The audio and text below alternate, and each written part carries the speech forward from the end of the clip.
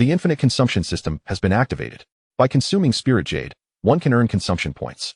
These points can be exchanged for talents, comprehension, constitution, and other extraordinary items. In a dilapidated stone house, Tang Tian sat by the window, his expression a blend of joy and sorrow. The joy stemmed from his transmigration to this realm and the acquisition of an impressive system. According to the description of the infinite consumption system, engaging in normal consumption behaviors would yield corresponding consumption points. These points could be exchanged for talents of varying levels, physical attributes, instances of enlightenment, and other remarkable treasures. If he could successfully redeem these, his path to cultivation would be paved with ease. However, after searching himself thoroughly, he found not a single coin. Consume? But without money, how could he? Sigh. Tang Tian let out a deep breath. He had just finished merging his previous memories.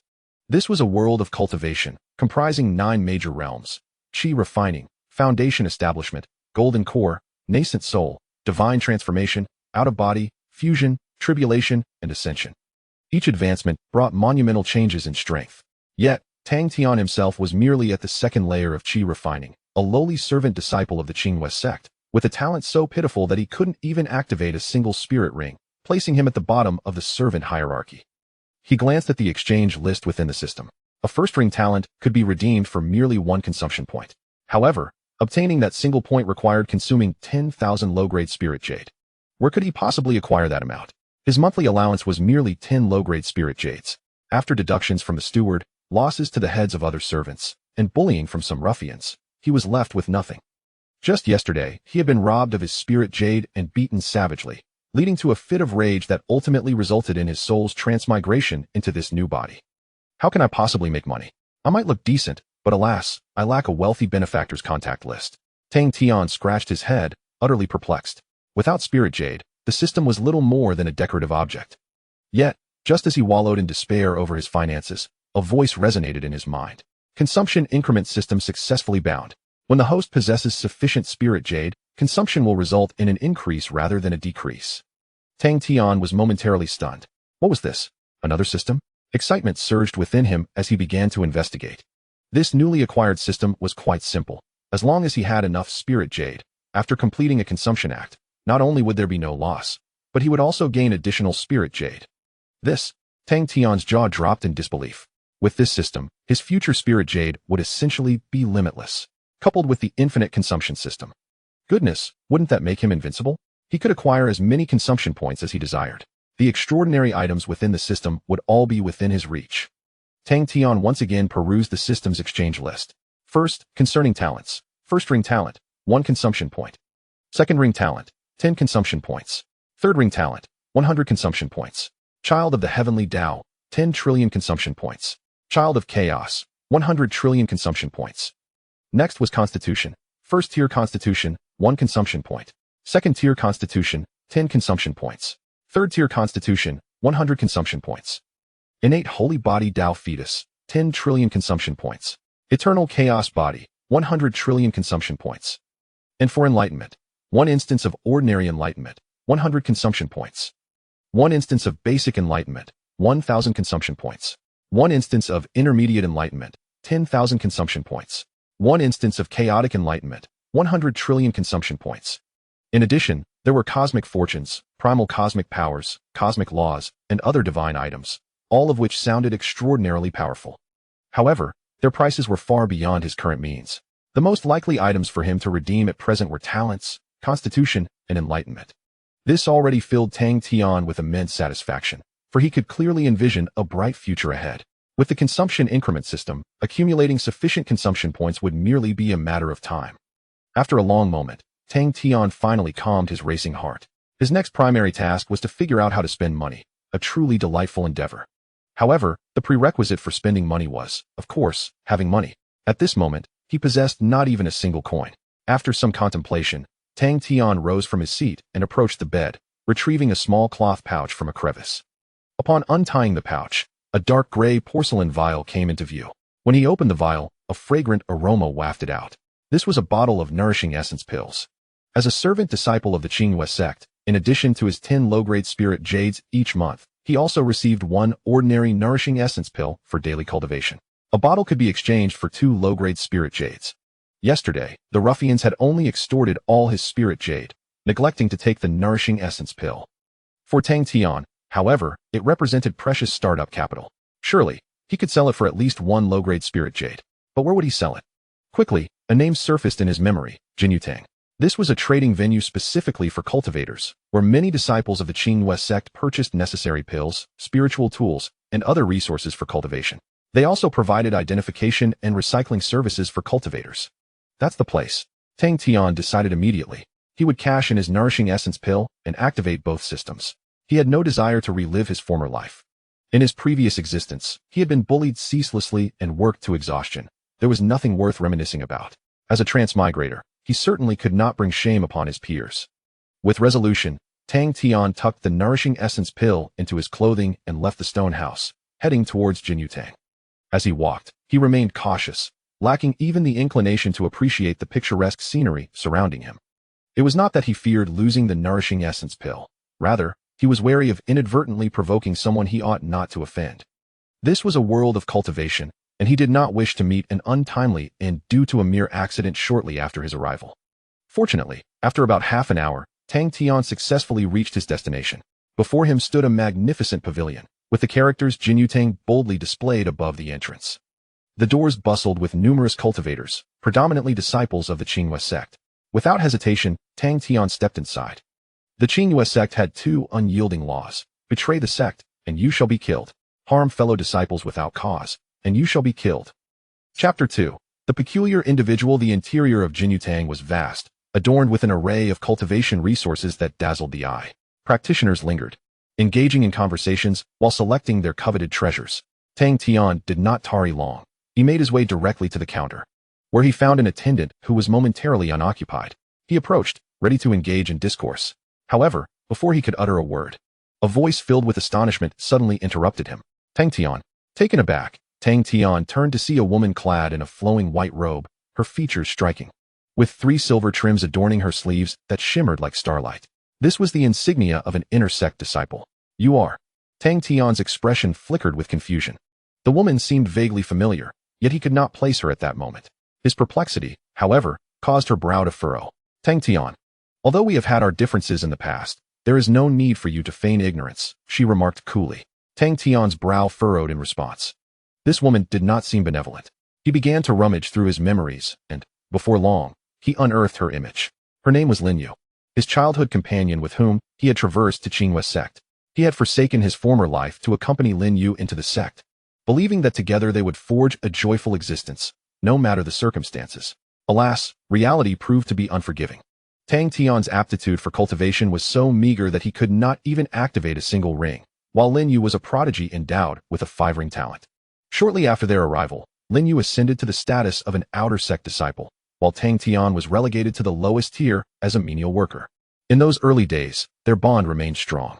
Lin Yu was indifferent to Tang Tian's status, and he, unwavering in his support for her, selflessly surrendered all his cultivation resources and worked multiple jobs to ensure that his beloved could advance further in her practice. Ultimately, after a year, Lin Yu soared through the ranks, successfully passing her assessments to become a prestigious inner sect disciple. However, when Tang Tian joyfully approached her to offer his congratulations, he was met with words that would haunt him eternally. Tian Gu, we are not of the same world, destined to be apart.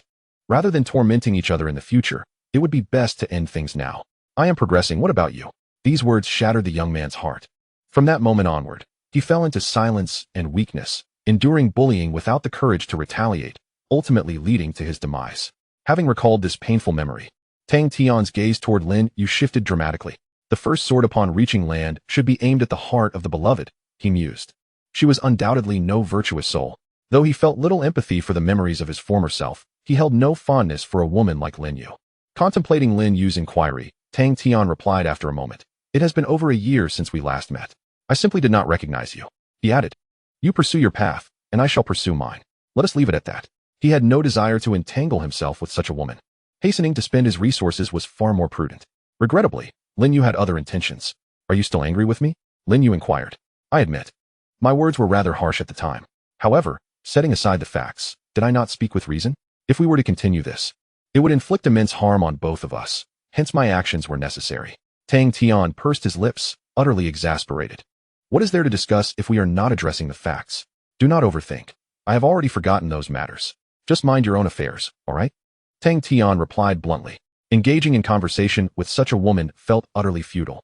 One might suspect that even if she committed heinous acts, she would still perceive herself as blameless. At Tang Tian's response, Lin Yu furrowed her brow slightly, seemingly taken aback by how his reaction diverged from her expectations. At that moment, a female companion beside her leaned in. Lin Yu, is this the one who pursued you before? The woman scrutinized Tang Tian with undisguised disdain. How utterly ordinary yet self-assured. What qualifies him to chase after you? Be cautious. Men like him are often scheming and will find ways to insert themselves into your life. Perhaps this chance encounter today has been premeditated. Her derision had morphed into contempt, an overwhelming wave of malice emanating from her. In response to the affront from her childhood acquaintance, Lin Yu sighed gently. Fong Fei, please refrain from speaking. I can understand. Tang Tian stood at the counter. The word speechless clearly etched on his forehead. One does not fear the peculiar. One fears an abundance of the peculiar. Clearly, I ventured out on an inauspicious day, crossing paths with these two exceptional specimens. Even a single exchange with them feels like an affront to my dignity. Exhaling, Tang Tian turned to the attendant at the Golden Jade Hall. Hello, I would like to sell something. The attendant, having observed the spectacle for quite some time, replied with an inexplicable smile. What do you wish to sell? Tang Tian produced the nourishing elixir from his pocket. However, as soon as it was revealed, a derisive laugh erupted. My heavens, can such refuse even be sold at the Golden Jade Hall? How impoverished must he be? Fong Fei laughed heartily, mocking him openly. Even Lin Yu reverted to her previous demeanor, saying softly, Tang Tian, if you are in need of spirit jade, do let me know. After all, we are acquainted, and I would not refuse to assist you. Tang Tian could not help but rub his forehead, exclaiming, must you truly never cease your chatter? I shall attend to my own affairs while you tend to yours, understood? His irritation had reached a boiling point, prompting him to utter a rather colorful expression. Although Lin Yu did not comprehend his choice of words, she discerned his unmistakable disdain. With a cold huff, she turned away, choosing to ignore him. Nevertheless, Fong Fei continued to regard him with scorn. Tang Tian shook his head, utterly perplexed by what sins in a previous life had led him to encounter such individuals. The transaction proceeded. The attendant examined the nourishing elixir and remarked, the quality of this pill is quite poor. I can offer you no more than a piece of low-grade spirit jade. Upon seeing the elixir, his demeanor had grown somewhat rigid. Tang Tian remained indifferent. His sole desire was to swiftly acquire the spirit jade. Very well, I shall sell it. Before long, a piece of inferior spirit jade was in his possession. Taking a deep breath with the hard-earned spirit jade in hand, Tang Tian called out to the attendant once more. I will use this piece of spirit jade to repurchase it. The attendant was momentarily taken aback, and even Fong Fei beside him was astonished by Tang Tian's actions. Selling and then buying again. What kind of logic was this? The attendant, momentarily stunned, retorted angrily, are you jesting with me? Tang Tian maintained his composure and replied, I merely wish to make a purchase. Otherwise, could you assist me in finding something worth a piece of spirit jade? The attendant was left speechless. It was his first encounter with such an eccentric customer. Impatiently, he stated, we do not have any low-grade items valued at a spirit jade. If you insist on buying, I can only offer you half a bottle of nourishing yuan dan. With that, he tipped half of the contents from the previously displayed bottle. The same nourishing yuan dan, which had been sold for one piece of spirit jade, could now only be acquired in half a bottle. Under normal circumstances, no one would engage in such a transaction. Yet, Tang Tian wore a faint smile. Very well. He promptly placed the spirit jade down and swiftly retrieved the half bottle of nourishing yuan dan, as if fearing the attendant would change his mind. This peculiar maneuver prompted Fong Fei to exclaim, Lin Yu, it turns out he is not only a miser, but also somewhat unhinged. Not only Fong Fei, but even the attendant from Jinyutang and several surrounding cultivators couldn't help but cast sidelong glances. They had never witnessed someone conduct business in such a manner. Nevertheless, Tang Tian's smile only grew wider, for the system's prompt echoed in his mind. You have completed a transaction within the normal trading range, earning 0.0001 consumption points. You have successfully consumed one piece of inferior spirit jade, triggering a consumption return of 2 inferior spirit jades.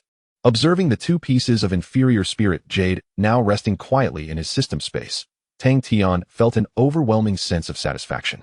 Subsequently, amidst a myriad of astonished gazes, he retrieved the 2 pieces of spirit jade and placed them upon the counter. Now, provide me with a full bottle of nourishing yuan dan. Chapter 3. A peculiar transaction. It was as if he were engaged in some novel endeavor. Tang Tian's unusual purchasing behavior instantly drew the attention of those around him. They looked on with keen interest, eager to discern his intentions. However, the attendant from Jinyutang grew increasingly irate. You are truly jesting with me. To clearly have the means to purchase a full bottle, yet you opt to buy half first, then the full bottle. This verges on provocation. Nevertheless, Tang Tian remained unfazed, stating, "It's merely a transaction. If you are unwilling, I shall seek another." The attendant narrowed his eyes. After all, the customer was still a customer, and conducting business was his duty. Though he was quite impatient, he nonetheless retrieved a bottle of nourishing yuan dan. The transaction proceeded smoothly, and 4 pieces of inferior spirit jade were successfully transferred into the system space. Tang Tian extracted them all and placed them once more upon the counter. 2 bottles of nourishing yuan dan. He stated calmly, could you not have simply purchased 3 bottles at once?" The attendant, exasperated, questioned the absurdity of such a shopper. Tang Tian, feeling somewhat helpless, yearned to purchase 3 bottles as well, yet the system's stipulations mandated he possess sufficient spirit jade beforehand. Thus, he was left with no choice but to send the attendant on several more errands, which was rather troublesome, he lamented. The attendant, though irked, retrieved 2 bottles of nourishing yuan dan, completing the transaction. 8 pieces of inferior spirit jade were now in hand. Just as Tang Tian prepared to continue his dealings, Fong Fei interjected once more. "I understand now," she declared loudly. "Your intention is not merely to trade. Rather, you seek to capture our attention through this peculiar method. Do you not? How novel, but we are not fools. It is all too apparent. The more you persist, the more we shall detest you." With her arms crossed, she wore an expression that suggested she had seen through his intentions. Tang Tian, at a loss for words, retorted, "Must you take yourself so seriously? Do you truly believe the world revolves around you? I am purchasing my own items. What concern is it of yours? Kindly refrain from judging others through the lens of your own inferiority." He could no longer tolerate the notion that some individuals believe the entire world was merely a stage for their antics.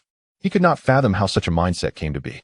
However, Fong Fei chuckled mockingly. "Continue your charade. I wonder how long you can maintain it. What could a mere servant-disciple possibly have in terms of spirit jade? I shall wait for the moment you slip up." At this juncture, Lin Yu also cast a glance in their direction, her expression mirroring Fong Fei's sentiments. Tang Tian, uninterested in further engagement, placed 8 pieces of spirit jade upon the counter. "For bottles of nourishing yuan dan," he stated. The attendant rolled his eyes, reluctantly retrieving 4 bottles. The transaction was completed, and 16 pieces of inferior spirit jade were now acquired. 8 bottles, Tang Tian stated with a calm demeanor, continuing his purchases. 16 bottles. 32 bottles. Before long, the counter before Tang Tian was overflowing with nourishing yuan dan, numbering in the hundreds. The crowd of onlookers had grown increasingly substantial. The attendant's attitude began to shift as the quantity of nourishing yuan dan increased. When Tang Tian mentioned the figure of 500 bottles, all traces of the attendant's previous disdain and impatience had vanished. "This young sir, that is quite a large quantity. The counter is insufficient. I shall need to retrieve more from the back," the attendant said politely. Tang Tian nodded in acknowledgement. Shortly thereafter, a large box of nourishing yuan dan was brought forth and placed upon the counter. The transaction was completed, and Tang Tian's spirit jade count had finally surpassed 1,000.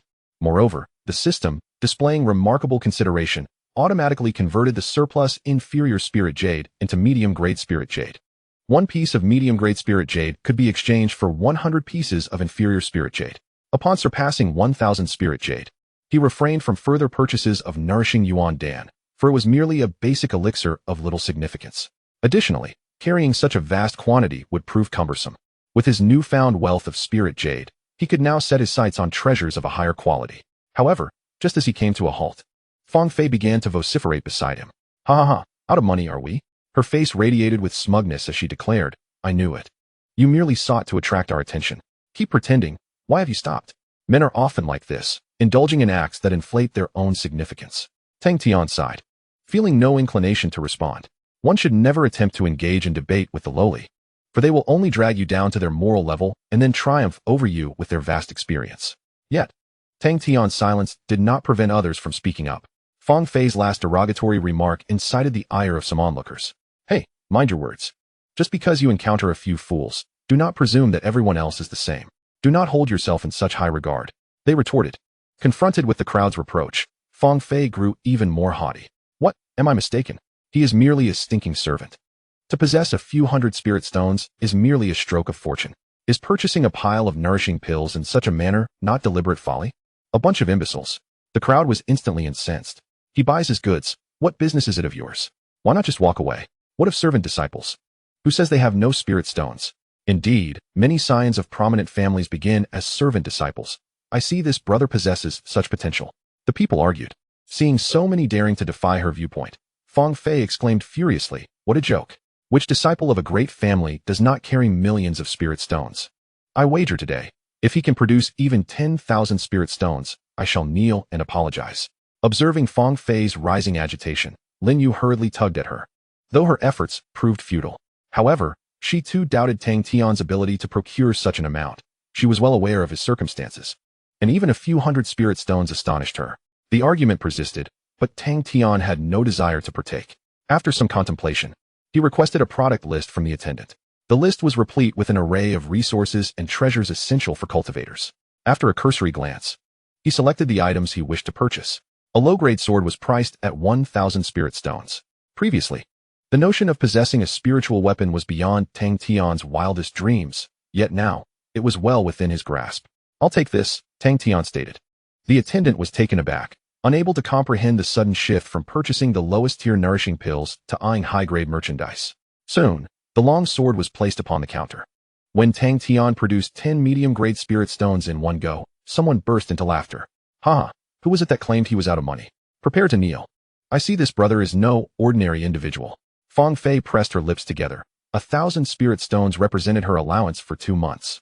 Could this odious servant truly possess 10,000 spirit stones? A flicker of panic ignited within her, yet her composure must not falter. It is merely 1,000. Just wait and see. Chapter 4. Impulsive retribution. Nestled within a wooden sword box lay a remarkably exquisite long sword, quietly at rest. "You may give it a try. Test it out." The attendant beamed, his demeanor as transformed as day from night. However, Tang Tian had no intention of testing the sword. Instead, he perused the merchandise list once more, this time focusing on the list of elixirs.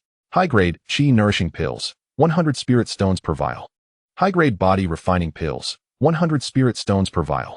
High-grade, qi refining pills, 200 spirit stones per vial. High-grade foundation establishment pills, 1,000 spirit stones per vial.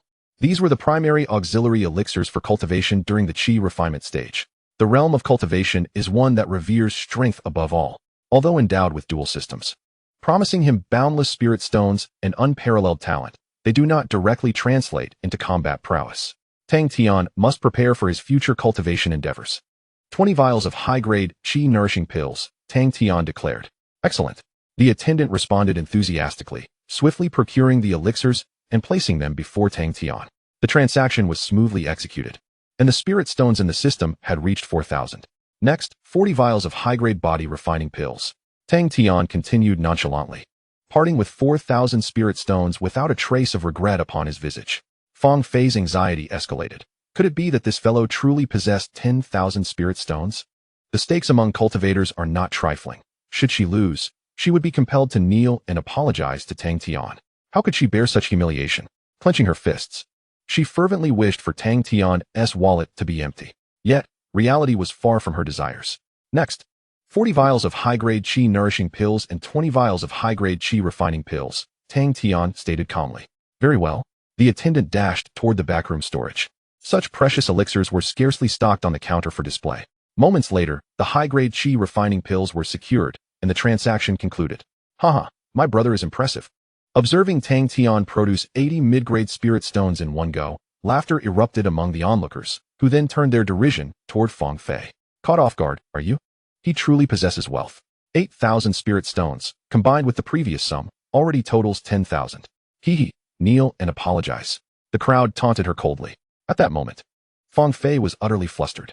She had never anticipated that Tang Tian, a mere servant, would possess such considerable wealth, rivaling that of an inner sect disciple. Lin Yu too wore a look of astonishment, pondering where he had acquired such a fortune. Fulfill the wager. Several other inner sect disciples pressed on. Fong Fei's complexion drained of color as she involuntarily took 2 steps back, attempting to slip away, only to discover her escape was obstructed. How can you do this? I am but a weak woman. A disciple stepped forward with a cold smirk and remarked, You are hardly a frail woman. Just moments ago, you single-handedly challenged a multitude with mere words.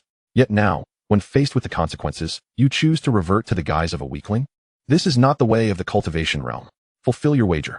The onlookers echoed their encouragement in unison. What choice did they have? Fong Fei had carelessly offended nearly every male cultivator present with her reckless remarks. Under the mounting pressure from the crowd, Fong Fei's lips turned pale. She simply could not accept the thought of kneeling before a mere servant. Yet how could such a servant possess savings of 10,000 spirit jewels? Even if it was to be dispensed in parts, it still amounted to a substantial sum. Indeed, it is to be given in parts. I have not lost. Fong Fei suddenly proclaimed loudly. What I stated was that he must present the full sum of 10,000 spirit jewels at once for me to concede. He is offering it in parts. Therefore, I have not lost.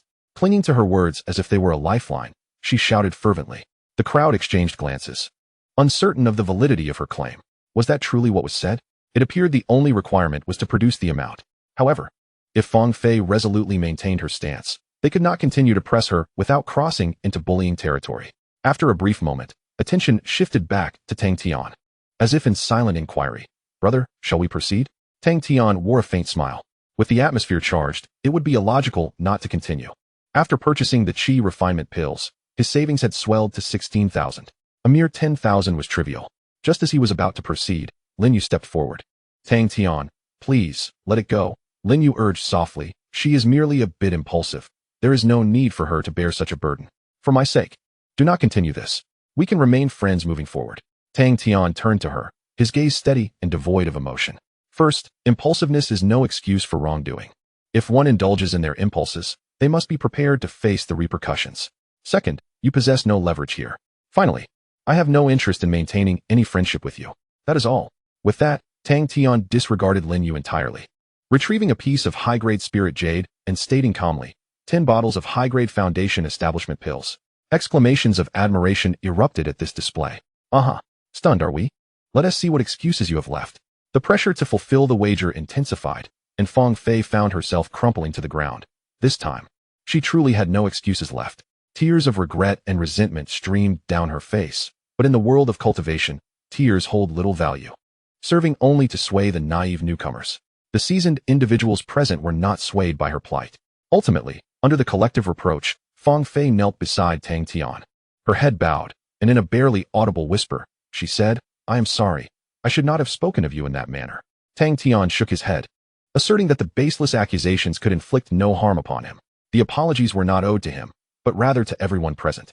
Fong Fei remained silent, seemingly resigned to her fate, as she shifted her body to kneel before the others, bowing her head in contrition.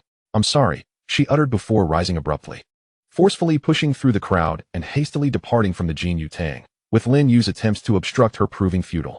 Observing the calm and unruffled demeanor of Tang Tian, Lin Yu's expression became exceedingly complex as she remarked, "I underestimated you. But remember, Lin Yu does not represent everything. Only strength holds significance. Without sufficient talent for cultivation, you will forever remain at the bottom. Meanwhile, I shall soon participate in the selection for core disciples. This is the disparity. My choices will never be misguided." Tang Tian shrugged nonchalantly. "You are quite correct. However, don't you think it would be more prudent to check on your friend?" Lin Yu inhaled deeply, as every one of Tang Tian's responses today had far surpassed her expectations, almost as if he had transformed into an entirely different person. "Take care of yourself," she finally managed to utter before turning to leave. Once she departed, the atmosphere returned to its usual state. "Haha, brother, splendidly done. I have long harbored disdain for certain individuals who seem to believe everyone must cater to them. Today, I finally vented some of that frustration. Yet, this is merely an isolated incident. The majority remain decent people. I know they have been too exuberant," which has become rather off-putting. The crowd engaged in idle chatter before swiftly returning to their respective pursuits. For genuine cultivators, this was merely a trivial episode in life. However, Tang Tian keenly noticed that some unsavory gazes were now fixated upon him. He stroked his chin, realizing he needed to devise a plan to ensure his safe return home. Chapter 5. Buying out of fear. After a while, 10 bottles of superior foundation establishment pills were laid before Tang Tian. These were essential auxiliary elixirs required for ordinary cultivators to break through to the foundation establishment stage. Only those with a talent rating of 6 rings or higher could transcend realms without reliance on pills. Tang Tian held no particular fixation on the method of his breakthrough. His primary motivation for purchasing the foundation establishment pills was simply to accumulate consumption points. After his purchase, he successfully earned 2 consumption points. But he certainly had no intention of halting there. "Sir, may I inquire if you wish to continue?" The attendant wore a broad smile. For Tang Tian's current expenditure had elevated him to the status of a valued customer. Much to the attendant's delight, as larger transactions meant greater commissions for him. Noticing the attendant's eager expression, Tang Tian replied with a grin, "Of course, I have yet to achieve my goal. However, the forthcoming transactions will likely involve larger sums. So be prepared." The attendant's smile widened as he responded, "Absolutely no problem. If you feel uncertain, I can fetch our manager. He possesses far greater authority than I." Introducing major clients also came with its own commission. Tang Tian pondered for a moment before nodding and saying, "That would be troublesome." The attendant swiftly entered the back room. And shortly after, a middle-aged man clad in a purple robe approached, accompanied by the attendant. "Greetings, fellow cultivator." The middle-aged man smiled as he addressed Tang Tian, displaying no airs of superiority despite the disparity in their strength and age. "I am Qin Hai, the steward of Jinyutang. I have heard from Xiao Yin that some unpleasant matters transpired here earlier. It is due to our mismanagement at Jinyutang, and I sincerely apologize." Tang Tian waved his hand dismissively and replied, "It's nothing. It has no bearing on you." He continued, "Let us discuss the transaction first." Qin Hai nodded with a smile. "Your straightforwardness is refreshing." He then invited, "Shall we retire to the back room for our discussion? I have prepared some tea. It is a quieter setting." After a moment's contemplation, Tang Tian agreed with a nod. Soon, the two arrived at a private room in the back of Jinyutang, where Qin Hai poured steaming tea, its fragrant aroma wafting through the air. "Please, sample this. It is our specially crafted Lingxin tea." Tang Tian nodded slightly and picked up the cup, but made no move to drink. Qin Hai chuckled softly. "I have heard from Xiao Yin that your shopping methods are rather unique." Tang Tian set the cup down. "It is merely a personal habit. Let us get to the main topic." With that, he resumed examining the list of goods. Jinyutang was a comprehensive trading association, its offerings encompassing nearly every aspect of the cultivation world, boasting a wide array of items, elixirs, spiritual tools, techniques, talismans, and rare treasures, among others. However, the quality of all items was somewhat modest. Elixirs were categorized from low to high, spanning 9 ranks, each further divided into 4 grades: inferior, medium, superior, and exceptional. The most valuable item here was a bottle of 3rd-grade superior ginseng dan, priced at 100,000 spirit jade. The ranks for spiritual tools and techniques were classified into 5 levels: celestial, earth, profound, yellow, and mortal, also subdivided into 4 grades. The most precious spiritual tool here was an exceptional defensive heart-guarding mirror of mortal rank, priced at 120,000 spirit jade. The most esteemed technique was a supreme sword technique of mortal rank, valued at 150,000 spirit jade. Other rare treasures were similarly priced. "Are there no higher-grade items?" Tang Tian inquired. Qin Hai hesitated for a moment before responding.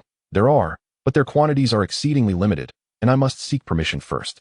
After all, this branch primarily serves the majority of ordinary cultivators. Would you like me to consult our hall master?" Tang Tian deliberated briefly and shook his head. "No. Let us leave it at this for now. As a newcomer, it is prudent not to attract too much attention from above. The items I seek are quite varied and numerous. It may require you to make several trips. Moreover, I prefer to conduct transactions one by one." "I hope you can understand," Tang Tian stated, wishing to prepare him mentally. Qin Hai seemed unfazed and chuckled. "Everything shall proceed according to your preferences." Thus, a vigorous transaction commenced. "I would like 40 bottles of superior muscle and bone elixir, priced at 500 each. The 2nd-tier explosion talisman costs merely 200. I shall acquire 200 for amusement. The 3rd-tier purple grass fruit, priced at an astonishing 11,000 per piece. I shall procure 8 to sample. This flying sword is quite commendable, a fine item at the mortal grade for just 50,000. I shall take it." In no time, Tang Tian's savings surpassed 1 million. At long last, he could engage in bulk transactions, setting his sights on the most precious treasures, the 100,000 spirit-nourishing elixirs. Capable of cultivating the soul and enhancing its power, he purchased all 5 vials. The 120,000 diamond heart-protecting mirror and the 150,000 wind-slaying sword technique were all acquired in one breath. With the ongoing transactions, Qin Hai, who had initially remained composed, began to grow restless. Who is this wealthy young master? I have seen extravagance, but never in such a manner. Others at least purchase items they cherish or find useful. This individual buys nearly everything in sight, without inquiring about their functions or whether they serve any purpose. As if guided solely by impulse. Is your wealth conjured from thin air? As Tang Tian's spending escalated, and the table became overwhelmed with various items, Qin Hai hastily intervened. "Young master, perhaps this should suffice?" he managed to suggest. Tang Tian replied, perplexed. "What? No more business." Qin Hai wiped the cold sweat from his brow, saying, "Of course not. However, as merely a steward, my authority over expenditures is limited. Beyond 10 million, I must report to the hall master. Moreover, the stock listed is dwindling. Tang Tian was taken aback. Is the spender unafraid while the earner trembles? What a peculiar situation. He glanced at the system, noting that his spirit jade had exceeded 10 million, with his consumption points surpassing 900. Looking at the product list, he realized he had purchased all the valuable items. The remaining stock likely totaled no more than 1 million or so. Never mind. After all, this is merely a branch aimed at ordinary cultivators. One cannot expect too much. Furthermore, being his first shopping experience, it would be prudent to remain modest. Very well, I shall settle for these, Tang Tian declared. However, as he gazed at the multitude of resources acquired, a sense of worry washed over him. In his eagerness to spend, he had completely overlooked the fact that he could not possibly transport all these items back. After a moment's consideration, Tang Tian turned to Qinhai. Do you have any treasures suitable for storage? In the end, Tang Tian procured a small shumi ring from Qinhai for 300,000 spirit jades. The space was limited, yet it sufficed to contain all his belongings. To Tang Tian's surprise, their private transaction was recognized by both systems. His wallet increased by 300,000, and he simultaneously received 30 consumption points. Private transactions are permissible?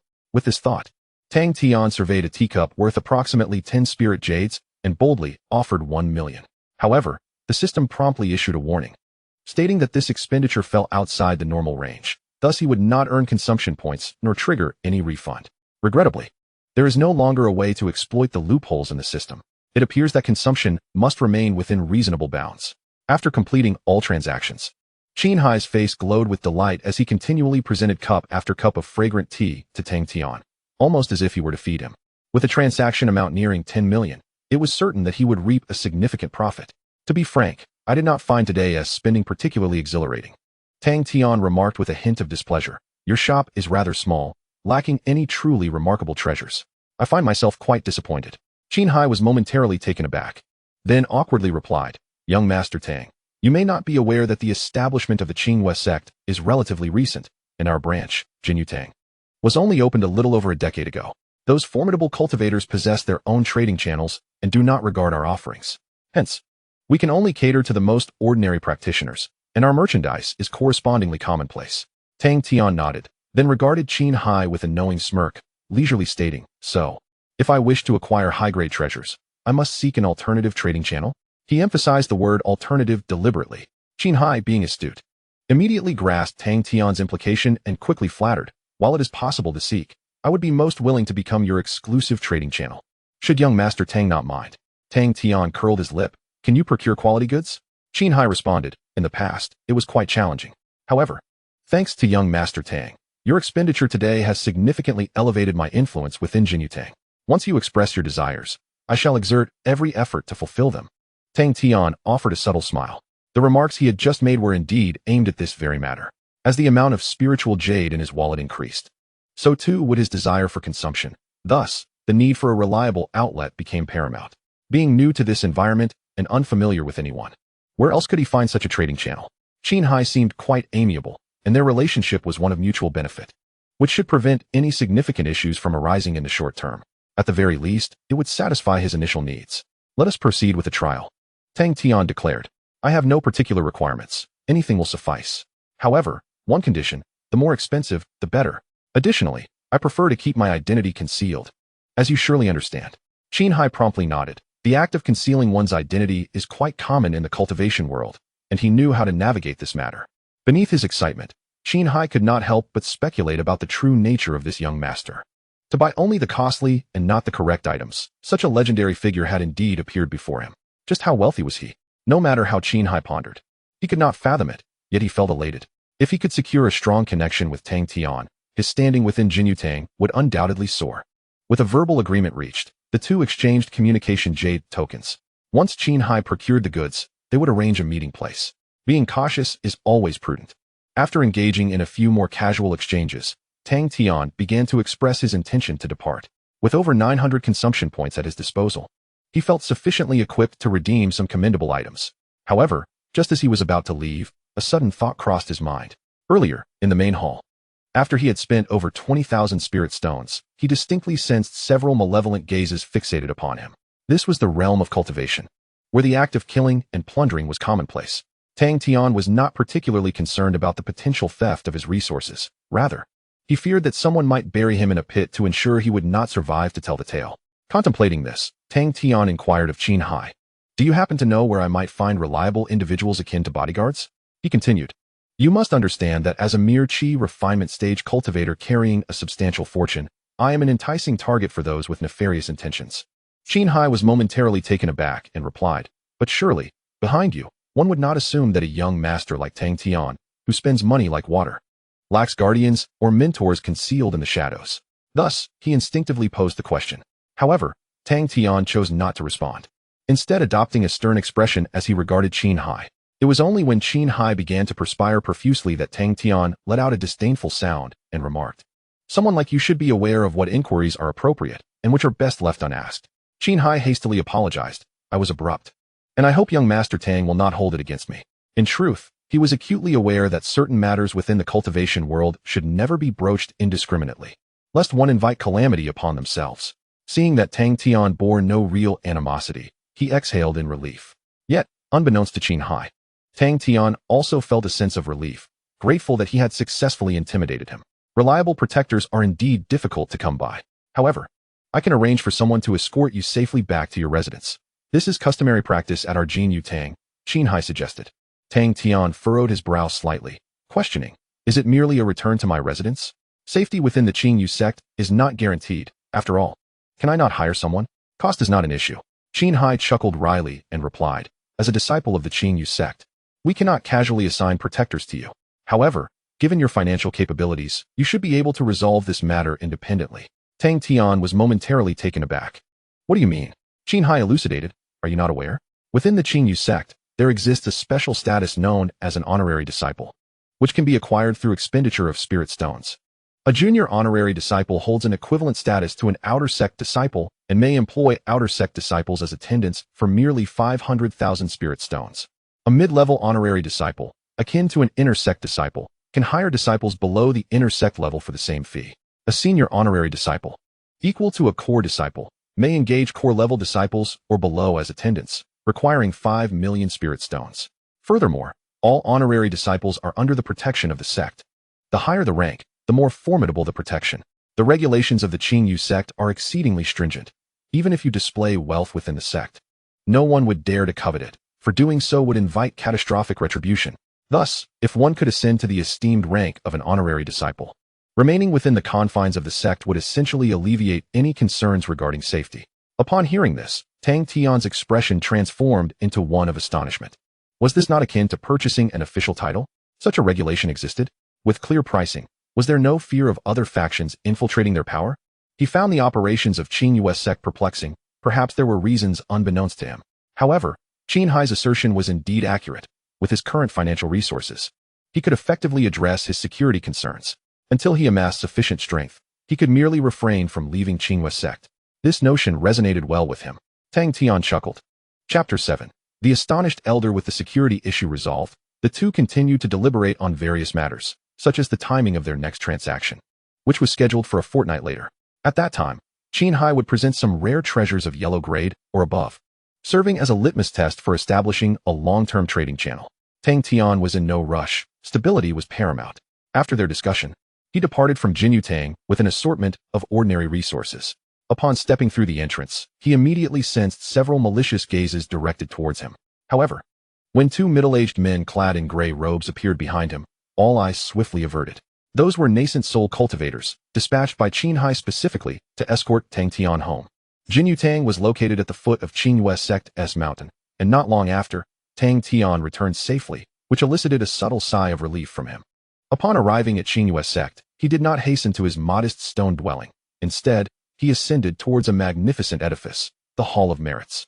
This place was one of the most bustling areas for disciples of Qinyu's sect, where various sect tasks and events were regularly disseminated. The honorary disciple status, as mentioned by Qin Hai, could also be procured here.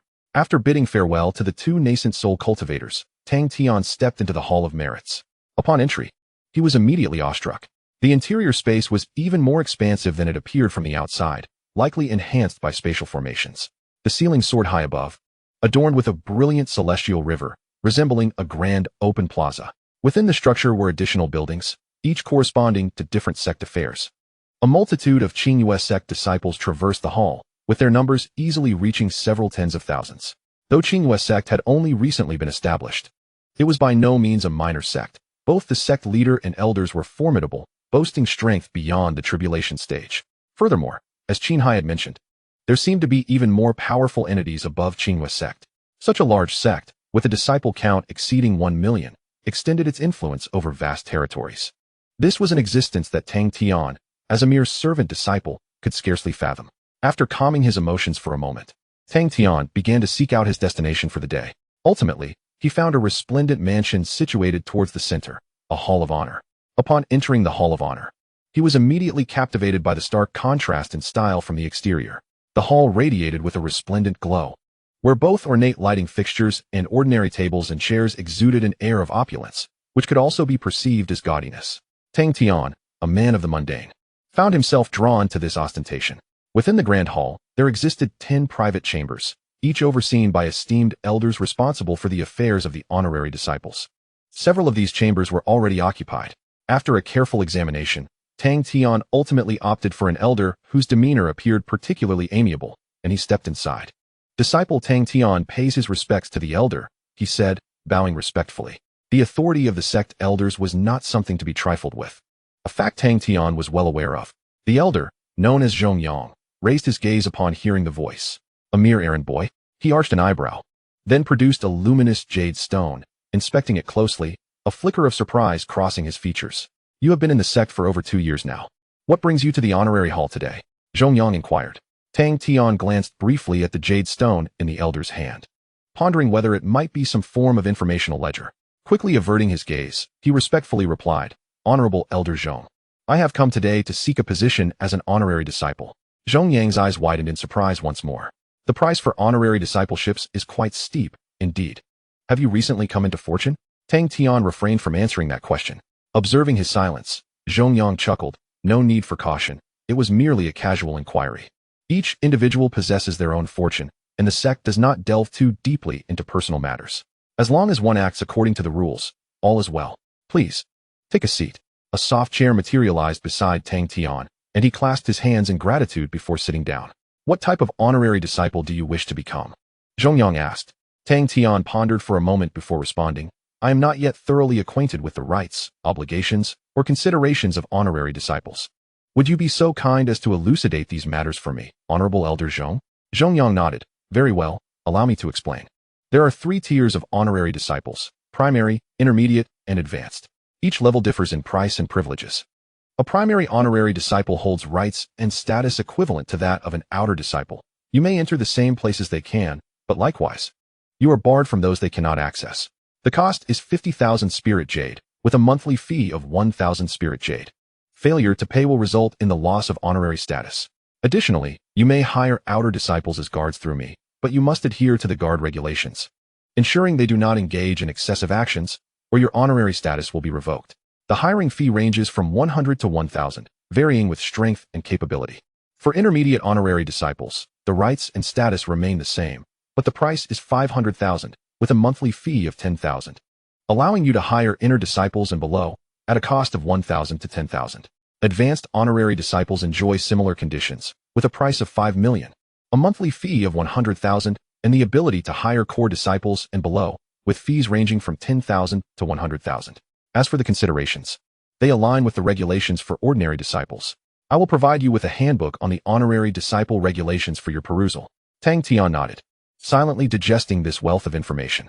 The overall situation aligns closely with what Qinghai had mentioned, yet it was unexpected that an additional fee in spiritual jade would be required each month to maintain one's identity. Isn't this akin to a VIP status? Quite splendid. He finds it rather appealing. It is exceedingly user-friendly. As long as a problem can be resolved with spiritual jade, it poses no challenge for him.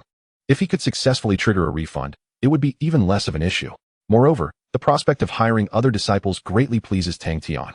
The outer disciples of the Qingyue sect are those in the Qi refinement stage, specifically at the 3rd level or above, while inner disciples are foundational cultivators who have passed the inner sect examination. Core disciples, on the other hand, are those under the age of 20 who are at or above the golden core stage. The presence of golden core guards is sufficiently capable of handling trivial matters that might otherwise be bothersome. Have you made up your mind? Zhongyang inquired. Tang Tian responded with a slight affirmation, inhaled deeply, and declared, Elder, I wish to purchase the status of a high-ranking honorary disciple. Eh. His answer immediately elicited a look of astonishment from Jinyutang. Are you certain? That will cost 500,000. Tang Tian nodded affirmatively, stating, I am certain. Jinyutang scrutinized him for a moment before chuckling. Indeed, one must never underestimate anyone. Very well, please provide the payment, and I will process it for you. 500,000 will suffice. The first month is complimentary, so no additional fees are required. Tang Tian promptly stepped forward and produced 5 pieces of premium spiritual jade, placing them before Jinyutang. After examining them, Jinyutang accepted the jade and retrieved a luminous stone, performing a few operations upon it before presenting Tang Tian with a box. Done, Jinyutang announced. From now on, you are a high-ranking honorary disciple of our Qinghua sect. Inside this box are the garments of an honorary disciple, along with some regulations for you to review at your leisure. Remember to submit the renewal fees punctually each month. Tang Tian expressed his gratitude as he accepted the box. Simultaneously, 2 system notification sounds echoed in his mind, indicating that such a method of expenditure was indeed recognized by the system. Then, Elder Zhong, I may be rather busy on a daily basis. Would it be possible for me to prepay the renewal fees? Tang Tian inquired. Jinyutang smiled slightly. Of course, how far in advance would you like to pay? Tang Tian silently extended a single finger. 10,000 years. What? Jinyutang's eyes widened in disbelief, nearly toppling the teacup in his hand. 10,000 years, paid separately. Tang Tian stated earnestly. Jinyutang stared at him, utterly taken aback. A year, 10 years, even 100 years. He could comprehend those durations. Yet, 10,000 years was utterly beyond his understanding. Can you live that long? If you could, would you even care about the status of a core disciple? This is not something that can be inherited. After a prolonged silence, Jinyutang finally managed to utter, Young man, are you sure your mental state is sound? I understand you may have come into a windfall recently, but wealthy individuals do not spend money in such a manner. Tang Tian felt a pang of embarrassment. He merely wished to acquire more points of expenditure. Before he could explain, Jinyutang dismissed his words. Forget it. 10,000 years is simply impossible. The duration of a disciple's honor as a direct apprentice is limited to a maximum of 10 years, according to the rules of Qinghua sect. Tang Tian was taken aback. It seemed that he could not easily achieve his ambitions.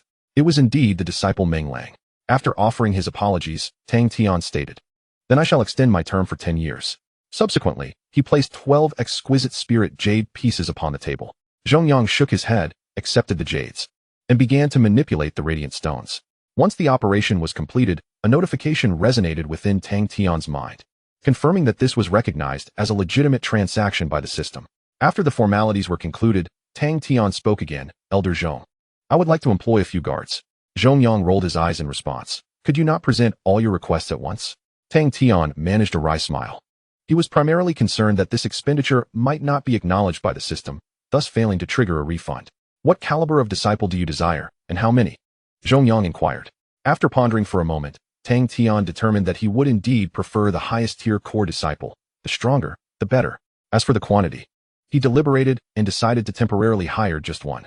After all, trust is a fragile thing, and the more people involved, the greater the potential for complications. I wish to employ a core disciple with a monthly fee of 100,000. Just one will suffice, Tang Tian responded. Jinyutang nodded, stating, The minimum hiring period is 1 month, and the maximum is 1 year. We will select a willing core disciple for you, whose strength shall be at the golden core stage, but not lower than the late golden core stage. Tang Tian remained silent, realizing that the choice was not his to make, but rather appointed by the sect, presumably to prevent any intentional collusion. However, this meant he might not receive a guard who would meet his expectations. After some thought, Tang Tian produced a piece of exquisite spirit jade along with 20 pieces of superior spirit jade. I shall hire for 1 year. He then presented a beautifully crafted small box before Jinyutang. As a newcomer, there are many aspects I am yet to comprehend, and I am exceedingly grateful for Elder Zhong's patient guidance. This is a small local specialty, and I hope the Elder will not find it lacking. Tang Tian smiled. Jinyutang raised an eyebrow and opened the box slightly. Inside was filled with ordinary spirit fruits, which were quite palatable but lacked any cultivation effects. However, nestled in the corner beneath the fruit, a piece of exquisite spirit jade emitted a gentle glow. Oh! Jinyutang's expression brightened as he closed the lid, saying, There are not many young people as astute as you these days. If you have any requests, feel free to voice them. Tang Tian chuckled softly, replying, I have no particular demands. It is merely that my strength is too weak, which raises my concern about whether the guards will heed my instructions, considering they are all extraordinary individuals. Jinyutang nodded in acknowledgement. Indeed, Similar situations have occurred before. Rest assured, I will thoroughly assess the candidates during the selection process. Do you have any other requests? Tang Tian clasped his hands in gratitude. None. Thank you for your efforts, Elder. Zhongyang smiled slightly, collecting everything from the table. Seeing this, Tang Tian felt a sense of relief. He had been genuinely apprehensive that Zhongyang might be the type to dismiss him outright. It is worth noting that the exquisite spirit stone gifted to Zhongyang unexpectedly triggered the consumption system, which acknowledged it as a legitimate expenditure. Quite amusing indeed. With all matters resolved, the two engaged in further conversation before Tang Tian decided to take his leave. The guards would arrive the following day, at which point he would relocate to the upper district of Qinwei Gate, a privilege reserved for advanced honor disciples. As he exited the merit hall, dusk had already begun to settle, prompting Tang Tian to return to his modest stone abode. Once seated within the simplicity of his quarters, he began to assess the day's bountiful gains. Low-grade elixirs, spirit herbs, spiritual fruits, spiritual artifacts, and talismans nearly filled his storage ring to capacity. Additionally, he had procured several remarkable items, such as foundation-building pills, spirit-nurturing elixirs, the Vajra heart-guarding mirror, and the wind-slaying sword technique. With these acquisitions, he could undoubtedly be regarded as a wealthy scion of considerable means. Moreover, his two systems no longer lay barren. Within the unyielding gain system, he had amassed nearly 30 million spirit jade, a staggering sum. It was hard to fathom that just at noon, he had been a pauper unable to procure even a single coin. The benefits of having a system are indeed profound. Furthermore, in the infinite consumption system, he had accrued over 2,700 consumption points, which could finally be utilized for exchanges. What to exchange for? Tang Tian turned his gaze to the exchange list. With his current assets, he could only redeem enhancements in talent, physique, or comprehension. After careful consideration, he opted first for the most crucial aspect for a cultivator, talent. The foreign talent required 1,000 consumption points. Upon completing the exchange, an enigmatic aura emanated from Tang Tian, a profoundly refreshing sensation coursing through him from head to toe, only to dissipate almost instantly. Had it worked? He examined his hands, observing no apparent changes. Time to test it. He settled into a meditative posture, swiftly entering a state of cultivation.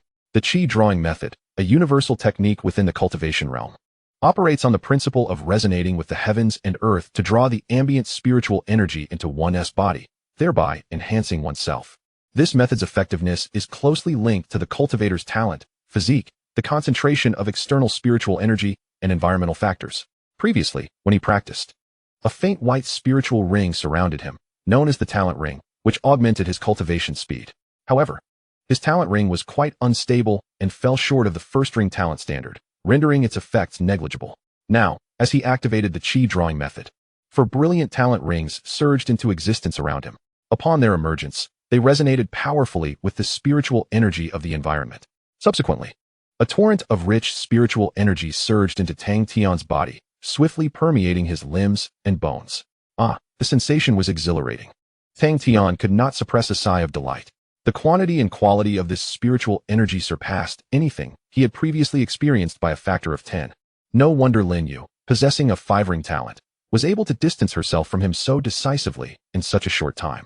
2 years have elapsed, and she is about to participate in the selection of core disciples, while Tang Tian remains merely a second-level qi refining outer disciple. However, the current situation is markedly different. As long as Tang Tian continues to consume resources, ascending to the 5th, 6th, or even 9th ring is no longer a mere fantasy. Surpassing others is merely a matter of time. Lost in thought, a powerful momentum surged from his dantian, shattering the constraints of the second level of qi refining. He has finally broken through to the third level of qi refining. Chapter 9. Mastery of the sword technique. The 4 luminous talent rings gradually dimmed as Tang Tian completed his first cultivation session since his traversal. After exchanging for the 4-ring talent, a single session of cultivation enabled him to successfully break through the stagnation he had endured at the second level of qi refining for an entire year. Indeed, when it comes to cultivation, it is exceedingly difficult for ordinary individuals to reach the pinnacle. Fortunately, Tang Tian has a system at his disposal. Feeling the surge in strength at the third level of qi refining, Tang Tian once again turned his attention to the consumption system. Physical constitution is also an incredibly important aspect for cultivators. If talent signifies future potential, then constitution represents current combat prowess. The superior one's physical constitution, the more formidable their strength relative to other cultivators of the same level.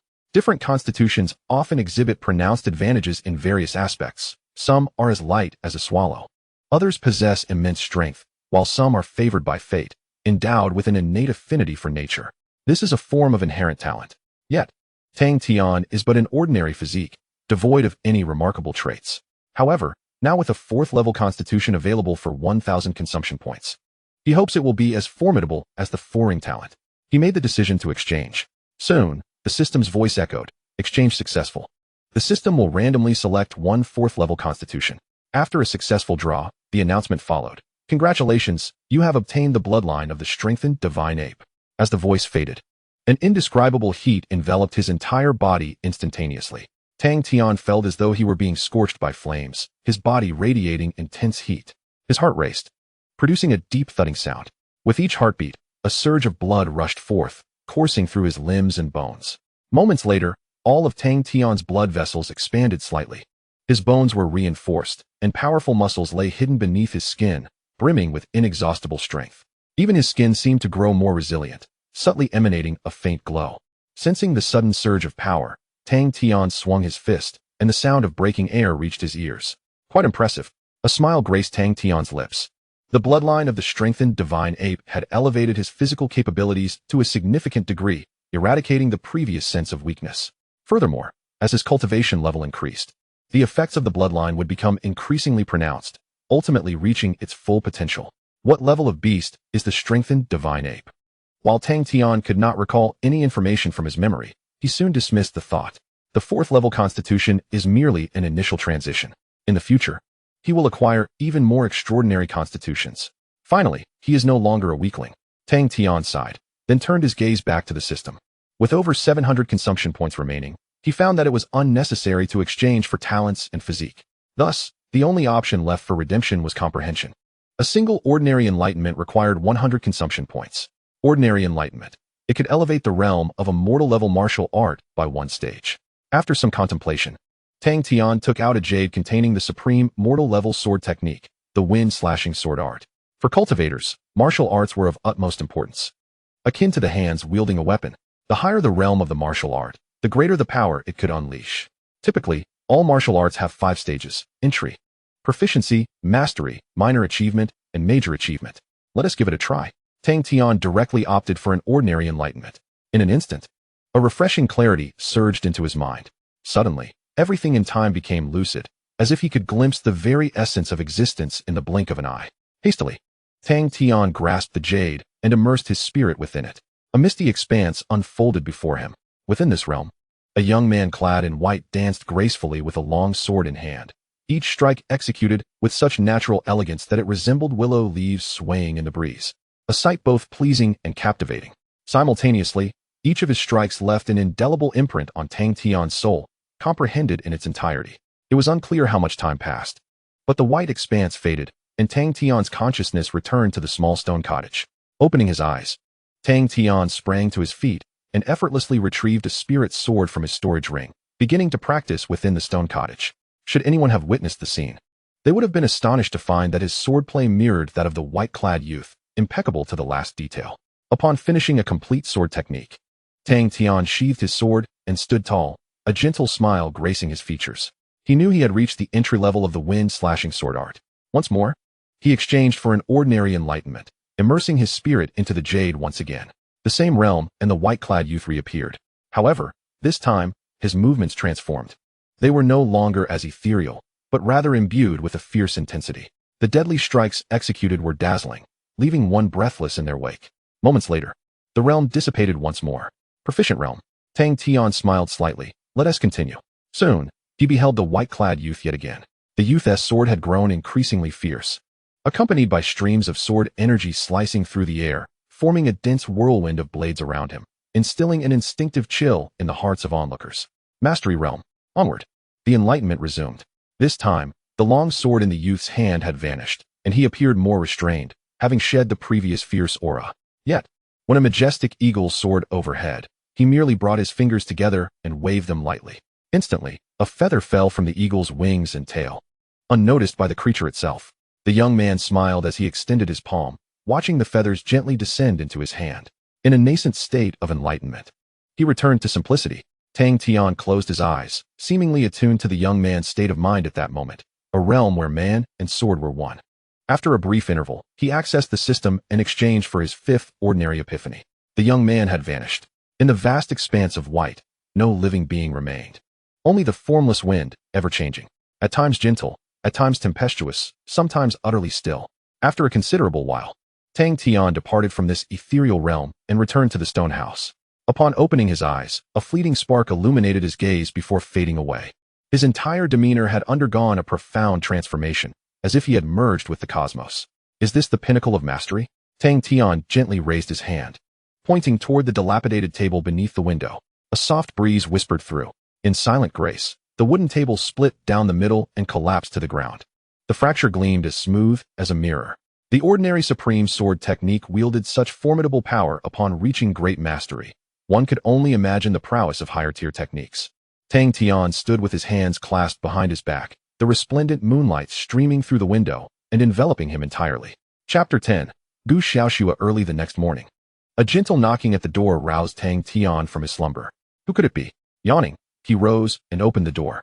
A petite girl, appearing no older than 14 or 15, stood nervously at the threshold.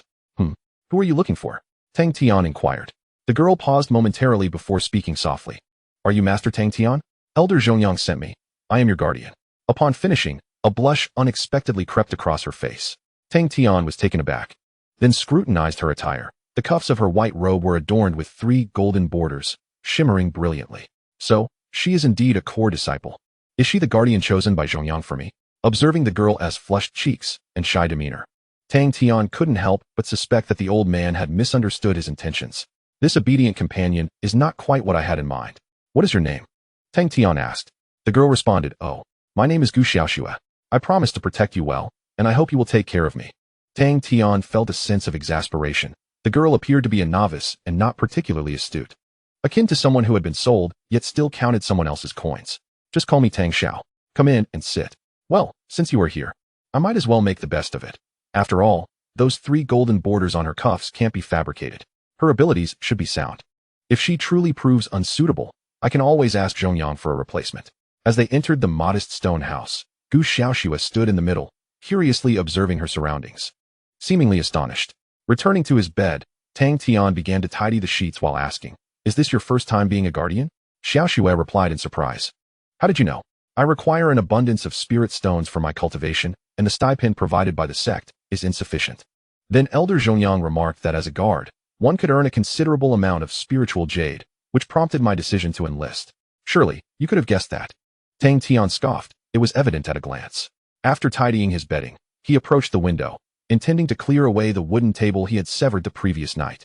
It was his habit to leave a place in order, even if he was about to depart. Do you know what the duties of a guard entail? He inquired once more. Of course. Gu Xiaoxua replied. I have memorized the entire code of conduct for guards, so there is no need for concern. I assure you, I will fulfill my responsibilities. After saying this, she noticed Tang Tian organizing the furniture and hurried over to help. Tang Tian couldn't help but chuckle. I doubt that this particular point is covered in the code of conduct. A hint of embarrassment colored Gu Xiaoxua's cheeks as she responded. It's just a habit. When I lived at home, these tasks were always mine. Tang Tian fell silent, realizing she was not the pampered princess of a grand family. Indeed, such princesses would hardly deign to serve as guards for the sake of spiritual jade. After placing the furniture in a corner, Tang Tian straightened up, only to find Gu Xiaoxua staring intently at the cracked table, lost in thought. What's wrong? He asked. She extended a finger to trace the break in the wood, then turned to him, saying, What impressive swordsmanship. Did you do this? Tang Tian paused, feeling no need to conceal the truth, and nodded, Indeed. I was the one who severed the table. Shall we spar someday? Gu Xiaoxua asked, her eyes lighting up. Sure. It's been ages since I practiced basic sword techniques. I rather miss the days of play. Tang Tian was taken aback. Basic sword techniques? Play? He had expected that his mastery of the severing wind sword technique would inspire some admiration in the young girl, yet she merely regarded it as a game. How strong are you? He queried, feeling slightly challenged. What is your cultivation level? Gu Xiaoxua blinked. Late-stage golden core. Tang Tian pressed further. And your age? She pouted slightly. I'm already 15. I started late and missed the prime time for cultivation. Otherwise, I would have advanced further. Tang Tian's eye twitched. At just 15.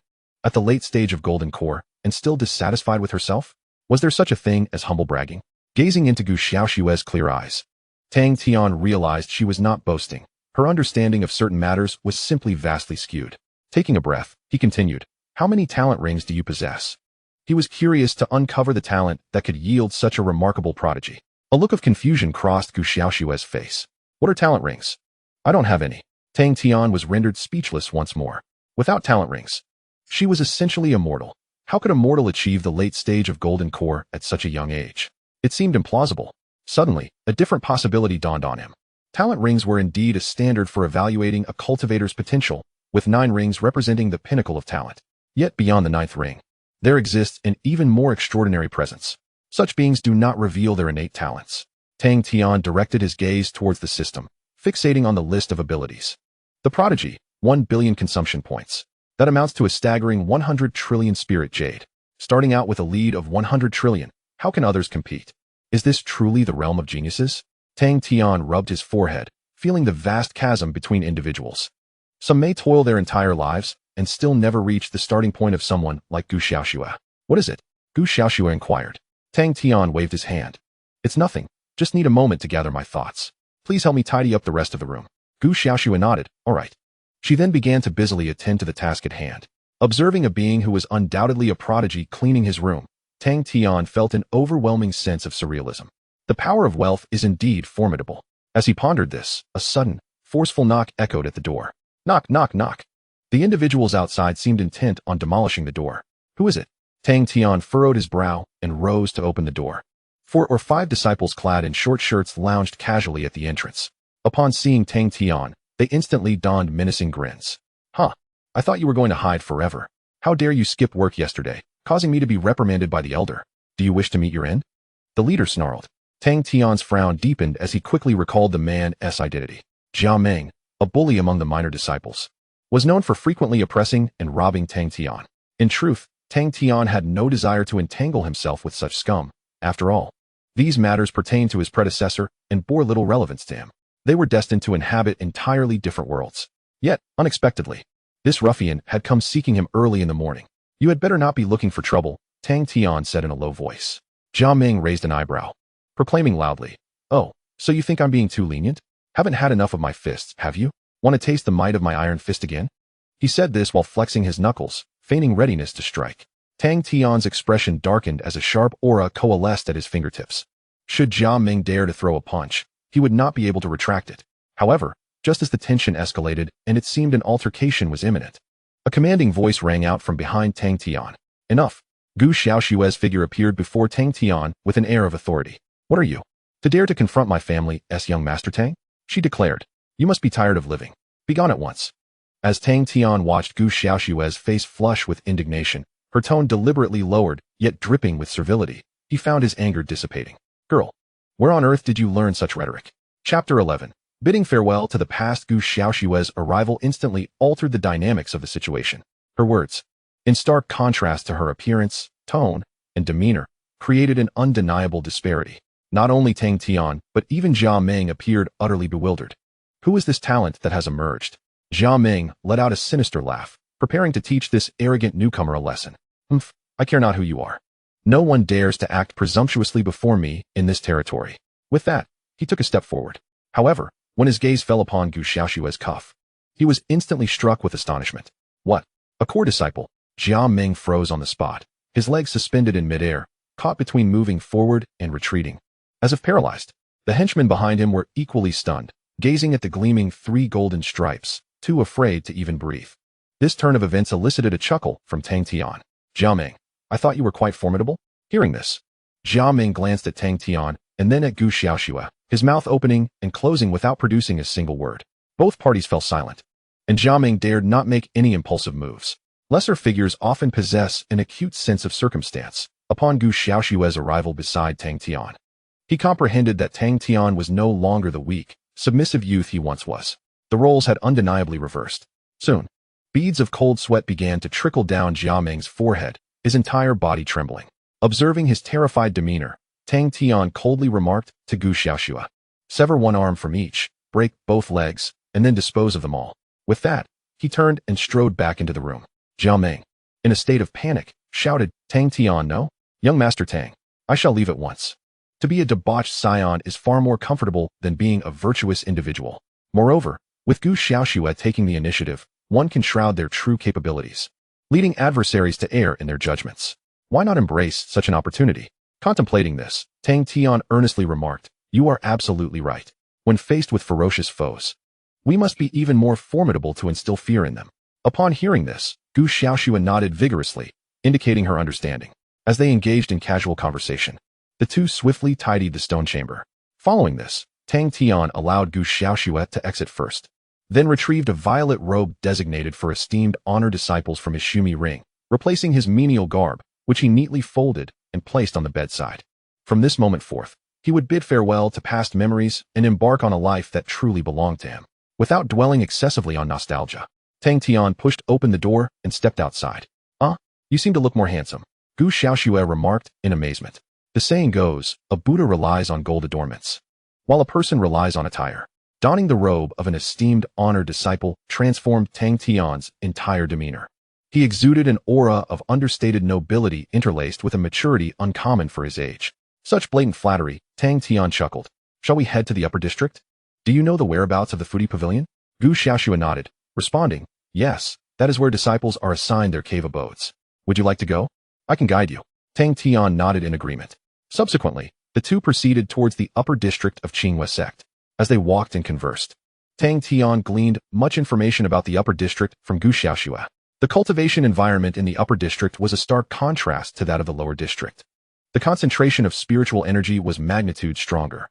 Additionally, there were specialized facilities available, such as training rooms, alchemy chambers, martial arts halls, and spirit refining pools, along with various secret realms. It could be said that the upper district of Qinghua sect was the true realm of cultivation. However, only inner disciples, core disciples, and the high-ranking elders of the sect were entitled to reside there. It was no wonder that individuals would strive desperately to enter the inner sect. Furthermore, the primary activities of honor disciples were predominantly situated within the upper district. Gu Xiaoxue mentioned that they frequently organized gatherings and other events, where spiritual jade flowed abundantly. Those disciples who were financially constrained would seize such opportunities to earn some spiritual jade, thereby securing their cultivation endeavors. Tang Tian, upon hearing this, couldn't help but feel a tinge of reflection. Although this was a world of cultivation, on a societal level, it bore striking resemblance to prior times. Daily life remained unchanged. Honor disciples tend to form close-knit groups. Once you ascend, there will surely be individuals seeking you out, Gu Xiaoxue stated. Tang Tian smiled, but refrained from responding. He held no interest in cliques. His sole desire was to acquire more resources for the exchange of superior talents and physiques.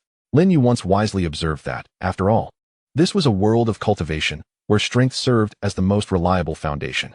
As they continued their conversation, the two arrived at the upper district of the Qinghua sect. After a brief moment, they arrived at the towering foodie pavilion. Chapter 12, Purple Bamboo Courtyard. Upon becoming an inner disciple or a core disciple, one becomes eligible to acquire a personal cave dwelling here, remarked Gu Xiaoxue. Tang Tian nodded and entered alongside her. The interior was not particularly crowded. Most individuals moved about independently, their pace hurried, contrasting sharply with the bustling scene of the lower district. Nevertheless, there were small groups gathered here and there, and Tang Tian spotted several other honorary disciples, some wielding folding fans while others held various musical instruments, engaged in lively conversation. As he stepped inside, a few glances were cast in his direction, but Tang Tian paid them no heed and directly approached the pavilion's administrator. "Greetings, fellow cultivator," said the administrator. A young practitioner who, upon noticing Tang Tian's attire, immediately broke into a warm and welcoming smile. "I am Wang Anning. How may I assist you?" Tang Tian replied. "I have just become an honorary disciple and have heard that I can acquire a cave dwelling here." Wang Anning nodded, "Certainly. All cave dwellings in the upper district of Qinghua sect are managed by our foodie pavilion. What kind of dwelling do you require?" Tang Tian pondered for a moment. "I would like to take a look first." He was still unfamiliar with the specifics of the offerings. "Very well. Please follow me," Wang Anning invited, leading Tang Tian into a private room. He then produced a white jade slip and handed it to Tang Tian. "This contains basic information about the cave dwellings. You can probe your consciousness into it to view the details," Wang Anning explained. Tang Tian accepted the jade slip and immersed his consciousness within. A plethora of information unfolded before him. Qingyu Valley, located on the northern side of Qinghua sect, it is imbued with a rich natural aura, featuring a total of 123 cave dwellings, with an annual rent of 100,000 spirit jade. Jingguang Cliff, situated in the southeast of Qinghua sect. It enjoys the blessing of morning sunlight, comprising 344 cave dwellings, with an annual rent of 130,000 spirit jade. Yangsheng Pool. As he continued to peruse, Tang Tian gained a general understanding of the cave dwellings within Qinghua sect, centered around the main peak.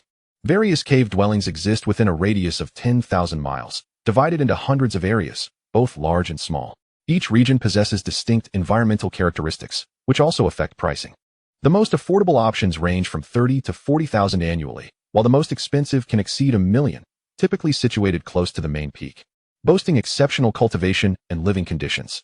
However, upon concluding his review, Tang Tian noticed a minor concern. The number of cave dwellings in every region was not limited to one.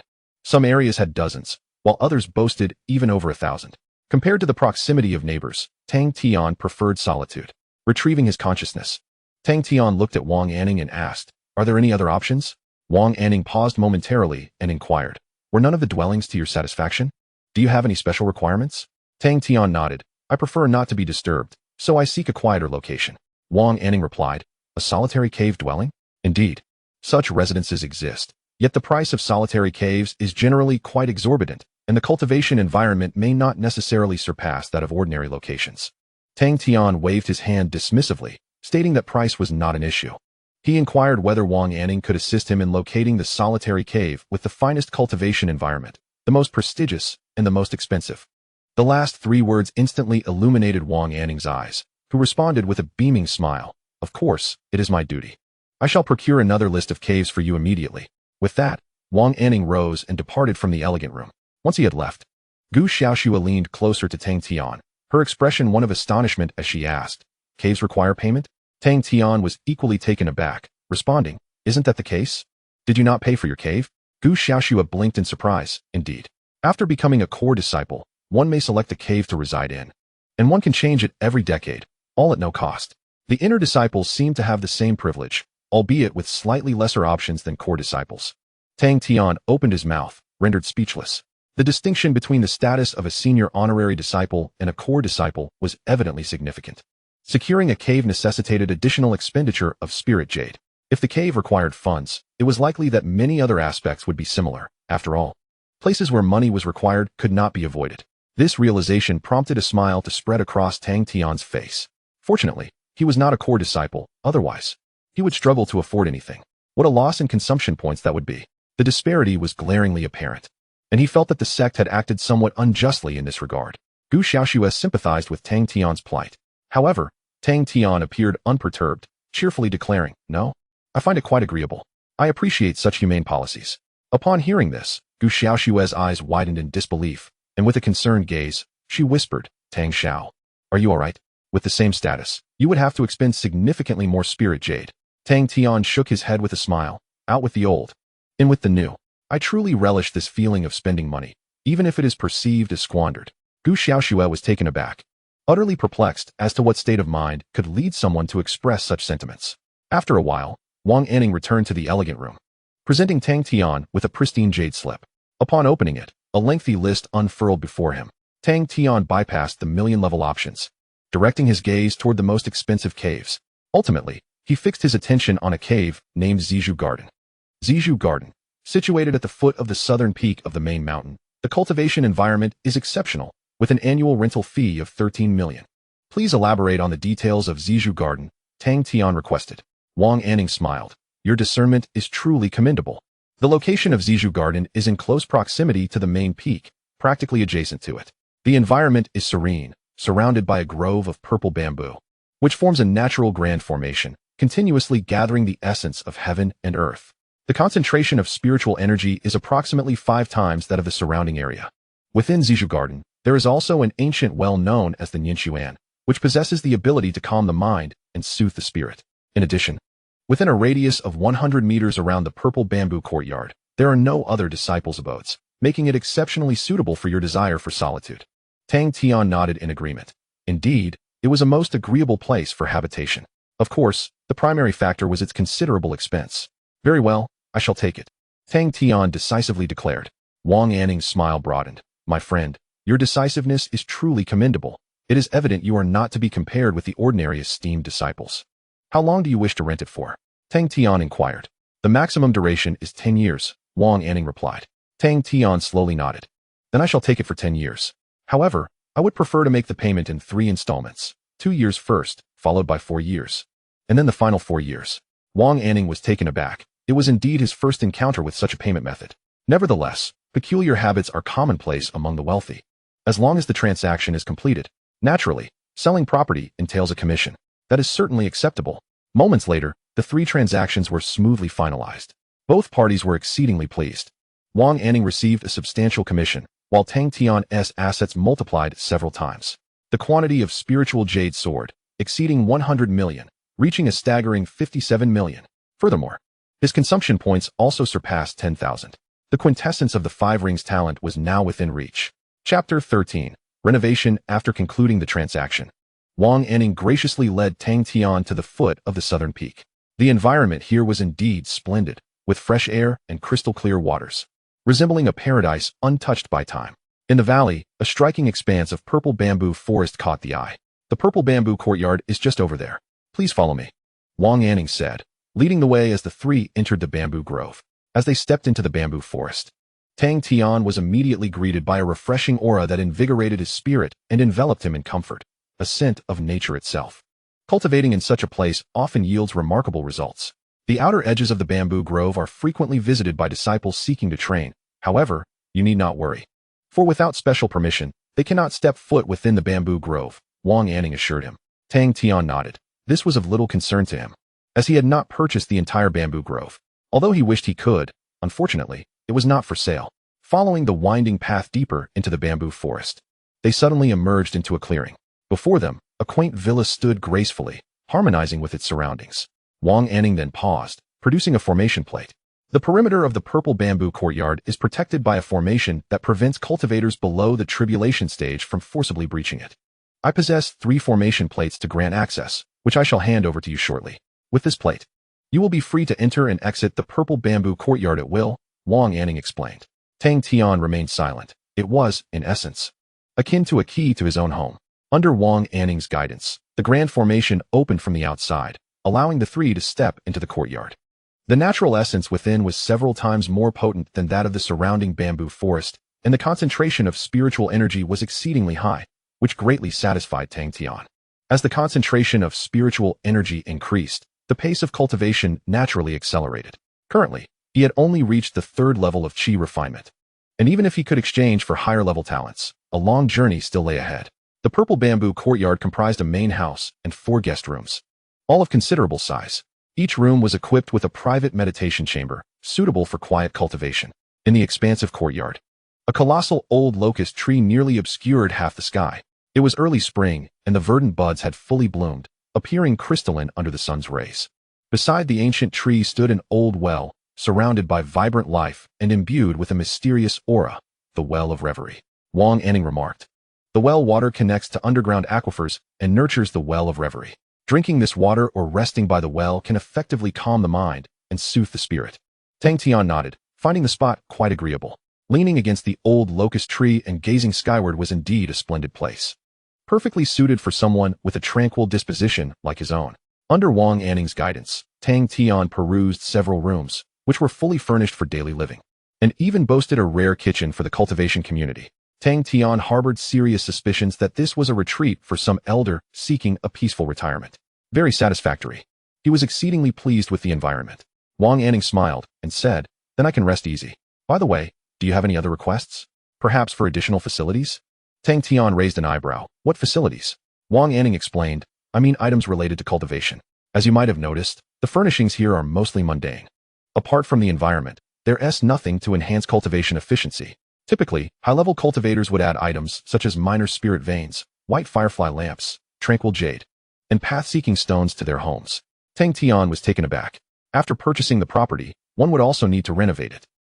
Quite reasonable. Is the renovation also your responsibility? Let me take a look, he said. Of course. Wang Anning beamed, realizing that if Tang Tian was willing to invest significantly in renovations, it would yield a nice profit for him. Taking the jade slip handed to him by Wang Anning, Tang Tian glanced at the dense information, feeling overwhelmed. He decided against further examination and tossed the jade slip back, saying, "I'm not too familiar with such matters. Please handle it for me. I have but one requirement. Everything must be of the highest quality." Wang Anning's face broke into a mischievous grin. He relished the prospect of dealing with a wealthy young master who preferred to spend lavishly with minimal effort. Soon, the three of them sat down at a stone table beside the ancient well. After a while, Wang Anning presented the renovation plan. Young Master Tang, please take a look. For the spirit vein, I have chosen the attribute-less Xianling vein. Once arranged, it will elevate the spiritual energy concentration of the entire room to a higher tier without concerns about continuity. The price is 25 million. The lighting fixtures are adorned with the tail feathers of a silver-breasted broadbill, which further enhances the natural ambience of the interior. Each feather costs a staggering 800,000. Through meticulous selection, Wang Anning has chosen a set of light-toned configurations for Tang Tian that harmonizes beautifully with the architecture. Moreover, the materials are predominantly of high caliber. When the total cost is calculated, merely renovating the main residence will require over 90 million. The remaining 4 guest rooms will each necessitate nearly 40 million. After pondering for a moment, Tang Tian decided, let us proceed with this configuration. Aside from the main house, he would also renovate 1 guest room. He then turned to Gu Xiaoxue and inquired, which room do you wish to occupy?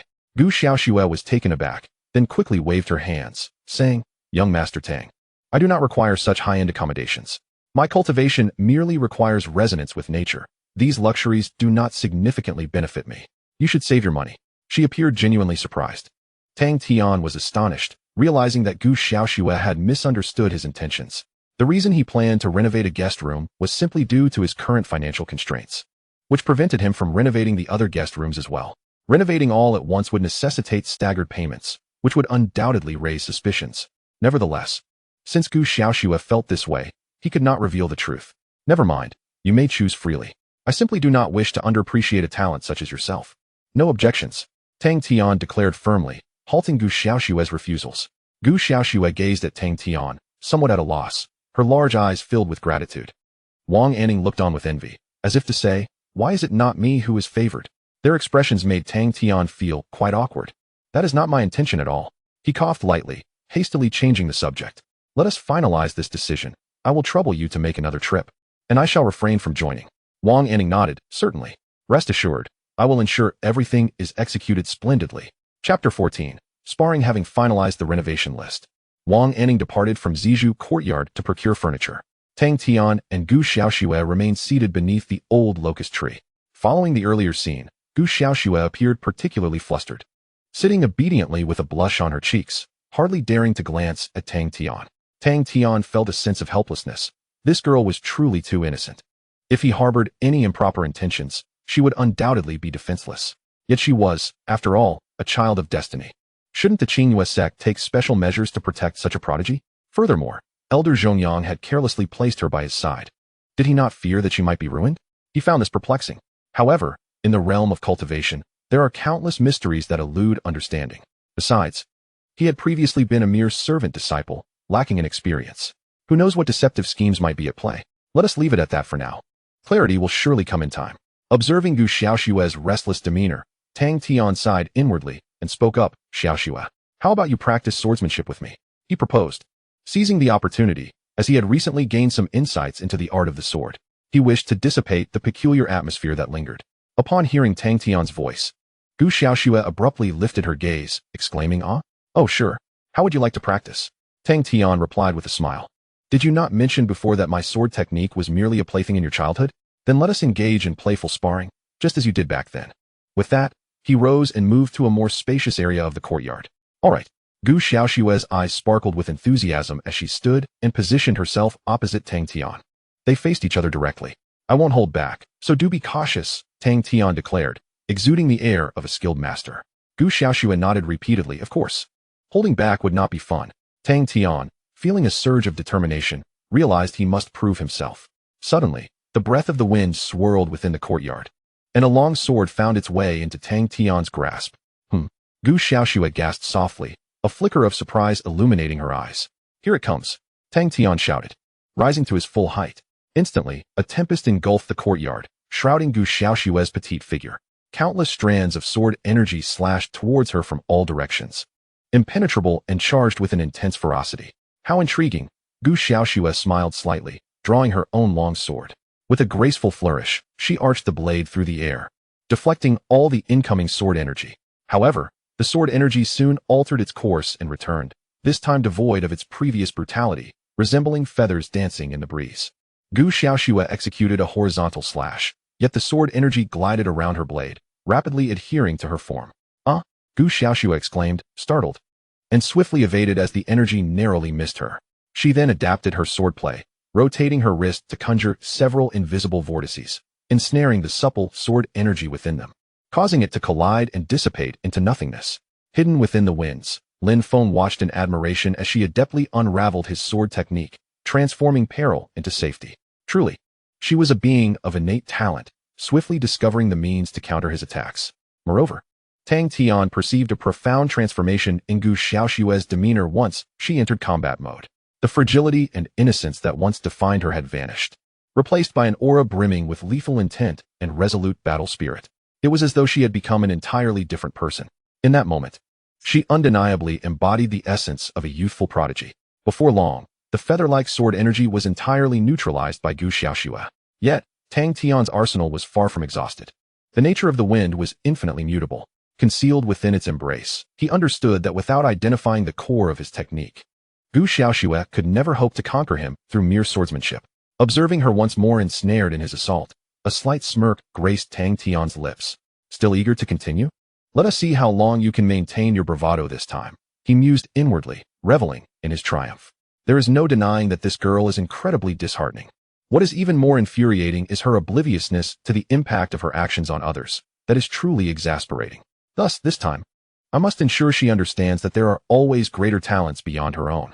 Tang Tian became resolute, employing various strategies with the determination to ensnare her within the tempestuous sword formation.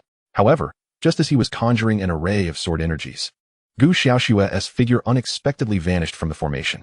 Moments later, a playful laughter echoed in his ear. Found you. Tang Tian was instantly struck with terror and unleashed a powerful strike with all his might. Unfortunately, it struck nothing but air. Soon after, a chilling sensation grazed his neck. Lowering his gaze, he beheld a pale, long sword poised before him. He had actually lost.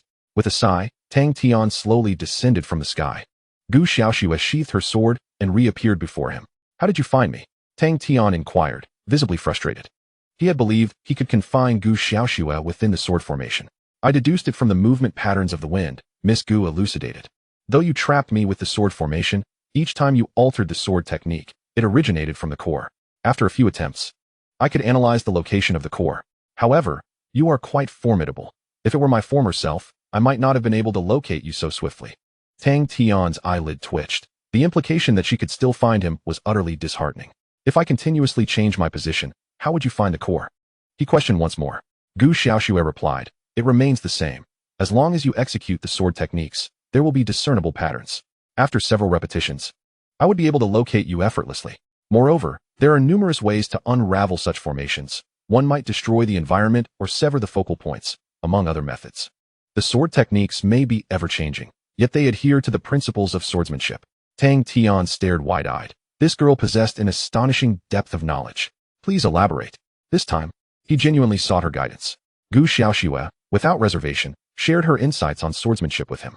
As she spoke, Tang Tian gradually realized that cultivation is an immensely vast realm, nearly boundless. A brand new world began to unfold before him. Simultaneously, Tang Tian finally comprehended the profound depth of Gu Xiaoxue's expertise in cultivation.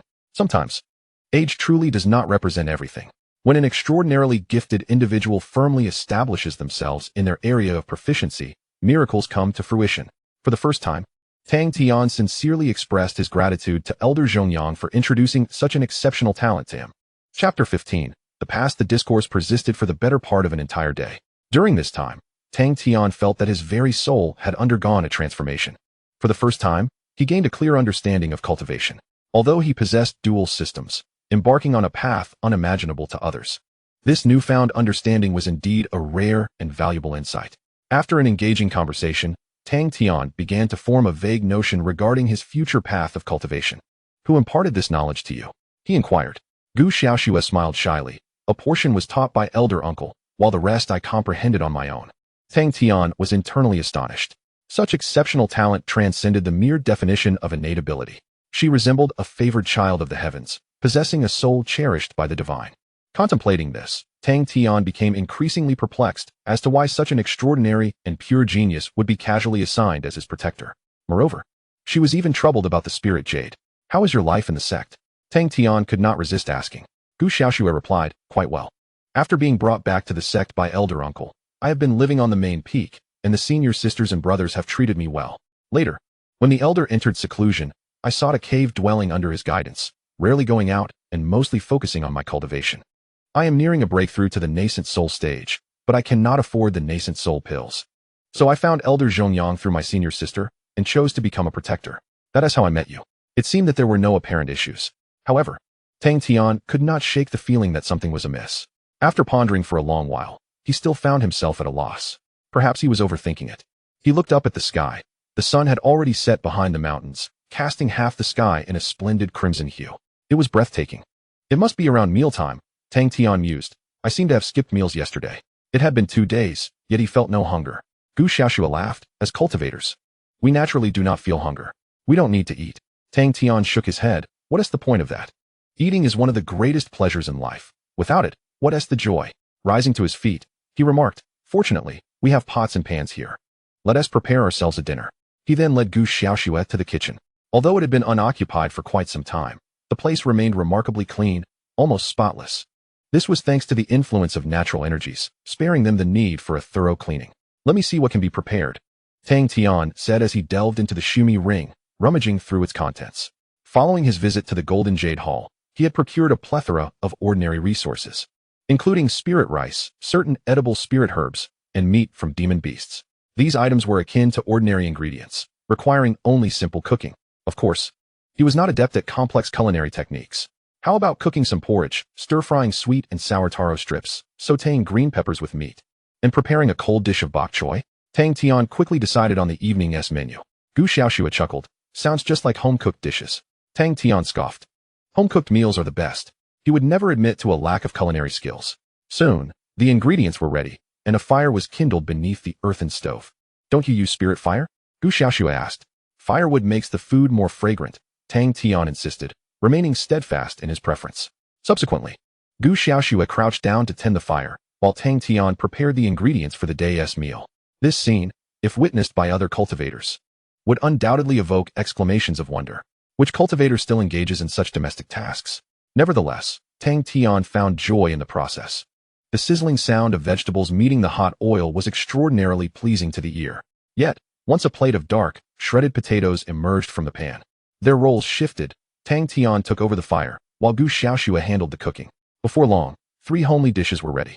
The two of them gathered around a stone table beside an ancient well, creating an unexpectedly cozy and warm atmosphere. You possess quite the culinary skills, Tang Tian remarked as he savored a dish, unable to suppress his admiration, perhaps due to the superior quality of the ingredients. The flavors surpassed those from his previous life by several levels. Oh, it's nothing, Gu Xiaoxue replied with a smile. I merely cooked them through. I used to do this at home when I was younger. As she spoke, a hint of nostalgia flickered in her eyes. When my parents went out to work, I was responsible for washing clothes, cooking, feeding the chickens and ducks, and cleaning the house. My younger brother was quite mischievous and often broke things, so I would follow behind him to tidy up. Sometimes I couldn't manage it all, and when my parents returned, I would claim responsibility to spare him from punishment. Years had flown by, yet she occasionally found herself yearning for those days. Tang Tian remained silent, pondering, what is there to long for in such a life? Gu Xiaoxue took a bite of her dish. Regardless, that was my home. I cherished the moments I spent holding my brother while sitting atop the chicken coop, watching the sunset. The golden sunlight enveloped me in warmth. It was truly delightful. However, it was so comfortable that I often lost track of time, resulting in several scoldings from my parents. Tang Tian paused, choosing not to respond. Each person's living environment is unique. It would be narrow-minded to judge Gu Xiaoxue's experiences through his own lens. He began to comprehend why she was so mature and willingly took on household responsibilities. These were habits formed in her childhood. Why did you choose to leave home and come to Qinghua sect? Tang Tian inquired. Gu Xiaoxue, somewhat bashful, replied, it wasn't my choice to leave. One day, I met an elder who said I was well suited for cultivation. After discussing it with my parents for a while, they accepted a bottle of disaster-relieving pills and allowed me to leave with the elder. Tang Tian felt a pang in his heart. The disaster-relieving pills were of such low grade that they barely counted as medicinal, only beneficial to mortals to alleviate ailments. They were worth less than half a spirit jade. It was disheartening to think that such a trivial item could lead to the selling of a daughter. Were you sad about it? Tang Tian asked softly. Gu Xiaoxua pondered for a moment before breaking into a smile. Well, my parents seemed quite happy. Their happiness brought me joy as well. After speaking, she helped herself to several more bites of food, savoring it alongside rice porridge. Tang Tian chose not to pursue the topic further. Every household has its own struggles. Not everyone's childhood is as idyllic as one might imagine. Yet every individual possesses the right to choose happiness. In his view, Gu Xiaoxua's childhood was fraught with hardship, having even been sold by her parents for a bottle of disaster relief pills. However, Gu Xiaoxua holds a different perspective.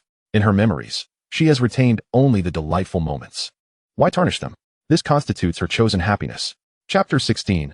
Breakthrough after dinner. Dusk gradually enveloped the sky. Wang Anning conveyed through the jade slip to Tang Tian that there was a considerable amount of preparation required, and the earliest he could arrive would be tomorrow morning. Consequently, Tang Tian ceased his waiting and returned to his room. Gu Xiaoxua also settled in, taking up residence in the adjacent room to the right of the main house. Upon entering the meditation chamber, Tang Tian raised an eyebrow. Indeed, it was serene and exceptionally suited for daily cultivation. He sat cross-legged and soon entered a meditative state. Subsequently, he activated the infinite consumption system. The expenditure from purchasing a house had propelled his consumption points beyond 10,000, exceeding 13,000. He was now eligible to exchange for higher-tier items. After contemplation, Tang Tian chose to exchange for a talent. 5-ring talent, 10,000 consumption points. Upon successful exchange, the familiar sensation enveloped him, leaving him invigorated. As everything faded into the ethereal, Tang Tian commenced his cultivation. As he practiced, 5 white talent rings slowly emerged around his body, flickering in brilliance, resonating with the heavens and the earth. Soon, a torrent of spiritual energy surged from all directions, flowing into Tang Tian's being. The quantity and quality were exponentially more potent than during his cultivation the previous night, multiplied by dozens. Beyond the enhancement of his talent, the inherent density of spiritual energy in this place was remarkably substantial, thus facilitating such extraordinary improvement.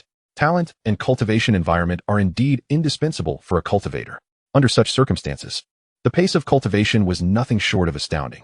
Tang Tian could distinctly feel his cultivation level ascending rapidly, almost visibly. He focused his mind and earnestly resumed his practice. After several hours, there was a marked increase in his cultivation at the 3rd level of qi refinement.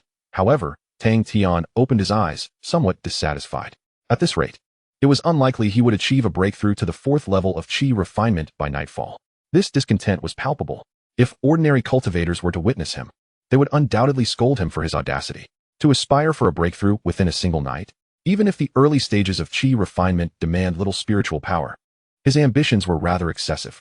Yet Tang Tian remained undeterred, especially after witnessing the caliber of genius that Gu Xiaoxua represented, which instilled in him a heightened sense of urgency.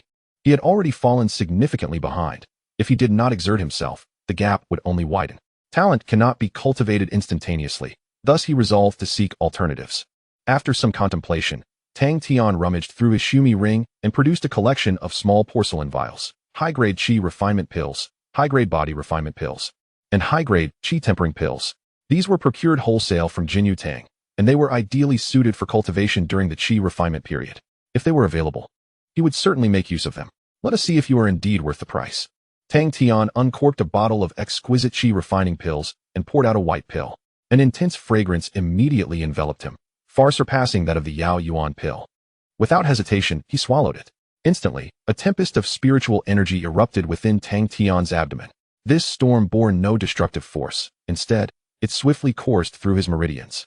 Surging forth with vigor, Tang Tian felt a wave of warmth enveloping his entire being as the power of the pill cascaded through him within a mere breath. Moments later, all the spiritual energy converged into his dantian, resulting in a notable elevation of his cultivation level. Indeed, this was remarkable. Tang Tian marveled, acknowledging that such effects were on an entirely different plane than those of the Yao Yuan pill. It contained the most refined spiritual energy, requiring no refining process, directly enhancing his strength. 100 spirit jade for a bottle, with 10 pills inside. Truly a worthwhile investment. Another one. Tang Tian poured out another qi refining pill and swallowed it, continuing his regular practice. Before long, the entire bottle of qi refining pills was consumed, and Tang Tian's cultivation ascended to the 3rd layer of qi refinement, just a step away from the next level. However, at this juncture, He chose not to press on, but instead opted to consume body-refining pills and qi-enhancing pills. Merely possessing spiritual energy without a solid foundation would not suffice. The body-refining pills could enhance physical quality, eliminating the need for arduous training, while the qi-enhancing pills served to improve the quality of spiritual energy.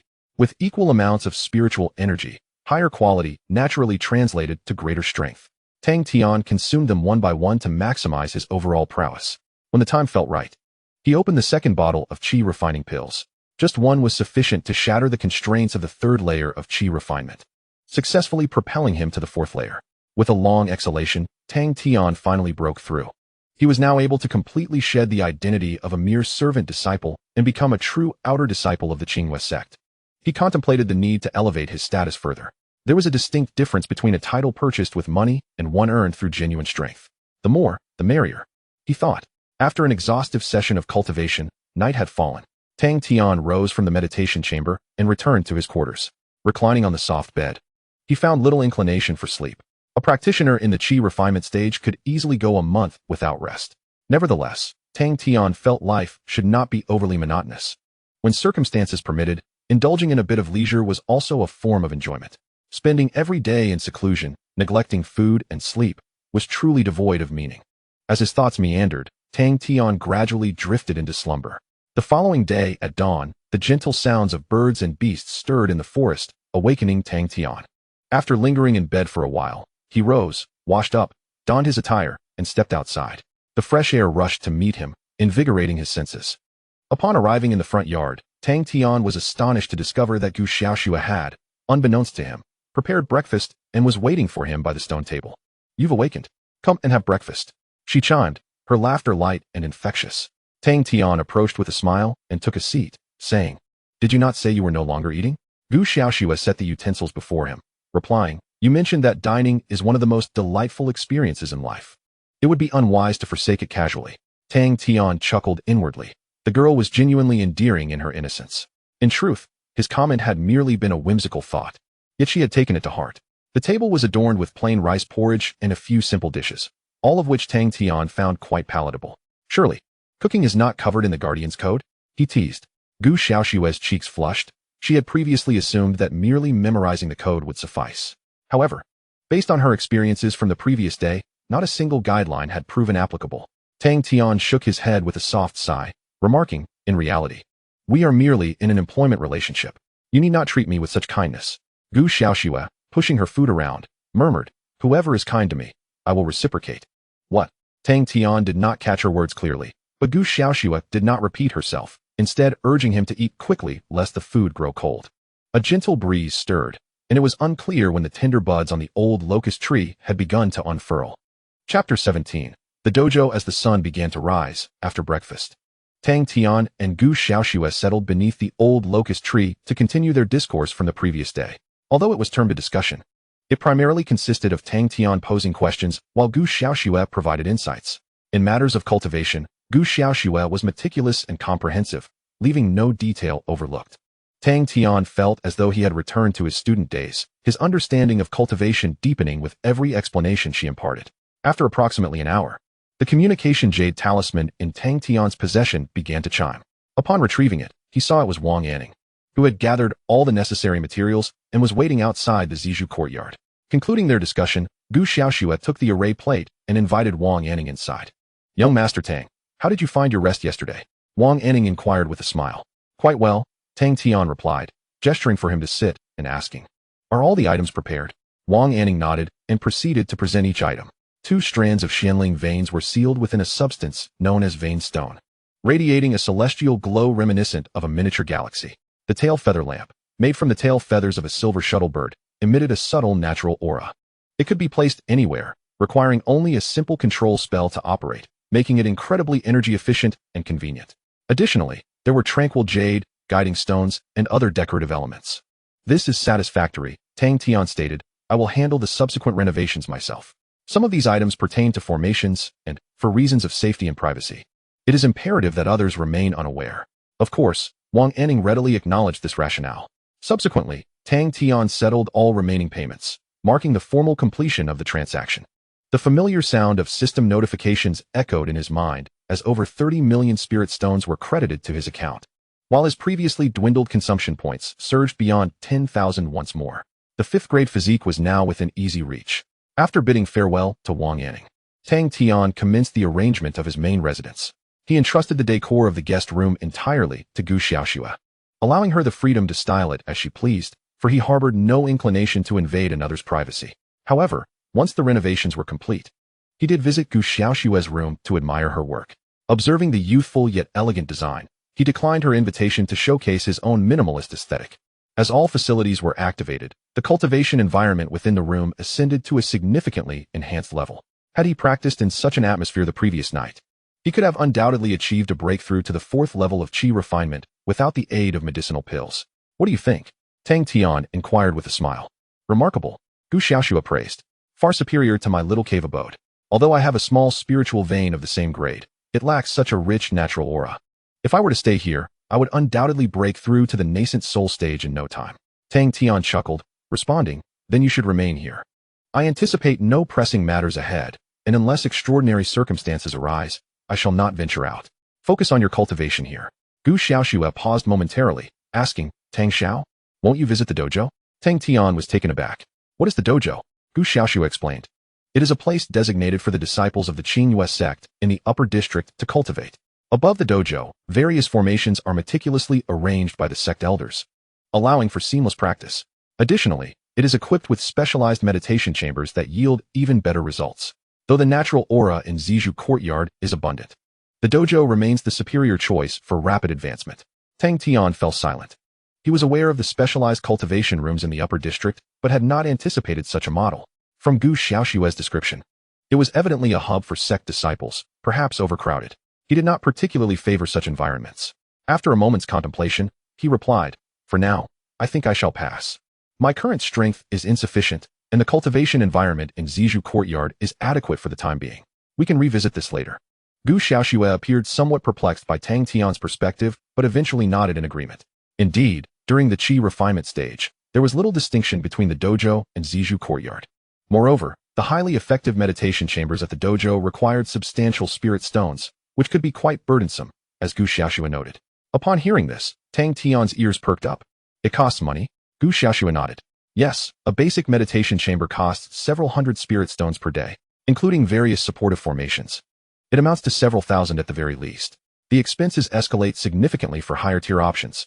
It is only when I am on the verge of a breakthrough that I choose to venture into the more advanced cultivation chambers. Abstaining from such pursuits can be advantageous, as it prevents unnecessary expenditure. Tang Tian was momentarily taken aback. This sect resembled a mundane city, where every service incurred a cost. However, upon reflection, it made sense. If everything were free, how would such a grand sect sustain its daily operations? Spending money was indeed the norm. After pondering this, Tang Tian suddenly proclaimed, let us go. If such a splendid place exists, why not seize the opportunity? As practitioners of the path, we must strive to pursue the finest cultivation resources to reach greater heights. He spoke with righteous fervor. Beside him, Gu Xiaoxue was left utterly bewildered. What just transpired? Who was it that initially declared an unwillingness to go? Was it her? Ah, indeed, it was her. Yet, she had not been the first to voice such sentiments. Gu Xiaoxue felt her mind struggle to keep pace with Tang Tian's thoughts. A change of heart could not occur so swiftly. Clearing his throat, Tang Tian said, let us not dwell on trivial details. Is the Taoist venue far? Gu Xiaoxue scratched her head and replied, not far, it's just atop the main peak. We shall arrive shortly. With a grand gesture, Tang Tian declared, then let us proceed. Time waits for no one. Every minute spent in idleness is a minute others use to advance. With that, he strode towards the courtyard exit. Observing Tang Tian's sudden burst of enthusiasm, Gu Xiaoxue experienced a moment of clarity. It seemed that he only displayed such fervor when discussing expenditures. Truly a singularly unconventional young master. Shaking her head, she hurried to catch up with him. Thus, the duo, one large and one small, departed from the purple bamboo grove. Shortly after their departure, several young disciples from Qinghua sect arrived outside the purple bamboo grove. Are you seeing this correctly? Has this place truly been purchased? Inquired one female disciple. Certainly not. I have been keeping a close watch on such locations. Any movement here would not escape my notice, replied another young male disciple. The female disciple gasped, peering curiously into the bamboo grove. The young male disciple chuckled, don't waste your time looking. The purple bamboo courtyard has been acquired by a remarkably young heir. accompanied only by a single bodyguard. He is a new face, undoubtedly just arrived at Qinghua sect, presenting a splendid opportunity for you to ingratiate yourself with him. Do not say I failed to give you a heads up. The female disciple shot him an exasperated glance, seemingly annoyed by his bluntness. Noticing the young man's knowing smile, she produced a vial of unknown elixir and handed it to him. Keep this matter to yourself. The young man accepted the elixir with a grin. I shall do my utmost. But you must act swiftly. Such information will not remain concealed for long. With that, he turned and departed, leaving the female disciple standing at the entrance of the purple bamboo grove, deep in thought. Had Tang Tian been present, he would surely have recognized her as Fong Fei, the close confidant of Lin Yu. Chapter 18. Supreme Configuration. Upon departing from the Zizhu courtyard, Tang Tian hurriedly ascended the main peak. This marked his inaugural visit to the sect's pinnacle since entering the Qinghua sect. The mountain loomed majestically, shrouded in trees that obscured the sun, with pavilions and towers nestled within, enveloped in ethereal mist, resembling a realm of immortals. Under the guidance of Gu Xiaoxua, Tang Tian climbed steadily and ultimately arrived at a vast plaza halfway up the mountain. The sight before him left Tang Tian in awe, his mouth agape. The immense plaza stretched endlessly, and at its very center stood a colossal statue, towering over the gathered crowd, who could scarcely reach even its toes. The statue soared high, its upper portion engulfed in thick clouds, rendering its features indistinguishable. Yet above the clouds, a vast Tai Chi Bagua diagram hovered in the sky, casting its shadow over the entire plaza. Disciples of Qinghua sect sat in orderly circles around the statue, creating a scene that was profoundly striking. Is that our sect's ancestor? Tang Tian inquired of Gu Xiaoxua.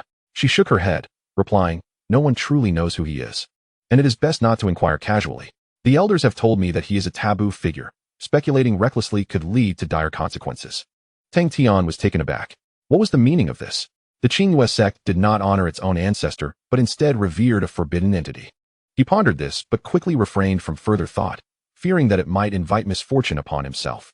Nonetheless, the Qinghua sect certainly exuded an aura of peculiarity. Retracting his gaze, Tang Tian and Gu Xiaoxua seamlessly entered the dojo. Upon stepping inside, Tang Tian immediately sensed a stark contrast to the atmosphere of the Zizhu courtyard. The essence of cultivation was palpably intense. Just as Gu Xiaoxua had indicated, the dojo was indeed the most suitable venue for daily practice, while a place like the Zizhu courtyard was better suited for self-cultivation and personal reflection. Tang Xiao, which direction would you like to go? Gu Xiaoxua asked. If you wish to cultivate in the plaza, simply find an empty spot to sit. However, if you desire to use a quiet cultivation chamber, you will need to rent a key from the Wendaoge, located behind the statue. Tang Tian smiled, saying, of course, I prefer the quiet cultivation chamber. I am eager to discover just how formidable the highest grade chamber truly is. Having made his decision, the two followed the stone path along the edge of the dojo until they reached Wendaoge. By now, it was already mid-morning, and those disciples who needed to rent chambers had long since completed their tasks, leaving the place relatively empty. They soon located a staff member, to whom Tang Tian expressed his intentions. Upon noticing Tang Tian's attire, the staff member courteously inquired, what kind of cultivation chamber would you like to rent, fellow cultivator? After a moment of contemplation, Tang Tian replied, as it is my first visit, I would like to take a look first. The staff member then presented Tang Tian with all the information regarding the cultivation chambers available. In the realm of cultivation, the entry-level meditation chamber requires a daily fee of 500 spiritual jade, while the intermediate chamber demands 3,000. The advanced chamber stands at a staggering 20,000 spiritual jade per day, and the pinnacle chamber commands an impressive 100,000. The Tao level meditation chamber, however, necessitates a grand sum of 1,000 spiritual jade each day. Furthermore, all aforementioned chambers may be equipped with various levels of auxiliary formations, such as the Spirit Gathering Array and the Spirit Tempering Array, with costs ranging from 100 to 100,000 spiritual jade daily. Upon observing the prices listed, Tang Tian's lips curled into a subtle smile. Ultimately, he spoke with an air of nonchalance. Provide me with the highest configuration. The Tao-level meditation chamber, along with the utmost grade of auxiliary formations, all of them. As his words echoed, an ephemeral silence enveloped the group, only to be shattered by two incredulous gasps. What? Exclaimed Gu Xiaoxua, her eyes wide in disbelief, while the attendant stood frozen, rendered speechless. The highest configuration, all of it, Tang Tian reiterated. The attendant, regaining his composure with great difficulty, finally managed to respond. Dear friend, I mean no offense.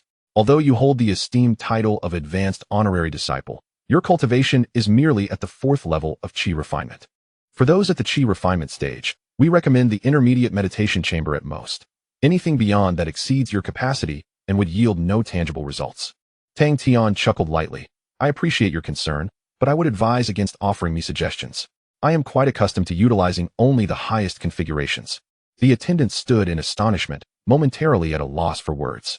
Gu Xiaoxue, sensing the gravity of the situation, urgently tugged at Tang Tian's sleeve and whispered, Tang Xiao. You should heed his advice. Choosing a configuration beyond the intermediate chamber truly bears little benefit. The Tao level is specifically designed for those undergoing tribulation. It is unwise to squander your resources. With a sincere gaze, Tang Tian nodded, acknowledging her words. You are correct. He then turned back to the attendant.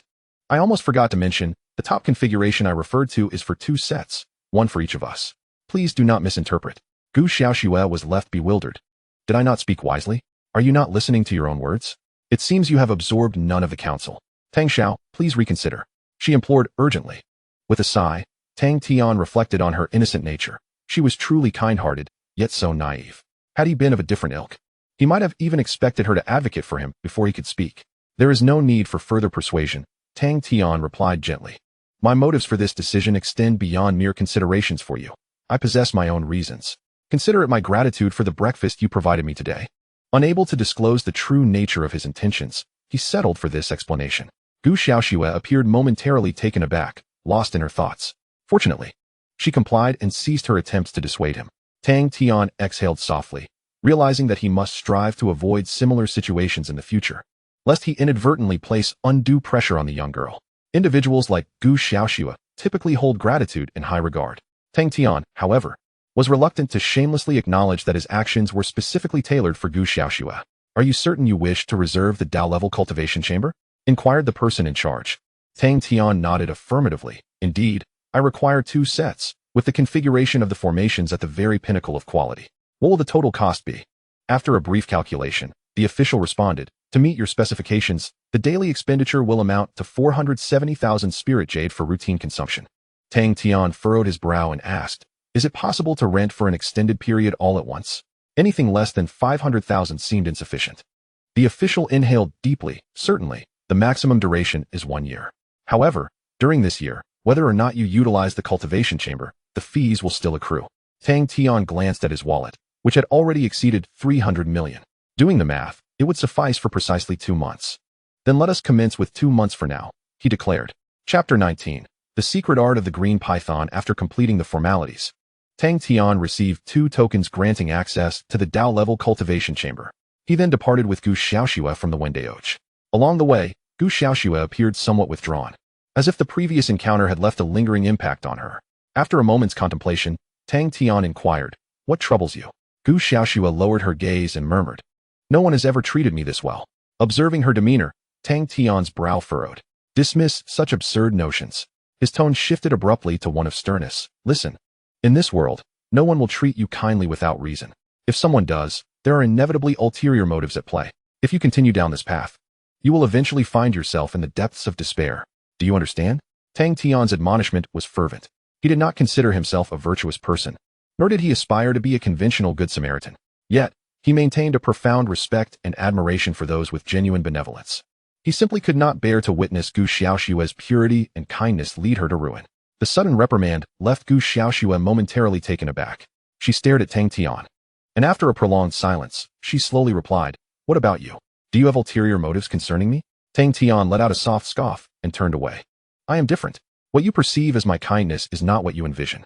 As I mentioned earlier, my decision to rent the cultivation chamber is driven by my own reasons, not your well-being. Do not naively assume that I am acting out of goodwill, understand? Gu Xiaoxue paused for a moment, ultimately lowering her head and quietly conceding, all right, I understand.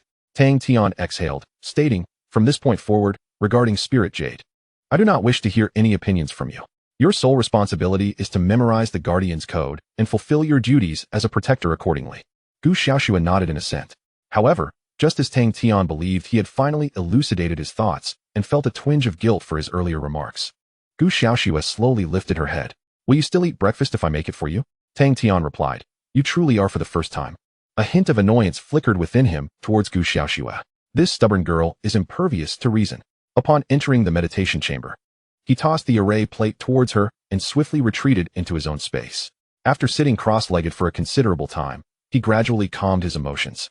After all, it would be profoundly unethical to forcibly alter the disposition of a pure-hearted girl. It is best to let her grow. With age, she will inevitably come to understand the world's perils. Having soothed his spirit, Tang Tian prepared to engage in his training for the day. It must be said that this top-tier meditation chamber was indeed extraordinary. Even the simplest breath allowed him to perceive strands of pure spiritual energy quietly nourishing his body.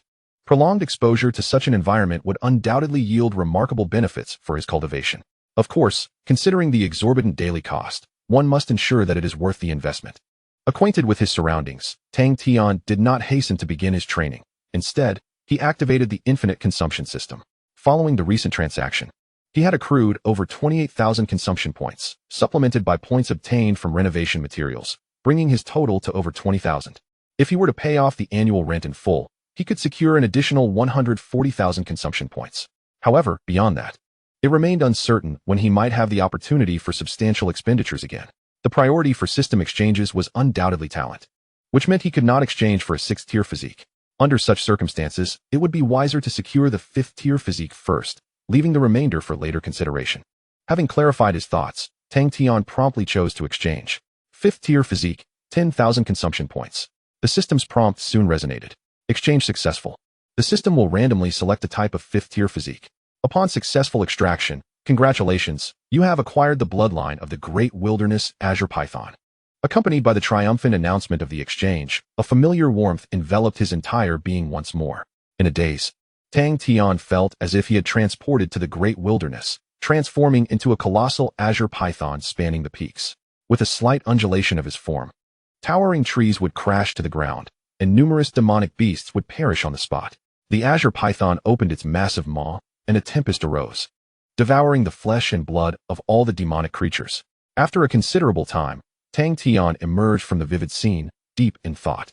The prior vision seemed to be a form of inherited secret art. When an entity reaches a certain level of power, some secret techniques they possess can be passed down through their bloodline. Regardless of the number of generations that pass, this inheritance persists. If the bloodline of the descendants is exceptionally pure, the inherited secret techniques will manifest, becoming naturally mastered by them. The azure python's ability to consume other demonic beasts appeared to be one such inherited secret art. Contemplating this, Tang Tian raised one hand, his fingers slightly splayed. Suddenly, a tremendous force erupted from his palm, drawing in the air before him and creating a powerful gust. The force generated by the airflow astonishingly exceeded the prowess of the perfected gale sword technique. Tang Tian swiftly retracted the secret technique. This power far surpassed his expectations. Could this be considered a hidden trump card? A faint smile graced Tang Tian's lips. The Azure Python secret technique could undoubtedly serve as an ace in his hand. However, a lingering feeling persisted within him, suggesting that he had not fully inherited the essence of the Azure Python technique. He had merely scratched the surface.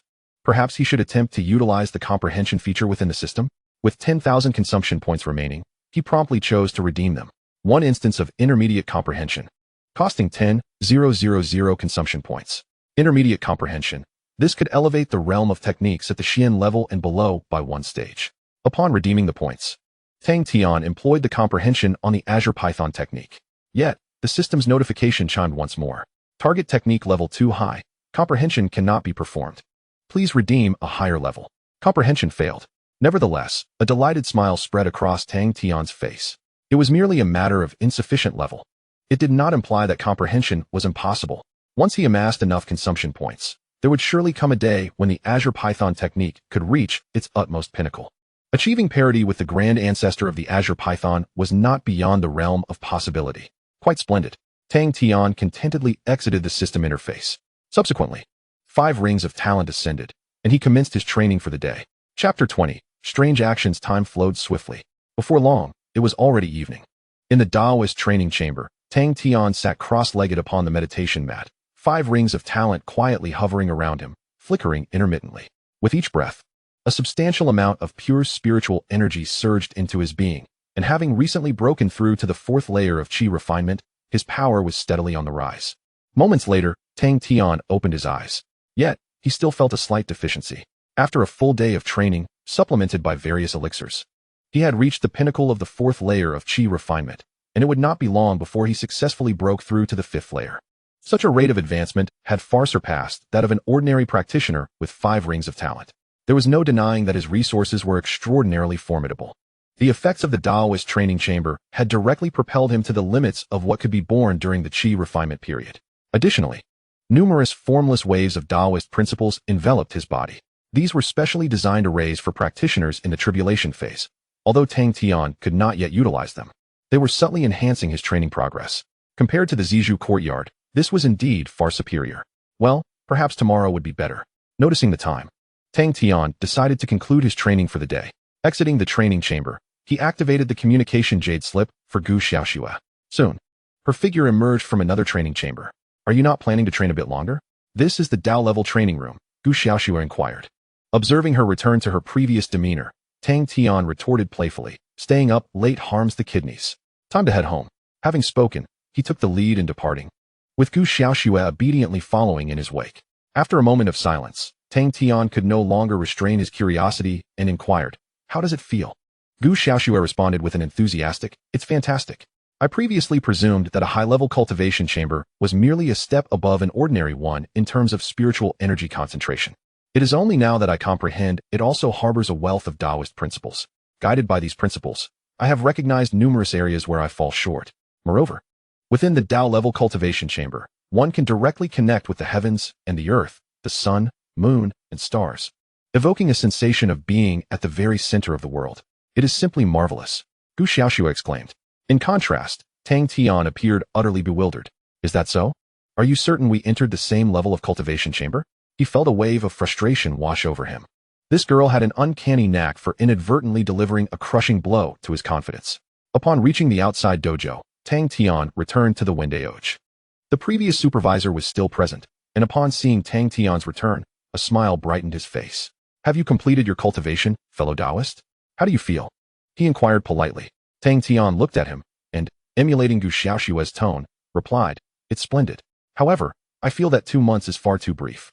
Please extend it by another 4 months. The supervisor secretly hoped to witness Tang Tian regret his decision, lamenting his choice with frustration. Alas, his expectations were dashed. "As you wish." The transaction was swiftly completed. Tang Tian glanced at his wallet and continued, "No, that sensation was simply too exquisite. 4 months is insufficient. Grant me another 6 months, so it totals to a full year." The supervisor was at a loss for words. "Brother, what do you think this is? You're trying to round it up to a whole number?" Even those preparing for seclusion during the tribulation phase do not operate this way. They typically rent for 6 months and, if unsuccessful, extend for another 6. Observing that Tang Tian did not appear to be jesting, the supervisor could only acquiesce. "Very well. Your wealth speaks volumes." The renewal process proceeded smoothly, and Tang Tian's wallet swelled once more, surpassing 2 billion. Similarly, his consumption points surged, exceeding 60,000. With a 6th ring talent now firmly in his grasp, Tang Tian's spirits soared. He expressed his gratitude to the supervisor and departed the dojo with Gu Xiaoxue. However, instead of hastily returning to the purple bamboo courtyard, he leisurely descended the mountain, arriving at the area demarcating the outer disciples and the miscellaneous disciples, the disciple hall. This was the venue for advancing to outer disciple status. The promotion rules for outer disciples were quite straightforward. As long as one cultivated to at least the 4th layer of Qi refinement and maintained a sound mental state, promotion was assured. Tang Tian had met these criteria. Nevertheless, his presence drew the attention of many.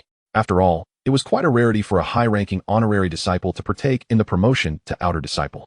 The reasoning was simple. With such wealth, one could easily amass resources sufficient to reach the foundation establishment stage. What wealthy heir remains in kindergarten at the age of 18? However, what they did not anticipate was that not only did such individuals exist, but after assessment, Tang Tian's cultivation level was a mere 4th layer of Qi refinement. Could he possibly be an ordinary body? Who knows? Considering his age, it was rather surprising that he had only reached the 4th layer of Qi refinement. Would his family truly invest such resources into someone like him? 5 million for a prestigious disciple. This world is terrifyingly unfair. After all, in the realm of cultivation, strength is of utmost importance. Although Tang Tian appeared to possess considerable wealth, he still garnered a barrage of disdainful glances. Yet, Tang Tian remained indifferent.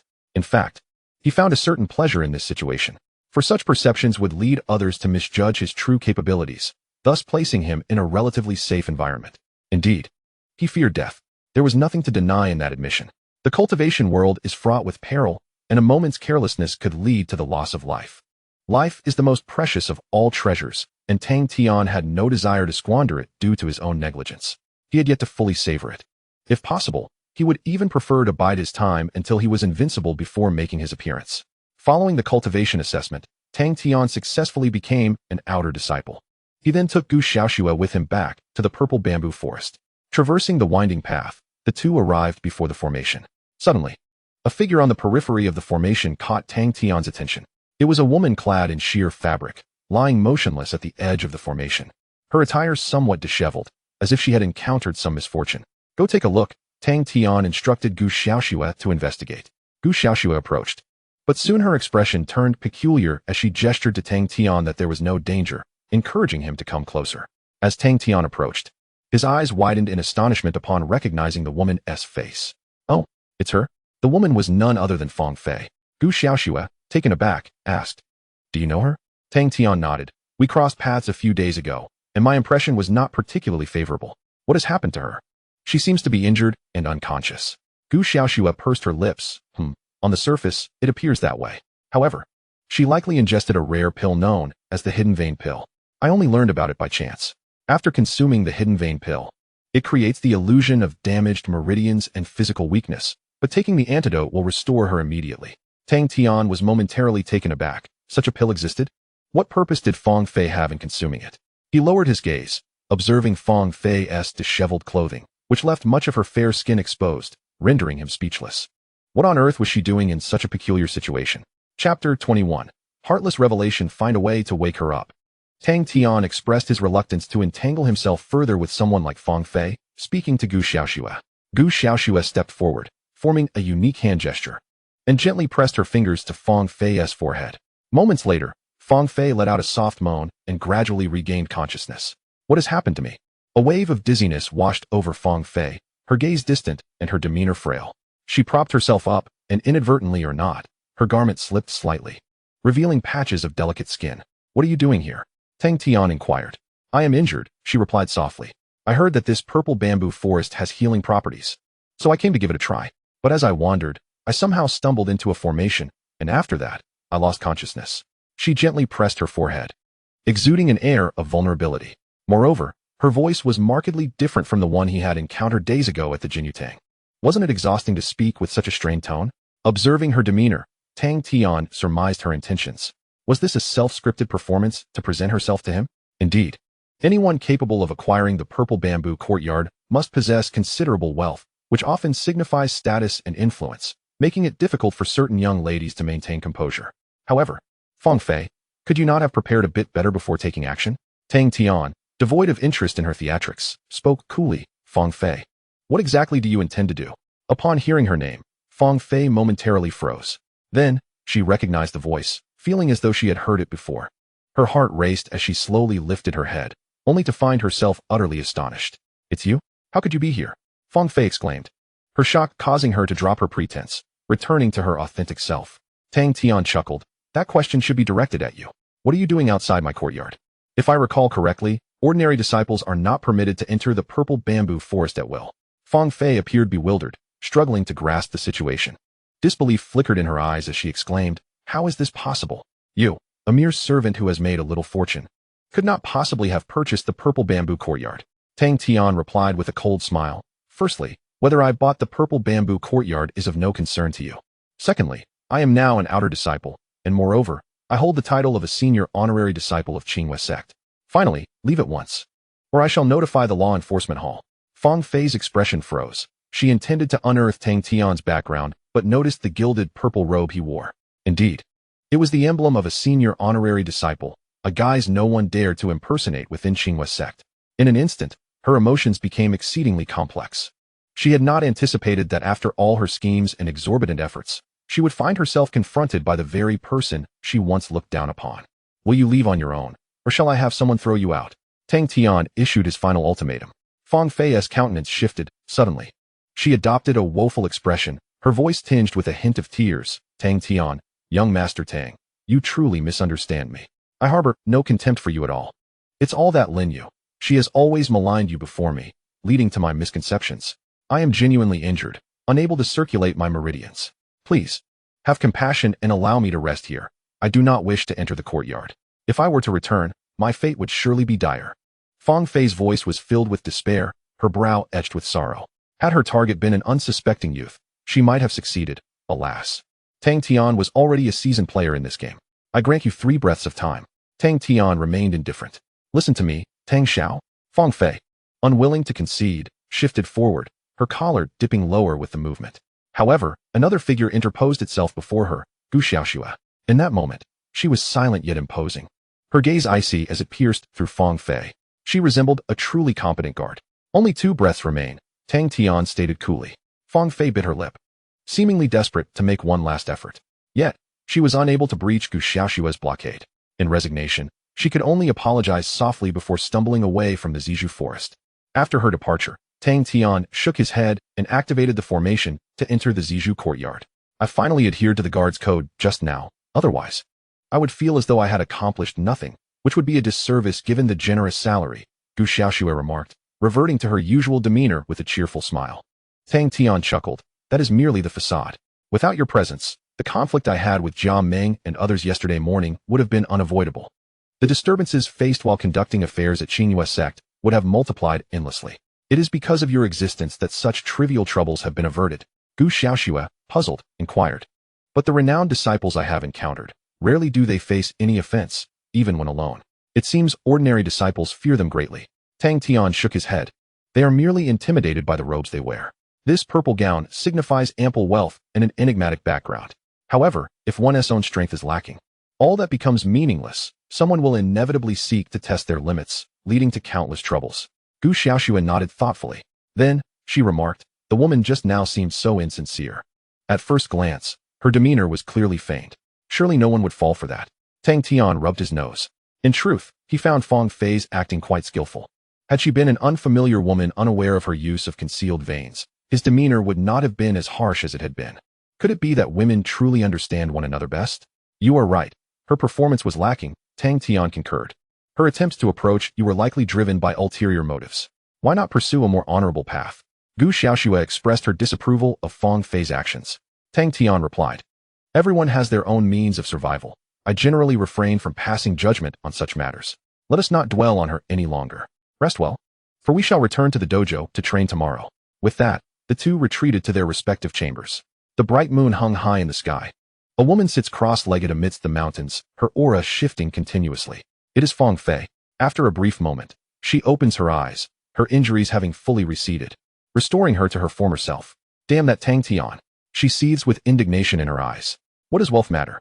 You will forever remain a mere menial in the Qi refinement stage. If I cannot deal with you, does that mean others cannot either? How dare you insult me twice? I shall make you pay dearly for your insolence. Fong Fei gazes coldly into the distance, as if resolutely committing to a momentous decision. And Lin Yu, it is because of you that I have forged enmity with Tang Tian. You vile harlot, you wretched servant, just wait. Chapter 22. The arrival of Qin Hai. Early the next morning, Tang Tian and Gu Xiaoxue arrived at the main peak dojo. The previous night, he had exchanged 100,000 consumption points for a successful upgrade to the 6-ring talent. Today was the perfect opportunity to test its effects. After a session of cultivation, the disparity compared to the 5-ring talent was strikingly evident. With the enhancement of the Dao level cultivation chamber, he estimated he would break through to the 5th level of Qi refinement by the end of the day. This invigorated Tang Tian. Strength was what he valued most. In the following weeks, Tang Tian did not uncover any additional consumption channels. Although options existed, the quantities were too minuscule. He had no interest in trifling sums. Thus, he spent this time shuttling between the dojo and the purple bamboo courtyard. The saturated cultivation environment and ample medicinal aids allowed his cultivation to ascend rapidly. On the first day, he reached the 5th level of Qi refinement. By the 3rd day, he progressed to the 6th level. By the 7th day, he attained the 7th level. After more than half a month, he had reached the pinnacle of the 10th level of Qi refinement. With another half month, he anticipated achieving the great perfection at the 13th level, preparing for a breakthrough to the foundation establishment stage. Such speed was something the former Tang Tian could hardly have imagined. It is worth noting that Lin Yu, possessing the 5-ring talent, had spent nearly a year breaking through to foundation establishment and entering the inner sect. With Tang Tian's current rate of advancement, he would soon catch up to her entirely. Moreover, He utilized consumption points to exchange for a plethora of ordinary levels of comprehension opportunities, learning dozens of common spells. These included combat spells such as Flame Palm, Wave Step, and Diamond Fist, as well as life-assisting spells like Spirit Fire Technique, Rain Summoning Technique, and Remote Object Retrieval. All were mastered to perfection. The rationale behind this was not only to diversify his combat techniques and facilitate daily life, but also to deepen his understanding of the path of cultivation through these varied spells. The outcomes were remarkably positive. The current Tang Tian was no longer the naive novice he once was. During philosophical discussions with Gu Xiaoxue, he was no longer merely a student being taught. He would engage in debates with her, and at times, even Gu Xiaoxue was astonished, exclaiming that Tang Tian was undoubtedly a prodigy of cultivation. In response, Tang Tian merely smiled lightly. Fundamentals, do not underestimate. As time passed, Tang Tian's overall strength surged rapidly, truly placing him upon the grand stage of the cultivation world. In the Zizhu courtyard, an intense confrontation was fervently unfolding. With a swift motion, Tang Tian thrust his sword forward, instantly appearing before Gu Xiaoxue.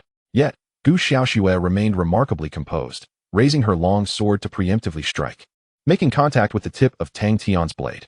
However, to her astonishment, at the moment their swords met, Tang Tian's entire form became ethereal, subsequently erupting with a thunderous explosion, vanishing without a trace. In the next instant, a dense wave of black flames surged from all directions, frantically enveloping Gu Xiaoxue's body.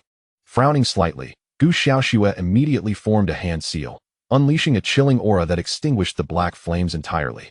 Yet simultaneously, a colossal fist descended from above, carrying immense force towards her. Gu Xiaoxue's gaze sharpened, her breath growing fierce as she leaped forward, charging directly with her sword drawn. With a resounding boom, the fist, composed of condensed spiritual energy, shattered explosively, revealing Tang Tian's figure within. Just as he prepared to cast another spell, a voice echoed in his ear. There was no time left. A familiar chill brushed against his neck, fleeting yet profound. Tang Tian sighed softly, descending slowly from the sky. I still cannot surpass you, he remarked. You performed admirably. Gu Xiaoxue replied. I never anticipated that you would master so many spells, each cultivated to such a high level. I have never encountered a genius as formidable as you. Truly, you are far stronger than I am. Tang Tian retorted. Then why did I lose? Gu Xiaoxue explained. Though you have mastered numerous spells, your lack of combat experience results in certain deficiencies in adjustment, coordination, and on-the-spot judgment. Nevertheless, your rate of progress is astonishing. I believe that before long, using spells of the same level, I shall find myself your defeated opponent. Tang Tian responded with an O. To summarize her words, it seemed to imply that while he might not be as skilled, his speed of improvement was notable, and should he advance even further, she would concede. Well then, you should practice with me more often, Tang Tian suggested. They subsequently returned to the stone table, sitting down to discuss the critical aspects to heed during their recent battle. Suddenly, at that moment, Tang Tian's communication jade talisman illuminated. Upon retrieving it, he raised an eyebrow. It was Qin Hai. They had previously agreed that after half a month, Qin Hai would bring a batch of cultivation resources as a litmus test for establishing a trading channel. However, it seemed Qin Hai had encountered some difficulties, delaying their meeting by a few days. Wondering how matters stood now, Tang Tian activated the talisman. Tang Xiao, I am prepared on my end. Please confirm the time and location for the transaction. Qin Hai's voice came through. Finally, it's settled. Tang Tian inquired. Can you enter Qinghua sect? Qin Hai remarked. Indeed. We have an existing agreement with Qinghua sect. Should there be an invitation, we can access the relevant locations. Tang Tian pondered for a moment and responded. Very well. I shall send someone to Jinyutang to find you. Subsequently, the communication was concluded. He turned to Gu Xiaoxue and instructed. Make sure to exercise caution while dealing with such individuals. Do not casually divulge any of our other matters. Gu Xiaoxue nodded in understanding. Shortly thereafter, she departed from Zizhu courtyard with the formation token in hand. Approximately half an hour later, Gu Xiaoxue returned, accompanied by Qin Hai. Tang Xiao. It has been quite some time. Qin Hai greeted warmly. Tang Tian smiled slightly. Please, have a seat. Qin Hai settled down before Tang Tian, while Gu Xiaoxue stood quietly behind him. I sincerely apologize, Qin Hai began. Originally, I believed that half a month would suffice. However, upon learning that you had rented Zizhu courtyard with such grandeur, I felt that my preparations were inadequate for your esteemed status. Thus, I took a few extra days to procure some even more precious items. Tang Tian stroked his chin. Oh, you seem quite well informed. Qin Hai chuckled. After all, this is my line of work. One cannot thrive without proper channels for information. You may not be aware, but But word has begun to circulate that a top-tier wealthy young master has recently emerged from Qinghua's sect, known for his lavish spending. Many are eager to learn more about you. Tang Tian smiled in silence, having anticipated such developments. His spending habits would inevitably draw attention wherever he went. Although he preferred to maintain a low profile, it was unavoidable. One must spend to establish credibility. Qinhai's mention of this matter likely stemmed from concern that Tang Tian had found alternative trading avenues. Is that so? I am not yet entirely certain, Tang Tian replied. However, I am far more interested in the items you brought today. I hope they will not disappoint. Qinhai beamed, naturally. Chapter 23. Breaking the 100 billion. After some conversation, Qinhai produced a beautifully crafted shumi ring. Please take a look. This was specially dispatched from Jinyutang's headquarters. It is equipped according to your specifications, containing a variety of items across different levels and types, Qinhai explained. Tang Tian nodded, accepting the shumi ring and probing within with his spiritual sense. A vast expanse unfolded before his eyes, filled with various boxes of all sizes, each meticulously labeled to describe their contents. Pills, spiritual artifacts, talismans, medicinal herbs, materials for forging, spiritual grasses and fruits, as well as rare treasures of heaven and earth, among others. Additionally, a plethora of jade slips containing different levels of cultivation techniques shimmered within the space. If this collection were to be taken into the outside world, it could easily establish a small sect. It appears satisfactory. How much does it all cost? Tang Tian inquired. Qinhai replied with a smile, considering your remarkable financial capacity. I made a point to prepare a little extra, bringing the total to a neat 500 million. Tang Tian paused momentarily. He sighed and said, I am pleased that you can bring these items, but I find the price you mentioned quite unsatisfactory. After a series of endeavors involving renting, renovating, and establishing the dojo, Tang Tian's spiritual jade had surpassed 2 billion. A mere 500 million was insufficient to pique his interest.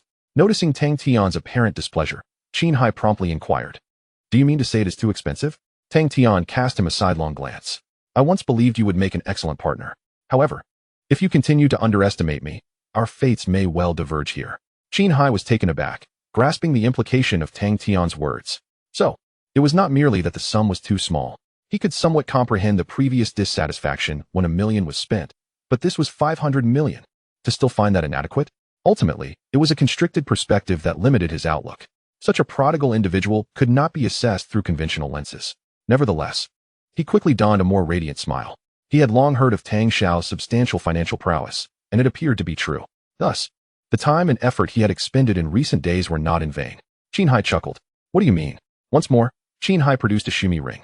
The contents therein, valued at 500 million, were originally intended for our transaction. However, upon learning that you had rented the Zizhu courtyard and secured a Dao-level cultivation chamber, I surmised that the items might no longer be worthy of your stature.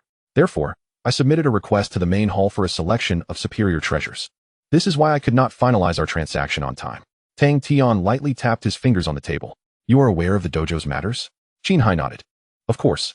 Your esteemed name has spread within our circle. Tang Tian remained silent, as he had been engrossed in his cultivation and had not been particularly attuned to the outside world.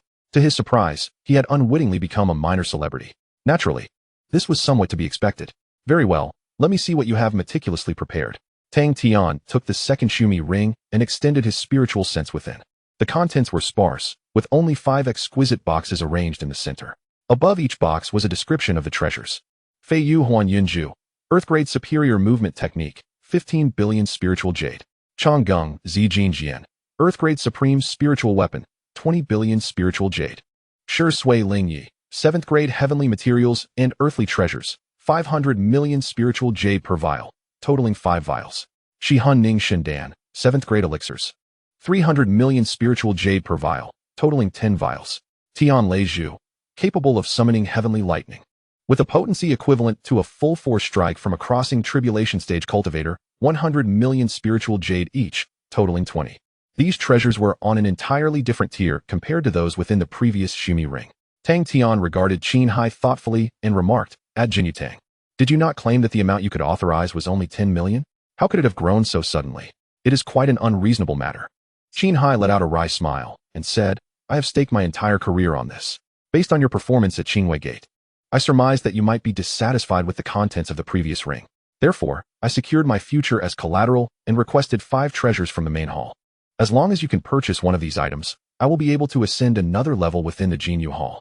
Tang Tian stroked his chin. Realizing that this was indeed the case, Qin Hai could be considered a person of considerable audacity. You wouldn't let me lose, would you? Qin Hai asked cautiously. Tang Tian chuckled. Of course not. I am quite pleased with what is inside. There is no need to choose. Anything of value presented to me cannot simply slip away. Upon hearing this, Qin Hai was overjoyed. Young Master Tang is indeed generous. Subsequently, the two began their transaction. Tang Tian currently possessed only 2 billion. Thus he opted to purchase in installments, a method Qin Hai had grown accustomed to. Soon, he acquired everything contained within the 2 rings. The total amount of spiritual jade skyrocketed, exceeding a staggering 150 billion. The expenditure also reached 130,000. The 7th grade talent was now within reach. Qin Hai wore a broad smile, knowing that this transaction would significantly elevate his standing. It was a mutually beneficial scenario. Pleasure in collaboration. Let us continue next time. I hope you can bring something that surprises me, Tang Tian remarked with a smile.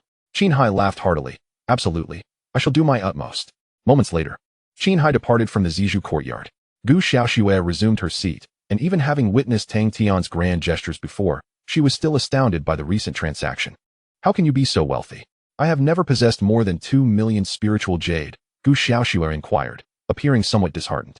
The disparity in wealth can indeed be disheartening at times. Tang Tian shook his head. Some wealth is tangible, while some is intangible, setting aside talent and the like.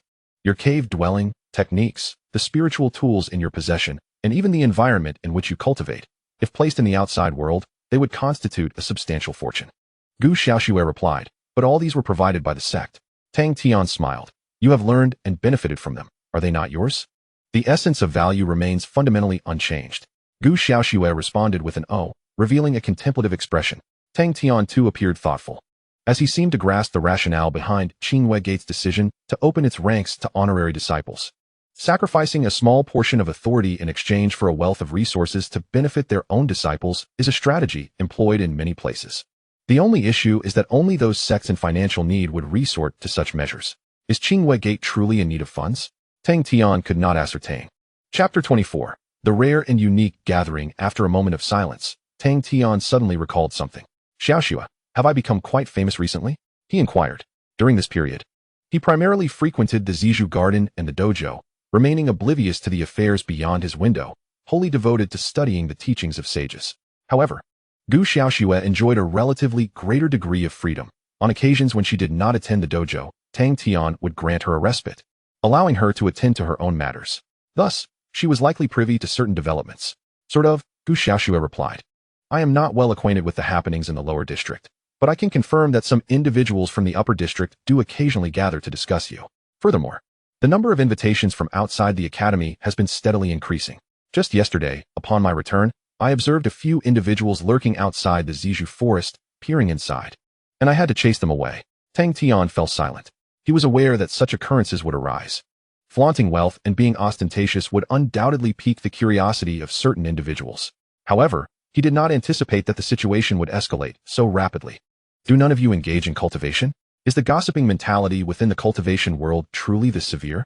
Tang Tian mused internally, realizing that if this continued, someone would inevitably succumb to their curiosity and create some vexatious incidents. Perhaps it was time to venture out, to alleviate the air of mystery surrounding him. Satisfying their curiosity would likely lead to a more tranquil existence thereafter. Do you still have those invitations? Tang Tian inquired, already aware of the situation but having left it entirely in Gu Xiaoxue's hands. Yes, I have them here, she replied, producing a substantial stack of invitations. Tang Tian accepted the invitations, flipping through them casually.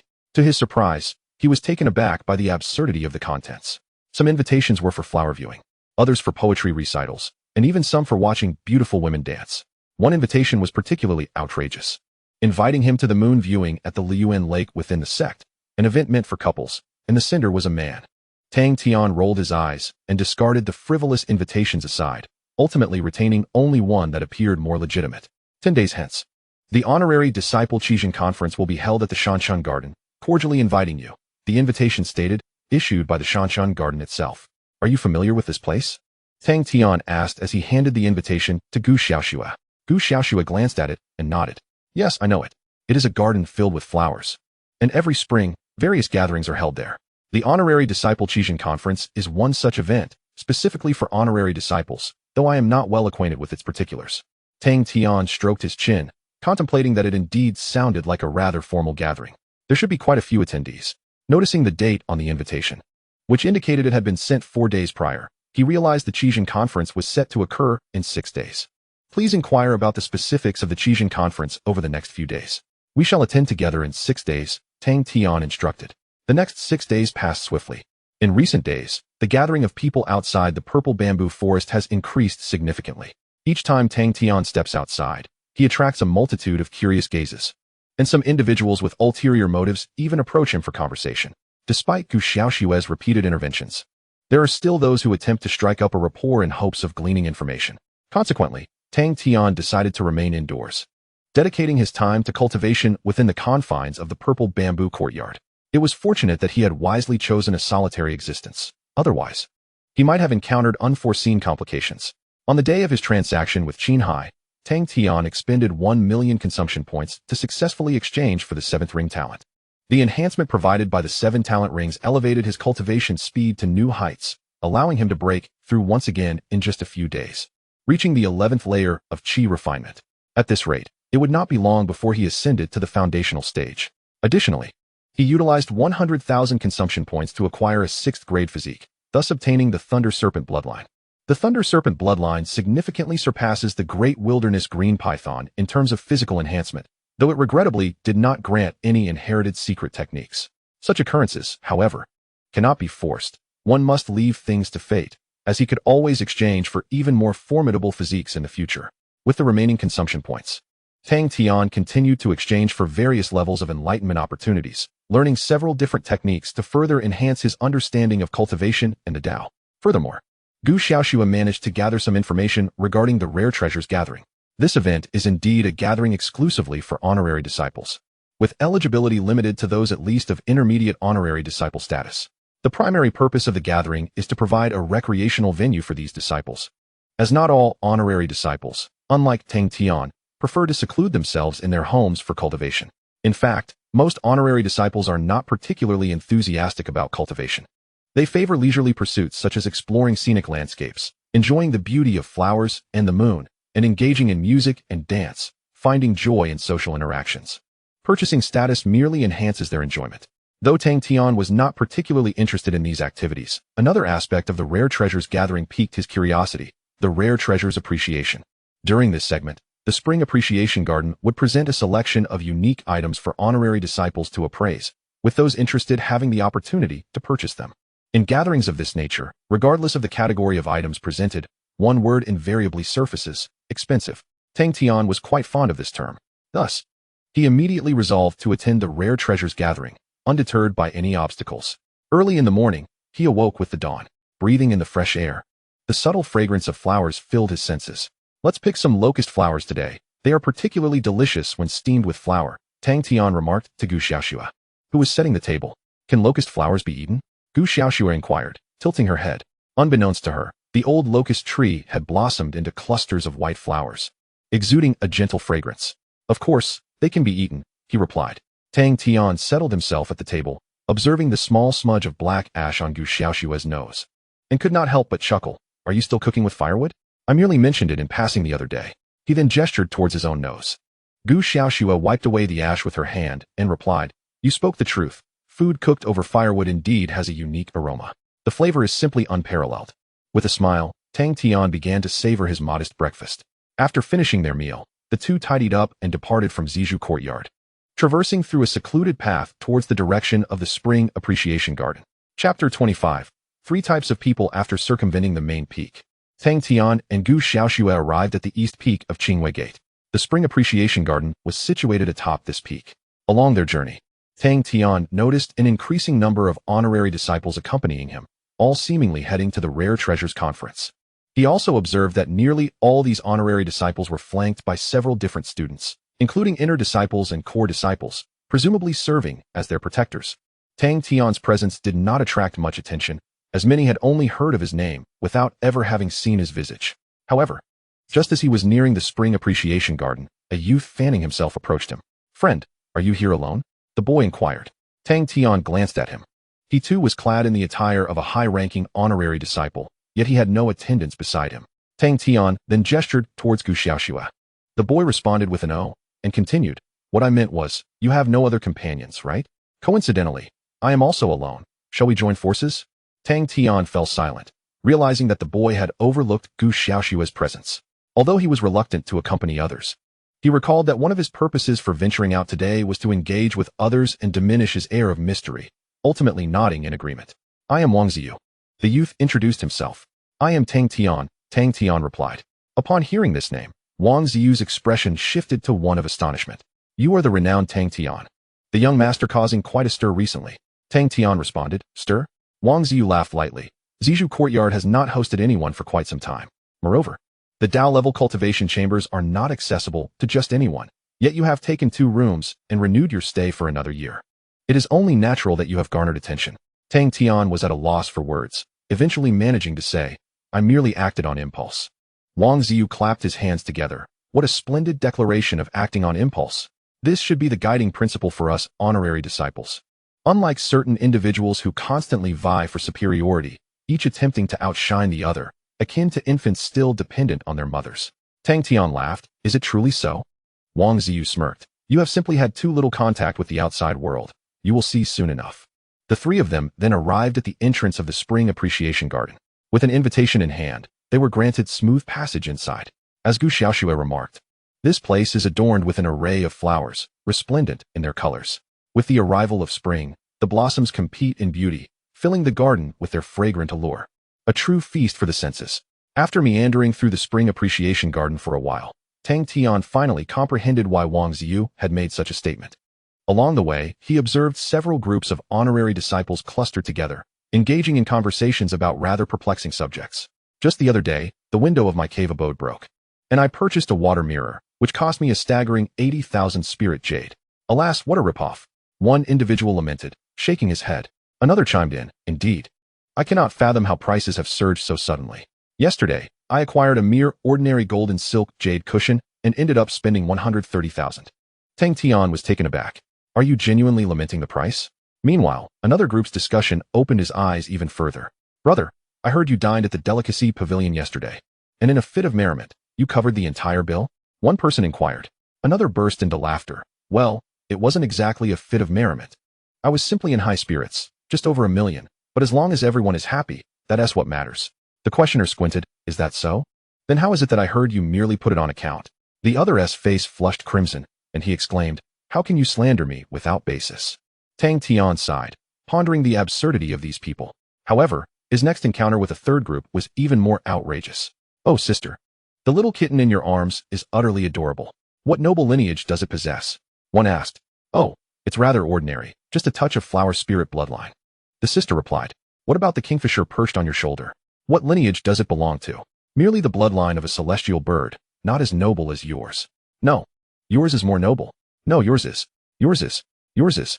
Tang Tian rubbed his temples, realizing that both Gu Xiaoxue and Wang Ziyu appeared entirely unfazed by this exchange. "Do you not find their conversation somewhat peculiar?" he asked Gu Xiaoxue. She blinked. "Not at all. Honorary disciples are typically like this." Tang Tian mused. "So there exists such a label? Do ordinary disciples regard them with the same look of bewilderment?" "Certainly." Wang Ziyu interjected. Tang Tian felt a wave of relief. It seemed there were indeed some rational individuals among the honorary disciples. The flower spirit bloodline is hardly noteworthy, at the very least. One must possess a lineage akin to that of a celestial crane to be deemed truly noble, Wang Ziyu stated earnestly. Tang Tian was momentarily speechless. It appeared he still had a long, arduous journey ahead in reconciling his identity as an honorary disciple. Such realms were not easily attainable by just anyone. Seemingly perceiving Tang Tian's thoughts, Wang Ziyu smiled and said, "The individuals we just encountered are merely of mid to lower tiers. They revel in such nonsensical pursuits. The truly affluent ones are far more grounded." Tang Tian inquired curiously, "Is there a hierarchy, even among honorary disciples?" Wang Ziyu replied with a smile, "Indeed. Generally speaking, honorary disciples are categorized into 3 distinct classes. The first category comprises those fortunate individuals who, by some stroke of fate, suddenly find themselves immensely wealthy overnight, lacking the requisite capabilities to acquire the status they desire through conventional means. They resort to spending spiritual jade to secure a semblance of stability for themselves and their future descendants. Typically, such individuals are inclined to be shrewd and tend to exercise restraint in their expenditures. The second category consists of those born into affluence, but similarly lacking in personal prowess. In such cases, their families procure a status for them, allowing them to evade certain internal conflicts within the family and live a relatively secure life. These individuals often embody a lackadaisical attitude, frequently indulging in leisure activities such as birdwalking. Those we encountered earlier fall within this classification. The third group encompasses individuals who possess wealth, capability, and a solid background. Their motives for procuring status vary. Generally, they do not engage in reckless behavior. Yet they are also the most formidable to contend with. Upon hearing this, Tang Tian was taken aback. It was astonishing to discover such distinctions among the esteemed disciples. If what Wang Ziyu claimed holds true, then it follows that the second category, the idle majority, is likely the most populous. What category do you belong to? Tang Tian inquired. Wang Ziyu paused momentarily, then opened his fan and remarked with a languid air, I belong to none of these categories. Fame and fortune are as ephemeral as clouds. I only seek to revel in my own freedom. Tang Tian nodded, stating, So, you are indeed an anomaly. Wang Ziyu's fan paused briefly before he chuckled with nonchalance. Indeed, one might say so. And what of you, Brother Tang? To which category do you think you belong? Tang Tian smiled faintly. How coincidental. I am also an anomaly. Chapter 26. The unorthodox disciples. Tang Tian's response sent Wang Ziyu into fits of laughter. No wonder I felt an immediate camaraderie with Brother Tang. We are truly kindred spirits, he exclaimed joyfully. Tang Tian, smiling, chose to remain silent. Being an anomaly had its merits. It likely meant that he would not be subjected to unsolicited invitations for moon-gazing. After all, the term anomaly often signifies one who does not conform to the crowd or is capricious in nature. As their conversation flowed, their rapport appeared to deepen. Wang Ziyu shared numerous amusing anecdotes about the esteemed disciples, granting Tang Tian a clearer understanding of this group for the first time. In essence, esteemed disciples are generally not those who are fervently devoted to cultivation. They are more vivacious, their presence felt across various professions. The existence of esteemed disciples also fosters the development of commerce, allowing Jinyutang sect to reap numerous benefits beyond mere spiritual jade. The spring appreciation garden was expansive, and the two strolled while conversing. During their walk, several individuals attempted to invite or join them, yet faced with two anomalies, they opted to maintain their distance. However, just as they were enjoying their solitude, a cold voice interrupted nearby. Tang Tian. Turning to the source, Tang Tian beheld a stranger, a young man who was also a senior esteemed disciple. Unlike him, the youth was surrounded by a throng of core and inner disciples, all strikingly beautiful young women, numbering no less than 10, adorned in vibrant attire. Who are you? Tang Tian furrowed his brow, convinced he had never encountered this young man before. Feng. The youth observed Tang Tian's continued confusion, his voice growing even more indifferent. Heh, as expected, you have not taken my invitation seriously. Tang Tian frowned once more, still unable to recall the name. It was only upon Gu Xiaoxue's reminder that he suddenly remembered the individual who had invited him to watch beautiful women dance, Feng. So it's you, Tang Tian mused, stroking his chin, observing this fellow enveloped by a sea of flowers. He must be watching beautiful dances every day. Doesn't that get tiresome? Apologies, but I do not share such a penchant, Tang Tian replied. Feng scoffed coldly, remaining silent. Suddenly, Gu Xiaoxue stepped forward. Positioning herself in front of Tang Tian, her aura of late golden core cultivation subtly emanating, shielding him behind her. Young Master Tang. He intends to probe your body with his soul, Gu Xiaoxue stated. Tang Tian's expression darkened instantly. Feng, what do you mean by this? To casually probe another with one's soul is exceedingly rude and malicious. Such behavior is reserved for those in positions of power towards their subordinates. After experiencing several such intrusions, Tang Tian had instructed Gu Xiaoxue to intercept anyone who dared to do so again. He never anticipated that Feng would audaciously attempt it before him. In response to Tang Tian's inquiry, Feng replied coldly, It's nothing. I merely wish to see what abilities someone as arrogant as you possesses. You have rented a Dao-level cultivation chamber. Your progress must be rapid, yes? Have you reached the 5th level of Qi refinement? Tang Tian frowned. This fellow seemed oddly familiar with him. Suddenly, he spotted a familiar figure amidst the crowd behind Feng, and clarity dawned upon him. That person was Fong Fei. This elucidated matters. Fong Fei was Lin Yu's close friend and would naturally be well informed about his situation. If Tang Tian still possessed his previous talents, even with a Dao-level cultivation chamber, he would barely reach the 5th level of Qi refinement. Was this fellow seeking revenge? Tang Tian could not ascertain. However, it mattered little. Within the Jinyutang sect, as long as one did not violate fundamental principles, no one could harm a senior honorary disciple. Moreover, Xiaoxue was by his side. What I am is of no concern to you.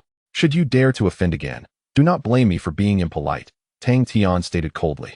Simultaneously, Gu Xiaoshue's aura surged, pressing down upon everyone present.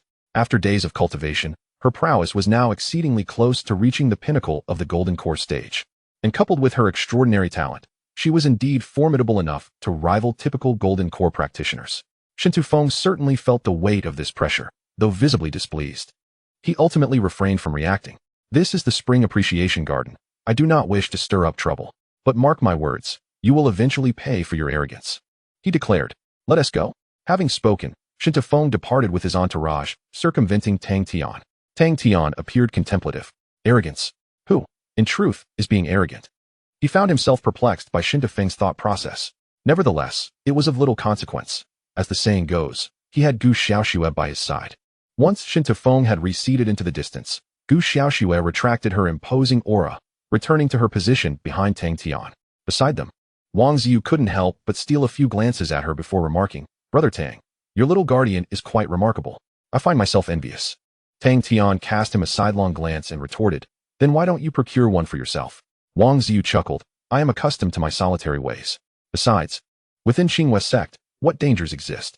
Those who seek out guardians merely do so to flaunt their status. Of course, you are an exception, Brother Tang. Tang Tian was left speechless, gazing toward the direction Feng had vanished, and curiously inquired, Does the sect not intervene in such matters? Feng's entourage surely comprises at least 10 young female disciples. Could anyone truly believe they are merely protectors? Tang Tian found it odd. Inner disciples, especially core ones, should hold significant importance to a sect. Would Xinghua sect really allow them to be led astray by someone like Feng? Wang Ziyu smiled. The sect has its own considerations, not for us to casually speculate. From another perspective, someone who can be tempted by money to betray their own integrity hardly merits the sect's esteem. Tang Tian fell silent. Although the sentiment was valid, he couldn't shake the feeling of regret. There must be some who were deceived and misled. In fact, among the ordinary disciples of the sect, we privately use two distinct terms.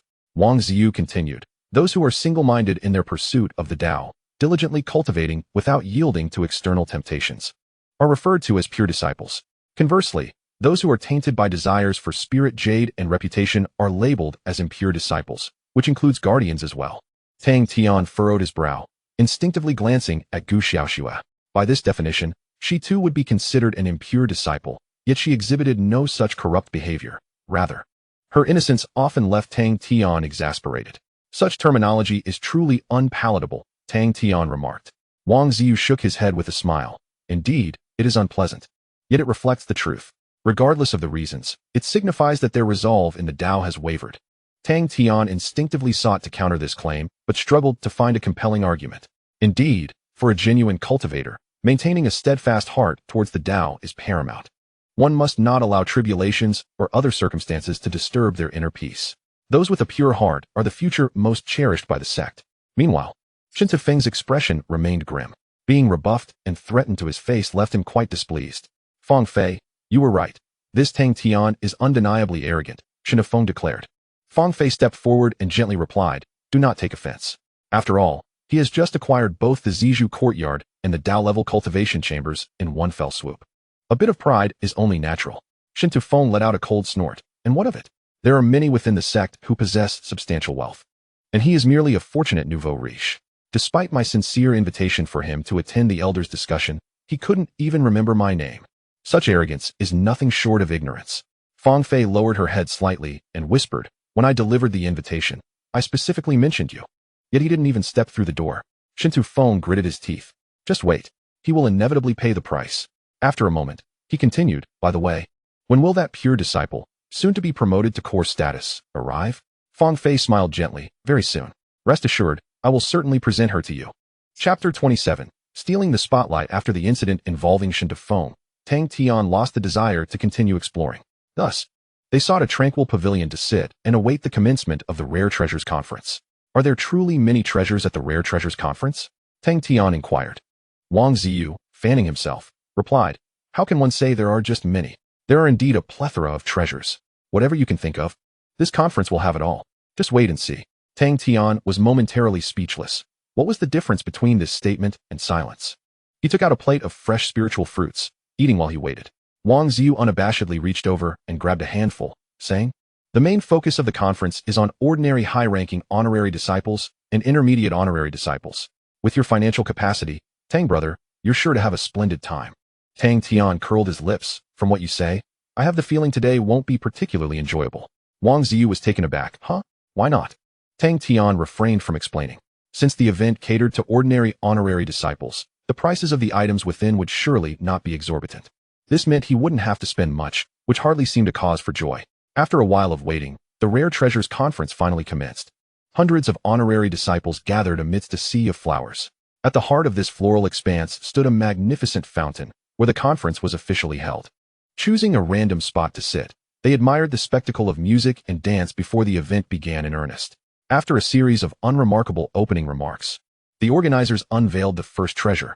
A tin-tailed koi fish, possessing the bloodline of golden butterflies, was displayed, boasting a stunning coloration and physique, and capable of growing a pair of golden butterfly wings upon maturity. Priced at 50,000 spiritual jade per fish, the attendees were invited to bid as they pleased.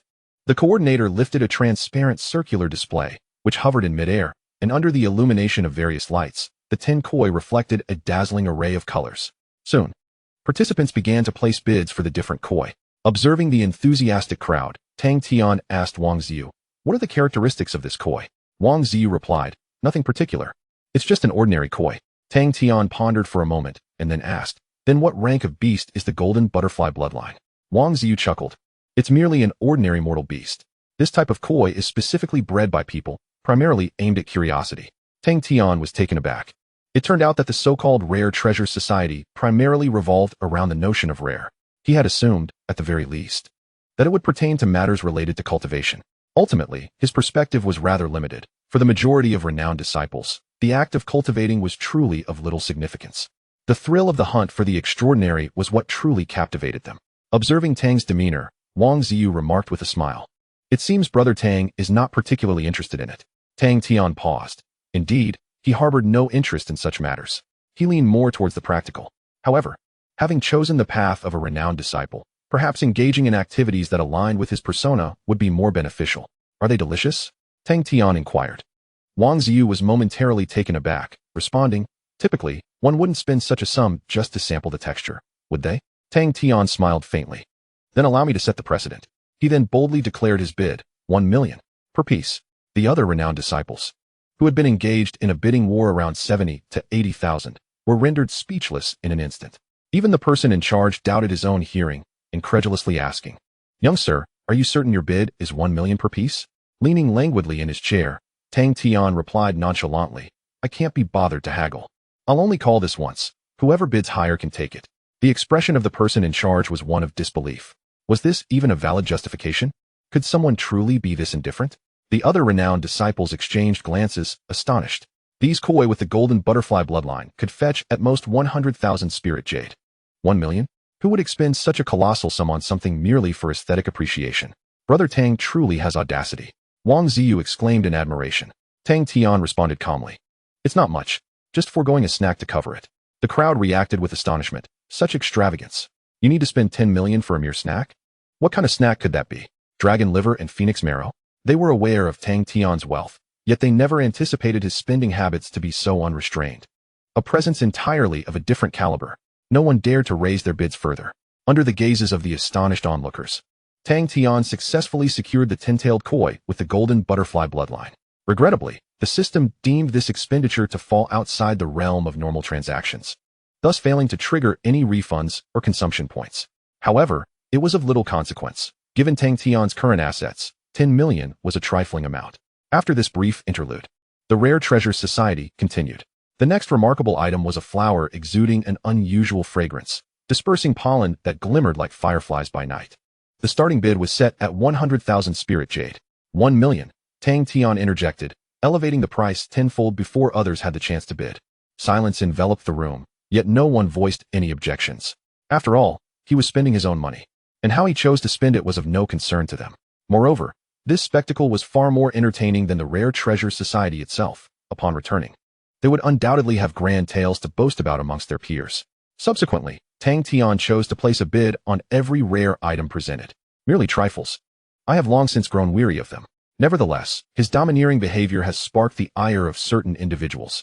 Tu Feng, present within the venue, observed as Tang Tian basked in the limelight alone, letting out a cold snort. He could only act so arrogantly at a gathering of this caliber. Should he encounter a genuine elite heir, I doubt he would retain such bravado. Behind him, Fong Fei's gaze flickered slightly upon hearing this remark, lost in her own thoughts. The exotic treasures auction continued, with each item presented by the organizer steeped in curiosity. However, their prices were not exorbitant, mostly remaining under 500,000. All effortlessly acquired by Tang Tian. Yet, as the event approached its conclusion, prices began to rise. The ice silkworm scarf, worn for several years by the illustrious Ling Luo fairy, commenced at 5 million. The organizer announced loudly, then beamed at Tang Tian. Thanks to Tang Tian's extravagant spending, this auction would undoubtedly yield their greatest profits. What is this? Tang Tian scrutinized it, realizing the scarf was merely woven from ordinary ice silkworm silk, yet astonishingly priced at 5 million. Wang Ziyu turned, astonished. You truly do not know? That belonged to Ling Luo fairy. Over a decade ago, she was the brightest prodigy of Qinghua sect, single-handedly suppressing the entire sect. This scarf must have been worn by her for an extended period before her ascension. It was tied around her neck, tucked beneath her garments. If you catch my drift, Wang Ziyu smirked. Upon hearing this, Gu Xiaoxue displayed an expression of incredulity. EW. Can such a thing be auctioned? Anyone willing to buy it must have a few screws loose, haha. Yet, scarcely had her words left her lips when Wang Ziyu exclaimed, I bid 10 million. Tang Tian countered, 50 million. Gu Xiaoxue, feeling the weight of their scrutinizing gazes, shrank her head. I meant to say, that scarf is certainly not as simple as it appears. Indeed, she replied. Ultimately, Tang Tian secured the ice silkworm scarf at the exorbitant price of 50 million. To his surprise, this expenditure garnered the endorsement of 2 systems. It seems the systems are also comprised of individuals with peculiar inclinations. Brother Tang, let me have a look, Wang Ziyu implored, his eyes brimming with envy. Tang Tian readily handed it over, and Wang Ziyu took the scarf, inhaling deeply, his face alight with ecstasy. This spectacle elicited a look of disdain from Gu Xiaoxue, prompting her to instinctively distance herself. Do you cherish it so dearly? Then consider it a gift, Tang Tian chuckled. This item is indeed rather peculiar. After toying with it for a moment, Wang Ziyu ultimately returned it. Never mind. A gentleman does not take what others cherish, especially something so precious. Brother Tang, do keep it safe. Tang Tian shook his head, casually tucking it into his pocket. The exotic treasures auction continued, with Tang Tian persisting in his purchases, transforming the gathering into a one-man showcase of his own. Today, his sole focus was encapsulated in one word, frenzy. The gathering swiftly approached its final phase, culminating in the presentation of the last coveted treasure. The Yanggang Tingyun branch, a spiritual entity nurtured in the land of Zhuyang, was brought forth. Its effects were undoubtedly well understood by all. Merely taking a small segment and steeping it in spiritual tea would grant one the exhilarating sensation of soaring through the clouds, effortlessly conquering 10 beauties. The host wore a sly smile, and his tone evoked a chorus of laughter from the crowd as they grasped the underlying meaning of his words. The starting bid was set at 20 million spiritual jade. Such an item was typically highly coveted among the honorary disciples, hence the initial price was not trivial. In previous instances, bids would have already commenced. However, today, all eyes turned to Tang Tian, curious to see whether he would continue to make his move. Tang Tian remained composed. With the atmosphere reaching this peak, it would be illogical not to take action. He spoke calmly, 100 million.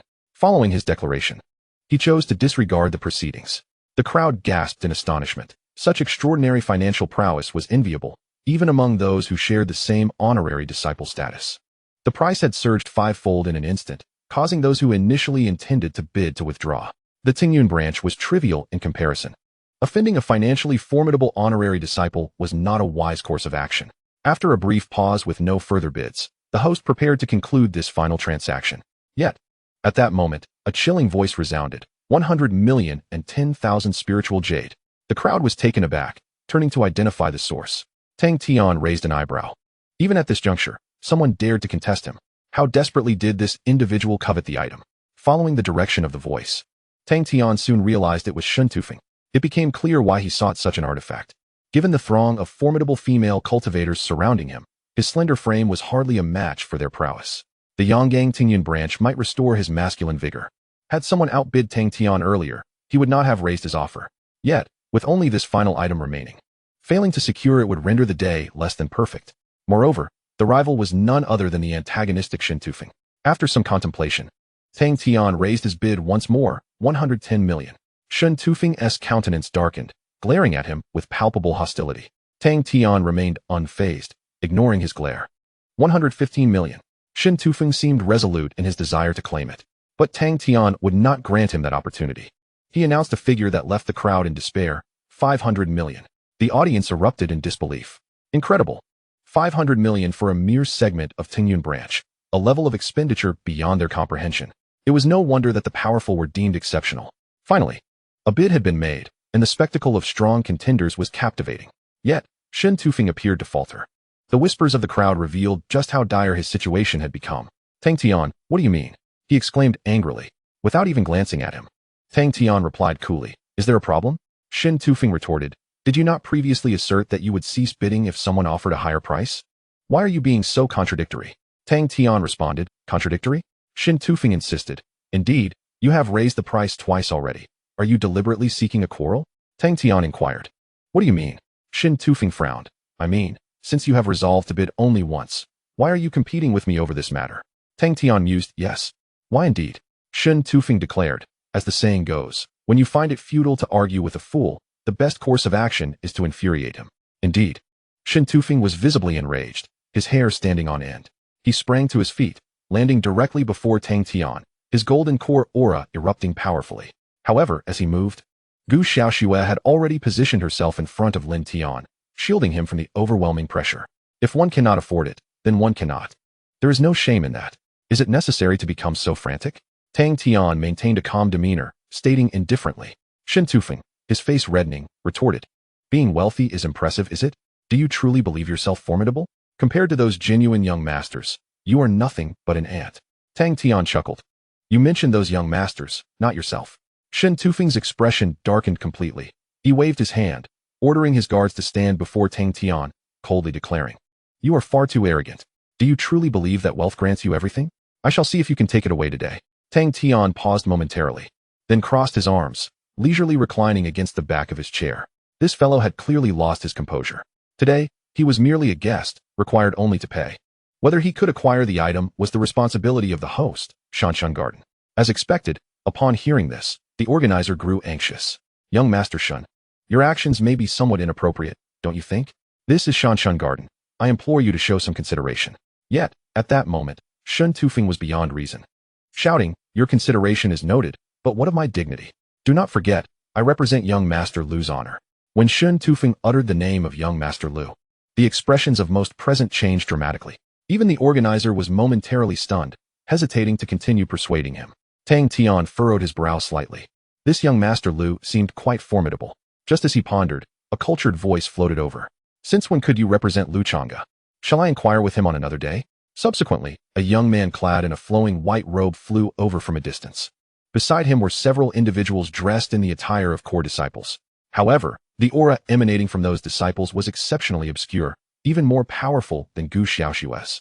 Chapter 29. The guests. As the young man clad in white made his entrance, an immediate hush fell over the gathering at the Qijin Society. The faces of nearly all the honored disciples reflected astonishment, and even Shun Tufeng's expression shifted, his previously furious demeanor swiftly subdued. The person in charge quickly approached. Respectfully addressing him, young Master Jingyutang. Jingyutang offered a slight nod before turning his gaze upon Shun Tufeng, remarking with a tone of indifference. I fail to comprehend why Lu Chang'e would take a liking to you. It is truly pathetic how easily you lose your composure over trifling words. Shun Tufeng's complexion turned pale, and he dared not utter a word in defense, repeatedly apologizing. I was out of line. Young Master Jing is magnanimous. I hope you will not take it to heart, Shun Tufeng added, his voice trembling. Jingyutang regarded him with an impassive expression until the weight of his stare caused beads of cold sweat to form on Shun Tufeng's brow, at which point he slowly responded. Begone. From this day forth, do not let me see you at Dongfeng. As if granted a reprieve from a grave sentence. Shun Tufeng quickly offered his apologies once more, before hastily departing from the Zhu Garden. Observing this sudden turn of events, Tang Tian stroked his chin, contemplating the significance of Jingyutang's presence. It seemed he was indeed a person of considerable stature. Once Shun Tufeng had exited, Jingyutang resumed his amiable and cultured demeanor. Addressing the assembly of honored disciples, an unpleasant incident has occurred, and it is a fault of our Zhu Garden. Please enjoy yourselves freely. All expenses will be covered by us. Jingheng's naturally congenial bearing was well received, prompting the attendees to express their understanding, and the atmosphere of the gathering returned to its previous joviality, even more vibrant than before. After his remarks, Jingheng received the Tingyun branch from the event organizer and personally presented it to Tang Tian. I have long heard of your esteemed reputation, young Master Tang, and upon meeting you today, I find you truly remarkable, Jingheng said with a smile. The earlier incident was a lapse in our management. I hope it does not trouble you. Consider this Tingyun branch as my apology. Tang Tian rose, accepting the Tingyun branch with a slight smile. I prefer a straightforward exchange. With payment made upon receipt of goods, he then produced a piece of spiritual jade and handed it over. Jingheng did not decline further, accepting the jade and stating, young Master Tang is indeed generous. The circumstances today were rather abrupt. I hope you do not hold it against us. You are always welcome to visit Dongfeng. Grant me the opportunity to extend my hospitality. His politeness was overwhelming, and Tang Tian promptly assured him that he would certainly accept the invitation next time. After a few more casual exchanges, Jingheng took his leave, refraining from probing into Tang Tian's affairs or any matters of mutual interest. The adage a gentleman's friendship is as insipid as water was exemplified beautifully by him. With Jingheng's departure, the Qijian society concluded, and the guests resumed their leisurely activities in the garden, discussing the day's events. Tang Tian and Wang Ziyu returned to their seats in the pavilion. I never anticipated his arrival, Wang Ziyu remarked, fanning herself. Jingheng? Tang Tian inquired.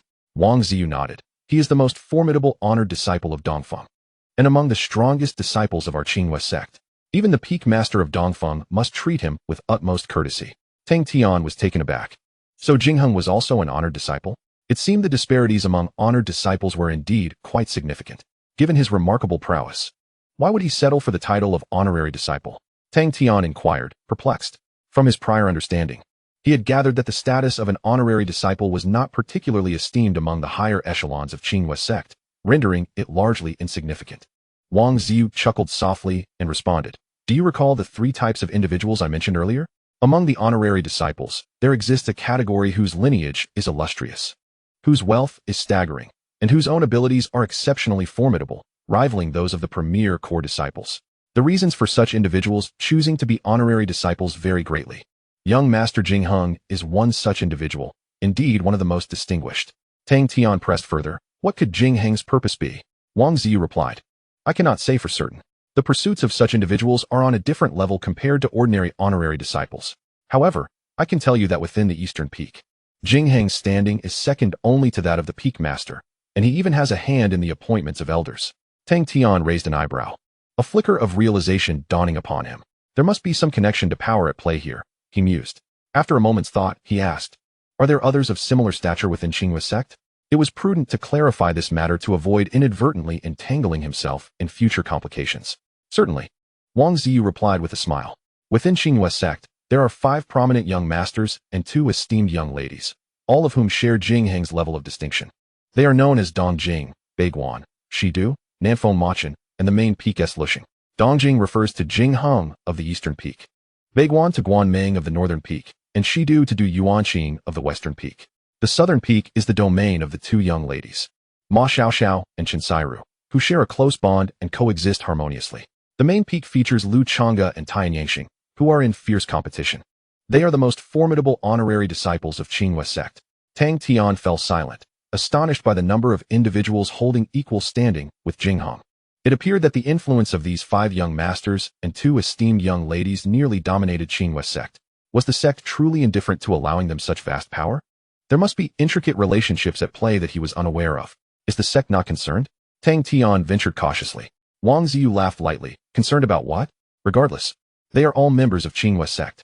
In gaining power, they also shoulder significant responsibilities. It is a reciprocal arrangement. Qinghua sect is not a traditional small sect. Its scale ensures it cannot be as pure as some other sections.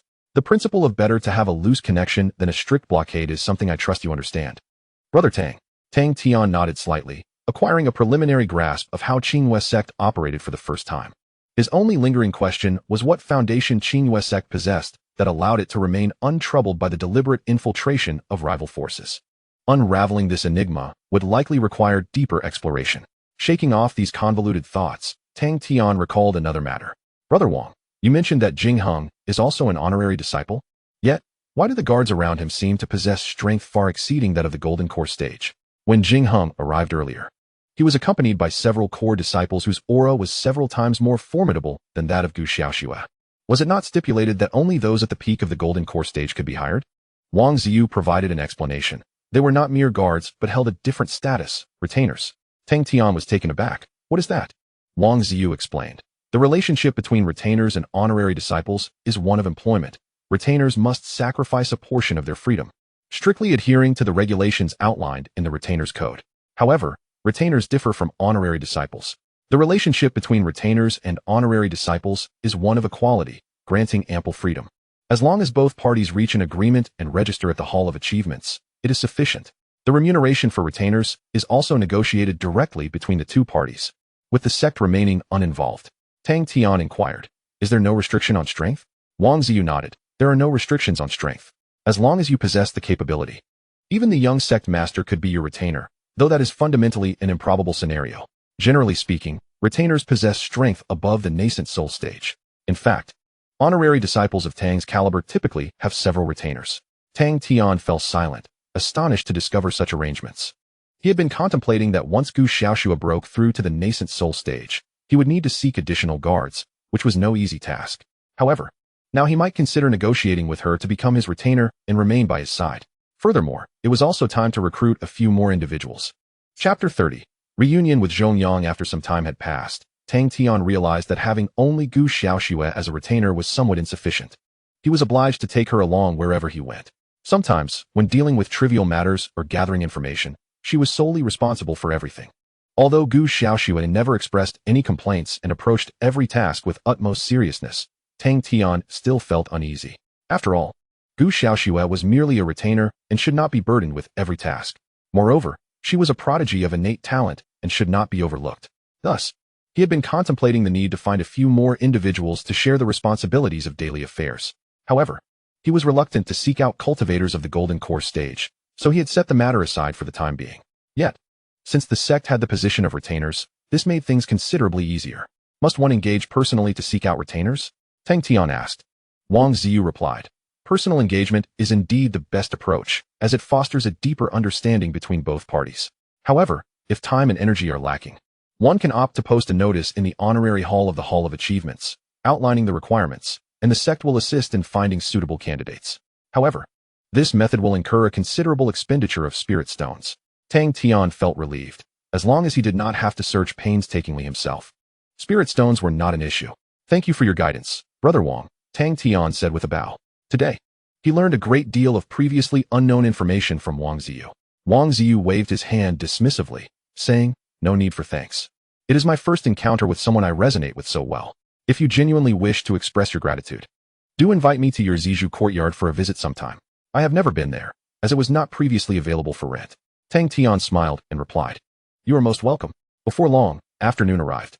With the official conclusion of the Rare Treasures Conference, Tang Tian departed from the Spring Appreciation Garden and bid farewell to Wang Ziyu beneath the eastern peak. At this conference, Tang Tian undoubtedly emerged as the central figure. His persona and approach to matters became widely recognized. Most regarded him as a wealthy individual, characterized by a free-spirited nature, somewhat aloof and uniquely independent. Tang Tian was indifferent to this impression, for his purpose was merely to shed some of the mystery surrounding him. Regardless, his objective had been achieved. On the way back, Tang Tian suddenly inquired, "Xiaoxue, would you be willing to become my disciple?" Gu Xiaoxue was taken aback, seemingly unprepared for such a question. But I am still only at the golden core stage. I do not meet the criteria for a disciple." Tang Tian chuckled, "With your talent, it won't be long before you break through to the nascent soul stage. According to sect rules, our employment relationship will automatically conclude at that time. Therefore, I thought it best to ask for your opinion in advance." Gu Xiaoxue responded with an "oh," then, somewhat shyly, added, "I hadn't really considered this matter. The reason I chose to be a guard was simply to earn some spirit jade to purchase a nascent soul pill." This response caught Tang Tian off guard and left him feeling a tinge of disappointment, as he had presumed that his prominent status would elicit an eager acceptance from the young girl. It appeared he had overestimated the situation. "Well, take your time to contemplate it," he said. Gu Xiaoxue nodded. However, after a moment of contemplative silence, Gu Xiaoxue suddenly lifted her head and asked, "Do you wish for me to stay?" Tang Tian was momentarily taken aback, but smiled and replied, "Of course. I have enjoyed our time together immensely." Gu Xiaoxue lowered her head again and softly said, "Then, Once I break through to the nascent soul stage, I shall inform my senior sister. Tang Tian beamed, realizing that his prominent aura still held sway. The two of them made their way to the foot of the main peak. Suddenly, Tang Tian halted, pondering for a moment before suggesting, "Let us visit the merit hall. I will find a few disciples in advance, which will allow you to cultivate in peace and expedite your breakthrough to the nascent soul stage." Gu Xiaoxue nodded gently. Subsequently, they ascended the main peak and arrived at the magnificent merit hall. The hall was bustling with activity, as individuals hurriedly attended to their respective tasks. At the center of the hall lay the esteemed reputation hall. Upon entering, Tang Tian contemplated for a moment, instructing Gu Xiaoxue to rest in the lobby while he ventured alone to Elder Zhongyang's private chamber. "Elder Zhong, it has been quite some time," Tang Tian greeted politely. Zhongyang looked up and saw Tang Tian, a fleeting glimmer of inscrutable meaning flashing in his eyes. He then smiled and said, "Ah, it is our esteemed young Master Tang. You have certainly been the talk of the town these past few days. Everyone is saying that a remarkable young noble has emerged from our sect. Please, take a seat." Tang Tian hastily replied, before Elder Zhong. "I cannot presume to claim such distinction." He then sat down before Zhongyang. "Renting a secluded cultivation chamber at the level of a Taoist is hardly modest, is it?" Zhongyang waved his hand dismissively. "I have no interest in false modesty. Speak plainly. What brings you here today?" Tang Tian, foregoing any pretense, expressed his thoughts. "A retainer?" Zhongyang paused slightly, then chuckled. "What? Are you displeased with the guard I arranged for you?" Tang Tian hesitated for a moment before responding. "On that note, I have yet to extend my gratitude to Elder Zhong. I am exceedingly pleased with that retainer. She is truly obedient and accommodating. Whatever my requests, she fulfills them without fail." Zhongyang narrowed his eyes slightly. "Young man, I only assigned you one retainer. As for certain matters, I trust you have some understanding of them." Tang Tian quickly replied, "Of course. Thank you for the reminder, Elder Zhong." Zhongyang nodded and inquired, "If you are so satisfied, why seek additional retainers?" Tang Tian chuckled. "No matter how satisfactory, one can grow weary. Besides, she is merely at the golden core stage and quite youthful. Thus, I wish to find a few retainers who are stronger and perhaps more refined in their femininity." Zhongyang shook his head, pointing at Tang Tian. "Ah, you young people are so full of vigor, lacking in restraint. However, there are few constraints between retainers and employers. Their actions are relatively free. If you wish to develop further, it will depend solely on your own efforts." Tang Tian nodded. "Indeed." He then produced a box of local specialties and presented it to Zhongyang. Inside were a full 100 exquisite spirit stones. Zhongyang's face lit up with joy as he accepted the gift, praising Tang Tian for his gratitude while tending to matters concerning the retainers. Tang Tian sat quietly, a gentle smile gracing his features. Yet within, he comprehended that Zhongyang's arrangement of Gu Xiaoxue for him indeed harbored ulterior motives. From his recent observations, a child of innate talent was already among the pinnacle of existence within Qinghua's sect. Zhongyang could not be unaware of Gu Xiaoxue's capabilities. Such knowledge was inevitable. Thus, his actions must conceal other secrets. To personally thrust a child of innate talent into the fire, it seemed Qinghua's sect was not as benevolent as it appeared. Perhaps, unbeknownst to him, he had been unwittingly ensnared in a tempest. Chapter 31. The interview soon. Zhongyang had resolved all matters. "Do you have any specific requirements?" he asked.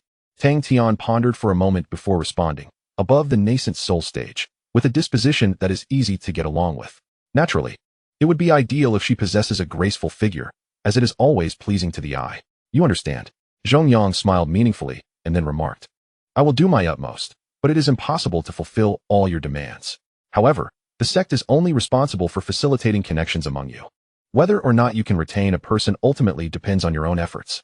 Tang Tian nodded, realizing that this was akin to the role of an intermediary. He almost blurted out a question regarding the fees. Zhongyang continued, "Today, we will release the pertinent information, and starting tomorrow, individuals will likely come seeking you. Once you find a suitable candidate, please inform me, and I will ensure the registration is completed and the information is withdrawn. For each individual that comes, a fee of 1 million spirit jade is required as an introduction fee. If negotiations do not succeed, you will typically need to compensate the other party with 100,000 spirit jade for their time. Of course, if anyone attempts to exploit this for financial gain, simply inform me, and the sect will impose appropriate penalties." After contemplating for a moment, Tang Tian realized this arrangement was essentially a form of an interview, and a compensated one at that. Indeed, this epitomized an equitable relationship, unlike those companies in his past life that often exuded an air of superiority, tossing a mere weight for our response regardless of the interview outcome. It was utterly outrageous. "Understood." Tang Tian nodded and produced 100 pieces of premium spirit jade. I shall advance a portion of the introduction fee. If it proves insufficient, I will supplement it later. Zhongyang smiled and nodded in agreement. One candidate equated to 1 million, and 100 premium spirit jade amounted to a staggering 100 million. He had no doubt that once Tang Tian found a guest, he would not dare to request the remaining spirit jade back. Once all formalities were completed, Tang Tian exited the private chamber alongside Gu Xiaoxue, departing from the reputation hall. On their way, Tang Tian inquired, "Xiaoxue, how did Elder Zhongyang come to find you?" Gu Xiaoxue paused for a moment before responding. "It was my senior sister who brought him. She said I shouldn't remain secluded in the cave for too long and should engage more with the outside world. Coincidentally, I needed to earn money to purchase yuaning pills, so I sought out Elder Zhong." Tang Tian fell silent for a while before asking again, "What is your relationship with your senior sister?" Gu Xiaoxue smiled. "Of course, it is good. She is the personal disciple of Elder Bo. And since I came to the mountain, she has taken the best care of me. Many aspects of cultivation and various sect matters have been taught to me by her." Tang Tian remained pensive. Given the senior sister's evident concern for Gu Xiaoxue, was it not reasonable to inquire about him? What was her true intention? Tang Tian could not ascertain, nor could he speculate. However, he was certain that the senior sister was not as caring and considerate of Gu Xiaoxue as she believed. Taking a deep breath, Tang Tian dispersed these tangled thoughts. "I have already begun searching for guests. During this period, focus on breaking through to the Yuan-Ing realm. We shall address the remaining matters once you achieve that milestone," he advised. Gu Xiaoxue gently nodded in agreement. Returning to the purple bamboo garden, the two indulged in a modest evening repast. Soon after, Gu Xiaoxue retreated to her chamber, embarking on her seclusion. Tang Tian initially wished for her to seclude herself in the dojo, where there existed a Dao-level meditation room, undoubtedly facilitating her practice. However, Gu Xiaoxue insisted on remaining in the purple bamboo garden, citing the comfort of her own room and other nonsensical reasons. Unable to sway her, Tang Tian relented. After all, prior to reaching the divine transformation stage, the differences between this place and a Dao-level meditation room were negligible. Once Gu Xiaoxue commenced her seclusion, Tang Tian reached out to Wang Anning of the Foodie Pavilion, requesting him to bring additional renovation materials the following day to prepare the remaining guest rooms. With new guests arriving imminently, it was imperative to maintain a proper standard. Regardless of other matters, Tang Tian's identity necessitated that he uphold at least a modicum of dignity. Having completed these arrangements, he returned to the main house, engaging in his own cultivation while awaiting the arrival of guests. On the following day, Wang Anning arrived bright and early, bearing the same top-tier renovation materials as before. After exchanging pleasantries, Tang Tian accepted the materials, instructing that the guests could decorate according to their preferences upon arrival. Once Wang Anning departed, approximately an hour passed before the first guest arrived for an interview. This individual was a striking core disciple, wielding mid-stage nascent soul cultivation and exuding a formidable presence. She scrutinized Tang Tian thoroughly with her spiritual awareness upon arrival. Without uttering a word, he handed her 100,000 spirit jade, bidding her to return when she came. After all, they were equals. There was no need for her to adopt such an arrogant demeanor. Shortly thereafter, another guest appeared.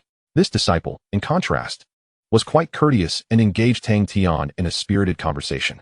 However, her propensity for discourse led to a plethora of reasonable and unreasonable demands, ultimately resulting in Tang Tian declining her overtures. He had little patience for troublesome individuals. Subsequently, a young cultivator arrived, but after deliberation, Tang Tian felt the arrangement was unsuitable and politely escorted him away. As the morning passed quietly, Tang Tian interviewed a total of 13 candidates, yet regrettably, none proved suitable. He sighed softly, beginning to grasp the sentiments of those in human resources during their recruitment processes. Indeed, there were quite a few peculiar characters among the applicants. Some evidently sought him out solely for his reputation, demanding exorbitant sums of spirit jade that left him bemused and resolute in his refusals. By afternoon, the stream of applicants continued unabated, perhaps a manifestation of the celebrity effect. Yet, amidst the throngs, Tang Tian finally encountered a promising candidate. Li Hong, a core disciple and a nascent cultivator of 28 years, was well versed in the various affairs of the sect and could assist Tang Tian with external matters. His conditions were straightforward. He sought not to be disturbed during his regular cultivation, preferring communication through messaging jade talismans when necessary, to which he would promptly respond.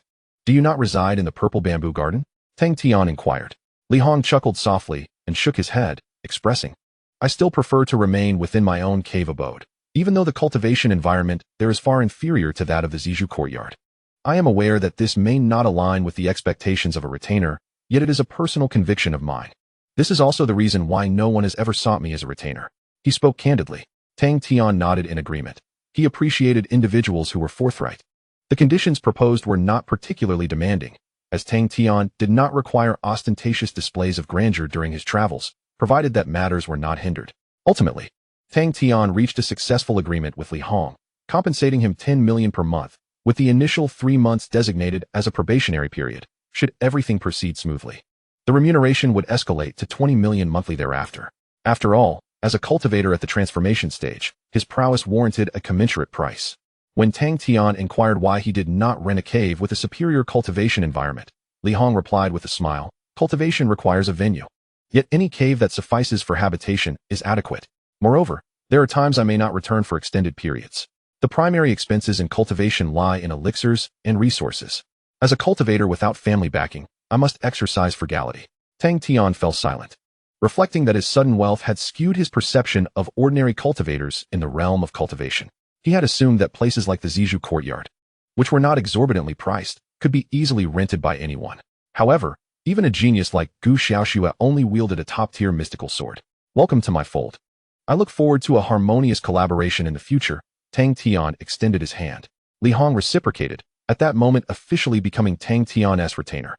Chapter 32, Simultaneous Breakthrough. After finalizing the agreement, Li Hong proceeded to register at the Reputation Hall, sparing Tang Tian another trip, which was quite convenient. With Li Hong's presence, some trivial matters would now be managed. However, Tang Tian still required several retainers to ensure his safety at all times. Thus, the interviews continued. After encountering over 20 different candidates, as dusk approached, Tang Tian finally discovered a pair of suitable individuals. Strictly speaking, they were not just one, but a duo. They were young twins. The elder sister was named Lan Yu, and the younger sister was called Lu Zhu. They possessed exquisite features, slender figures, yet were voluptuous where it mattered, presenting a visually pleasing sight when standing together. Most importantly, Tang Tian was fond of their demeanor, concise in speech, direct to the point. Furthermore, both possessed late-stage nascent soul strength, effectively ensuring safety during daily outings. Additionally, having previously informed Zhong Yang of his intent to recruit several beautiful retainers, he felt compelled to fulfill that promise. This conviction further solidified his belief that Gu Xiaoxue had indeed fallen victim to his machinations. Ultimately, Tang Tian signed them on for a year at a remuneration of 15 million each per month. Permanent retainers, of course, warranted a different rate than Li Hong. "You may choose 2 guest rooms. I have materials for decoration, so feel free to arrange them according to your preferences," Tang Tian stated. Lan Yu cast a glance at Green Pearl and remarked, "1 room will suffice." Tang Tian was taken aback, but chose not to elaborate, as it meant he had 1 less guest room to manage.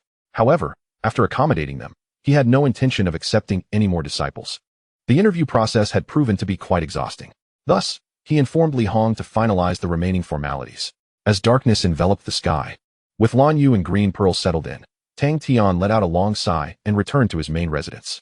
The purpose behind the Rare Treasure Society, the recruitment of disciples, and all that transpired today was ultimately to create a sufficiently stable environment for his cultivation. Tang Tian understood well that in the realm of cultivation, everything is ephemeral. Only strength holds true significance. Upon entering the meditation chamber, Tang Tian seated himself in a lotus position, swiftly entering a state of tranquility. 7 innate rings floated around his body. Beneath him, the small spirit vein emitted a gentle glow, and with each breath, an abundance of pure spiritual energy infused his being. The chamber was enveloped in a soft shimmer of silver feathers, exuding an intangible aura of nature, optimizing the cultivation atmosphere. In a short span, the barrier of the 11th layer of qi refinement shattered, and Tang Tian successfully ascended to the 12th layer. As he slowly opened his eyes, he reflected on how less than a month had passed since his arrival in this world. He had progressed from the 2nd layer of qi refinement to breaking through 10 minor realms, now standing at the 12th layer. Such a pace would likely be unattainable even for those with the 9-link talent. This remarkable advancement was entirely attributable to the exceptional cultivation environment he had cultivated and the ample supply of medicinal pills, which bore astonishing results. Moreover, he had utilized comprehension points to elevate several distinct techniques to a consummate level. Although the majority of these techniques were of a lower grade, they nonetheless enriched Tang Tian's understanding of the Tao. Coupled with numerous discussions with Gu Xiaoxue, he had transformed immensely compared to a month prior. Yet, he felt it was still insufficient. The world was vast, filled with countless prodigies. To truly become a formidable force, he had a long journey ahead. Continuous investment in his cultivation was imperative.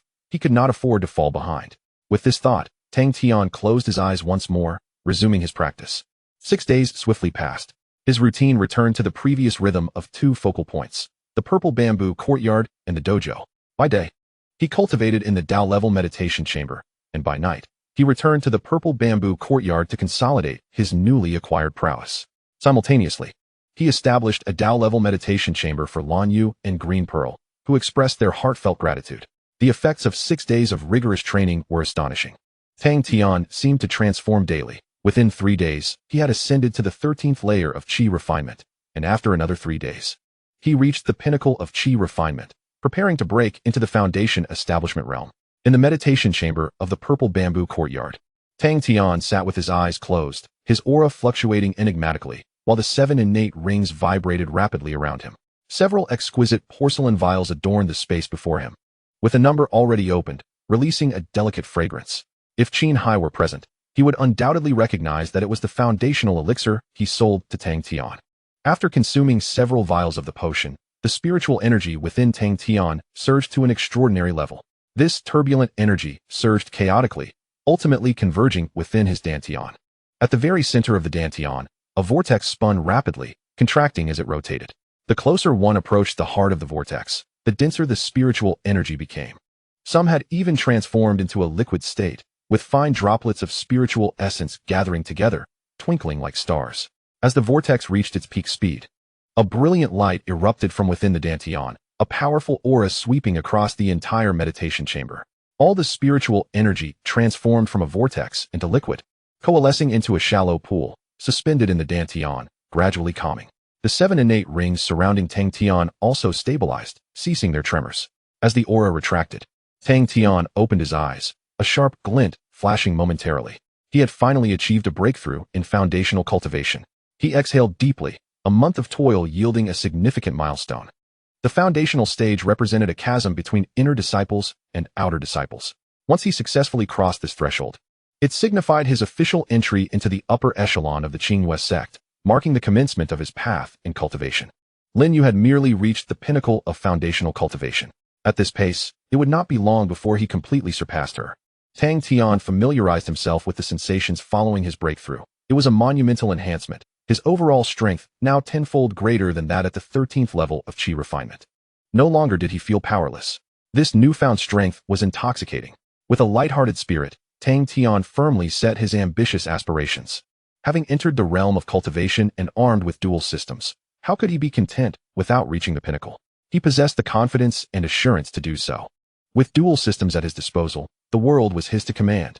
However, just as Tang Tian was enveloped in his exuberant mood, a powerful aura suddenly erupted within the Zizhu courtyard, palpable even from within the meditation chamber. Hastily, Tang Tian exited his room, quickly identifying the source of the overwhelming aura. It was none other than Gu Xiaoxue's room.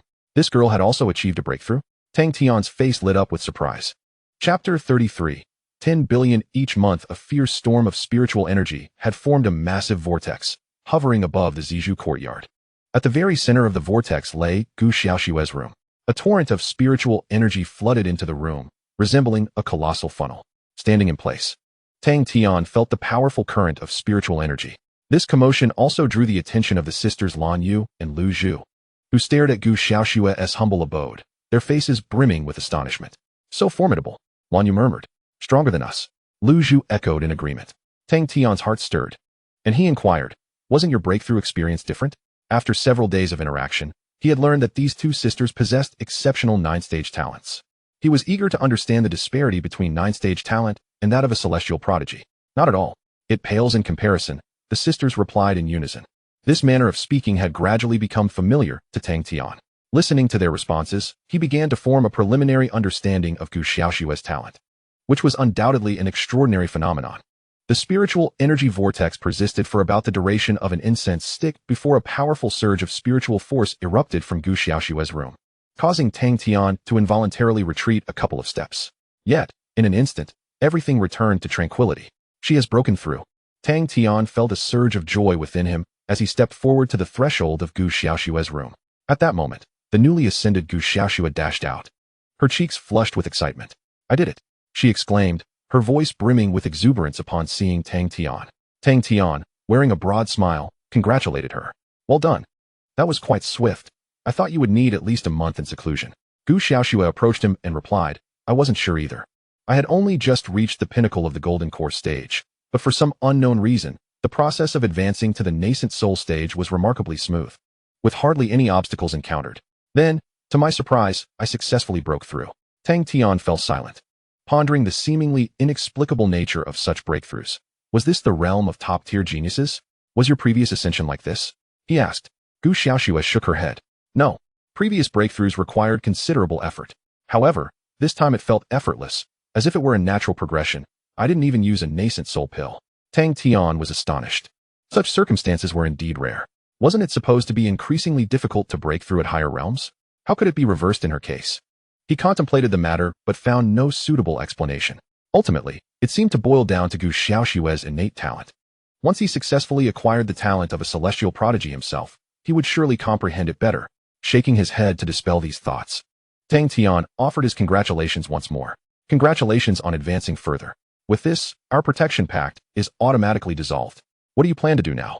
Gu Xiaoxue smiled shyly and said, Actually, during my seclusion, I reflected on our time together. And I realized that these days have been the most relaxed since I joined the sect. Therefore, I have decided, as Gu Xiaoxue lifted her head, ready to finish her sentence, she suddenly noticed two other figures. Oh, who are they? Tang Tian turned to look and chuckled. Oh, they are our guests, whom I just accepted a few days ago. Come, let me introduce you. With that, Tang Tian led Gu Xiaoxue to meet Lan Yu and Lu Zhu, and the group exchanged friendly greetings. Although they were all core disciples of the Qinghua sect, they had never crossed paths before, primarily due to the immense size of the sect. With tens of thousands of core disciples, how could one possibly recognize them all? Especially for someone like Gu Xiaoxue, who was solely devoted to secluded cultivation. It was already commendable for her to be familiar with her immediate neighbors. You are truly remarkable, exceptionally so, said Lan Yu and Lu Zhu. Gu Xiaoxue surveyed them for a moment, then glanced down at herself and softly replied, Not at all. You are far more impressive than I. After they exchanged pleasantries, Tang Tian smiled and remarked, From now on, we shall all be in the same courtyard. Let us look out for each other. He paused and asked, By the way, what were you deciding just now? Gu Xiaoxue responded with a soft "Oh." I meant to say, I have decided to speak with my senior sister now to see if I should continue as a guest disciple, she clarified. Tang Tian chuckled. There's no need to rush. You've just made a breakthrough. Wait until you've recuperated before going. Gu Xiaoxue shook her head. I'd prefer to go now. Wait for my news. With that, she respectfully bowed to Tang Tian and turned to leave the Zizhu courtyard. Is she really in such a hurry? Tang Tian wondered, sensing that Gu Xiaoxue's mood had suddenly dimmed for reasons unknown to him. What is going on? Shaking his head, he sent Lan Yu and her sister away and settled down beside the ancient well, awaiting Gu Xiaoxue's return. It shouldn't take too long. However, just as he sat down, the courtyard's formation was opened from outside, and a familiar figure swiftly returned. Did you forget something? Tang Tian inquired. Gu Xiaoxue seemed to have regained her earlier demeanor, exclaiming, No? Well, I happened to run into my senior sister outside, and we've already discussed it, she explained. Tang Tian was taken aback. What a coincidence. He scrutinized Gu Xiaoxue, knowing she was incapable of deceit, and sensed there was more to the story. Nevertheless, he was more intrigued by the outcome. And what was the result? He asked. Gu Xiaoxue grinned. My senior sister said that I will undoubtedly need more cultivation resources in the future. Relying solely on myself is far from sufficient. Therefore, it's better to choose to be a guest disciple. Tang Tian beamed. Isn't that so? Your senior sister is quite sensible. Now, take a seat, and let us discuss your remuneration. Gu Xiaoxue obediently sat down, glancing around before asking, So, where are our guest disciples? She emphasized the term guest disciples slightly. Tang Tian, oblivious to the nuance, replied, I've sent them back to their rooms, the one directly opposite yours. After all, as guest disciples, they cannot always be by my side. Gu Xiaoxue nodded, propping her arms on the stone table, resting her chin in her hands, her face adorned with a silly grin. What are you grinning about? Tang Tian shot her a sidelong glance and continued, Regarding your remuneration, here is what I propose. Under ordinary circumstances, a guest at the initial stage of the Yuan would receive a remuneration not exceeding 10 million spirit jewels per month. However, given your exceptional circumstances at the tender age of 15, I believe a sum of at least 50 million is warranted. Furthermore, your profound understanding of cultivation has been immensely beneficial to me, meriting an additional 50 million. Achieving Yuan at such a young age heralds a bright future, undoubtedly positioning you as a pillar of the Qinghua sect. Hence, I consider 500 million to be a reasonable expectation. coupled with your extraordinary talent. Presenting you to others would greatly enhance my own standing. Therefore, let us set your remuneration at 1 billion per month. What say you? Gu Xiaoxue appeared momentarily stunned. It seems you have already articulated your stance. 1 billion is rather extravagant. I sincerely do not view myself as anything extraordinary, so please regard me as an ordinary guest. Tang Tian waved his hand dismissively. That will not do. One's worth corresponds to their merit. It is settled at 1 billion. Throughout this exchange, Tang Tian keenly observed the system's reactions. To his astonishment, the system acknowledged this exorbitant transaction. Could it truly believe Gu Xiaoxue is valued at such a price? Tang Tian's mind raced. A prompt resonated within his thoughts. 1 trillion. Please do not challenge the system's bottom line. Tang Tian conceded. Very well. We shall settle on 1 billion. Let us set the term for 1 year. Now, let us formalize our agreement. In Chapter 34, the flag-seizing battle. Through Tang Tian's insistence, a 1-year agreement was ultimately established at the rate of 1 billion spirit jewels per month with Gu Xiaoxue. The remaining procedural matters were entrusted to Li Hong, sparing Tang Tian the need to make an unnecessary trip. He had no desire to encounter the avaricious and ill-intentioned Zhong Yang. Upon completion of the transaction, a staggering sum of 120 billion was deposited into Tang Tian's account, simultaneously granting him 120,000 in consumption points. A mutually beneficial arrangement indeed. Tang Tian was elated, and Gu Xiaoxue appeared equally pleased. After all, over 100 billion spirit jewels would sufficiently support a Yuan-ing cultivator in progressing smoothly to the tribulation stage.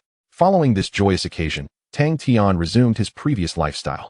That very evening, he utilized 1 million consumption points to exchange for a 7th-tier physique, the celestial crane body.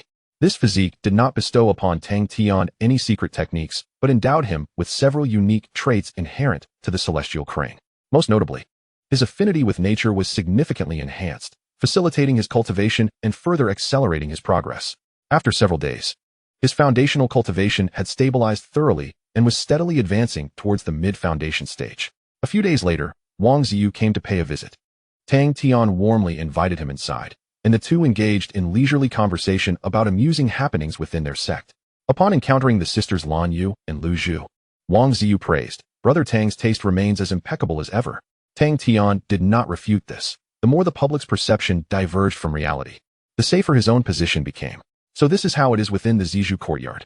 Prince Yu sighed, Brother Tang, I must say, you've stumbled upon a remarkable bargain. Just the ancient Nianxuan well alone is worth more than this price. Tang Tian looked puzzled. Then why hasn't anyone rented it before? Prince Yu chuckled, Zizhu courtyard has only recently opened. Few are aware of its specifics. Those who do know are generally uninterested, as they possess superior alternatives. Moreover, I suspect many never anticipated that the Nianxuan well had flourished to its current state. Tang Tian stroked his chin. It seems you are quite familiar with Zizhu courtyard? Prince Yu nodded. I heard about it by chance some time ago. This bamboo grove originally belonged to a man known as the Bamboo Forest Sage. He planted each of those purple bamboos himself. He also constructed Zizhu courtyard with his own hands, and subsequently lived in seclusion here. Tang Tian frowned slightly. What happened to him? Prince Yu sighed softly. He perished over a century ago amidst the intrigues of power. Later, Qinghua sect sealed this area away, only recently allowing public access. Tang Tian fell silent, astonished to learn of such history surrounding Zizhu courtyard. The Bamboo Forest Sage must have been a person of peace, as the courtyard's arrangements exude a strong sense of worldly tranquility, evidently designed for a serene retirement. It is truly lamentable that such a soul succumbed to the conflicts of power. You know all this? Tang Tian asked, somewhat astonished. After their two encounters, he found Prince Yu to be an encyclopedia of knowledge, able to articulate insights about almost anything. I have a keen interest in ancient matters. Prince Yu replied with a smile. Cultivation is also a form of living. Though it may seem transcendent, it remains within the realm of life. To ardently pursue cultivation without respite is to forfeit the joys of living. Occasionally venturing out to witness the world is also a unique form of cultivation. Tang Tian was taken aback, surprised to hear such philosophical musings from Prince Yu. Of course, each person has their own interpretation of cultivation. Some thrive in lively environments while others prefer solitary practice, and there need not be a right or wrong. One should simply focus on their own path. By the way, in a couple of days, there will be an exciting event at the sect. Would you like to join, Brother Tang? Prince Yu inquired. Tang Tian was taken aback. What event? Prince Yu shook his head. You truly are oblivious to the world outside. The first internal disciple assessment of the year is about to commence. I've heard it will be quite intense. You didn't know? Tang Tian was astonished. He genuinely had no knowledge of this event. The internal disciple assessments at Qinghua sect occur 4 times a year, coinciding with the end of each season. It is one of the most vibrant events at the sect, drawing numerous elders and disciples to spectate, both for the excitement and to observe any promising talented disciples who represent the future of the sect. Upon contemplating this, Tang Tian couldn't help but recall his status within the sect. He was merely an outer disciple. After breaking through to the foundation establishment stage, he would be eligible to participate in the inner disciple assessment. Isn't Brother Tang interested? Wang Ziyu inquired, noticing Tang Tian's silence. Tang Tian smiled faintly and replied, I am not one to relish bustling crowds. However, you are correct. Venturing out occasionally can indeed be a unique form of cultivation. Wang Ziyu chuckled immediately. Exactly. What joy is there in being cooped up at home all day? Although those disciples are only at the foundation establishment stage, watching them spar can be quite entertaining. You might even identify a few promising candidates for yourself. Tang Tian rubbed his nose, realizing, so, it seems I would be the one being observed. Wang Ziyu affirmed, precisely. Tang Tian has decided to partake in the inner disciple assessment. Despite the elevated status conferred by being a prestigious disciple, which surpasses that of inner disciples, he harbored an inexplicable obsession. Honorary titles are but illusions, whereas being an inner or core disciple signifies a tangible identity. I apologize. I am unaware of your true capabilities. Wang Ziyu admitted awkwardly. Tang Tian laughed, assuring him it was of no consequence, and then inquired about the specifics of the assessment. The inner disciple assessment of Qinghua sect is divided into 5 major regions: the East, West, South, North peaks, and the main peak, operating independently from one another. This division is necessitated by the overwhelming number of participants, as separating them facilitates the process. In future contests for core disciples, all candidates will be grouped together. Tang Tian, situated at the foot of the South Peak, would be assigned to that region should he choose to compete. Each year, the assessment's content varies, according to Wang Ziyu. This spring's assessment at the South Peak is dubbed the Flag Capture Battle. They have delineated a vast territory and scattered various flags throughout it. As long as one can successfully safeguard their flag before the conclusion of the assessment, they will pass and ascend to the rank of inner disciple. The flags are categorized into 4 types: copper, silver, gold, and royal flags. Each flag grants access to the inner circle, yet the additional rewards associated with each differ. The copper flag is the least desirable, while the royal flag is the most coveted. Moreover, the better the flag obtained, the more likely one is to catch the attention of the sect, with the possibility of being taken on as a personal disciple by a powerful elder. Wang Ziyu elaborated. Tang Tian nodded silently, recognizing that such rules would effectively filter strength from weakness, ensuring a fiercely competitive atmosphere. Do you have any goals, Brother Tang? Wang Ziyu asked with a smile. Tang Tian pondered briefly before responding. Are special methods permitted? If money can resolve the issue, then anything is negotiable. If not, I suppose I will aim for a copper flag. Merely passing the assessment would suffice. Wang Ziyu, understanding Tang Tian's implication, waved his fan and remarked, the rules prohibit forming alliances. Yet, I believe that under the allure of great rewards, brave souls will emerge. However, Brother Tang must be prepared. There is only one royal flag, and without offering a substantial price, acquiring it will prove quite challenging. Tang Tian chuckled at this. That is reassuring. Money cannot solve matters of true significance. Wang Ziyu chuckled softly, already envisioning the scenes that would unfold during the upcoming assessment of the inner disciples. Chapter 35. A bounty of 100 million. 4 days later, the first assessment of the inner disciples commenced with fervor. This rare gathering attracted not only the inner and core disciples, but also various honorary disciples and elders, all eager to witness the emergence of exceptional talents in this cohort. On a crisp morning at Zizhu Courtyard, Tang Tian awoke early. After completing his morning rituals, he summoned Gu Xiaoxue and Lan Yu, sending a message to Li Hong before departing from Zizhulen. As he ascended the southern peak, he encountered numerous disciples of Qinghua sect heading in the same direction, primarily to observe or participate in the inner disciple assessment. The location of the assessment on the southern peak lay within a dense forest at the back mountain. By the time Tang Tian arrived, the area was teeming with people. Above the throngs, 10 colossal screens floated in midair, displaying various aspects of the forest's activities from different angles. Tang Xiao, Li Hong had arrived first. He had meticulously compiled a wealth of information regarding the assessment, including its rules, the strength of participating disciples, and the attending elders. Every detail accounted for. In total, over 1,700 disciples were participating in the assessment on the southern peak. Yet historical data indicated that only about half would succeed. The number of flags deployed reflected this reality: 800 copper flags, 100 silver flags, a mere 10 gold flags, and only 1 prestigious king flag. Li Hong noted, altogether, there are only 911 flags, meaning that only a little over 900 can become inner disciples. Are special methods of interference permitted during the competition? Tang Tian inquired. Li Hong responded. The rules do not specify otherwise. However, collusion among participants is strictly prohibited. Any detected collusion will result in disqualification. Tang Tian pondered briefly and then said, disseminate this information. If anyone can assist me in acquiring the king flag and subsequently surrendering it to me at the end, I will offer 100 million spirit gems. Li Hong's eyes widened in astonishment. Tang Xiao, are you certain? 100 million spirit gems will drive the foundation-building disciples to madness. Tang Tian smirked. Their madness is inconsequential. My only concern is whether this will provoke the elders' disdain and lead to intervention. After a moment of contemplation, Li Hong replied, I don't believe so. This action is not expressly forbidden by the rules, and it will undoubtedly intensify the competition, allowing the elders to discern the true strength of the participants more clearly. Therefore, they are unlikely to intervene. Tang Tian nodded in agreement, aligning with Li Hong's perspective. Furthermore, there was an unspoken truth. Such a bounty could, to some extent, reveal the character of certain disciples, which would be beneficial for the elders. As for fairness, I apologize, but this world is inherently unjust.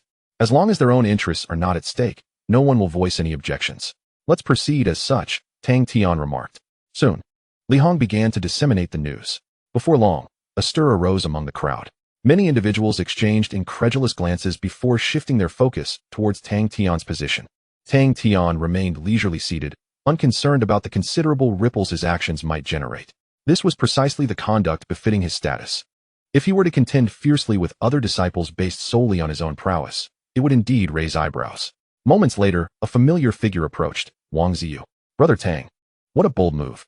100 million spirit jewels. Those disciples are nearly going mad. Discussing how they might seize the royal flag, Wang Ziyu sighed. Tang Tian smiled slightly. With so many people, it would be too troublesome to compete. A little less snacking and more action. Wang Ziyu shook his head repeatedly. Don't mention snacks again. It's utterly disheartening. Tang Tian chuckled and invited him to sit beside him. What reaction have the elders had? He inquired, showing a keen interest in the matter. Wang Ziyu scoffed. What reaction could there be? They would relish the opportunity to add some excitement to the gathering. However, with this, you've undoubtedly made a name for yourself on South Peak. No one in the inner sect assessment would so freely toss around 100 million spirit jewels. Tang Tian smiled silently. Such a reputation, once established, would speak for itself. The two then engaged in light conversation, with Wang Ziyu introducing Tang Tian to the important figures present that day. That white-bearded elder is the Grand Elder Yun Xiuqi of South Peak, an entity at the pinnacle of Tribulation Crossing. He generally handles all significant matters here, Wang Ziyu explained. Tang Tian glanced towards Yun Xiuqi, who sat at the highest point, eyes closed in meditation, exuding an air of authority, surrounded by several other elders. However, just as Tang Tian was observing, Yun Xiuqi suddenly opened his eyes and cast a fleeting glance in their direction, devoid of any emotion. Tang Tian quickly averted his gaze. Such an old monster possesses alarmingly keen senses. Ah, it's nothing. Elder Yun may appear stern, but he is quite principled. As long as one does not contravene the sect's rules, he will remain indifferent, Wang Ziyu said with a smile. He then pointed to another figure. The one in black is one of South Peak's two young ladies, Mo Xiaoxiao. Her temperament is rather peculiar. It's best to keep a distance. Tang Tian stole a glance at Mo Xiaoxiao, clad in a flowing black dress, sitting alone atop a prominent rock, beneath which were several black-clad cultivators, likely her attendants. What about the other one? Tang Tian inquired. Wang Ziyu replied. Chun Sairu rarely makes an appearance. Mo Xiaoxiao handles matters in the outside world. Do not underestimate them. When the two young ladies joined forces, even Lu Chang'e must show them some respect. Their status on South Peak was nearly on par with Elder Yun. Tang Tian exhaled deeply. This group comprised the elite of Qinghua sect, indeed not to be approached lightly. After a brief conversation, the internal disciples' assessment finally commenced. Tang Tian stepped into the ranks of the competitors, yet regardless of where he stood, he remained the focal point of the day. 100 million spirit stones. I shall claim them. Someone boldly declared their ambition. However, they were soon overshadowed by numerous gazes, marking them as the primary rival in the assessment. Under the proclamation of the Grand Elder Yun Xiuqi, the evaluation officially began. Above, 10 massive light screens displayed various scenes, each representing different locales within the dense forest. Subsequently, at the command of the presiding elder, Tang Tian and the other participants surged into the forest before them. Chapter 36. Ignorant and foolish as all competitors entered the forest. Their figures promptly appeared on the screens. It remained uncertain who would emerge victorious this time. The anticipation of who would claim the top prize was palpable. What a grand event, a gathering of heroes, someone exclaimed. Yet, they were swiftly met with a barrage of incredulous glances. What are you lamenting for? In the past, it was different, but today, is there any suspense about who will seize the king's flag? That's 100 million spirit stones. What a pity. Why did I have to pass the assessment last year? They sighed repeatedly. However, another chimed in with a laugh. Do not sigh any longer.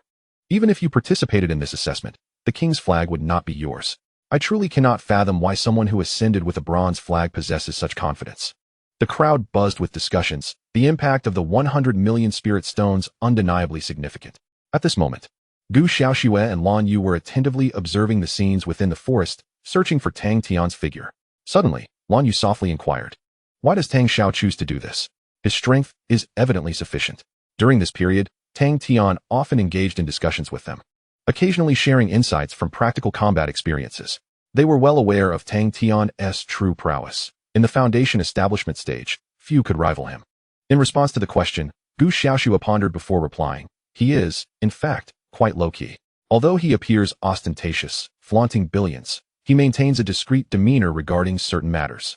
Lan Yu contemplated this and struggled to grasp the essence of her statement. Tang Tian low-key? I seriously doubt my understanding of that term has not been flawed all along. Regardless, he possesses his unique approach to matters. We need only to fulfill our responsibilities and refrain from making baseless conjectures, Gu Xiaoxue advised. Lan Yu nodded, comprehending this sentiment. Gu Xiaoxue let out a gentle sigh. Although these two sisters were older and more powerful than her, they often sought her guidance, consulting her on numerous matters. She could not quite understand why. However, she soon set aside such thoughts as Tang Tian's figure appeared on the light screen. In the dense forest, where the sunlight was obscured, Tang Tian advanced leisurely. The expanse of the woods was vast, yet the banners scattered throughout were plentiful, making the search not overly arduous. He intended to casually procure a banner first, lest an unforeseen turn of events jeopardize his eligibility for promotion. After meandering for a while, Tang Tian keenly sensed an unusual aura emanating from the interior of a towering tree ahead. This seemed rather effortless. He approached, and, with a gentle wave of his fingers, a piece of bark from the tree gradually slipped away, revealing a bronze banner. It was indeed a bronze flag. Task accomplished. Tang Tian reached out to retrieve the banner. However, just as he did so, a cold voice rang out from behind him. Put it down. That belongs to me. Turning around, Tang Tian beheld a woman with a stern countenance, her cold gaze fixed upon him, her foundational cultivation level unmistakably radiating. Such a situation did not overly surprise Tang Tian. There were always those who remained untempted by wealth, or rather, possessed a clear understanding of their own limitations, knowing they could not ultimately break free from the fray. Yet, he had not anticipated that someone would confront him so swiftly. I obtained it first, Tang Tian replied with a faint smile. The woman scoffed, declaring, this is not merely a matter of who arrived first. Tang Tian shook his head, then name your price.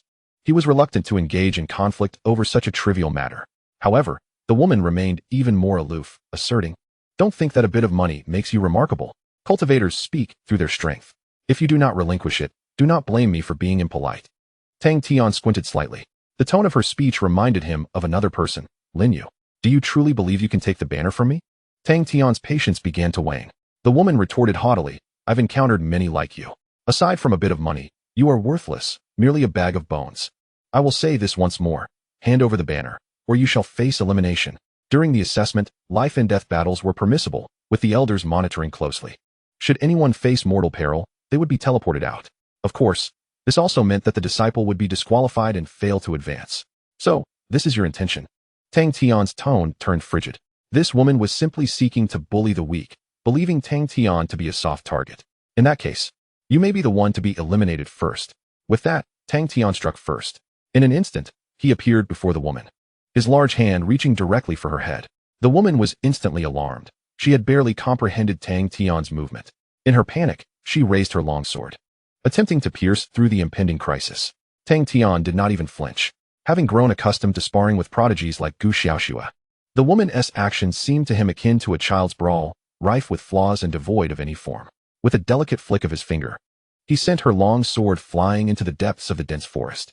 Subsequently, with his other hand, he seized her slender neck without any hesitation, lifting her off the ground.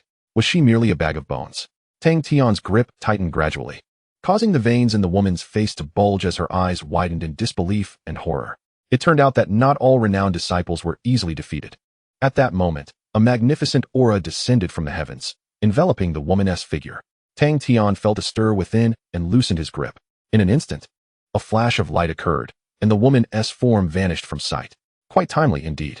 Tang Tian shrugged. Had he been delayed a moment longer, only a corpse would have been sent away. This way, he could avoid acquiring a reputation as a cruel and bloodthirsty individual. After stowing away the bronze flag, Tang Tian resumed his leisurely demeanor and continued to wander through the forest. In the myriad realms, a flash of light appeared, and the woman's figure materialized before the crowd. Awakened by the elder, her face was filled with shame and indignation as she left the venue without a backward glance.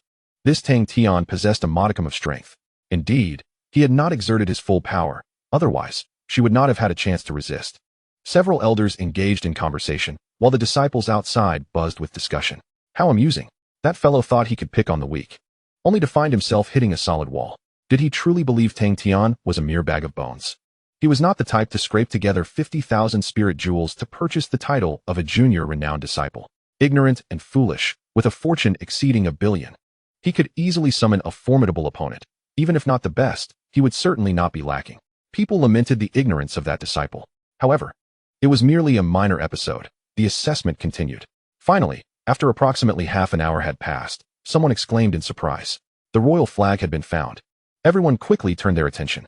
Chapter 37. The chaos for the royal flag. After the earlier incident, Tang Tian encountered no further individuals specifically targeting him.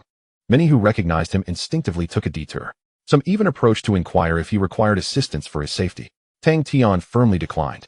According to the rules of the flag-snatching competition, forming private groups could lead to immediate disqualification, and he certainly did not wish to be inexplicably eliminated. After a while, Tang Tian suddenly noticed that many disciples were rushing in a particular direction. Stopping one to inquire revealed that the only royal flag had been discovered. Curiosity piqued.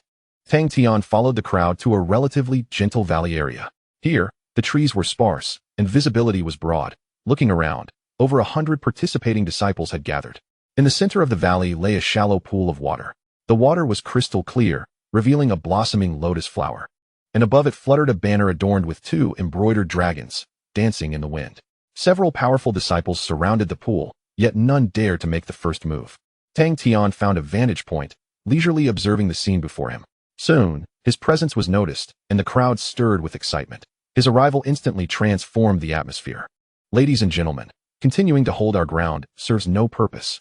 As more and more individuals arrive, it would be prudent to decide the rightful owner of the royal flag sooner rather than later, declared a lean youth by the edge of the pond.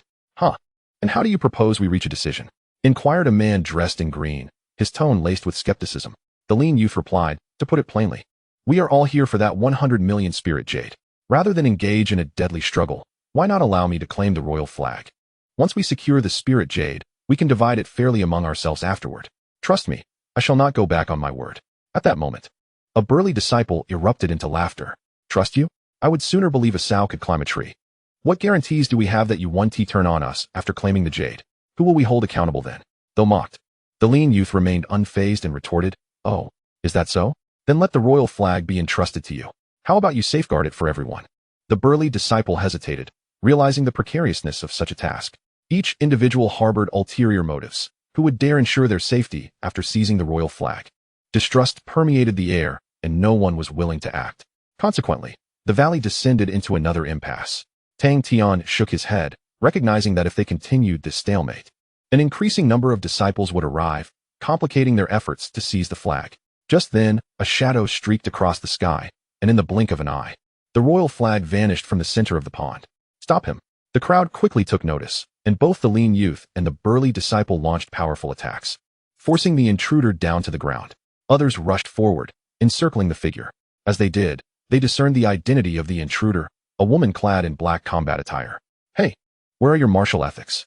The lean youth exclaimed. With so many of us present, do you still intend to act covertly and monopolize the 100 million spirit jade? The black-clad woman, her expression stern, scoffed, I care not for spirit jade.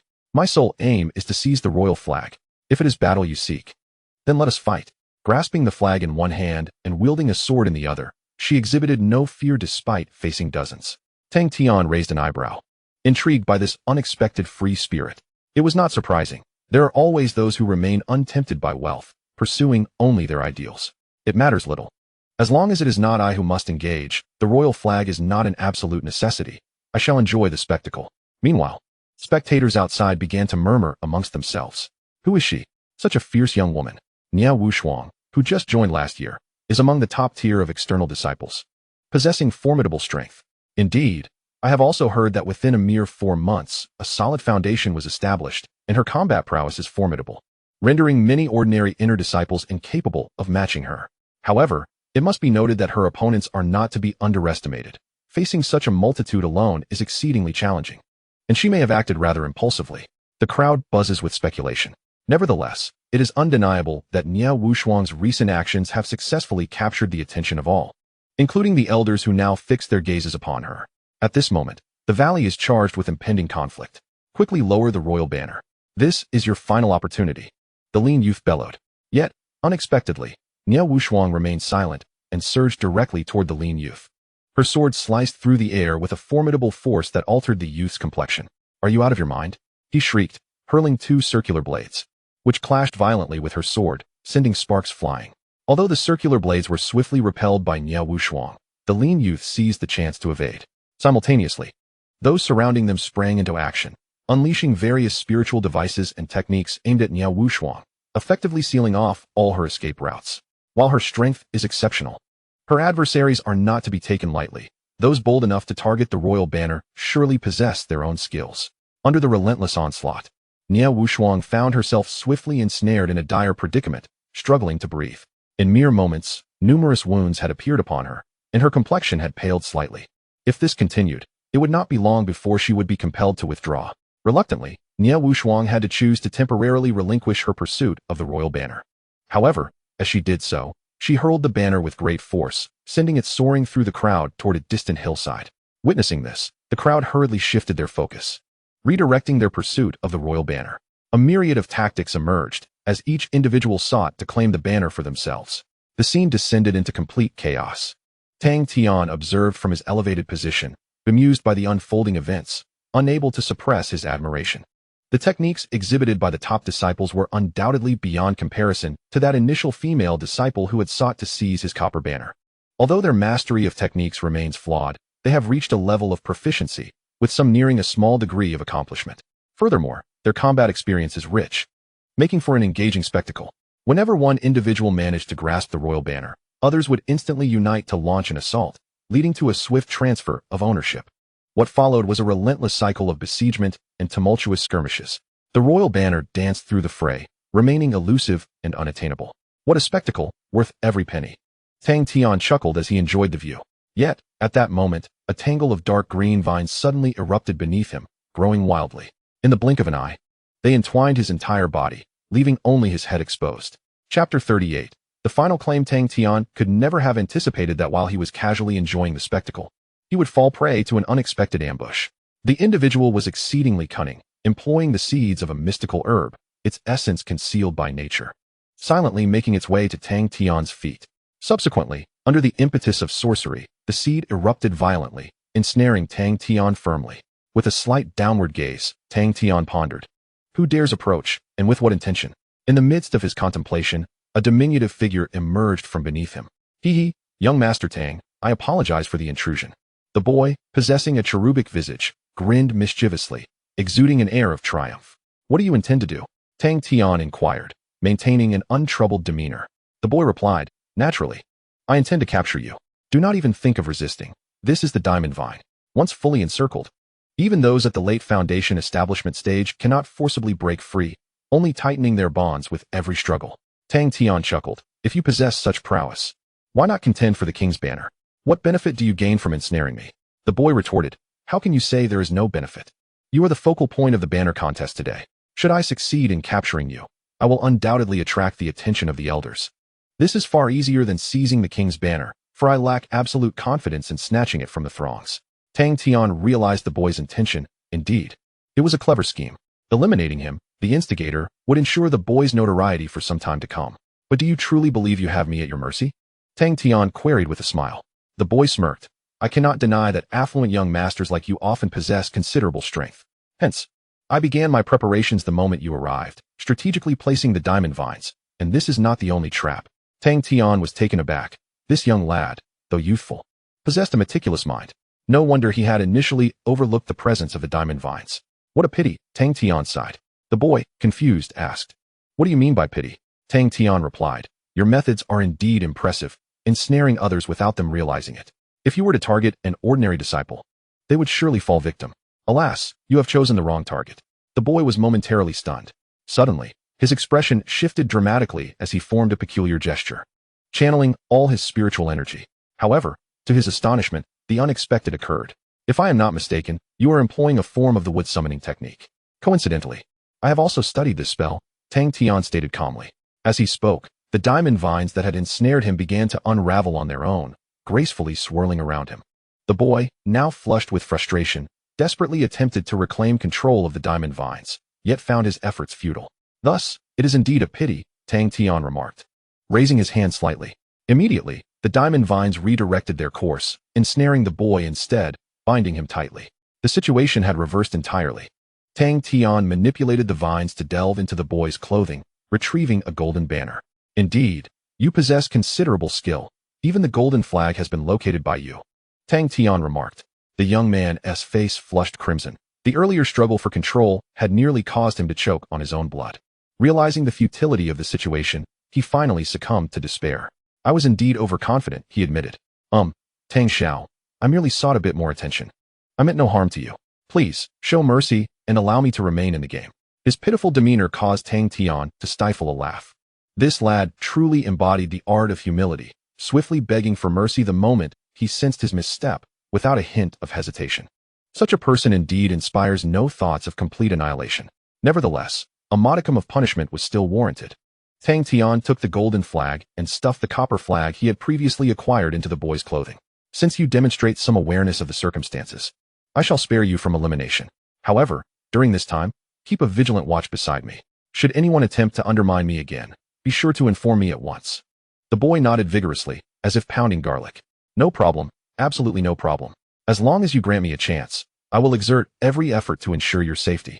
Tang Tian replied, somewhat exasperated, "Just a word will suffice. I do not wish for the elders to misconstrue our alliance." With that, he gently raised his hand, dispersing the golden vines from the youth, transforming them back into several golden green seeds. He also confiscated his tools of mischief. The boy's face reflected his pain at the loss. Yet he refrained from further protest and dutifully assumed the role of lookout for Tang Tian. After some inquiries, Tang Tian learned the boy's name, Gong Qi. Having resolved this matter, Tang Tian once again turned his gaze to the central arena. The battle there had reached a fever pitch, with an ever-growing throng of disciples joining the fray. The initial instigators of the conflict, Niao Wushuang and the lean youth, had vanished from the battlefield. Some were gravely wounded and unable to continue, while others had wisely opted to leave the tumult behind. The intensity of the combat was overwhelming, with everyone unleashing their full potential as if driven mad. The royal flag continued to circulate, yet no single faction could secure it. Such a spectacle drew exuberant reactions from the spectators outside. "I have never witnessed such fervent clashes. Today has been truly worthwhile. Thanks to Tang Tian. Without his generous bounty of 100 million spirit jade, this chaos would not have unfolded." Do the elders harbor any objections? The more intense the battle, the more delighted the elders are. It is precisely through this that the true champions can be discerned, the disciples fervently discussed. Indeed, the elders observed the conflict while exchanging evaluations, a scene markedly different from past encounters. A few individuals noted the earlier developments involving Tang Tian and nodded in approval, remarking, "Though Gong Qi is young, he possesses some cunning. Alas, his fortune is lacking. Tang Tian's mastery of the wood elemental techniques surpasses his own." The elders possessed keen eyes, swiftly discerning the fundamental cause of Gong Qi's defeat. However, amidst their deliberations, a sudden gasp rippled through the crowd. What was amiss? It seemed the royal flag had inexplicably vanished. Who could have absconded with it? The expressions of the onlookers were filled with astonishment. In the midst of the fierce chaos, the royal flag had vanished without a trace, and no one seemed to notice who had taken it. Within the valley, the situation mirrored that of the crowd. As the skirmish ensued, participants abruptly realized the coveted target had disappeared. Who was responsible? A bald, burly man bellowed fiercely, blood streaming down his forehead. Regrettably, the others exchanged glances, seemingly oblivious to the identity of the culprit among them. "By heavens, which wretch has done this? Is it you?" He pointed accusingly at a young lad with a shifty demeanor. The boy, infuriated, retorted, "Do not cast baseless accusations at me. I suspect you are the miscreant, shouting thief." The burly man, his gaze steely, chose to resort to violence. The other disciples began to cast suspicion upon one another, resulting in another outbreak of chaos. Yet this time, it was genuine turmoil, with the royal flag remaining elusive. Tang Tian surveyed the disarray before him, his gaze drifting towards the distant thicket, a faint smile gracing his lips. Intriguing, he mused. Chapter 39. Silent and unseen, the melee continued, yet despite hours of combat, the royal flag remained absent. Some individuals opted to withdraw, seeking other banners in hopes of passing the assessment.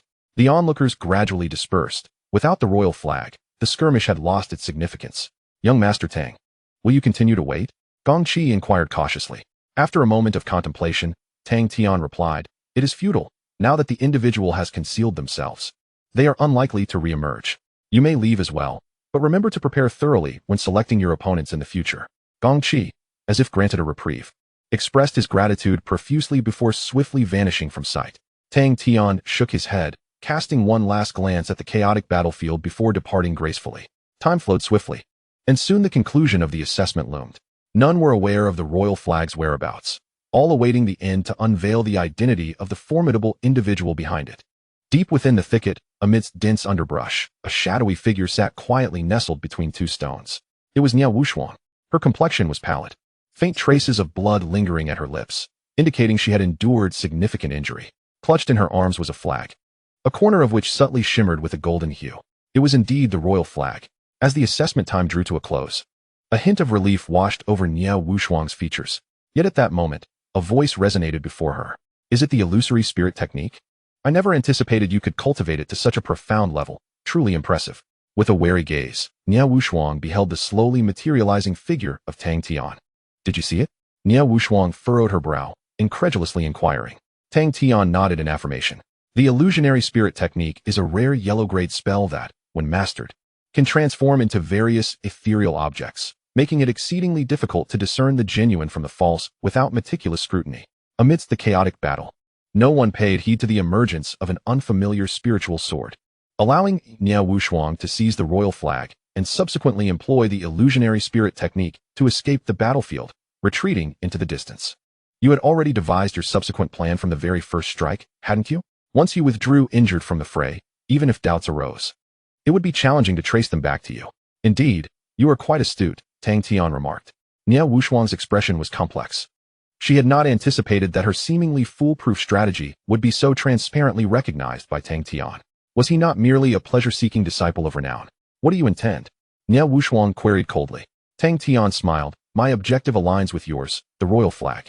It is rather humiliating to shout so loudly, yet end up empty-handed. If you relinquish the royal flag to me, I shall consider your bounty fulfilled, 100 million spirit gems." Niao Wushuang immediately frowned, resolutely stating, "Impossible. I desire only the royal flag. No amount of spirit gems will suffice." Tang Tian was taken aback. He did not expect her to remain so resolute even at this juncture. Nevertheless, he was determined to obtain the royal flag. "I am not negotiating with you," Tang Tian asserted. "In your current state, do you believe you can still hold onto the royal flag? I possess a golden flag that we can use for exchange. Whether you desire spirit gems or not is entirely up to you. You surely do not wish to be eliminated at the very last moment of the assessment, do you?" Niao Wushuang fell silent, seemingly engaged in a final internal struggle. Suddenly, a formidable aura erupted from her, and dozens of sword blades materialized out of thin air, encircling Tang Tian and lunging toward him. A glimmer of insight flashed in Tang Tian's eyes as the surrounding space momentarily froze. The blades, sharp as they were, remained unable to breach the invisible barrier that surrounded him. Niao Wushuang stood frozen, disbelief etched across her face. "How is this possible?" she exclaimed. "You have quite a few hidden cards," Tang Tian replied with a calm smile, waving his hand to shatter all the blades. "I shall consider this your final decision." He then slightly raised his hand, an irresistible force extracting the royal flag from her grasp and placing it firmly in Tang Tian's possession.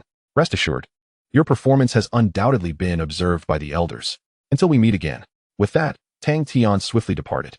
Niao Wushuang's expression was intricate. She had believed her success was assured, only to find herself outmaneuvered by Tang Tian. This was a scenario she had never envisioned. This young master was indeed unlike those mere pleasure-seeking disciples of reputation. As she pondered, a beam of light descended from the heavens, enveloping her form, and moments later, She vanished from the scene. The assessment had officially concluded. When Tang Tian re-emerged into the outside world, he was immediately shrouded in a resplendent golden light. Subsequently, the royal banner in his hand was drawn by a powerful force, soaring towards a stone tablet outside the dense forest. The banner was planted atop the tablet, and in that moment, Tang Tian's name appeared. Following this, those who had obtained the golden and silver banners also displayed their names beneath Tang Tian. Indeed, it was Tang Tian who had acquired the royal banner. How did he manage that? How else? Surely, someone must have obtained the royal banner and traded it to him privately. Oh dear, listen to your envious tone. If you have the capability, why not offer a bounty of 100 million spirit jade? The disciples murmured amongst themselves. While the assessment process was somewhat unexpected, the outcome was still anticipated. After all, few could resist the allure of such vast wealth. Congratulations, Brother Tang, on your victorious return, Prince Yu said with a smile upon Tang Tian's arrival. Tang Tian shrugged. There were a few minor surprises, but overall, it went rather smoothly. Prince Yu remarked, your name has certainly made a mark on the South Peak. However, even with the royal banner in hand, I doubt the elders will come seeking you. That group is rather tedious, many of whom pride themselves on being aloof and disdain our esteemed disciples. Tang Tian nonchalantly replied, it matters not. I am merely here to amuse myself. He held no interest in being accepted as a personal disciple. The higher the expenditure, the more one could attain. After engaging in idle chatter for a while, Tang Tian prepared to depart. Just then, a woman clad in a black gown stepped in front of him. Tang Tian, I have long awaited this meeting, she said. The woman was tall, nearly matching Tang Tian in height, and commanded a sense of authority with every gesture. She was none other than Mo Xiaoxiao, one of the two prominent heiresses of the South Peak. Is there something you require? Tang Tian inquired, frowning. Mo Xiaoxiao replied, you reside in the purple bamboo courtyard. Thus, you are considered one of us from the South Peak. Should you encounter difficulties in the future, simply mention my name. Tang Tian was taken aback. Wow, that's quite assertive. Thank you. He found himself at a loss for words. It seems this is our first meeting, he remarked. Mo Xiaoxiao appeared unfazed and continued. You have only recently become an esteemed disciple and are still unfamiliar with the dynamics of the 5 peaks. In a month, there will be an exchange meeting at the main peak. You should attend. Tang Tian fell silent once more. However, Prince Yu seemed exceedingly excited, subtly urging Tang Tian to agree. Very well, Tang Tian finally said, but how do I get there? Is an invitation necessary? Mo Xiaoxiao replied casually, simply mention my name. With that, she turned and departed. Tang Tian was left astonished. Is your name truly that powerful? So remarkable? As he pondered in disbelief, Mo Xiaoxiao left with her entourage. Among the departing figures, Tang Tian recognized a familiar silhouette. It was Niao Wushuang, who had just completed her assessment. You are quite formidable. Should the opportunity arise, I look forward to a fair battle with you, Niao Wushuang stated before following Mo Xiaoxiao into the distance. Tang Tian rubbed his nose, realizing that indeed, like attracts like. The demeanor of these two individuals was strikingly similar, as if molded from the same caste. Shaking his head, Tang Tian departed from the place alongside Gu Xiaoxue and the others. Chapter 40. The 5 Peaks Exchange Conference. What is the 5 Peaks Exchange Conference? On the way, Tang Tian inquired of Wang Ziyu, admitting that without his earlier prompting, he might not have readily agreed to attend. This gathering is the most prestigious assembly of disciples from Qinghua sect, Wang Ziyu exclaimed with enthusiasm. The 5 young masters and the 2 prominent young ladies will all be in attendance. In addition, the sect's junior master and those renowned elite disciples will also converge here. Ordinary individuals lack even the qualification to enter the venue. To be personally invited by Mo Xiaoxiao places you ahead of over 90% of the disciples from Qinghua sect. Observing Wang Ziyu's excitement, Tang Tian replied with a hint of exasperation. You still haven't explained what this exchange conference is truly about. Wang Ziyu elucidated. The 5 young masters, the 2 young ladies, and the junior master collectively symbolize the pinnacle of the younger generation within Qinghua sect. Ascending to this echelon signifies that you have genuinely entered the upper echelons of the sect.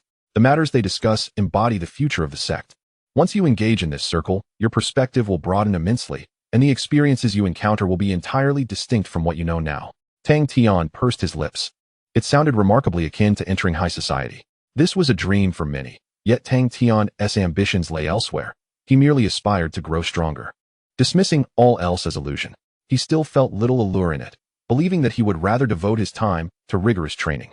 Wang Ziyu was taken aback, staring at Tang Tian in disbelief. After a long pause, he sighed. You truly are unconventional. While others flock to what they desire, you show no interest at all, solely fixated on your cultivation. If that is the case, Why did you choose the title of honorary disciple? Tang Tian offered an awkward smile, but refrained from elaborating. His decision to become an honorary disciple had been somewhat of a reluctant choice. At that time, his cultivation was too feeble. Without that protective identity, he would have likely been harassed by various inexplicable individuals long ago. Alas, some matters cannot be forced. Wang Ziyu lamented, upon reflection. The content of the exchange conference itself is indeed of little significance. To put it plainly, it's merely a gathering of individuals exchanging lofty banter. The only noteworthy aspect is the merit presentation event, where a congregation of influential figures showcases their wealth, which is quite a rarity. Tang Tian abruptly halted. Showcasing wealth? Wang Ziyu nodded. Every year during the Five Peaks Exchange Conference, there is a merit presentation event, where those big shots trade spiritual jade for sect merits. Jing Heng, Mo Xiaoxiao, Lu Changge, and the others will all participate. The scale of their transactions is beyond the imagination of ordinary folk. The scene resembles a celestial battle. Tang Tian fell into silence. Such an event exists? What exactly are sect merits? He inquired further. Wang Ziyu explained. It is the highest honor within Qinghua sect. The greater the merit, the more significant the contribution to the sect. Otherwise, do you think Jing Heng and the others wield such immense authority? It is all acquired through the exchange of spiritual jade. However, the pursuits of those individuals are far too advanced, bearing little relevance to us. If you truly do not wish to attend, then abstain from doing so. Tang Tian fell into silence. He had initially thought that purchasing an identity with spiritual jade was quite audacious. Yet he was taken aback to discover that the Qinghua sect could also facilitate the acquisition of power through spiritual jade. They seemed utterly unafraid of the implications of such power dynamics. From Wang Ziyu's remarks, it was evident that the spiritual jade expended for sect contributions was not a trifling sum. If the consumption system could be triggered, why not go? Suddenly, Tang Tian exclaimed with fervor. Such a rare and precious opportunity to broaden one's horizons and truly ascend to the upper echelons. How could one possibly decline? Brother Wang, your vision requires expansion. Wang Ziyu, what on earth are you saying? I distinctly advised you for ages. And now you've turned it around to claim my vision is lacking? He found himself momentarily bewildered, pondering whether he had inadvertently miscommunicated something to Tang Tian. Clearing his throat, Tang Tian quickly interjected. May I bring a guest to the exchange meeting? Wang Ziyu nodded. Certainly, as long as you possess the qualification to attend. You may bring whomever you wish. However, it is generally advised against bringing too many, as those who attend are not of ordinary status. A larger entourage may appear somewhat petty. There is no need to worry about safety. With the presence of the young master, no one would dare to cause trouble. Tang Tian nodded in agreement. Excellent. Would you care to join me, Brother Wang? Having someone as knowledgeable as you along would certainly prove advantageous. Upon receiving the invitation, Wang Ziyu beamed with delight. I've been waiting for you to say that. The two conversed as they walked, ultimately parting at the foot of the southern peak. Having made plans to attend the Five Peaks exchange meeting together next month. Subsequently, Tang Tian returned to the purple bamboo courtyard. With the completion of today's assessment, he had officially become an inner disciple of the Qinghua sect. However, this status held little significance for him. He neither required the elders to elucidate the techniques nor needed the specialized cultivation facilities designated for inner disciples. It served merely to satiate his minor obsession. Upon returning to the purple bamboo courtyard, Tang Tian resumed his cultivation routine. It was not grueling, yet he approached it with diligence and earnestness. His seven-linked talent, coupled with the physique of the immortal crane, allowed him to progress in the foundation establishment stage at a speed comparable to that of his qi refinement period. In just half a month, he successfully advanced to the mid-foundation establishment stage, astonishing Lan Yu and the others who remarked that their own cultivation speeds had not been nearly so rapid. Yet, just 2 days later, an event transpired that left even Tang Tian astounded. Gu Xiaoxue, who had broken through alongside him, had also ascended, reaching the mid-Yuaning stage. That was the Yuaning realm. The spiritual energy and comprehension required were far beyond what the foundation establishment stage could compare to. How did you manage that? Tang Tian wished he could examine her from head to toe, pondering whether the innate talent of a child of destiny was truly this formidable. Gu Xiaoxue hesitantly remarked, I am unsure. It took me 3 months to break through to the mid-stage of the golden core. Unexpectedly, I found myself advancing to the mid-stage of the nascent soul without any apparent reason. Tang Tian was momentarily speechless. This was rather ostentatious. Her speed of cultivation in the nascent soul stage seemed to rival his in the foundation establishment stage, and she casually referred to it as if it were trivial. What exactly is your innate talent? Tang Tian inquired. I am the child of destiny, Gu Xiaoxue replied. When I first entered the sect, the elders specifically tested me and mentioned that if all went well, I would achieve ascension before the age of 30. The sudden acceleration in my progress might be due to the environment of the purple bamboo courtyard. Tang Tian scoffed. Environment, my foot. We all reside in the same courtyard. Why don't I feel the same way? Is it possible that Gu Xiaoshua's room is somehow special? He shook his head, quickly dismissing this dangerous thought. After all, she was merely 15. After much contemplation, he surmised that it must indeed be a matter of talent. Perhaps children of destiny inherently possess such characteristics. It appeared he needed to acquire more resources to experience the exhilaration of rapid cultivation himself. Perhaps it was due to Tang Tian's lingering discontent that an old acquaintance paid a visit to the purple bamboo courtyard that afternoon. Qin Hai. Chapter 41. 8-element talent. Qin Hai's arrival instantly alleviated Tang Tian's inner grievances. Long-awaited resources. This time, Qin Hai did not disappoint. He brought an abundance of elixirs above the 7th tier, rare treasures, as well as earth-level techniques and spiritual artifacts, all packed within a sizable space ring. Upon tallying the total, it amounted to over 230 billion. You've wagered your career again. Tang Tian jested. Qin Hai quickly waved his hands, chuckling. No. After our last transaction, I earned the trust of the headquarters, and the resources I can allocate have multiplied several times. I meticulously selected these. I hope young Master Tang will find them to his liking. Tang Tian nodded, acknowledging, thank you for your efforts. However, next time, there's no need for such careful selection. I accept nearly everything you bring. Let us proceed with the transaction using our previous method, Tang Tian suggested. Qin Hai's face lit up with joy. Young Master Tang remains as generous as ever. The total price for this batch of resources is 237 billion. Given the substantial amount you are purchasing, I can offer you a 5 discount. You would only need to pay 226 billion. Tang Tian stroked his chin, intrigued. A discount, you say? Of course. For esteemed clients like yourself, our Jinyutang has numerous promotional policies. Qin Hai replied with a smile. Oh, Tang Tian continued. Could it be possible to receive a 20% discount? Qin Hai was momentarily taken aback. Young Master Tang, have I failed to fulfill some requirement? I thought I had offended you in some way. However, the reality was far from his assumption. I am quite serious. Can you offer a discount? It's not easy for you to make this trip. I can increase my purchase, Tang Tian stated earnestly. Qin Hai found himself in a perplexing situation, exclaiming, Young Master Tang, it is my duty to engage in this transaction with you. There is no consideration of ease or difficulty. Moreover, Jinyutang does not operate under such rules. If we were to proceed in that manner, I would find it impossible to report back.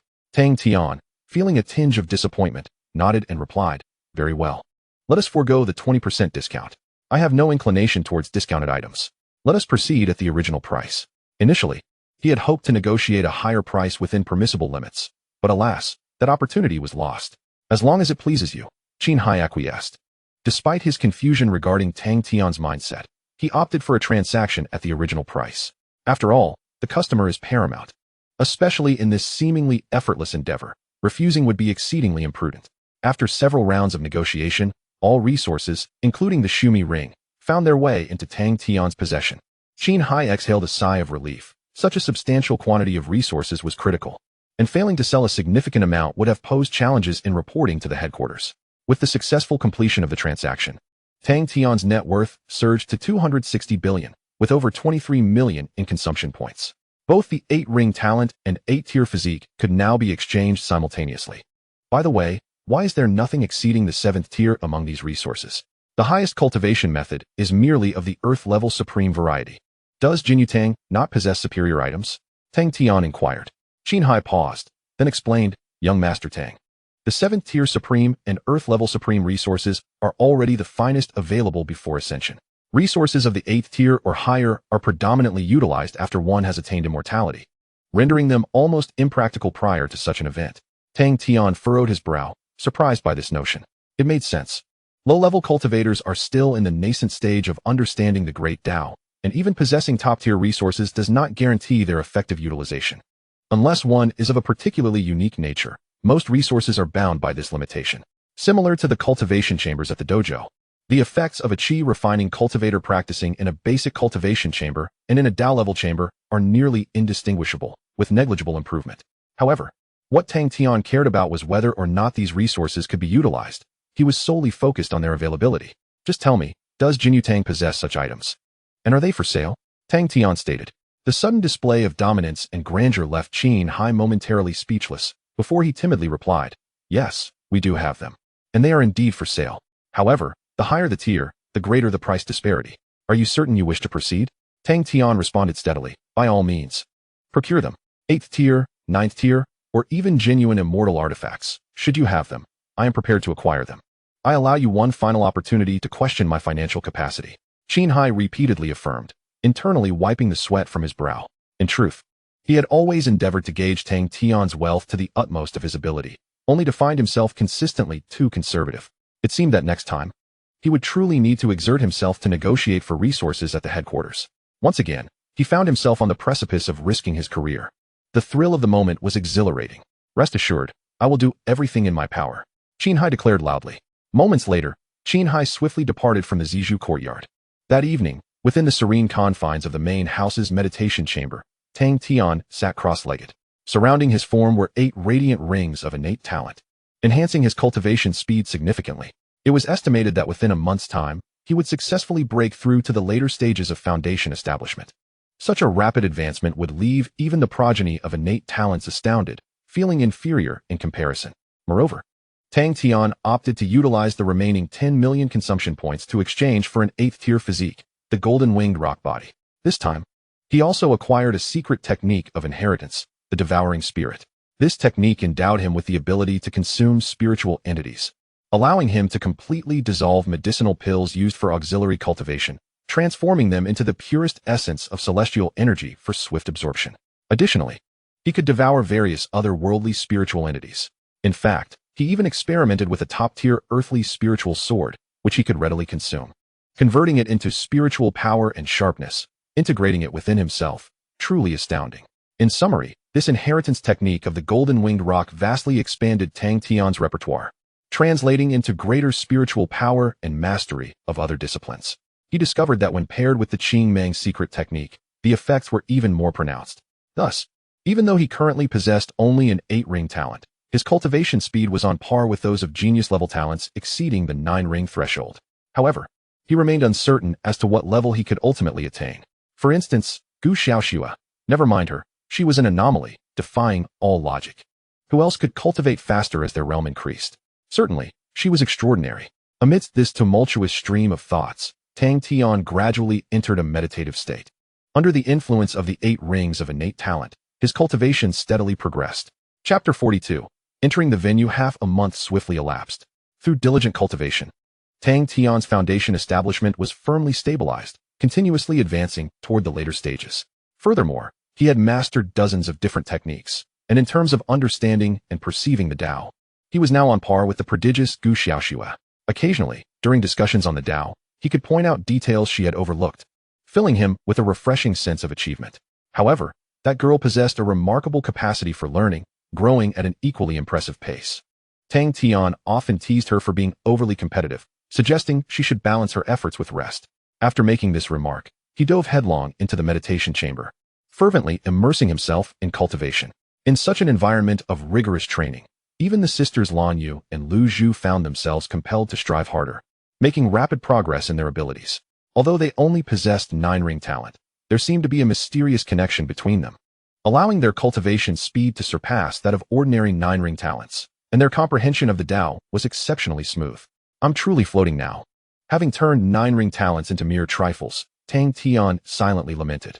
Today marked the day of the Wufeng Exchange Conference. The few from Zizhu courtyard, rarely relinquishing their competitive spirit, gathered beneath the old locust tree to engage in playful games. They engaged in a game known as Nian Dao Pai, where pairs of players collaborated to challenge opposing teams, requiring profound comprehension of Taoist principles and impeccable synergy. Tang Tian and Gu Xiaoxua formed one team, while the two sisters, Lan Yu, constituted the other. The losing side would have stickers affixed to their faces. It wasn't long before Tang Tian and Gu Xiaoxua's faces were adorned with paper strips. Although they possessed a deeper understanding of Taoism, their level of coordination paled in comparison to that of the twin sisters, who seemed to share a singular consciousness, executing their strategies flawlessly, leaving Tang Tian and his partner utterly disoriented. Goodness, have you grown eyes on your backside? I was clearly employing the fire element, and you doused me with water. If you want to eliminate me, just say so. Tang Tian exclaimed as they found themselves at a significant disadvantage once again. However, in this game of stakes, Gu Xiaoxua would not concede easily, retorting, I set up the water strategy from the 3rd step. You couldn't even perceive that. I even hinted at it last round, and you countered by extinguishing my efforts. You claim I'm countering you, but you are the true adversary from my past life. Tang Tian scoffed coldly. Upon reflection, he realized Gu Xiaoshui's strategy was indeed overlooked. Yet, he could not easily admit his mistake. While one may perish, one's pride must remain unyielding. You're such a pig teammate. No wonder we can't win. Gu Xiaoshue shot back defiantly. You're the true pig teammate. Associating with you feels like a curse from 8 lifetimes ago. As they exchanged barbs, both tore off a strip of paper and affixed it to their foreheads. Let us go again. Tang Tian, unwilling to concede defeat, urged for another round. Just then, an external formation was triggered. With a wave of his hand, Tang Tian dispelled the array, and a familiar figure entered, the illustrious Wang Ziyu. Tang brother, the woofing exchange is about to commence, he remarked, but was swiftly taken aback by the sight of Tang Tian and the others. What on earth are you doing? Tang Tian hastily peeled the paper from his face and approached Wang Ziyu with an awkward smile, insisting, "Oh, it's nothing, just a game." Wang Ziyu regarded him with a peculiar expression, glancing at the 3 enchanting ladies nearby before whispering, "Tang brother, are you all right? Engaging in such games with 3 stunning beauties?" After surveying Tang Tian with a scrutinizing gaze, he appeared to question the young man as discernment. Tang Tian cleared his throat. I've indulged in too much rich fare. I thought I might lighten it up with some greens. By the way, I've been awaiting your arrival. Let us proceed to the exchange. He deftly redirected the conversation, mainly because participating in poker with so many people could lead to disqualification. The group quickly tidied up the area and departed from the Zizhu courtyard. This particular gathering seemed markedly different from previous ones, with a greater number of participants present. Almost everyone of note has arrived, Wang Ziyu remarked during their journey. What makes it different? Tang Tian inquired. Wang Ziyu shook his head. I can't say for certain, but I sense it may be related to the 100 Doors War. Tang Tian responded with an intrigued, oh. In the course of the past month, although he had been diligently cultivating in the dojo and the purple bamboo courtyard outside, Li Hong had been tirelessly gathering a wealth of information on his behalf, finally shedding light on certain fundamental aspects of the Qinghua sect. Established over 400 years ago, Qinghua sect is considered a relatively new sect. However, it did not emerge from nothing, rather. It rose swiftly with the backing of a more formidable sect known as Yunding Tianfu. This sect is an extraordinary powerhouse, home to genuine immortals, wielding vast influence and immense strength. In a sense, Qinghua sect is merely a subordinate sect beneath the towering presence of Yunding Tianfu. This revelation alleviated a lingering doubt in Tang Tian's mind. Why could Qinghua sect purchase status and identity without fearing a shift in power? With such a colossal entity as Yunding Tianfu in existence, the so-called power struggles within Qinghua sect are, to put it plainly, mere child's play. As long as Yunding Tianfu remains intact, even if the power structure of Qinghua sect undergoes complete transformation, it is of little consequence. They could simply replace the dissenters thereafter. This exemplifies the oppression of absolute strength. Moreover, the 100 Sect War mentioned by Wang Ziyu is essentially the Disciples Promotion Conference held every 5 years among all subordinate sects of Yunding Tianfu. Disciples achieving outstanding results can ascend to Yunding Tianfu, entering a more expansive stage. However, the 100 Sect War bears little relevance to Tang Tian, as it carries very stringent participation criteria, the foremost being that it does not accept honorary disciples. Upon hearing this news, Tang Tian lapsed into silence for a considerable time, ultimately letting out a long sigh, acknowledging the whims of fate. Yet, he soon reconciled himself to the situation, realizing that as long as he could indulge in consumption, it mattered little where he did so. With just over a year remaining until the 100 Sect War, the young sect master was bound to make some remarks. Wang Ziyu stated. Tang Tian nodded, offering no further commentary. Let them chatter. It held little significance for him. His sole focus today was the so-called merit conference. Should he successfully trigger the system's return, he intended to lavishly accumulate consumption points. Amidst their casual conversation, the group ascended the main peak and arrived at the venue for the exchange conference. They were nearing the summit, where pavilions and water pavilions mingled with ethereal mist, resembling a realm of immortals. Just as Tang Tian was about to enter, he unexpectedly caught sight of a familiar figure. Shen Tufeng. He is attending the exchange conference as well. Observing Shen Tufeng smoothly enter, Tang Tian remarked in surprise. Wang Ziyu chuckled, stating, see, I told you today would be bustling with activity. Many have gathered. Tang Tian curled his lip. If even such unremarkable individuals can gain entry, I suddenly feel this qualification is not so precious after all. Wang Ziyu's expression turned awkward. Don't say that. He is, after all, a person of Luchanga, so his presence here is quite justifiable. However, do not underestimate this exchange conference. Many honorary disciples may possess backgrounds that rival yours. Tang Tian nodded in acknowledgement. Subsequently, They announced Mo Xiaoxiao's name and smoothly entered the venue. Chapter 43. The path to promotion. Mo Xiaoxiao's name proves to be quite advantageous. Upon entering, Tang Tian expressed his astonishment. The guard at the entrance, who had previously displayed an air of arrogance, transformed into a congenial host the moment Tang Tian uttered Mo Xiaoxiao's name, warmly inviting them inside. The contrast was striking. Is he not concerned that we might be imposters? Tang Tian inquired. Wang Ziyu chuckled. Such incidents have indeed occurred in the past, where individuals exploited Mo Xiaoxiao's name to deceive others. However, within days, they vanished without a trace. Since then, no one has dared to impersonate her. Tang Tian felt a chill. That individual was undeniably decisive and formidable. It seems that the upper echelons are rather similar. Wang Ziyu remarked. They wield immense power, possess vast resources, and enjoy nearly limitless wealth. None of them are to be trifled with. It is wise to avoid provoking them without sufficient confidence. Tang Tian shrugged. I am not one to instigate conflict. He was not foolish. Had he acted recklessly like a headstrong novice, he would have long since met a grim fate. As the two conversed, they entered the main assembly hall, a grand garden characterized by its unique beauty, where even the flora bore a hint of Taoist essence, far surpassing the likes of the spring appreciation garden. They had arrived somewhat late, and numerous individuals were already present, some seated, others standing, engaged in vibrant discussions. Tang Tian perked up his ears, relieved that he did not hear any nonsensical flattery regarding nobility. Instead, the conversations revolved around more serious matters. Many attendees exuded a powerful aura, accompanied by distinguished guests, clearly individuals of high standing. However, Tang Tian still found it difficult to integrate into the gathering. So he sought a secluded pavilion where he and Wang Ziyu could sit. When does the tribute conference commence? Tang Tian asked. Wang Ziyu, bemused, replied, why the rush? The tribute conference will begin only after the exchange meeting concludes. It is the final highlight of the event. Prior to that, the young master will discuss various topics, followed by interactions among the guests. There will also be several activities, including martial demonstrations by the guests, core disciples, free challenges, and a treasure trading event. Tang Tian's ears perked up. Treasure trading? What is that? Wang Ziyu explained. It is akin to the rare treasure fair at the Spring Appreciation Garden, but this time, the focus is on treasures, with quality and pricing far exceeding that of the rare treasure fair.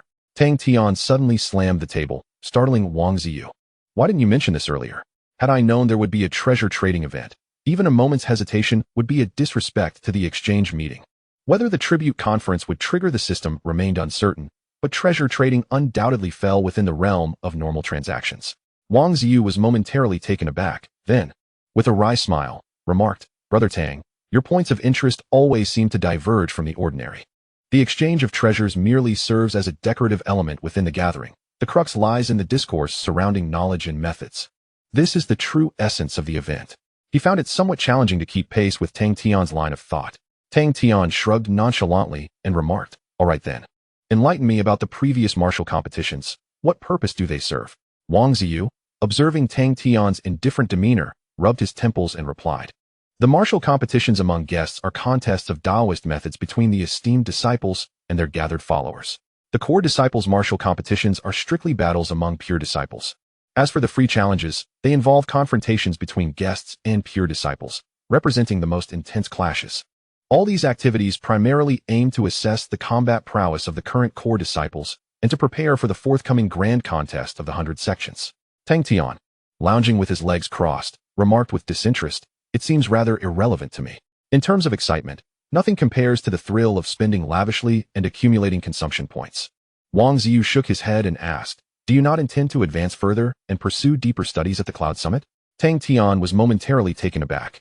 Isn't it said that esteemed disciples lack the qualifications to participate in the grand contest of the 100 sects and cannot ascend to the Cloud Summit? Wang Ziyu explained. While esteemed disciples cannot enter through the grand contest, there are alternative paths. The sect has explicit requirements for the advancement of esteemed disciples. Firstly, one must contribute to the sect and possess a sufficient number of contribution points. Secondly, one must have at least 3 guests successfully navigate the grand contest and enter the Cloud Summit, regardless of cultivation level or the time taken. Fulfilling these 2 conditions allows for advancement. Tang Tian was astonished. He had been unaware of this information. Perhaps Li Hong had overlooked it while gathering information. Given that he himself was not an esteemed disciple, although Tang Tian did not harbor a strong desire for advancement, he acknowledged that if an opportunity arose, it would be worth pursuing. After all, the Cloud Summit represented a more expansive stage, with significantly greater opportunities for expenditure and advancement compared to Qinghua sect. How many contribution points are needed? Tang Tian inquired. Wang Ziyu responded, 1,000. There are various ways to earn contribution points, such as participating in sect construction and management. However, the most straightforward method remains the offering of merit.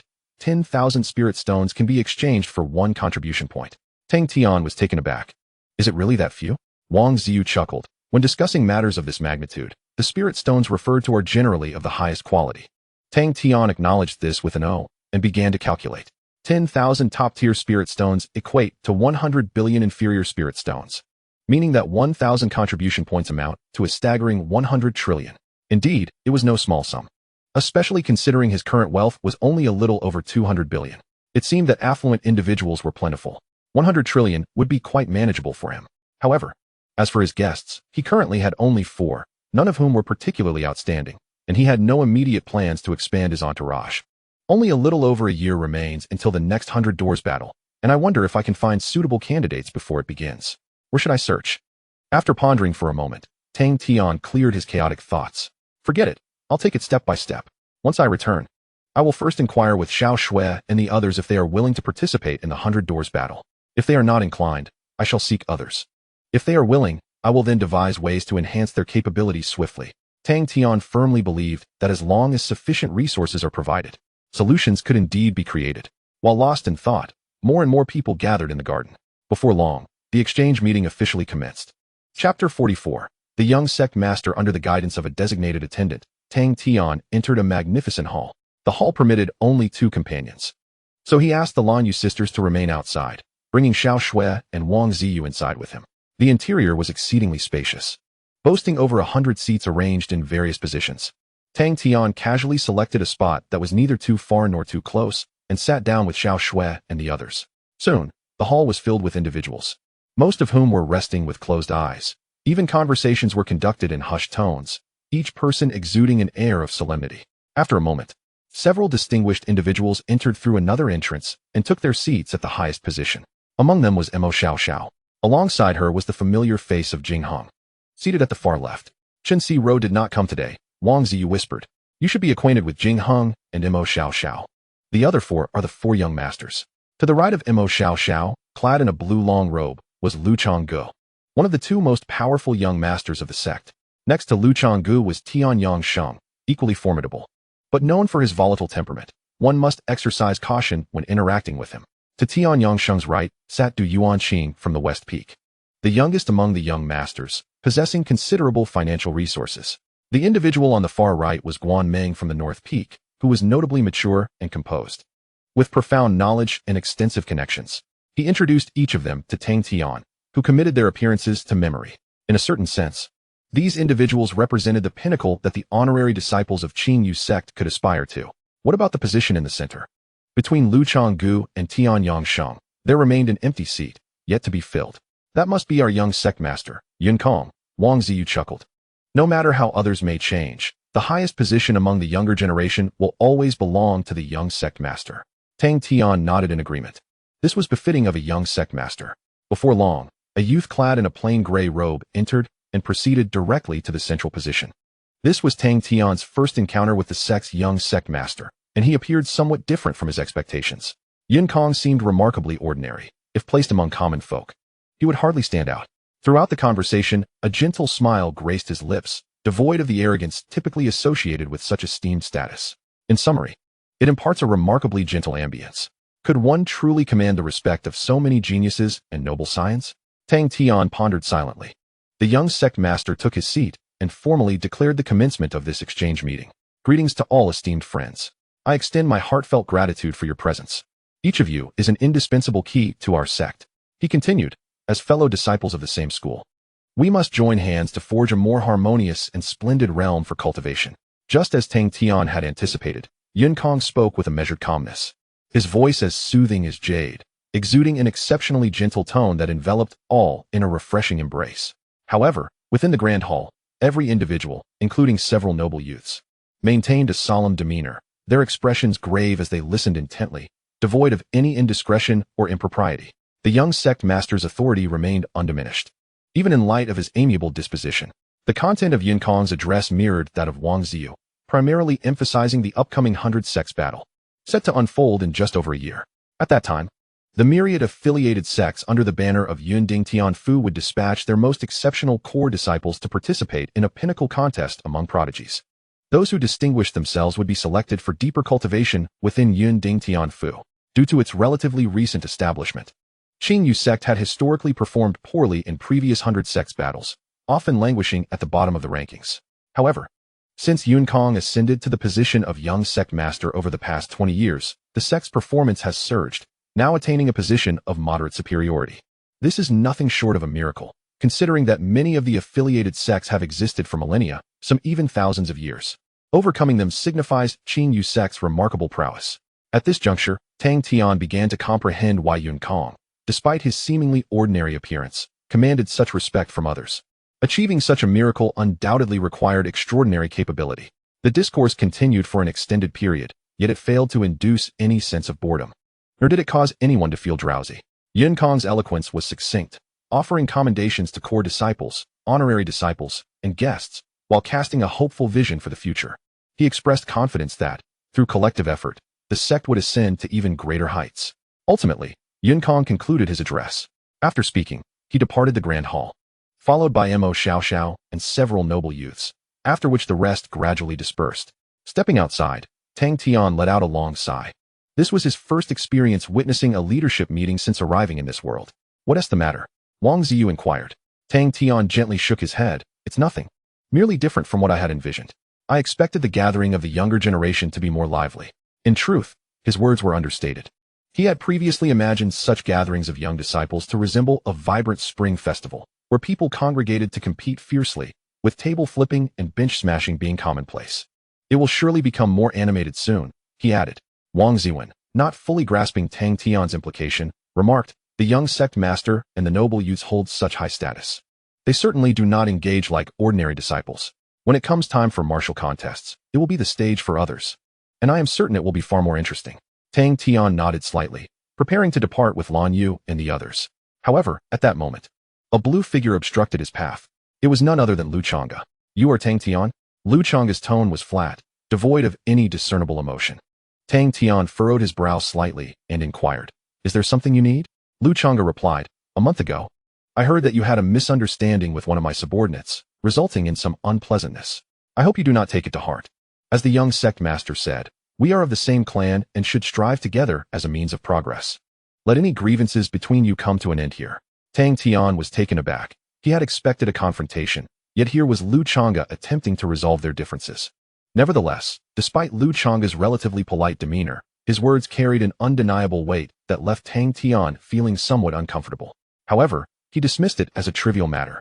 "It's nothing. I've already forgotten," Tang Tian responded. Lu Chang'e nodded. "That is good to hear."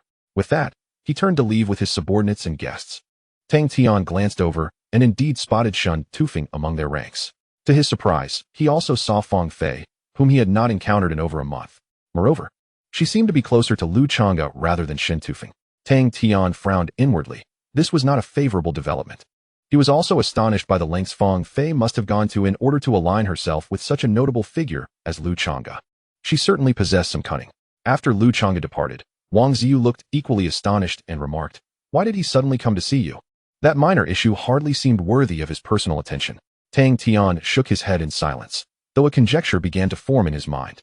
Chapter 45. The little demoness. The unexpected encounter with Lu Chang'e, along with the sight of Fong Fei, caused Tang Tian's previously light-hearted demeanor to wane. If Fong Fei had truly managed to secure a connection with someone as influential as Lu Chang'e, it could spell trouble, especially considering the deep-seated animosity between them. Nevertheless, after some reflection, Tang Tian swiftly cast aside his concerns. As long as he remained within the Qingyu sect, he would likely face no significant dangers. Moreover, he was currently affiliated with the Southern Peak and had Mo Xiaoxiao by his side, which alleviated any pressing worries. Once the young sect master's discussion concluded, Tang Tian, along with Wang Ziyu and Xiaoxue, made their way to the area designated for honorary disciples. The martial gathering was about to commence, and Tang Tian was eager to observe the strength of those preparing for the 100 sects battle. He found a seat and was promptly served spiritual fruits and fragrant tea, ensuring that the hospitality was impeccable. However, as he waited, Tang Tian noticed some honorary disciples accompanied by their subordinates, while others were solitary. devoid of any attendants or guests. He pondered the reason behind this discrepancy and voiced his curiosity to Wang Ziyu. Wang Ziyu explained, "There is a significant distinction among honorary disciples. The three categories I previously mentioned were merely general classifications. Some individuals are motivated by the desire to secure a prosperous future for their descendants, while others aspire to elevate their status within the Qinghua sect, and still others seek to serve the interests of external families. However, those who genuinely yearn to ascend to the Yunding Tianfu are but a small minority. After all, whether it is amassing contribution points or nurturing three prodigies, neither task is easily accomplished." Tang Tian suddenly realized that, indeed, setting aside the matter of contribution points, gaining entry to the Yunding Tianfu through the 100 sects battle is an arduous endeavor, given the abundance of talented individuals. Firstly, participants in this grand contest must be core disciples under the age of 25. Additionally, their strength must be at least at the transformation stage. Strictly speaking, only a select few at the pinnacle of the transformation stage stand a chance of emerging victorious and successfully advancing. Such geniuses, even among core disciples, are exceedingly rare. After engaging in casual conversation for a while, the gathered individuals began to coalesce. Soon, some dispatched their retainers to the arena for exchanges of Taoist techniques and practical combat. Observing several bouts, Tang Tian noted the remarkable prowess exhibited by the combatants. The entrants were predominantly above the transformation stage, poised to achieve commendable results in the forthcoming 100 sects battle a year later. Their formidable aura and profound mastery of Taoist principles, coupled with their fierce yet methodical strikes, mark them as the creme de la creme of the elite. At this point, Gu Xiaoxue and the Lan sisters, still in the nascent soul stage, were far from being their match. However, with their youth, particularly Gu Xiaoxue, who was not yet 16, they possessed a brighter future ahead. After watching for a time, Prince Yu rose to depart, stating his intention to check on the core disciples. There has always been a rivalry between honor disciples and core disciples. The pure disciples look down upon those who choose to serve as retainers, believing that such choices compromise their steadfast Tao heart. Conversely, honor disciples contend that their counterparts lack adaptability, foregoing superior resources in favor of a less advantageous path. Both sides uphold their perspectives, unwilling to yield. Nevertheless, Tang Tian held no interest in this conflict. Each individual is free to make their own choices. If pure disciples disdain him, he simply refrains from seeking them out. After all, what does it matter? There is no need to press one's warmth against their coldness. Thus, he chose not to accompany Prince Yu, instead leisurely enjoying the spectacle. Truly impressive. Far beyond my own abilities, Gu Xiaoxue exclaimed in admiration as she observed the fierce battles. Tang Tian chuckled, "Do not underestimate yourself. Your youth merely means you have less cultivation experience. When it comes to your understanding of Taoist principles, you may not be inferior to them. I have already noticed several flaws in their techniques. While, in terms of raw power, Gu Xiaoxue may not measure up, Tang Tian believed her potential to be significant. With such formidable retainers, I must redouble my efforts upon returning," Gu Xiaoxue declared, clenching her small fist earnestly. Tang Tian raised an eyebrow, realizing her determination. The exhibition of martial prowess among the retainers persisted for about an hour, and judging by the expressions of the onlookers, it appeared that everyone was quite satisfied with the capabilities displayed by this generation of retainers. After the conclusion, Tang Tian prepared to seek out Wang Ziyu. At that moment, a group of unfamiliar honorary disciples approached him. Leading them was a tall, stern-faced young man who inquired from a position of authority, "Are you Tang Tian?" Tang Tian slightly furrowed his brow and replied, "And you are?" The young man coolly stated, "My name is Ding Xiao. I am also from Nanfeng and responsible for assisting Miss Mo in maintaining order here." Tang Tian acknowledged with a brief "oh," realizing he was one of Mo Xiaoxiao's associates. "What can I do for you?" he asked. Ding Xiao responded, "Now that you are part of Nanfeng, you should refrain from acting independently and follow me to our designated area." Tang Tian smiled politely. "Thank you for your kindness, but I prefer solitude." However, Ding Xiao's expression hardened. "Tang Tian, now that you are a member of Nanfeng, you must adhere to our rules. Accompany me. I do not wish to repeat myself." Tang Tian's smile faded. He detested being coerced. "I have not heard of such a rule. I will go where I please. No one can restrict my freedom," he retorted coldly. Ding Xiao's brow furrowed deeply. "Do not presume that possessing a bit of spiritual jade makes you invincible. If you continue to act stubbornly, you may as well leave Nanfeng and seek your fortunes elsewhere." Tang Tian gazed at him quietly, asking, "Is this your directive or Miss Mo's?" He had never intended to join any faction. It was merely a suggestion from Mo Xiaoxiao. If this was indeed her intention, he would leave immediately, as any hesitation would be a disrespect to his own character. However, it was evident that it was not. Ding Xiao opened his mouth, but ultimately failed to respond directly. coldly stating instead, "Very well, remain here as you wish. I shall report your attitude to Miss Mo." With that, he turned and departed. Tang Tian stroked his chin and remarked with a faint smile, "This is merely an attempt to establish authority over the newcomers." Gu Xiaoxue scoffed. "He carries himself with such arrogance, thinking he is impressive, yet he will still report back to someone else." Tang Tian chuckled, "Let him be. We are not obligated to join any faction, and besides, Qinghua sect has more than just Nanfeng." He then suggested, "Let us go see how Wang Ziyu is doing." As they made their way toward the core disciples, they unexpectedly encountered Wang Ziyu returning. His expression was animated as he eagerly exclaimed, "Tang brother, let me tell you. The core disciples this time are truly exceptional. Several are at the peak of the transformation stage, each more formidable than the last. Moreover, there is a little prodigy, a 16-year-old at the peak of the nascent soul stage, who has even defeated those in the initial transformation stage. That little genius is quite audacious, claiming he would crush honorary disciples of the same level into the ground. Haha, it's absolutely thrilling." Tang Tian cast him a sidelong glance, remarking, "What are you so excited about? Have you forgotten your own status?" It seemed he had overlooked the fact that he too was an honorary disciple. However, Wang Ziyu chuckled heartily, unfurling his folding fan with a flourish. "Me? I am the purveyor of amusement. Wherever there is joy, there shall I be found." Following this, the free challenge commenced, promising an exciting spectacle. Tang Tian shook his head in silence, bemused by this fellow's utter disregard for the reputation of the honorary disciples, which had been tarnished. Nonetheless, Wang Ziyu's words piqued his curiosity regarding the upcoming contest. What might the prowess of a 16-year-old at the pinnacle of the nascent soul stage be? How would it compare to Gu Xiaoxue? Chapter 46. Arrogance. After a brief intermission, the free challenge finally began. Honorary disciples, guests, and core disciples gathered once more. This time, Mo Xiaoxiao and Lu Chang'e were also present. Seated aloft and quietly observing the unfolding drama, in their vicinity sat several formidable individuals, exuding an extraordinary aura, likely the leading figures among the core disciples. Under the watchful eyes of these esteemed figures, the free challenge officially commenced.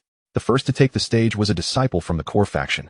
At the late stage of the transformation stage, his demeanor was haughty, and rather than specifying his opponent, he arrogantly proclaimed that any guest disciple could step forward. This disdainful attitude instantly ignited the ire of the honorary disciples. A disciple from the West Peak promptly sent forth one of his guests. Equally at the late stage of transformation, as they entered the arena, the battle was poised to erupt.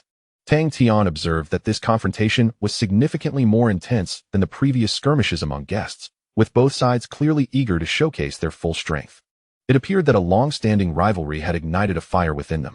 The guest disciple displayed commendable prowess, his techniques shifting unpredictably, akin to a visual feast. However, the core disciple, despite having mastered only 3 or 4 techniques, had each reached a level of substantial mastery, maintaining a competitive edge. Ultimately, the guest faltered at a critical moment, inadvertently conceding victory to his opponent. What purpose do all those flashy techniques serve? Mastery is the true essence. It seemed some were indeed correct in their assertions. These guests were merely ornamental. Following the core disciple's triumph, his arrogance soared even higher, and he demanded further challenges.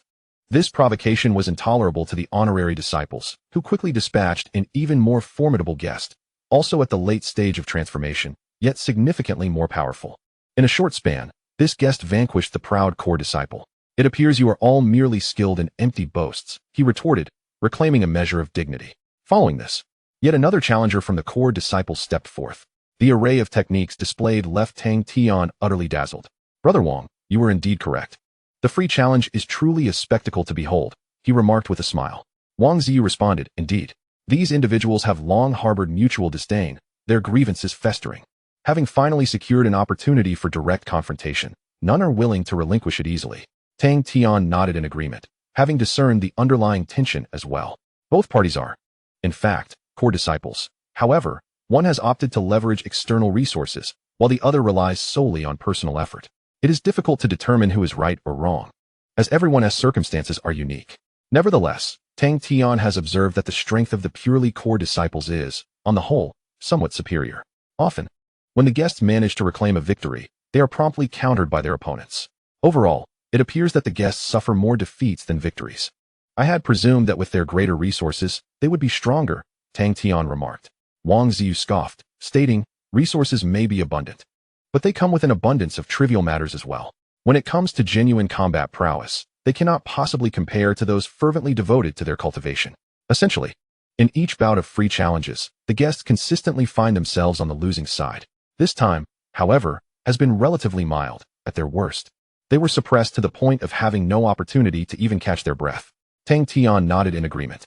Indeed, those with a singular focus on cultivation tend to have greater chances of ascending to higher realms.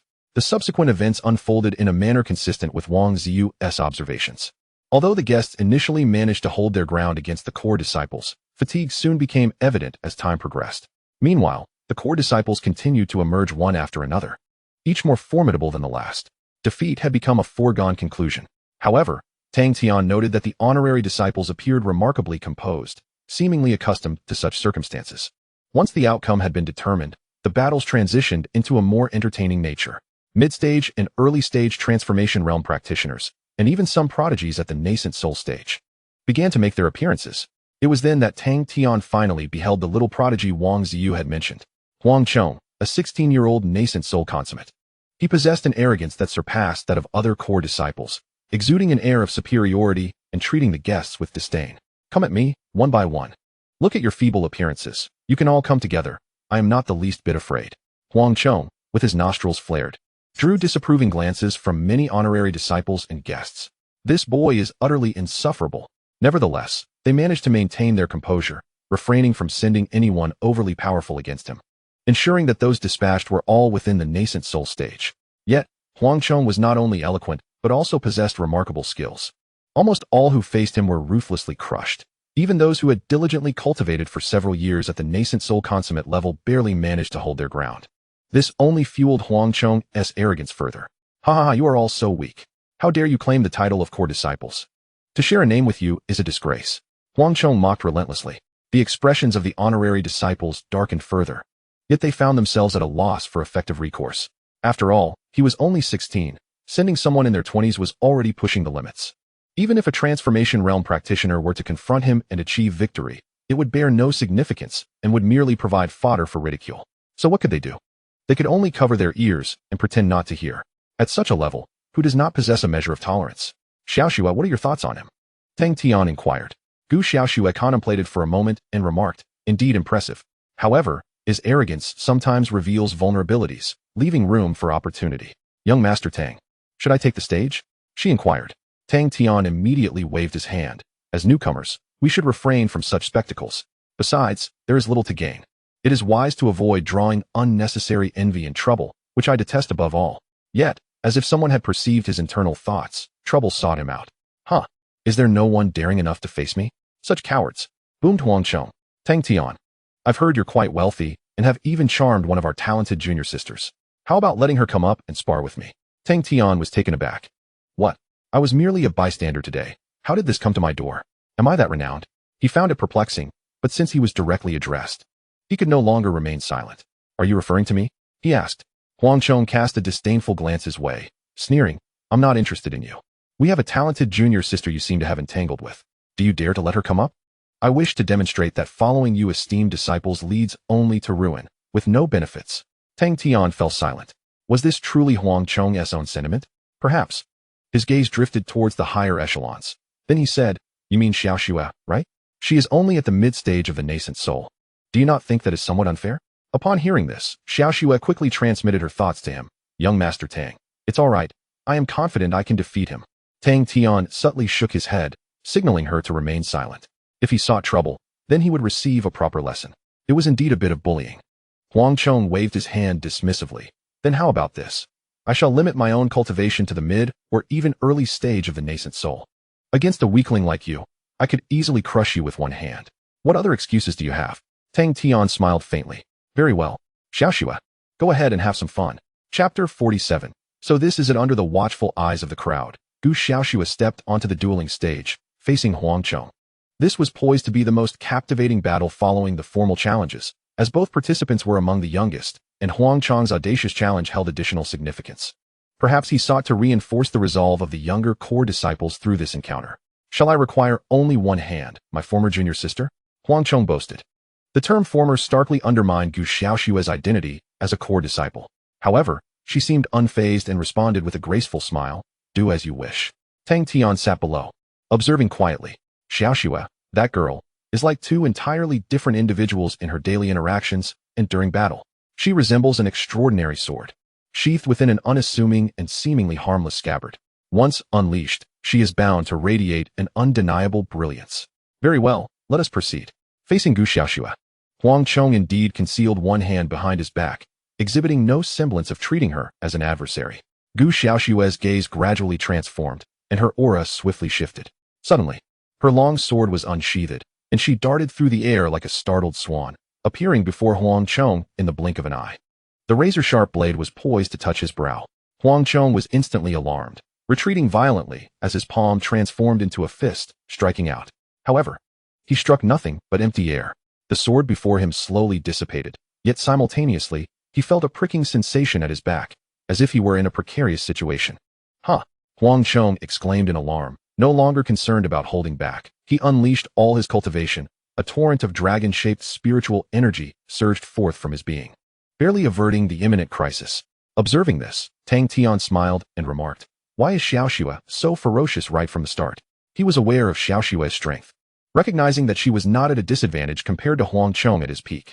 Yet, he did not anticipate that she would exert her full power immediately, incapacitating Huang Chong with one strike. What of holding back with one hand? I suppressed my cultivation. All of it was cast aside, leaving him in utter disarray. Xiaoxue approached battle with unwavering determination. Blue Jade softly commented. During this time, Tang Tian and the others frequently engaged in sparring. Their exchanges primarily revolved around philosophical insights. But Gu Xiaoxue and Blue Jade's sister were involved in genuine combat. Initially, when she broke through to the nascent soul stage, Gu Xiaoxue struggled against either Blue Jade or Green Pearl, often being overpowered. However, this spirited girl learned and progressed at an astonishing rate. Each sparring session revealed a completely different state of being. In just over 10 days, she had reached a level where she could contend with any of them. Once Gu Xiaoxue advanced to the mid-nascent soul stage, Blue Jade's sister could no longer suppress her individually. It was only when they joined forces that they could manage to restrain her once more. It is essential to note that when the Blue Jade sisters united their thoughts, even a divine transformation stage opponent might falter, yet they could only barely contain Gu Xiaoxue. She continued to grow rapidly. A month passed, and Gu Xiaoxue's prowess had elevated beyond a mere notch. Huang Chong was simply no match for her. On the battlefield, due to Huang Chong's arrogance and carelessness, he lost the initiative. Even when he summoned all his strength, he remained at a disadvantage. Gu Xiaoxue's onslaught was relentless, revealing no vulnerabilities, affording Huang Chong no respite. Several times, he sought to leverage his superior cultivation to break free from his predicament, yet each attempt was deftly countered by Gu Xiaoxue, leaving him consistently thwarted. As the battle unfolded, his impatience grew, leading to more and more openings in his defense, and the situation became increasingly dire.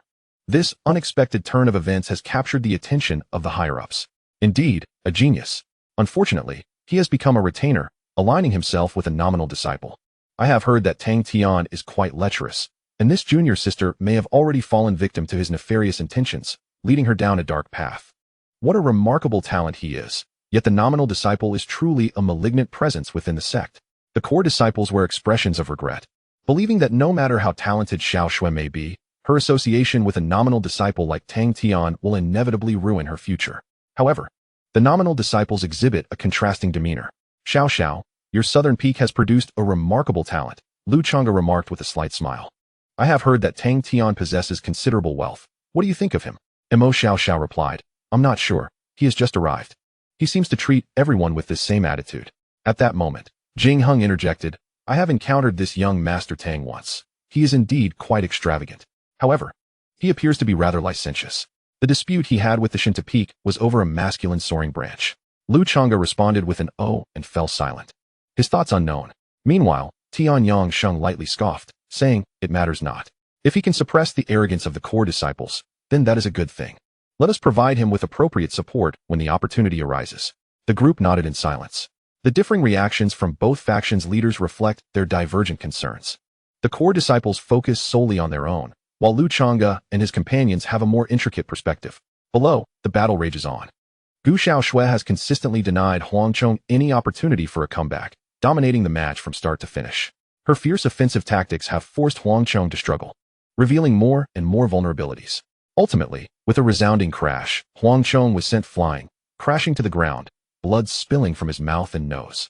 Gu Xiaoxue sought to pursue him, but was halted by Tang Tian's words. Xiao Shui, that is enough. This is not a life and death battle. It suffices to determine a victor. Gu Xiao Shui paused, glanced at Huang Chong, then rolled her eyes in disbelief. Is that all? She sheathed her sword and turned away proudly, striding towards Tang Tian like a triumphant swan. Tang Tian chuckled, noting her strong competitive spirit. Upon returning, she resumed her usual demeanor, laughingly asking, well, did I embarrass you? Tang Tian silently gave her a thumbs up, eliciting a beaming smile of pride from the young girl. Meanwhile, the nominal disciples finally managed to regain some ground. Ha ha ha. Keep pretending. Why have you stopped? Did you really think you were invincible? Is this all you've got? Hurry back and continue your arduous training. You all have no idea how significant resources can be. Gu Xiao Shui's decisive victory allowed them to recover significantly, no longer needing to feign defeat. Subsequently, the free challenges continued for a while, though interest began to wane. Once the challenges concluded, the crowd took a brief respite before entering the next event, the treasure exchange. Chapter 48. Is wealth everything? Come now, this is the realm of the honorary disciples. Wang Ziyu remarked with a smile. After each free challenge, the honorary disciples are left with pent-up frustration, and the treasure auction is their opportunity to vent.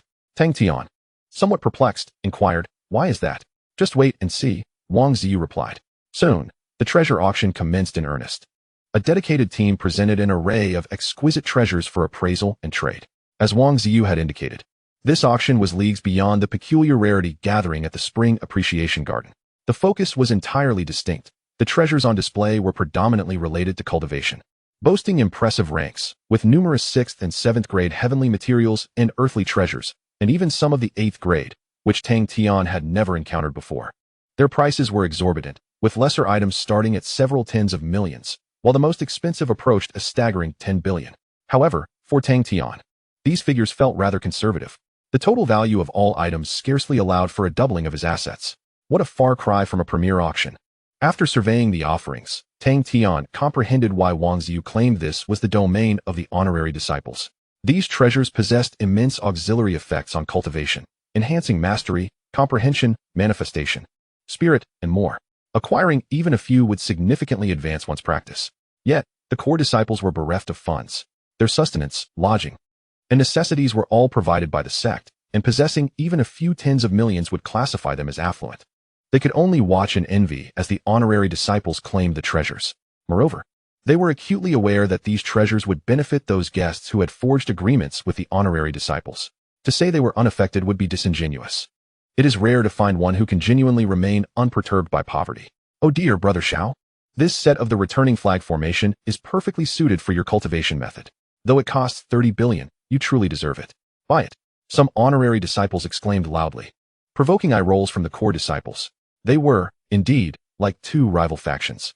After observing the proceedings, Tang Tian decided to take action.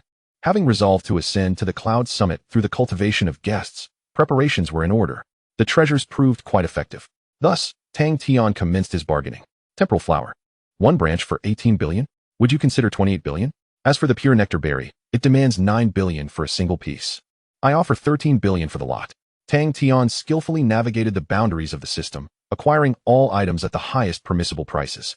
His eccentric bargaining approach drew curious glances from the surrounding honorary disciples. Brother, we know you might possess considerable wealth, but we've never heard of anyone spending in such a manner, they murmured. Is such reckless expenditure truly wise? Observing Tang Tian's cheerful demeanor, they couldn't help but shake their heads. Never mind, every household has its own difficulties. In Tang Tian's family, it is likely that failing to spend money would lead to the execution of familial discipline. The transaction continued for a considerable period. Tang Tian, like a sudden downpour, directly dispensed over 100 billion, astonishing certain core disciples. For the first time, they realized the magnitude of expenditures within the sect. As time progressed, the treasure exchange reached its conclusion. Finally, they arrived at the last highlight of the Five Peaks Exchange Conference, the Merit Conference. The young sect master, Jinyutang, made his appearance once again, serving as the host of the event. He commenced by honoring those who had made significant contributions to the sect over the past year.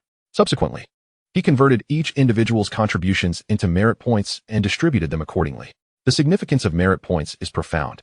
For honorary disciples, merit points equate to power and status, enabling them to undertake numerous endeavors, including ascending to the cloud summit. For core disciples, merit points represent a wealth of spiritual jade and special qualifications. With these merit points, They can acquire superior cultivation resources and gain access to certain secret training grounds, further enhancing their prowess. In summary, this is something everyone ardently desires. Tang Tian yearned for it too, yet his contributions to the sect were insufficient to warrant a merit point. Thus, he could only await the final segment, the offering of merit. The offering of merit essentially functions as a donation, allowing one to purchase merit points. A mere 10,000 top-grade spiritual jades, equivalent to 100 billion spiritual jades, could be exchanged for a single merit point.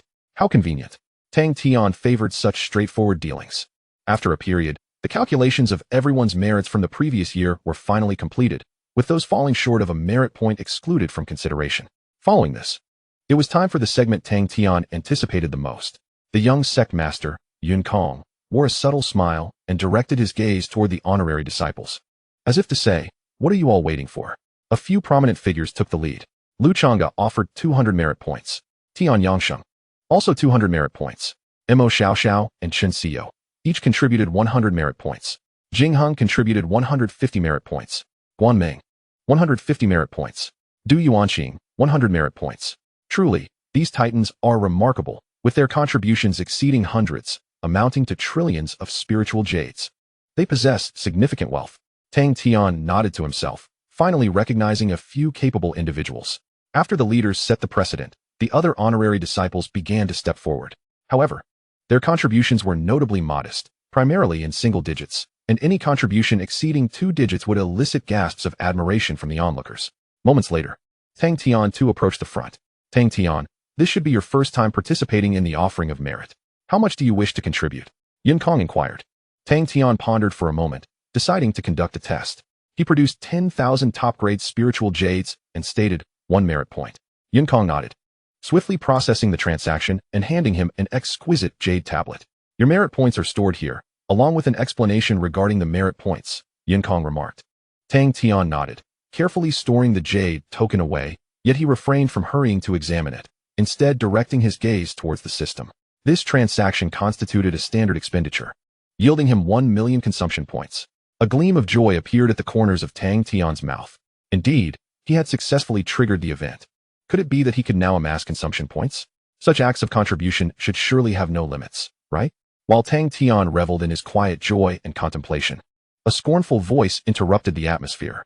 I thought you were truly affluent. Is that all you have to show for your efforts? The speaker was none other than Ding Xiao, a subordinate of Miss Mo Xiaoxiao from the South Peak. It seemed he had taken a disliking to Tang Tian. After delivering his words, Ding Xiao approached Jinyutang, presenting him with a sumi ring, stating, Young sect master, I am Ding Xiao, and I offer 20 merits. His declaration instantly drew a chorus of astonished gazes. Ding Xiao, a notable figure under the command of Miss Mo, was indeed extraordinary. The crowd murmured in admiration, which Ding Xiao relished. After completing his task, he turned to face Tang Tian, looking down upon him with disdain. I initially thought you possessed some strength, but it appears I overestimated you. Be cautious. With that, he prepared to depart. Wait. Tang Tian's voice suddenly rang out. Ding Xiao raised an eyebrow. Oh, what is it? Tang Tian smiled faintly, bemused by the man's inexplicable enmity.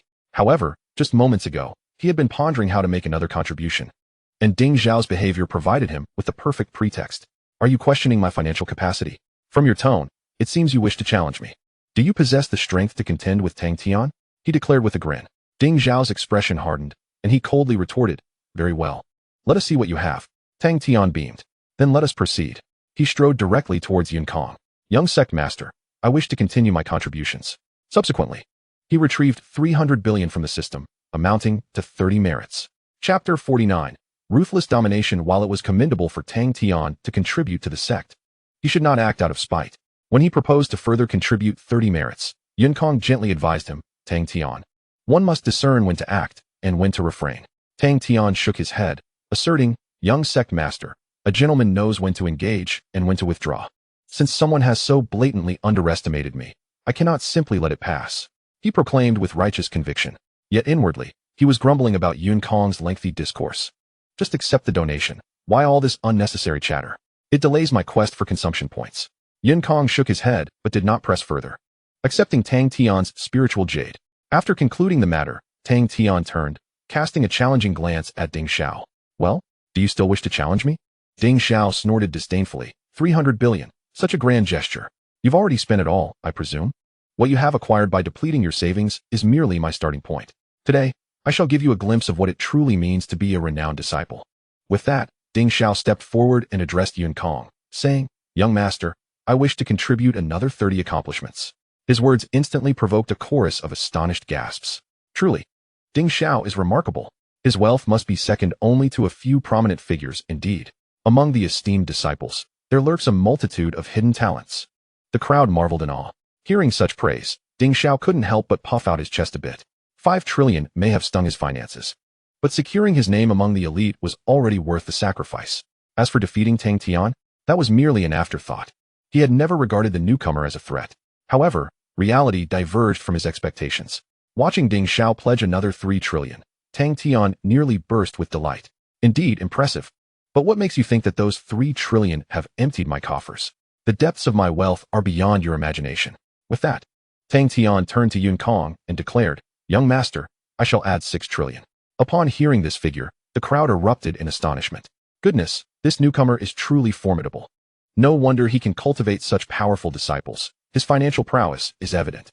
9 trillion. He is quickly catching up to the elite." The focus of the crowd shifted from Ding Xiao to Tang Tian. Ding Xiao's expression darkened. He had not anticipated Tang Tian could produce such a substantial amount of spiritual jade in one go. Wealth and liquidity are entirely different concepts. Very well. Yunkong, displaying a resigned demeanor, nonetheless facilitated all of Tang Tian's wishes. Tang Tian raised an eyebrow at Ding Xiao, the challenge in his gaze unmistakable. Anger surged within Ding Xiao. Yet he refrained from immediate action, seemingly torn. After all, 9 trillion is no small sum. Should he choose to add more, it would cross the threshold of 10 trillion. After his provocative remark, Tang Tian turned his attention to the system interface. For upon his total assets surpassing 10 trillion, a never-before-seen item materialized within the consumption refund system. It was still a piece of jade, slightly larger than the finest spiritual jade, perfectly rounded, emanating a mysterious aura that swirled within, speckled like the galaxy. What could this be? Upon closer inspection, Tang Tian confirmed that when spiritual jade reached 10 trillion, or when high-quality spiritual jade reached 1 million, this peculiar stone would automatically be synthesized. Could it be a currency of a higher echelon? He could not ascertain. As Tang Tian pondered, Ding Xiao seemed to arrive at a final decision. Under the eager gazes of the crowd, he gritted his teeth and declared, "I will add another 5 trillion. Ding Xiao's eyes gleamed with determination. It was evident that parting with 10 trillion would undoubtedly leave him considerably strained. He then turned to Tang Tian, nearly roaring, "Let us see how far you can go. Come on." Tang Tian waved away the spittle flying from Ding Xiao's fervor, maintaining his composure. "I never said I wouldn't raise my bid." After speaking, he pondered for a moment and took out the peculiar jade stone. "Do you recognize this?" However, upon seeing the stone, Ding Xiao's eyes widened in astonishment. "Innate Dao Jade," he exclaimed. "What? Innate Dao Jade? My goodness, does Tang Tian even possess such a treasure? That is an unparalleled artifact for cultivation. Although the ratio of the finest spiritual jades to the innate Dao Jade is around 1 in a million, it remains a coveted rarity. This is my first encounter with it. Goodness, it is as exquisite as the figure of the most beautiful woman from the Qinghua sect." Tang Tian was taken aback, as if you had seen her figure before. Nevertheless, amidst their exclamations, he began to comprehend the significance of this object. If used merely as currency, it equates to 1 million of the finest spiritual jades. Yet, its worth appears to transcend mere currency. It seems to hold substantial benefits for cultivation. "Tang Tian, are you certain you wish to use it for merit?" Yunkong inquired. "Like the spiritual jades, it can be exchanged for 100 merits." Tang Tian paused momentarily and then casually replied, "It's fine, let's use it. Having an excess of spiritual jades can be rather cumbersome." With that, he directly handed over the innate Dao Jade. Ultimately, he had little choice. The system had synthesized it for him, rendering it unusable otherwise. Yunkong nodded and accepted the innate Dao Jade. "On behalf of the sect, I express our gratitude. The innate Dao Jade is extremely beneficial to us." Tang Tian responded nonchalantly. At this juncture, his merit points had reached 190, and the system space now contained 2 pieces of innate Dao Jade. "Hee, shall we continue?" He provocatively taunted Ding Xiao. At this moment, Ding Xiao was rather bewildered. He had never anticipated that Tang Tian could so casually produce something like the innate Dao Jade. The most crucial aspect was the rapid escalation of the bidding. Even in a contest of fortune, increases were typically gradual, yet he had doubled the stakes outright. How could anyone withstand such pressure? Ding Xiao's eyes twitched furiously, but he refrained from responding directly. "Oh, Ding Xiao seems to be faltering. I agree. with Tang Tian nonchalantly presenting the innate Dao Jade, who wouldn't feel intimidated. He's really something. Tang Tian might just be aiming for the position of the 6th young master of Qinghua sect. If you can't keep up, perhaps it's best to step aside. It's merely a source of amusement. The onlookers, reveling in the spectacle, chuckled.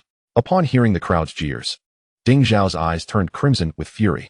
Who dares to say I am incapable? A mere 10 trillion is nothing to me. He was losing his composure and once again produced a storage ring, slamming it down before Yunkang, shouting, I'll add another 10 trillion. Yunkang seemed poised to offer a word of caution, but upon witnessing Ding Zhao's fervent demeanor, he opted for silence and accepted the offering without further ado. Ha ha! Who still dares to underestimate me? Ding Zhao proclaimed loudly, then turned to Tang Tian. If you have the ability, come forth again. Tang Tian, brushing off the spittle, smiled slightly. You were the one who said it. He then extended his palm, revealing 2 pieces of innate Dao Jade, resting serenely in his hand. Might I trouble the young master to add 200 merits? Upon seeing the 2 pieces of innate Dao Jade, Ding Zhao's complexion shifted from red to pale as he staggered backward. His lips trembled, yet he found himself incapable of uttering a single word. The reason was clear. He was truly at a loss. In stark contrast, Tang Tian remained remarkably composed, even appearing somewhat pleased. Is that all? Were you not eager to showcase what it truly means to be a prestigious disciple? So this is it. Well then, keep your eyes wide open. With that, Tang Tian reached out once more, revealing 4 pieces of primordial Dao Jade. Young master, I request an additional 400 merits. Chapter 50.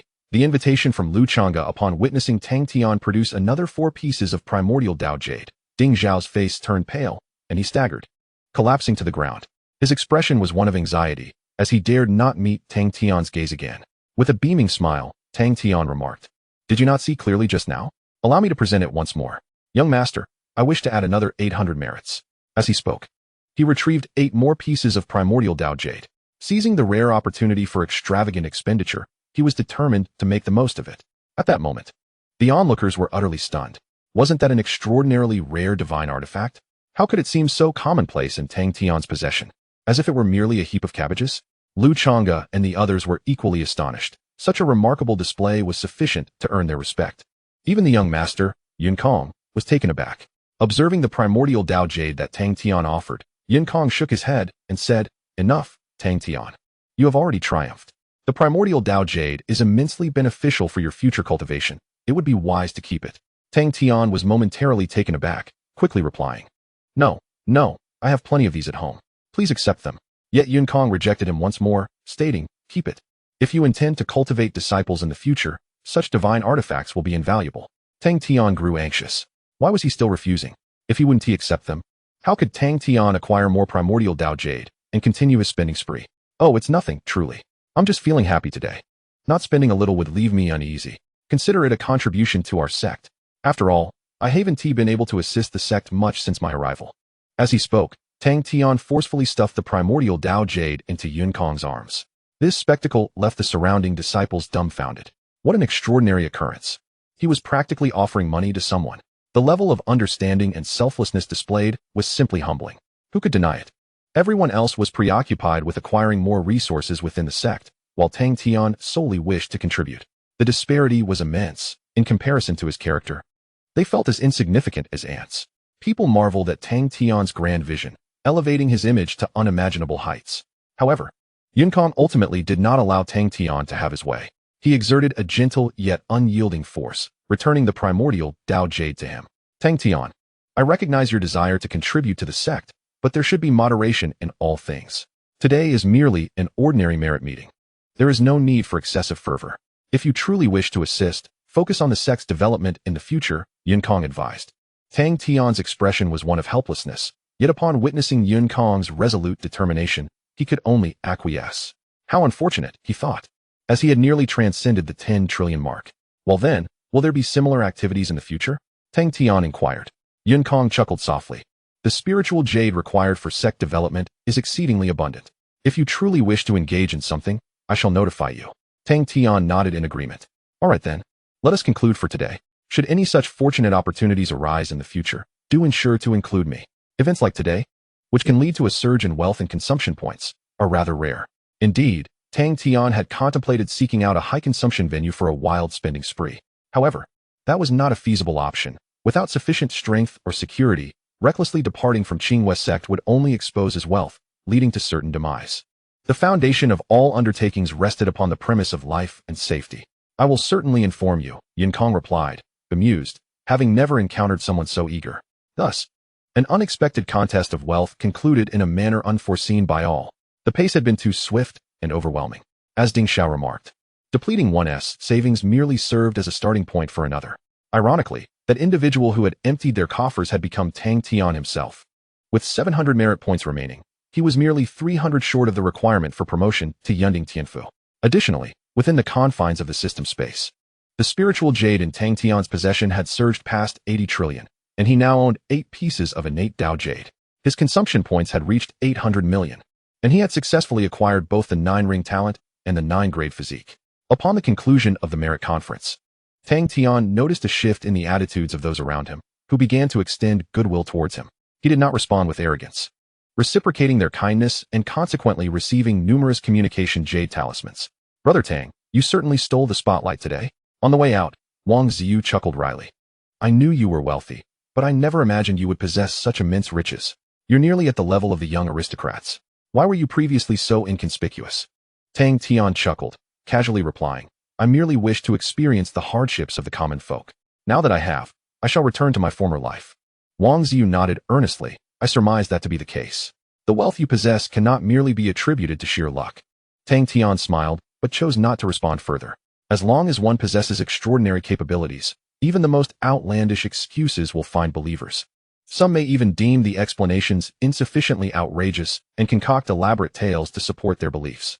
For Tang Tian, such circumstances were, in fact, advantageous. As the two continued their conversation, they had not ventured far when they were approached by others. Young Master Tang, came the voice of several remarkably powerful honorary disciples, all of whom were at least at the transformation stage. Their expressions were grave, and their tones somber as they stated, Young Master Lu requests an audience with you. Tang Tian furrowed his brow. The only one here who could be referred to as Young Master Lu was Lu Chang'e. What could this individual want with him? A sense of foreboding washed over him, recalling the earlier encounter with Fong Fei. Could we postpone? Tang Tian wished to decline the invitation. However, the individual insisted. I believe it would be best for you to accompany me. Upon uttering these words, they subtly encircled Tang Tian and his companions. Xiao Xue and the sisters, Lan Yu, immediately assumed a defensive posture, their expressions grave. Tang Tian discreetly grasped a few violet beads in his hand, thunder pearls, capable of summoning celestial lightning, with power equivalent to the full force of a tribulation cultivator's strike. During his previous dealings with Qin Hai, Tang Tian had procured several such items in anticipation of unforeseen circumstances. Observing the wary demeanor of Tang Tian and his companions, the individual chuckled softly, saying, Do not be overly anxious. This is the residence of the young sect master, and no harm will befall you. Moreover, to oppose us with merely a handful of your attendants is insufficient. Please do not make this difficult for us. Young Master Lu has requested your presence, not your capture. Tang Tian narrowed his eyes, but ultimately decided to temporarily stow away the thunder pearls. Indeed, they remained within the venue of the exchange conference. Even Lu Chang'e would not dare to act excessively. Furthermore, he had just gained notoriety. In the worst-case scenario, he possessed means of self-defense. Very well, I shall accompany you. Tang Tian acquiesced. Chapter 51. The death of Fong Fei. Moments later, under the guidance of several honorary disciples, Tang Tian arrived at an elegant villa. Passing through the garden at the front, he entered the main reception room.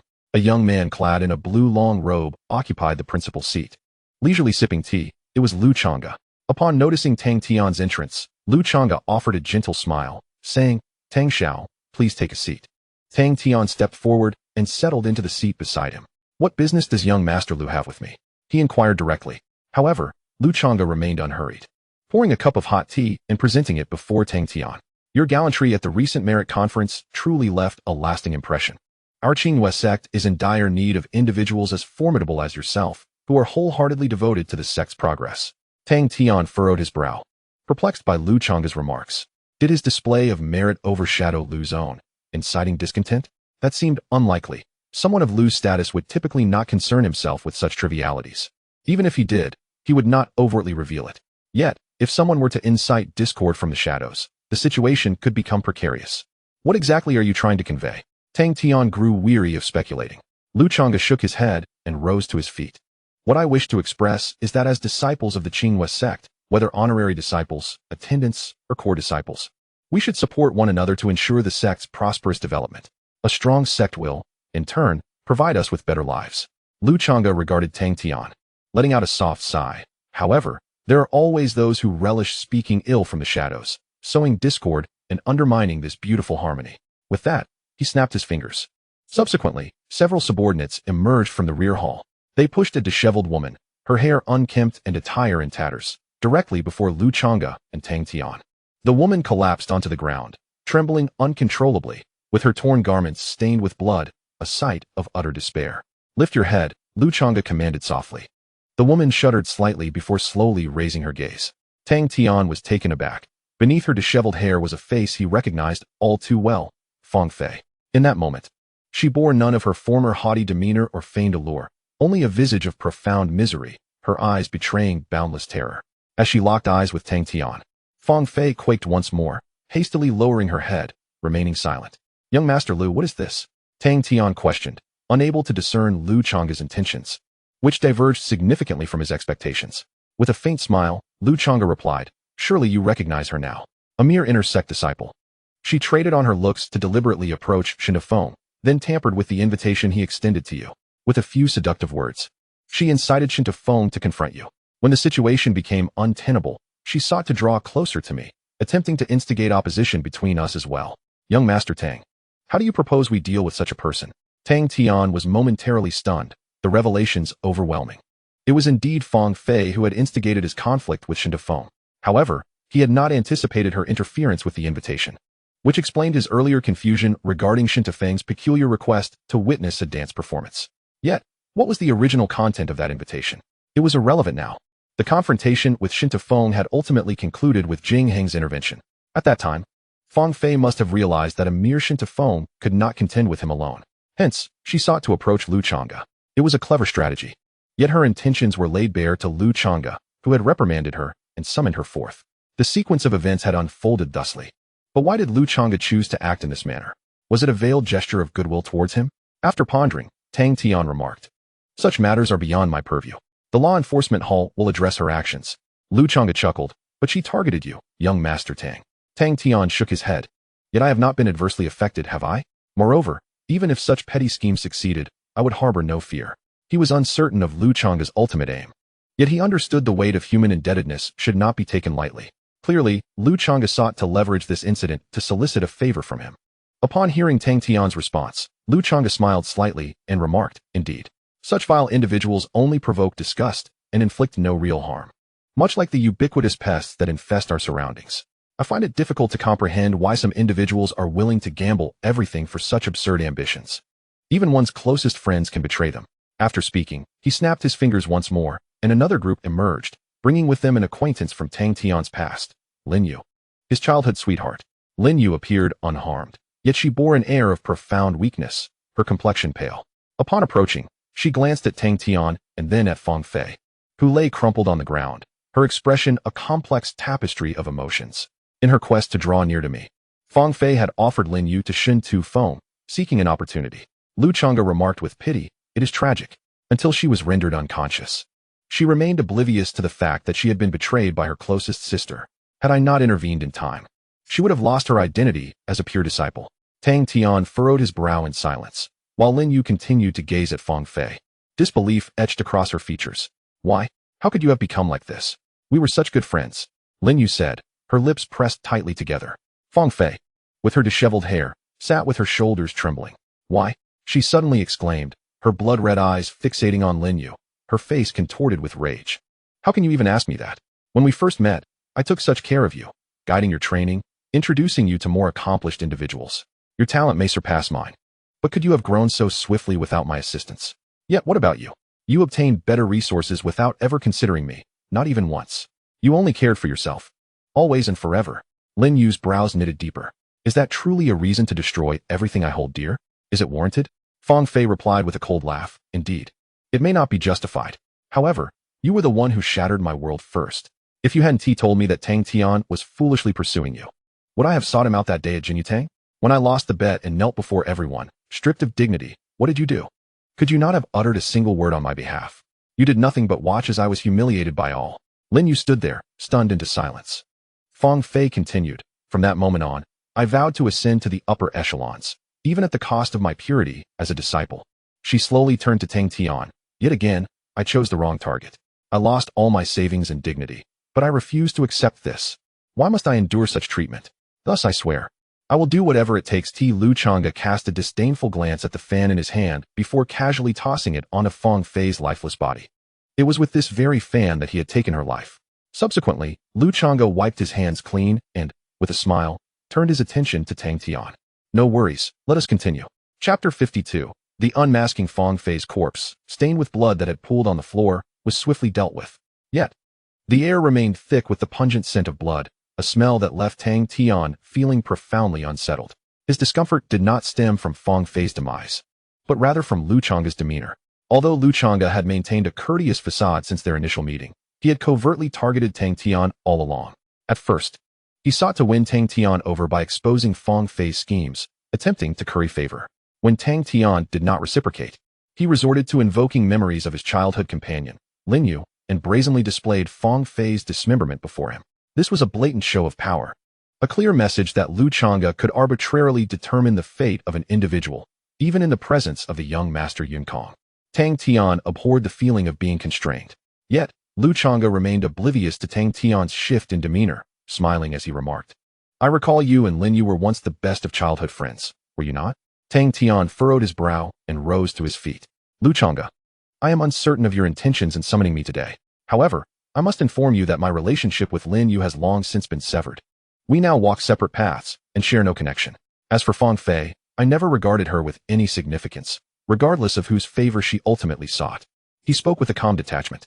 Lu Chang'e was momentarily taken aback, as if Tang Tian's reaction and attitude had caught him off guard. "Young Master Tang, are you truly so callous? After all, you have known each other for quite some time," Lu Chang'e said with a smile. Tang Tian waved dismissively. "This is a matter that concerns only me. If you have other business, please state it plainly. If not, I shall take my leave. How you choose to deal with Lin Yu and Fong Fei is of no consequence to me." He had no desire to engage in further pleasantries with Lu Chang'e. Lu Chang'e regarded Tang Tian in silence, lost in thought, while Lin Yu wore a complex expression, seemingly taken aback by Tang Tian's complete severance of ties. Was this truly the same person who had once strived relentlessly for her future, even at the cost of his own? With a sardonic smile, Lu Chang'e finally shed his pretense and adopted a more indifferent demeanor. "Do you know what the primary purpose of merit is?" he inquired. Tang Tian replied, "To ascend to the Yunding Tian Fu." Lu Chang'e shook his finger. "No, the greatest purpose of merit is power. With sufficient merit, one can attain a significant status within the Qingwei sect. From managing disciples in a certain department to leading a peak, all is intricately linked to merit. Indeed, under certain stringent conditions, one may rise to a position beneath one, yet above all others." Tang Tian raised an eyebrow. "Indeed, this is a matter of which he remains unaware. But what of it? What comes next?" Tang Tian inquired. Lu Chang'e smiled. "Certain individuals within the sect have long since fulfilled all the requirements for ascending to the Cloud Summit. But can you guess why we have chosen to remain here?" Tang Tian fell silent. Those individuals likely refer to the 5 prominent young masters, including Lu Chang'e himself, as well as the 2 notable young ladies. Indeed, with their financial resources and influence, meeting the prerequisites for elevation to the celestial abode would be a trivial matter. Thus, in light of his earlier remarks, it implies that these individuals have set their sights on that esteemed position, one beneath a singular sovereign, above myriad subjects. Essentially, the entire Qingwei sect lies within their sphere of influence. "I see now," Tang Tian remarked. "But how does this pertain to me?" Lu Chang'e shook his head. "Perhaps your aspirations do not align with this, yet the wealth you have displayed cannot easily be overlooked. A handful of innate Taoist jade. Even we few might not be able to produce such an amount in one go. Therefore, I hope that in the future, even if you do not stand by my side, you will not become an obstacle in my path." Upon hearing this, Tang Tian finally grasped Lu Chang'e's intentions. Essentially, it was a bid for alliance, albeit one facilitated by various other means that Tang Tian found rather disagreeable. "My apologies." Tang Tian replied coolly, "I will govern my own affairs, and there is no need for you, young Master Lu, to concern yourself with them. If you intend to leverage Fong Fei and Lin Yu to disrupt my footing, I must assert that you have miscalculated." He did not conceal his thoughts, directly dismantling Lu Chang'e's scheme. Lu Chang'e regarded Tang Tian quietly, and after a prolonged silence, he smiled knowingly. "I must admit, I have underestimated you." With that, he turned and resumed his seat, exhaling softly. You understand, it can be exceedingly vexing when subordinates fail in their duties. They dared to inform me that you are a hedonistic scion, indulging in pleasures. TSK, how amusing. Tang Tian remained silent. The portrayal of himself as a hedonist and pleasure seeker was a deliberate deception, one he had even encouraged Li Hong to propagate. This stratagem aimed to skew others' perceptions, leading them astray. It seems today it has borne fruit. A person like Lu Chang'e, with profound cunning and myriad tactics, would certainly not employ Fong Fei and Lin Yu if he were aware of his true nature. One could only speculate what actions he might undertake instead. Since this has turned out to be a misunderstanding, I shall take my leave if there is nothing else, Tang Tian said. Lu Chang'e chuckled softly, seemingly having retrieved a brand new fan at some point. Since you are already here, why rush to depart? Speaking of which, your rise has been remarkably swift. Prior to this, I was entirely unaware of your existence. Taking this opportunity, why don't we engage in a lengthy conversation, allowing me to understand you better? The words spoken seemed to extend an invitation, yet Lu Chang'e's tone was imbued with an undeniable authority. Tang Tian squinted. Do you intend to forcibly detain me? Lu Chang'e shrugged slightly. I perceive this as a beneficial affair. Of course, the decision ultimately rests with you. You may choose to stay or be compelled to remain. A smile flickered across Tang Tian's face. So, the soft approach has failed, and now you resort to force? Alas, I am not easily swayed by either persuasion. If you seek to vex me, do not expect to relish in your own satisfaction. You may attempt to detain me. Xiaoxue, let us depart. With that, he turned on his heel and strode away. Lu Chang'e paused momentarily, his fan halting in midair, as several formidable individuals advanced to block Tang Tian's path. However, Tang Tian had long been prepared, armed with an array of potent spiritual artifacts, equipped for offense, defense, and teleportation, all at the level of tribulation cultivators. Should the situation take a turn for the worse, they were ready to welcome a spectacular display of fireworks. Without even slowing his pace, he marched directly toward the exit. Behind him, Lu Chang'e narrowed his eyes, noticing Tang Tian drawing ever closer to his subordinates. A confrontation was imminent. Just then, a flustered cultivator rushed in, exclaiming loudly, "Young Master Lu, M.O." Before he could finish, a violent aura surged in from outside, hurling several individuals standing at the door aside. Had it not been for Tang Tian's quick reflexes, they too would have suffered the consequences. Following this, a tall woman clad in a black gown entered with a frigid expression. Lu Chang'e, do you seek death? It was none other than Nanfeng Mo Xiaoxiao. Chapter 53. Conspiracies and Schemes. Mo Xiaoxiao stormed into the reception hall, accompanied by a formidable entourage, each member emanating a palpable aura of menace. Are you seeking to wage war against us, Lu Chang'e? She coldly inquired. Tang Tian gazed at this young lady in astonishment, taken aback by her sudden entrance. Lu Chang'e appeared equally unprepared for this turn of events. However, his demeanor remained unflustered as he chuckled. Surely you jest. I would not engage in conflict with you. Mo Xiaoxiao huffed, casting a glance at Tang Tian before asking, what then does this signify? Lu Chang'e replied, young Master Tang has shown remarkably today, not only restoring our esteemed disciples' honor in the free challenge, but also presenting several innate Dao jades to our sect. Such a prodigy, naturally, warrants my acquaintance. Mo Xiaoxiao tilted her head. His name is Tang Tian. You are Lu Chang'e. Very well, we are acquainted. Is there anything else? Lu Chang'e, Tang Tian. This fellow certainly possesses a flair. Lu Chang'e shook his head. No, that is sufficient. Acquaintance is all that is needed.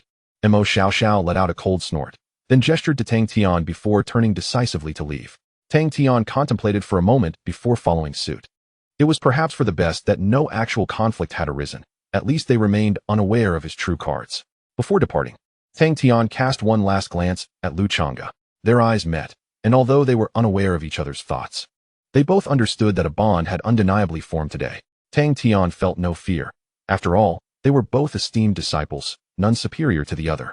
The heights Lu Chang'e could achieve were ones Tang Tian would inevitably reach as well.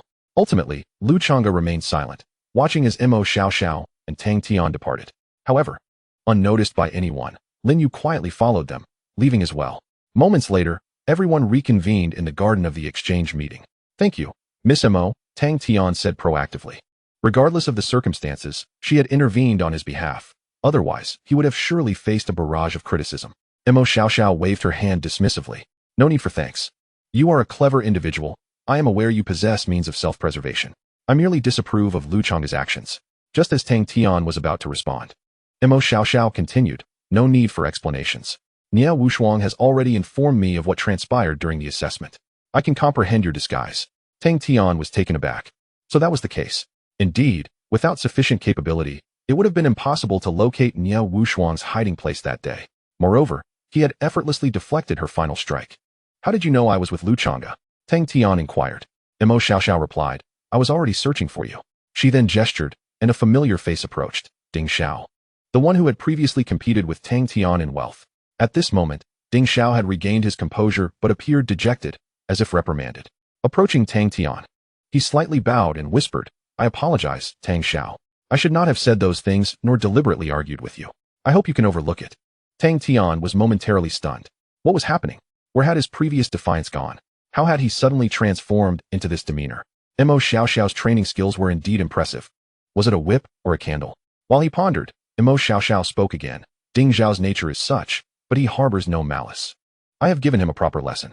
As fellow disciples of Nan Fong, we ought to unite. Intentionally arguing with you only serves to amuse outsiders. For my sake, I hope you can let it go. Tang Tian, taken aback, quickly replied, Of course, I won't pursue it. To be honest, I am quite grateful to him. Otherwise, I would not have known how to accumulate more merits. He spoke candidly. Without competing with Ding Xiao, he would not have easily acquired so many innate Dao jades and consumption points. It was indeed strange for one to solely contribute merits. Hadn't Yunkong intervened forcefully? Mo Xiaoxiao inquired. Are you aiming to gather 1,000 merits to advance to Tianfu? Tang Tian nodded. Yes, but I still need 300 more. Mo Xiaoxiao reassured him. Do not worry, there will be many opportunities ahead.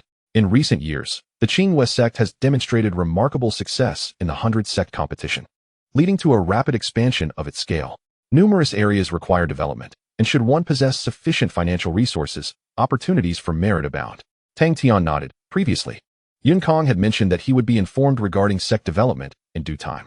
He eagerly anticipated that moment, for he found himself restless without the prospect of expenditure. After exchanging a few casual remarks, Mo Xiaoxiao prepared to take her leave. Before departing, she cautioned Tang Tian that Lu Chang'e is not a virtuous individual. Exercise caution when interacting with him in the future. Fear not, for I, Mo Xiaoxiao, shall be here. Once Mo Xiaoxiao departed, Tang Tian let out a soft sigh.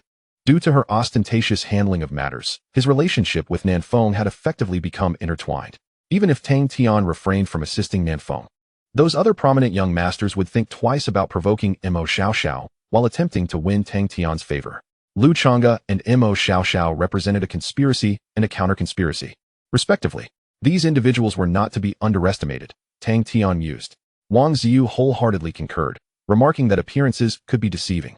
If you still harbor feelings for your childhood sweetheart, you might find yourself ensnared by Lu Chang'e today. Tang Tian nodded, relieved that Lu Chang'e had misjudged him.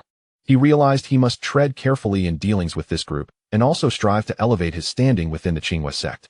Once he attained a position of authority, any schemes would unravel of their own accord. As he contemplated these matters, Tang Tian walked towards the garden's exit. In the reception hall, after Mo Xiaoxiao and Tang Tian had left, Lu Chang'e sat silently, lost in thought. Suddenly, he waved his fan, and shortly thereafter, a figure was brought forth. Kneeling before him, it was Shun Tufeng. Young Master Lu, I truly recognize my faults. Shun Tufeng trembled, pleading for mercy.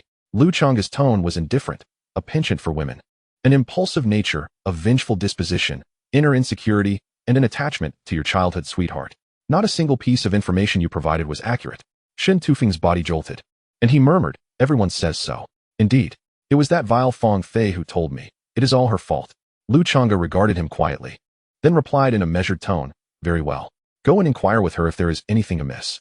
With that, he extended a finger, and a gory wound suddenly appeared on Shun Tufeng's forehead, blood splattering as he collapsed to the ground.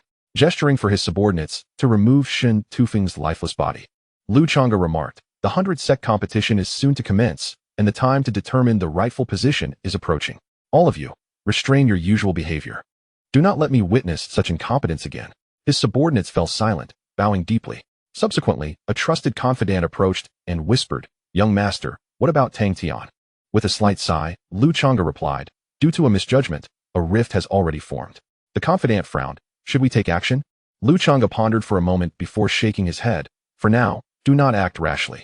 I do not wish to find myself at odds with Mo Xiaoxiao so soon. Currently, my primary adversary remains Tian Yangsheng, a true madman. As for Tang Tian, time has rendered any potential rivalry moot, as he can no longer compete on my level. Thus, he poses no real threat. provided he does not ally himself with Tian Yangshan. Unless, of course, his financial resources surpass those of all of us combined, which is, as my confidant chuckled, an impossibility. Beneath the cloud-topped heavenly palace, none can rival you, young master.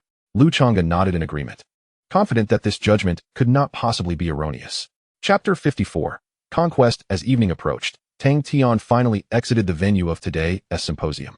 In summary, the gains were indeed substantial. Innate Tao Jade, consumption points, and merit points were all considerable. Furthermore, he had finally grasped the nature of Lu Chang'e's circle. Who would not covet a position of supremacy over myriad others? Especially for those yearning for power, such a status could entice one to pay any price. Yet, Tang Tian harbored little interest. His singular objective remained consumption. As for all else, he merely needed to meet the requirements for ascending to the heavenly palace. Contemplating this, Tang Tian inquired of Wang Ziyu, "Is the only way for my followers to ascend to the palace through the 100 Gates battle? Are there no alternative paths?" He understood that to elevate a disciple to the status of an esteemed disciple, he needed to cultivate 3 followers to ascend. Currently, he possessed only 4 followers. And with Li Hong surpassing the age of 25, he was ineligible for the 100 Gates battle. This left Tang Tian with a rather low margin for error. He was not inclined to indiscriminately increase the number of his followers. Wang Ziyu pondered briefly before responding. There is indeed another option. If they are under 50 years of age, they may ascend through the Myriad Beasts Trial Tower. However, this route is even more arduous than the 100 Gates battle, typically reserved for those exceptional, late-blooming disciples. Tang Tian nodded, pleased to have an additional choice, thus enhancing his chances. Wang Ziyu leaned closer and whispered, "Brother Tang, do you intend to cultivate all your current followers for ascension?" Tang Tian nodded, uncertain of their willingness. Wang Ziyu remarked, "They would undoubtedly be eager. No disciple would refuse the opportunity to ascend to the palace, especially someone like Li Hong, who has seemingly lost all hope of advancement. However, I believe it prudent to seek out more exceptional followers, as they are generally easier to cultivate. To be frank, even with the Lanyu sisters, the resources required to elevate them to the pinnacle may be incalculable." Tang Tian raised an eyebrow, realizing the validity of this point. Had he considered this sooner, he would have specifically sought individuals with lesser talents. Such individuals are often more obedient and enjoyable to nurture. As for expenses, he chuckled inwardly. Perhaps it was best to avoid the more exceptional individuals, who tend to be unruly. I do not possess the energy to cultivate relationships with them. Spending money is the simplest solution, Tang Tian concluded. Wang Ziyu shrugged. Well, your choices are always so distinctive. However, possessing the innate Tao Jade does render certain possibilities feasible. That artifact is indeed a divine object. Tang Tian felt a stir within his heart and inquired about the functions of the innate Tao Jade. Under Wang Ziyu's explanation, he gained a general understanding.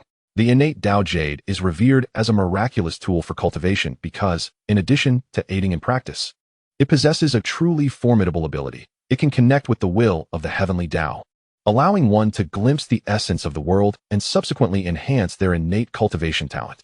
If one possesses sufficient innate Tao Jade, it could even elevate an ordinary talent cultivator to the pinnacle. Such a capability is undeniably extraordinary. However, this realization further dissuaded Tang Tian from the notion of continuing to recruit guests.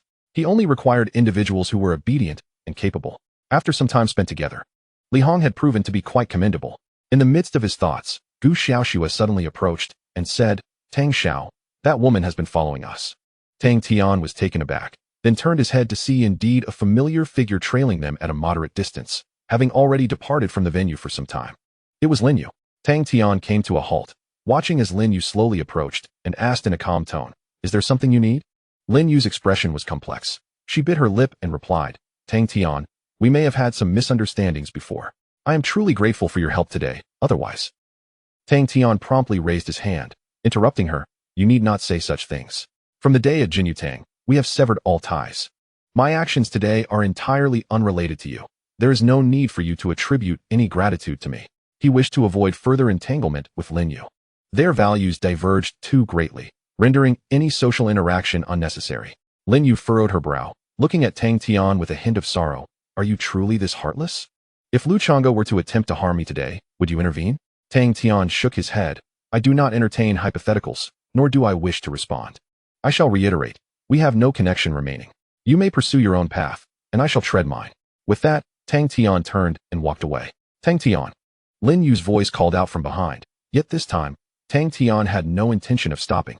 Observing Tang Tian's retreating figure, Lin Yu's gaze shifted from complexity to resentment. Haven't you struck it rich? Without me, you would still be a mere woodcutter, fretting over your basic needs. What's so impressive about that? In the realm of cultivation, strength reigns supreme. Without talent, you shall never truly stand at the zenith. I have already broken through to the golden core stage. Soon to become a true core disciple, an identity you cannot acquire with any sum of money. My future will undoubtedly eclipse yours. Dare you wager on that? Tang Tian. The echoes of her cries grew fainter, while Tang Tian resolutely continued on his path. Strength, talent, gambling.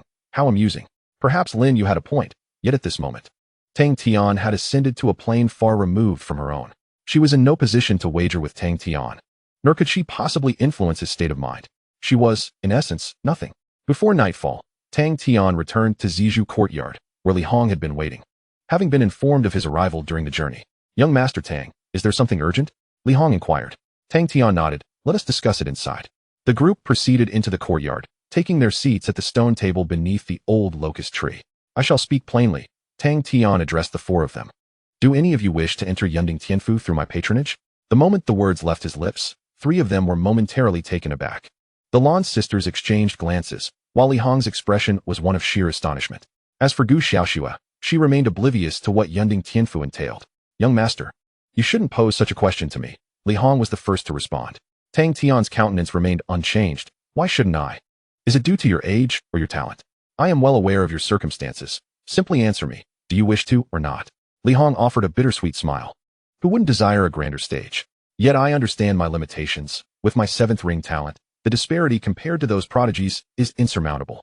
Tang Tian silently produced a piece of innate Dao jade. "Do you recognize this?" Li Hong was once again taken aback, his eyes wide with disbelief. Upon receiving a confirming glance from Tang Tian, he rose and bowed deeply. "If that is the case, I shall devote myself entirely to serve you, young master." Tang Tian smiled in satisfaction. After all, he was a perceptive individual who not only grasped Tang Tian's intent, but also altered his address accordingly. He then turned to the Lan sisters, who exchanged a glance before rising and bowing deeply as well. "We shall honor you, young master." Tang Tian nodded slightly. Finally, he glanced at Gu Xiaoxue, who was idly toying with her hair. "Huh.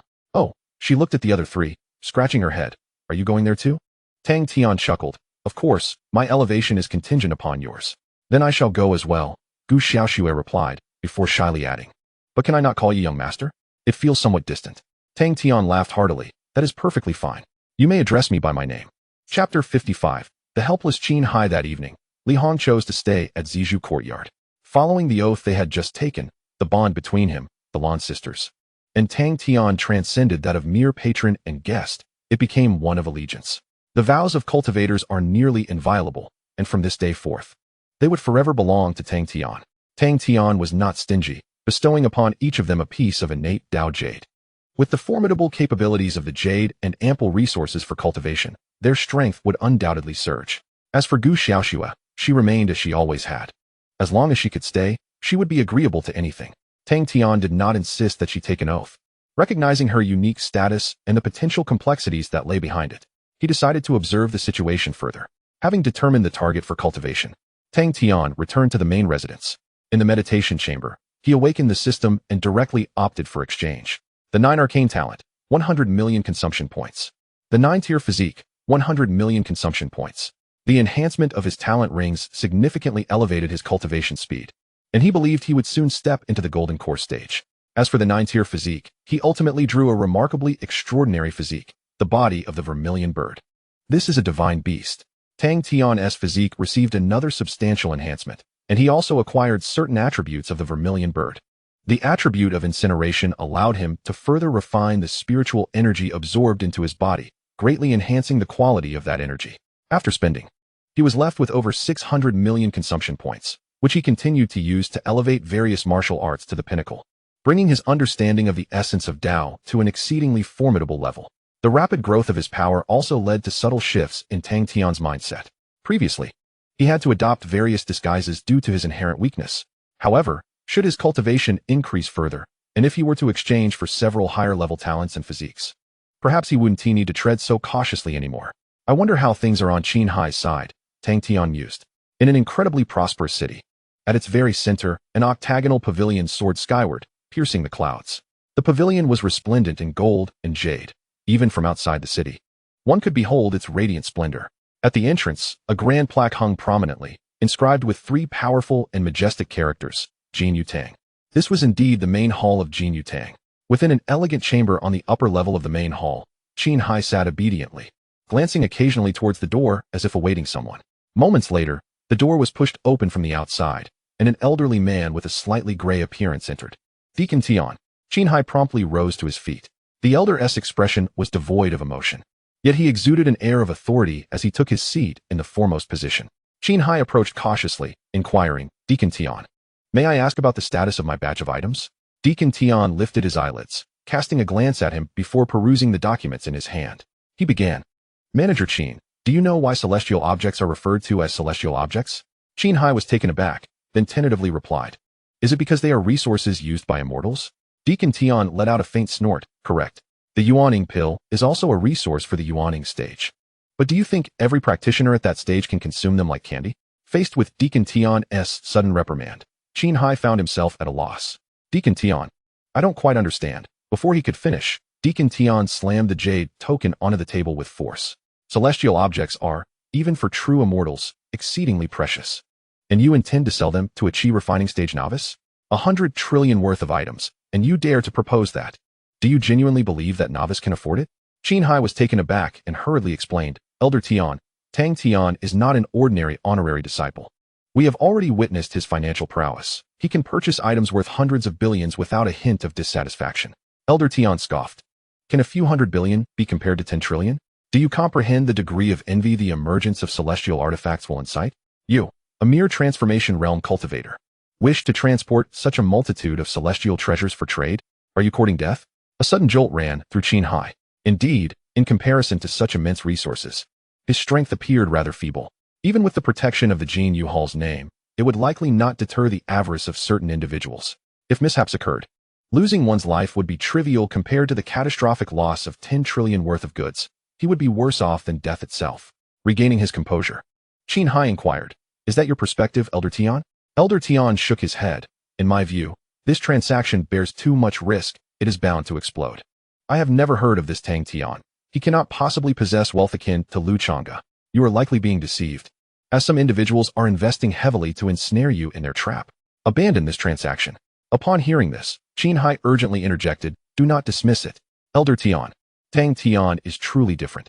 He genuinely possesses wealth. I have encountered many affluent individuals and can discern the genuine from the false at a glance. This is a deal worth 10 trillion. If successful, my standing within Jinyu Hall will be firmly established.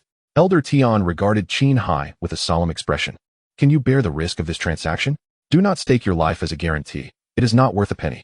Qin Hai's expression turned bitter. Without his life, what could he offer as assurance? His career? Please, that was merely jesting with Tang Tian. Yet, due to his lowly status, he truly had nothing of value to present as collateral. Very well, Elder Tian sighed. I merely worry for your safety. You have diligently served the Jinyu Hall for many years, and I possess some degree of trust in your character. Thus, I shall accompany you on this transaction. If Tang Tian indeed possesses wealth, then all will be well. If he is merely a facade, a trap, then our Jinyu Hall is not to be trifled with. Qin Hai was momentarily stunned, realizing everything. It appeared that Elder Tian sought to seize his trading opportunity. 10 trillion was not a trivial sum even for the main hall. If successful, it would also bring honor to Elder Tian. Moreover, this was a long-term endeavor, which would undoubtedly entice him. After all, the main hall had more than one elder. How ironic, he mused, that Elder Tian had presented such a plethora of grandiose reasoning. Internally, Qin Hai scoffed but did not dare to reveal his thoughts. Instead, he bowed humbly and expressed his gratitude. I am grateful for your trust, Elder Tian. Elder Tian nodded, then hastened to make contact. I too am eager to discover the true identity of this Tang Tian. Qin Hai sighed inwardly, lamenting how the higher one ascends, the more ruthless the competition becomes, even to the extent of usurping one's merits. However, he truly found himself at an impasse. Perhaps Tang Tian also yearned to engage with individuals of a higher echelon. Subsequently, he produced a communication talisman. Li Daoyu, I am prepared on my end. Chapter 56, The Unknown Purpose. At last, we are ready. Upon receiving the news from Li Hong, Tang Tian couldn't help but reflect. Over half a month had elapsed since the Woofing Exchange Conference, and only now had Qin Hai made his preparations. It appeared he had indeed put forth considerable effort this time. One could only hope he would procure an exceptional array of items.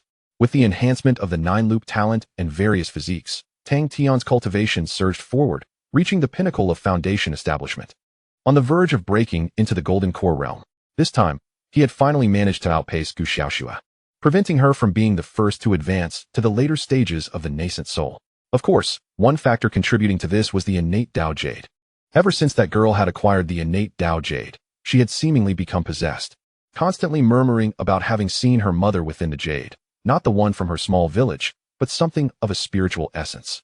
In short, it was quite abnormal. She had plunged headlong into it, consuming much of her cultivation time. This had granted Tang Tian the opportunity to take the lead. Simultaneously, it had piqued Tang Tian's curiosity regarding the innate child talent, which was merely a tier above the 9-loop talent. Could it truly possess such extraordinary qualities? After trading with Qin Hai, perhaps this enigma would be unraveled. When is he arriving? Tang Tian inquired. Li Hong replied, this afternoon. However, he mentioned that he is carrying a substantial amount of resources this time, and to prevent any unforeseen incidents, he is accompanied by a senior member from Jinyutang. Tang Tian nodded. This was standard procedure. As long as the transaction was not delayed, it was acceptable. Well, let him hurry. My wallet is already quite eager. Tang Tian chuckled, rubbing his hands together. Li Hong wore a peculiar expression through their interactions over this period. He had discerned that this young master often exhibited peculiar states of mind, particularly when it came to matters of finance, which was especially pronounced. As the afternoon wore on, after a period of waiting, Qin Hai finally arrived, albeit tardily. Tang Tian felt a surge of joy and personally went to the door to open the formation. You certainly made me wait, Tang Tian remarked with a smile. Qin Hai quickly clasped his hands in greeting, saying, I had a considerable amount of items to prepare, which caused a slight delay. I hope young Master Tang does not take offense. Tang Tian waved his hand dismissively. No matter, as long as there are good items. Please, come inside. He then gestured for Qin Hai to enter the courtyard. However, to his surprise, the person following Qin Hai also attempted to enter. Tang Tian extended his hand to halt him, courteously stating, this is my private residence. I kindly ask for your understanding. I will conduct the transaction with him alone. Upon hearing this, the individual's eyes widened in astonishment. Qin Hai hurriedly approached Tang Tian, whispering, young Master Tang, he is Deacon Tian Fong from our main hall. My superior's superior. Might you allow him to join us? After a moment of contemplation, Tang Tian ultimately relented. After all, having conducted numerous transactions, it was only reasonable to extend a bit of courtesy. Upon entering, he was unexpectedly surprised to find that the transaction counterpart was not Qin Hai, but rather this Tian Fong. After taking a seat, Qin Hai obediently stood behind Tian Fong, who casually surveyed the courtyard and remarked, the courtyard is decent. However, with your financial backing, you could surely find a better place, no? Tang Tian immediately furrowed his brow. The tone and demeanor of this individual exuded an air of superiority. What an arrogance! Let us proceed directly to the matter of the transaction. Tang Tian's demeanor shifted to one of indifference. Tian Fong stroked his lengthy beard and said, there is certainly no issue with the transaction. But are you certain you can handle what I have brought today? Tang Tian felt somewhat speechless. Was this fellow truly here to negotiate? Gently tapping the table with his fingers, Tang Tian replied calmly. I have reiterated to Qin Hai numerous times. Never question my financial capacity. No matter what you bring, I can acquire it all. Tian Fong chuckled. Indeed. A hero emerges from youth. In my previous dealings with your esteemed Du Yuanqing of Qinghua sect, I never witnessed him boast with such bravado. Tang Tian paused slightly. Du Yuanqing of Shifeng. Why was this individual suddenly invoking his name? In a certain sense, a competitive relationship might exist between them. What was his intent? I believe it would be prudent for you to present the items for me to inspect, Tang Tian stated coolly. Tian Fong let out a soft hum, retrieving a Shumi ring and placing it before Tang Tian. As Tang Tian took it and probed with his spiritual sense, all the treasures within revealed themselves before his eyes. The quality of these treasures was indeed commendable, featuring an abundance of 8th and 9th grade items. Moreover, there were authentic celestial artifacts. The total value amounted to a staggering 12,700,000,000,000. Can you handle this? Tian Fong inquired in a hushed tone. Tang Tian did not respond. Withdrawing his spiritual sense, observing Tian Feng's enigmatic gaze, he coolly remarked, is this it? I expected far more. Tian Feng's hand faltered momentarily as he squinted and asked, you truly can handle it? Tang Tian chuckled lightly. Of course, it is merely a trifling sum. However, he abruptly shifted his tone, addressing Qin Hai. I prefer to conduct business with those I am familiar with. Let Qin Hai handle this transaction. Qin Hai suddenly looked up, while Tian Fong remained momentarily stunned. Tang Tian, are you not jesting? Can your financial strength truly rival that of those prominent young masters? Losing his patience, Tang Tian declared, "This matter is of no concern to you. This transaction holds no relevance for you either. Either let Qin Hai negotiate with me, or you may leave. I shall seek others." Observing Tang Tian's unwavering demeanor, Tian Feng's gaze flickered, seemingly contemplating the implications. Ultimately, he smiled and said, "Look at you. As a businessman, how could I forego a deal? Since you are so insistent, let us have Qin Hai come forth. Please activate the formation. I will wait outside." He was quite resolute, choosing to abandon everything and step outside to wait. However, this only deepened Tang Tian's suspicion that Tian Feng's visit today must hold ulterior motives. As he watched Tian Feng leave the courtyard, Qin Hai hurried forward. "Young Master Tang, I sincerely apologize. Deacon Tian insisted on accompanying me, and I had no viable alternatives. I never expected him to adopt such an attitude. I am truly sorry. This is my responsibility." Qin Hai repeatedly expressed his regrets. Tang Tian waved his hand and replied, "His visit today is likely unrelated to you. He clearly came for me." Qin Hai was momentarily taken aback, unable to comprehend Tang Tian's implication. After pondering for a moment, Tang Tian inquired, "What is the relationship between Du Yuanqing and your Jinyutang? And what about Tian Feng?" He instinctively felt that this matter was undoubtedly intertwined with Du Yuanqing. Qin Hai furrowed his brow and responded, "Young Master Du is one of the major clients of Jinyutang. Deacon Tian is probably the one who has interacted with him the most. However, this is merely what I've heard. My position does not grant me access to clients of such stature." Tang Tian contemplated for a moment and asked, "Will your status be elevated after completing this transaction?" Qin Hai replied, "Of course. This is a transaction worth trillions. Deacon Tian has hardly completed a few of these. If I can accomplish this, even if my status does not surpass his, I will no longer feel as powerless as I do today." Tang Tian smiled faintly and said, "Very well. I would like you to assist me with a task." Chapter 57. The Path of All Methods. After the transaction was completed, Tang Tian escorted Qin Hai out of the purple bamboo courtyard. He assigned Qin Hai a straightforward task, to elevate his status within Jinyutang as much as possible and to ascertain the nature of the relationship between Du Yuanqing, Tian Feng, and Jinyutang. Tian Feng's demeanor was undeniably peculiar. Is it customary to conduct business like this? Even if there is cooperation with Du Yuanqing, it should not warrant such coldness towards me, Tang Tian. Business is business, regardless of whom one deals with. Thus, there must be some hidden intricacies at play. Following the last Woofing communication conference, it seemed he had truly entered the circle of the 5 great young masters. How frustrating. Is it so difficult to remain unscathed and be a tranquil, handsome figure? He did not wish to be embroiled in the struggles for power. However, it appeared that complete avoidance was not feasible. Lu Chang'e, Mo Xiaoxiao, and even Du Yuanqing seemed entangled in similar situations. Yet, he would not shy away from challenges. If someone dared to provoke, they must be prepared to face the repercussions. Nevertheless, clarity was paramount before proceeding. Tang Tian shook his head, temporarily casting this matter aside. Following the recent transaction, his consumption points had finally surpassed 10 billion. Tang Tian exhaled deeply, ready to unveil the mysterious veil surrounding the innate child. Upon returning to the cultivation chamber, he promptly chose to exchange. The profound aura materialized within the chamber, signifying that Tang Tian's innate talent was undergoing a rapid transformation. In earlier times, he could sense this transformation, albeit in a vague manner, as if shrouded in a thick mist. However, this time, he finally managed to disperse the fog somewhat, revealing the essence of the metamorphosis. It was the primordial source of the celestial way. Countless primordial energies emanated from an unknown realm, nourishing Tang Tian's spirit and body, continuously undertaking meticulous transformations. This metamorphosis resembled a leap at the very essence of life itself, harmonizing Tang Tian more closely with the celestial way and the world around him. After a considerable period, the innate aura surrounding Tang Tian gradually faded, transforming into countless twinkling starlights that merged from the outside in, integrating into his limbs and bones. Subsequently, Tang Tian opened his eyes. Ah, so this is the sensation. At that moment, he felt as though he were immersed in the starry sky, establishing delicate connections with the myriad laws of the celestial way. The principles he had previously comprehended became increasingly clear at this instant. His understanding of these laws ascended to an entirely new level. Let us try the innate celestial jade and see if it evokes the sensation Xiaoxu had described. Tang Tian pondered, retrieving a piece of innate celestial jade. With a mental command, the jade floated before his spiritual platform, emitting a soft, luminous glow. The galaxy within the jade began to spin more rapidly, its starlight growing ever more resplendent. Tang Tian closed his eyes, immersing himself wholly in the experience. In an instant, he found himself in a brand new realm. It was devoid of all things. Yet he could feel an intrinsic connection to everything within that space. Suddenly, a minute star streaked across from afar.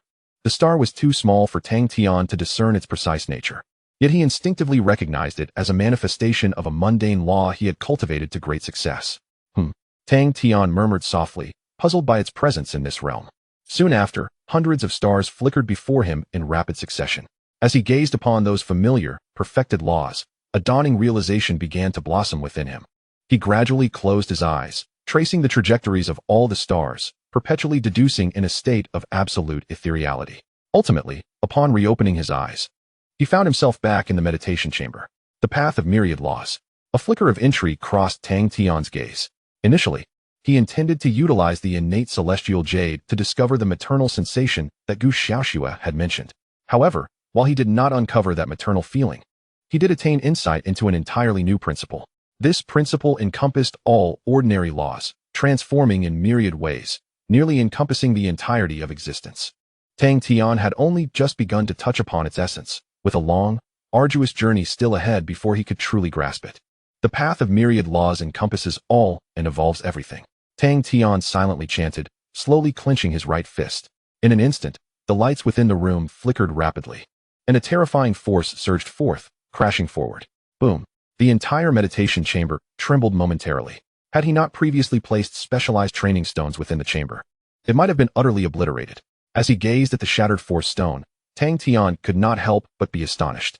This was a mid-level force stone capable of withstanding the attacks of a Yuanying stage cultivator. Yet he himself had merely reached the pinnacle of the foundation establishment stage. The sheer terror of the situation left him at a loss for precise descriptors. The level of the myriad laws was undoubtedly beyond imagination, as Tang Tian had yet to even grasp the basics. What a remarkable trump card it was, he mused. Subsequently, he probed into the innate Tao jade, discovering that the Tao rhythm provided by a single piece of innate Tao jade could sustain approximately 100 uses. Once again, he beheld fleeting constellations, yet they bore no effect on the myriad laws. After some contemplation, Tang Tian retrieved several techniques he had just purchased, exchanging his points for comprehension opportunities, then allocating them all to reach the mastery level. Indeed, during his third exploration of the innate Tao jade, he encountered entirely new constellations, larger than the previous ones. This was likely due to the higher level of the techniques he had just learned. Entering a state of ethereal clarity, he observed the operational trajectories of those techniques and integrated them into the myriad laws, subsequently realizing that the myriad laws had indeed progressed slightly. So it was.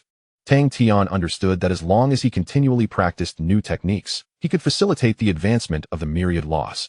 Once a certain level of accumulation was reached, this path of his own creation would inevitably ascend to a truly formidable height. It seemed that future expenditures should focus more on techniques. After a brief reflection, Tang Tian resolved to inform Qin Hai to pay particular attention to resources related to techniques. Additionally, he needed items that could assist in cultivation, which would further enhance his cultivation speed and expedite the nurturing of his followers. With a deep breath, Tang Tian took out all the techniques he had amassed during this period. Including those he had already elevated to mastery, the total approached 1,000. He pressed on. The myriad laws would undoubtedly become one of his strongest trump cards in the future. Closing his eyes, he exchanged a substantial amount of points and began to fervently comprehend the techniques. As he continued, his cultivation silently broke through. At this moment, he had officially attained the golden course stage. Chapter 58. Leadership Inspection. It was not until the following morning that Tang Tian gradually emerged from his state of cultivation. Through a night of practice and research, he had come to a preliminary understanding of the innate child talent. Indeed, it was extraordinarily powerful, capable of sensing the elusive principles of the heavenly Tao, markedly different from the talents within the 9 circles. However, he did not believe such a talent could enable Gu Xiaoxue to attain a terrifyingly rapid advancement in the Yuanying realm, nor had he detected the maternal feeling she had described. Could it be that even innate children vary in ability? Or perhaps there had been an error during her talent assessment. Tang Tian swiftly dismissed the likelihood of such an occurrence, for Qinghua sect was not an ordinary mundane sect. Its main lineage boasted the true celestial abode of Yunding Tianfu. Within this celestial haven resided numerous prodigious talents who transcended the innate children, making it implausible that they could remain undetected. Perhaps there existed other underlying reasons. Shaking his head, Tang Tian resolved not to dwell on it further. His paramount objectives remained steadfast: cultivation and consumption. Only by becoming sufficiently powerful could he hope to unravel certain enigmas. After a night of rigorous practice, He had firmly established himself in the golden core stage and had comprehended a unique technique of his own, the path of all laws. If he continued on this trajectory, his advancement would know no bounds. In the ensuing period, Tang Tian resumed a remarkably stable existence, engaging in cultivation, discussing doctrines, and enhancing his combat experience. Gu Xiaoxua, the Lan sisters, and Li Hong provided him with substantial support, enabling his rapid progress on the path of cultivation. Following yet another skirmish, Li Hong conceded defeat, his face awash with awe. "The finesse of your techniques is truly remarkable. I am utterly humbled," he exclaimed. Tang Tian chuckled. "You weren't letting me win, were you? At the outset, you had me thoroughly suppressed." Li Hong shook his head vehemently. "Beyond the suppression of cultivation, I have exerted my utmost in all other aspects. Initially, I triumphed through combat experience, but as time passed, your methods became increasingly sophisticated. Now, I am no longer your match." The Lan sisters nodded in agreement, affirming, "You are indeed growing stronger." Tang Tian smiled, but remained silent. In truth, he too sensed his own growth during the cultivation process, experiencing a transformation almost daily. The innate children not only accelerated his cultivation speed, but also sharpened his spiritual awareness, significantly enhancing his learning capacity and insight. Presently, he could utterly overwhelm Li Hong within the same realm, and even when facing the combined might of the Lan sisters, he could hold his own. As for Gu Xiaoxua, her exceptional prowess was a topic for another time. "I believe your strength is now sufficient to ascend the Golden Core Talents list," Li Hong remarked. "Indeed." The Lan sisters concurred. Tang Tian paused, inquiring, "What is that?" Li Hong elucidated. "Within Jinyutang sect, each realm above the Golden Core has a talents list. Only cultivators under the age of 25 are eligible to compete, and each list accommodates only 100 names. If you were to participate, you would undoubtedly secure a place." Tang Tian understood.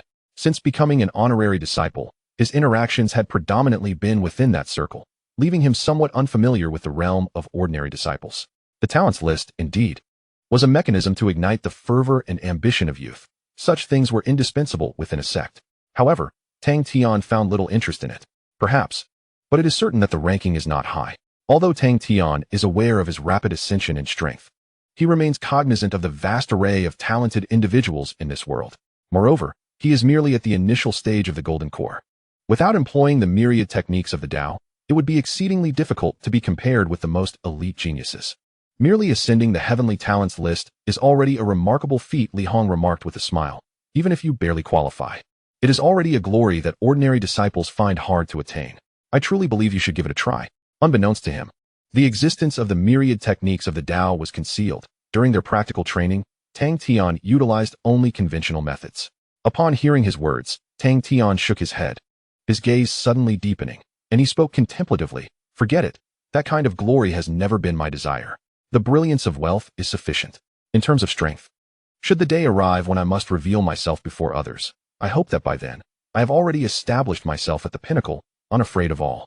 Li Hong was momentarily taken aback, for in Tang Tian's gaze, he perceived a certain ambition. However, Tang Tian's thoughts were quite straightforward. Until he possesses sufficient trump cards, he intends to conceal his true capabilities from the public eye. Wealth, at times, can also be a source of original sin. Although he currently has the innate protection of the Qingyue sect, perhaps in the future, the Yunding Tianfu could also be considered. Yet, once wealth reaches a certain magnitude, it may attract the attention of even more formidable forces. At that juncture, even the Yunding Tianfu might not safeguard him. Nevertheless, he cannot cease his expenditures due to such concerns. Thus, it is prudent to remain cautious. "Let us not dwell on this," Tang Tian stated. "What news do we have from Qinghai? Have any insights been uncovered?" Li Hong replied. "The investigation poses considerable challenges. We can only preliminarily ascertain that the relationship between Tianfeng and Du Yuanxing is indeed quite close. However, Qinghai mentioned that he has recently discovered a channel to establish contact with the Tingyun Chamber of Commerce above the Jinyutang and is currently fostering relations with them. If he succeeds, the investigation will undoubtedly become much more manageable." Tang Tian nodded. Through this period of investigation, he has already discerned that the Jinyutang is merely a subsidiary of the Tingyun Chamber of Commerce. If Qinghai can successfully establish connections, subsequent matters will indeed proceed with greater ease. "Inform him that if there are any financial difficulties, he should not hesitate to reach out to us," Tang Tian instructed. Li Hong acquiesced. Subsequently, the group gathered around the stone table to engage in their daily discourse on the Tao. However, it was not long before the formation outside the courtyard was triggered. After Li Hong inquired, he informed Tang Tian that the visitor was one of Mo Xiaoxiao's subordinates. After a moment of contemplation, Tang Tian instructed Li Hong to bring him in. Shortly thereafter, Li Hong returned with a young man clad in the robes of a distinguished disciple. Young Master Tang, the young man greeted. He possessed an air of refined elegance. His demeanor and conduct markedly different from the previous Ding Xiao. Please, take a seat, Tang Tian invited. May I inquire your name, fellow Taoist? The young man clasped his hands and replied, I am Yin Ku. I have long heard of young Master Tang's remarkable talents. And today's encounter indeed confirms his extraordinary nature. Tang Tian waved his hand and directly inquired, Miss Mo, what brings you here? Yin Ku smiled and replied, It is as follows.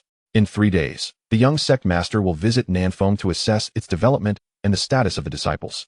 Miss Mo has sent me to inquire if you wish to participate in this inspection meeting. Tang Tian was taken aback.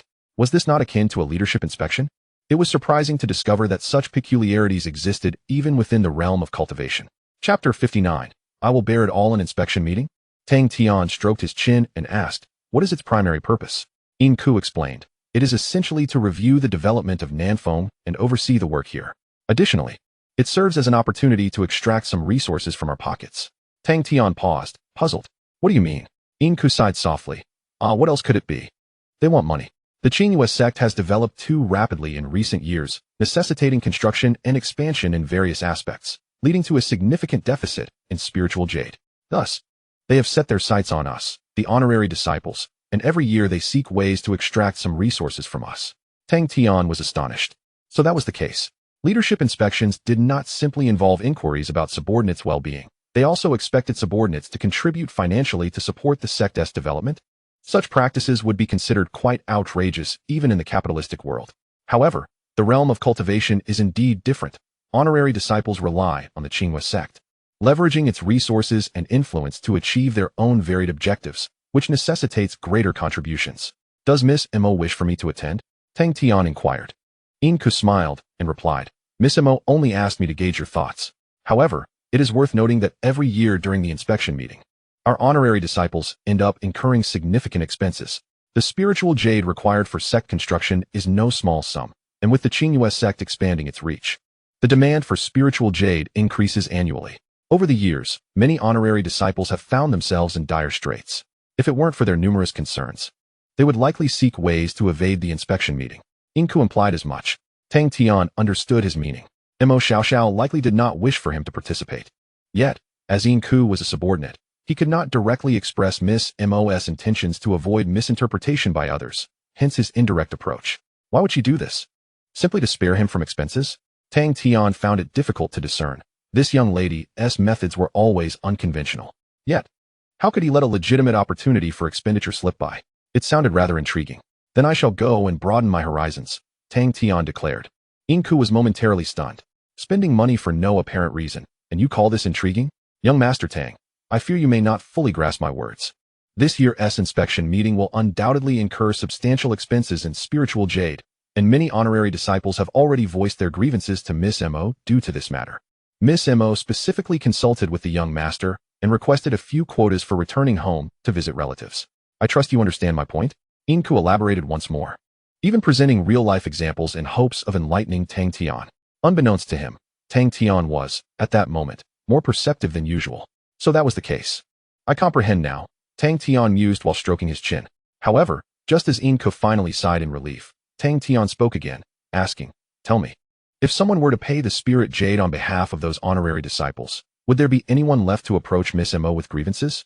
Yin Ku was momentarily taken aback. What do you mean, young Master Tang? Clearing his throat, Tang Tian replied.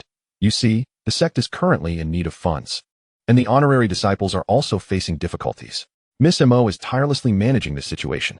So, might there be a possibility that someone could pay the entire sum for everyone? Wouldn't all the problems and worries vanish then? What do you think, my friend? This notion left Yin Ku in a state of astonishment for quite some time. Eventually, he managed to respond with difficulty. Such a possibility certainly exists. However, in all these years, no one has ever done so. Young Master Tang, you cannot possibly mean. Seeing Tang Tian's expression, Yin Ku received a definitive answer, and then with a wry smile, he remarked, Young Master Tang, this is truly not a trivial sum. The total construction cost for Nanfeng this year, divided among us honorary disciples, is likely to approach 20 trillion. Moreover, Miss Mo's intention is actually to let you. Tang Tian interrupted him. I understand Miss Mo's intentions. She brought you here today specifically to resolve this matter. She has taken such good care of me. How could I stand by idly? You can assure her that I will attend the inspection meeting. And even the young master cannot deter me from this. Inku's mouth dropped open, his expression reaching an extreme. Was it his way of expressing himself that led to such a significant misunderstanding on Tang Tian's part? We truly do not wish for you to go, nor do we expect you to solve this issue alone. Furthermore, Miss Mo and you have only just met. How could she have taken such care of you before? Young Master Tang, Inku attempted to salvage the situation, saying, consider this carefully. It is over 20 trillion. Even if Miss Mo and Miss Chun could cover half of that, there would still be a substantial shortfall that cannot be resolved by one person. Thus, we genuinely do not intend for you to assist in resolving the problem. Do you understand?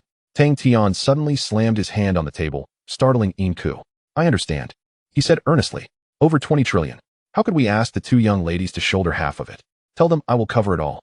And also let Miss Mo stop running around trying to negotiate with others. I guarantee that our mission at Nanfeng will be completed successfully. Tang Tian's tone was resolute. Inku gazed deeply at Tang Tian, momentarily struck speechless by the commanding presence he exuded. Indeed, it was imposing. However, that is truly not my intention. Is it not said that despite his youth, Tang Tian possesses a keen intellect and is a clever individual? Do those individuals perhaps harbor a misunderstanding of the term intelligent? After a considerable pause, Inku exhaled deeply, suppressing his smile, and inquired earnestly, Young Master Tang, I am here to represent Miss Mo with full authority. And I shall ask once more, were your earlier statements made in earnest? Tang Tian replied with a smile, I never speak falsehoods in matters such as these. Simply convey to Miss Mo that if anything occurs, I shall take full responsibility. Inku solemnly clasped his hands in gratitude towards Tang Tian, stating, if that is indeed the case, I must extend my thanks on behalf of Miss Mo and all esteemed disciples of Nanfeng. They will be exceedingly grateful to you. Tang Tian smiled lightly. Gratitude held little significance for him. 20 trillion in expenditures was an opportunity that could not be overlooked. Subsequently, their conversation came to a close, and Inku hurriedly departed, as such a significant matter necessitated prompt reporting. Once he had left, Tang Tian reclined in his chair, stroking his chin, lost in contemplation. The inspection meeting was surely not exclusive to Nanfeng. The circumstances faced by the other major peaks must be quite similar. Perhaps, there exists an even broader scope for maneuvering. Chapter 60. Ascending Nanfeng after Inku's departure, Tang Tian instructed Li Hong to investigate the details surrounding the inspection meeting. This gathering, held annually among the 4 peaks of East, South, West, and North, as well as the main peak, is one of the most critical assemblies. During this event, the peak leaders, esteemed elders of each peak, supervising elders, and numerous honorary disciples are expected to attend, barring any extraordinary circumstances. The primary agenda revolves around the development of each peak, with the ultimate aim being fundraising and allocation. Fundraising is the moment when honorary disciples are called upon to contribute financially. As Inku mentioned, in recent years, due to the rapid growth and expansion of Qinghua sect, financial resources have become exceedingly tight, with a significant portion of funding originating from the contributions of honorary disciples.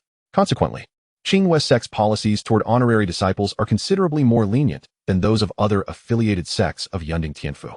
Essentially, as long as one possesses wealth, a respectable status and position can be obtained. How remarkably humane. I truly adore this system, Tang Tian mused once more. Fortunately, he was in Qinghua sect. Had he been in another affiliated sect, not only would the hierarchy be firmly established with each position predetermined, but his vast fortune, with its ambiguous origins, would undoubtedly have attracted scrutiny from the sect. While such investigations might not yield anything substantial, they would still be a source of trouble. In contrast, Qinghua sect minimizes such inconveniences. Even if inquiries were conducted, they would not delve too deeply. At the very least, Yunding Tianfu would provide a safety net. It seems that the closer one is to the upper echelons, the more opportunities for expenditure arise, Tang Tian reflected. Had it not been for his participation in the 5 Peaks Exchange Conference, Miss Mo might not have come to remind him, and he would have inevitably missed this inspection meeting. The same holds true in other respects. The standard of consumption within Yunding Tianfu is certainly beyond the comparison of Qinghua sect. This further solidified Tang Tian's resolve to ascend to Yunding Tianfu. Gu Xiaoxue has already advanced to the late stage of the nascent soul realm. Thanks to the tireless efforts of the Lan sisters and the substantial allocation of resources over the past few days, they have both entered the early stage of the transformation god realm. Even Li Hong, who possesses the least talent, has made notable progress and will likely break through to the mid-stage of transformation god soon, before the 100 sects war and the trial of 10,000 demons arrive. Their strength is certain to be among the top tier. However, this level of power does not entirely reassure Tang Tian. The world is vast, and there are countless prodigies defying the heavens. Breaking through the encirclement is no simple feat. It is imperative to seek additional means to further enhance Li Hong and the others' overall strength. Within the Qingyue sect, there exist some exceedingly precious secret locations, specifically designed to nurture promising core talents. Of course, there are also such places beyond the sect, but they are not currently under Tang Tian's consideration. It is essential to first secure the resources within the sect. The dragon transformation pool? Under the old locust tree, Tang Tian and Li Hong sat facing each other. Over the past few days, Tang Tian had asked Li Hong to gather relevant information, and he was pleasantly surprised by the prompt response. Indeed, Li Hong stated, I have heard from some outstanding core disciples that the dragon transformation pool is among the sect's most treasured secret locations. It appears to be a place of ascension crafted by celestial beings for the Qingyue sect. I am not entirely certain of its specifics, but they claim that a single visit can significantly enhance one's potential and greatly broaden future prospects. Tang Tian nodded and inquired, how does one gain entry to this dragon transformation pool? Li Hong replied, I have not yet managed to ascertain the details. The pool seems to be of particularly high status. Even the most exceptional core disciples have only heard of it and have not truly visited. I am attempting to connect with the top-tier core disciples, but it may take some time. Tang Tian pondered for a moment and then said, let us set this aside for now. I will attend the inspection meeting tomorrow and will have the opportunity to inquire about this matter.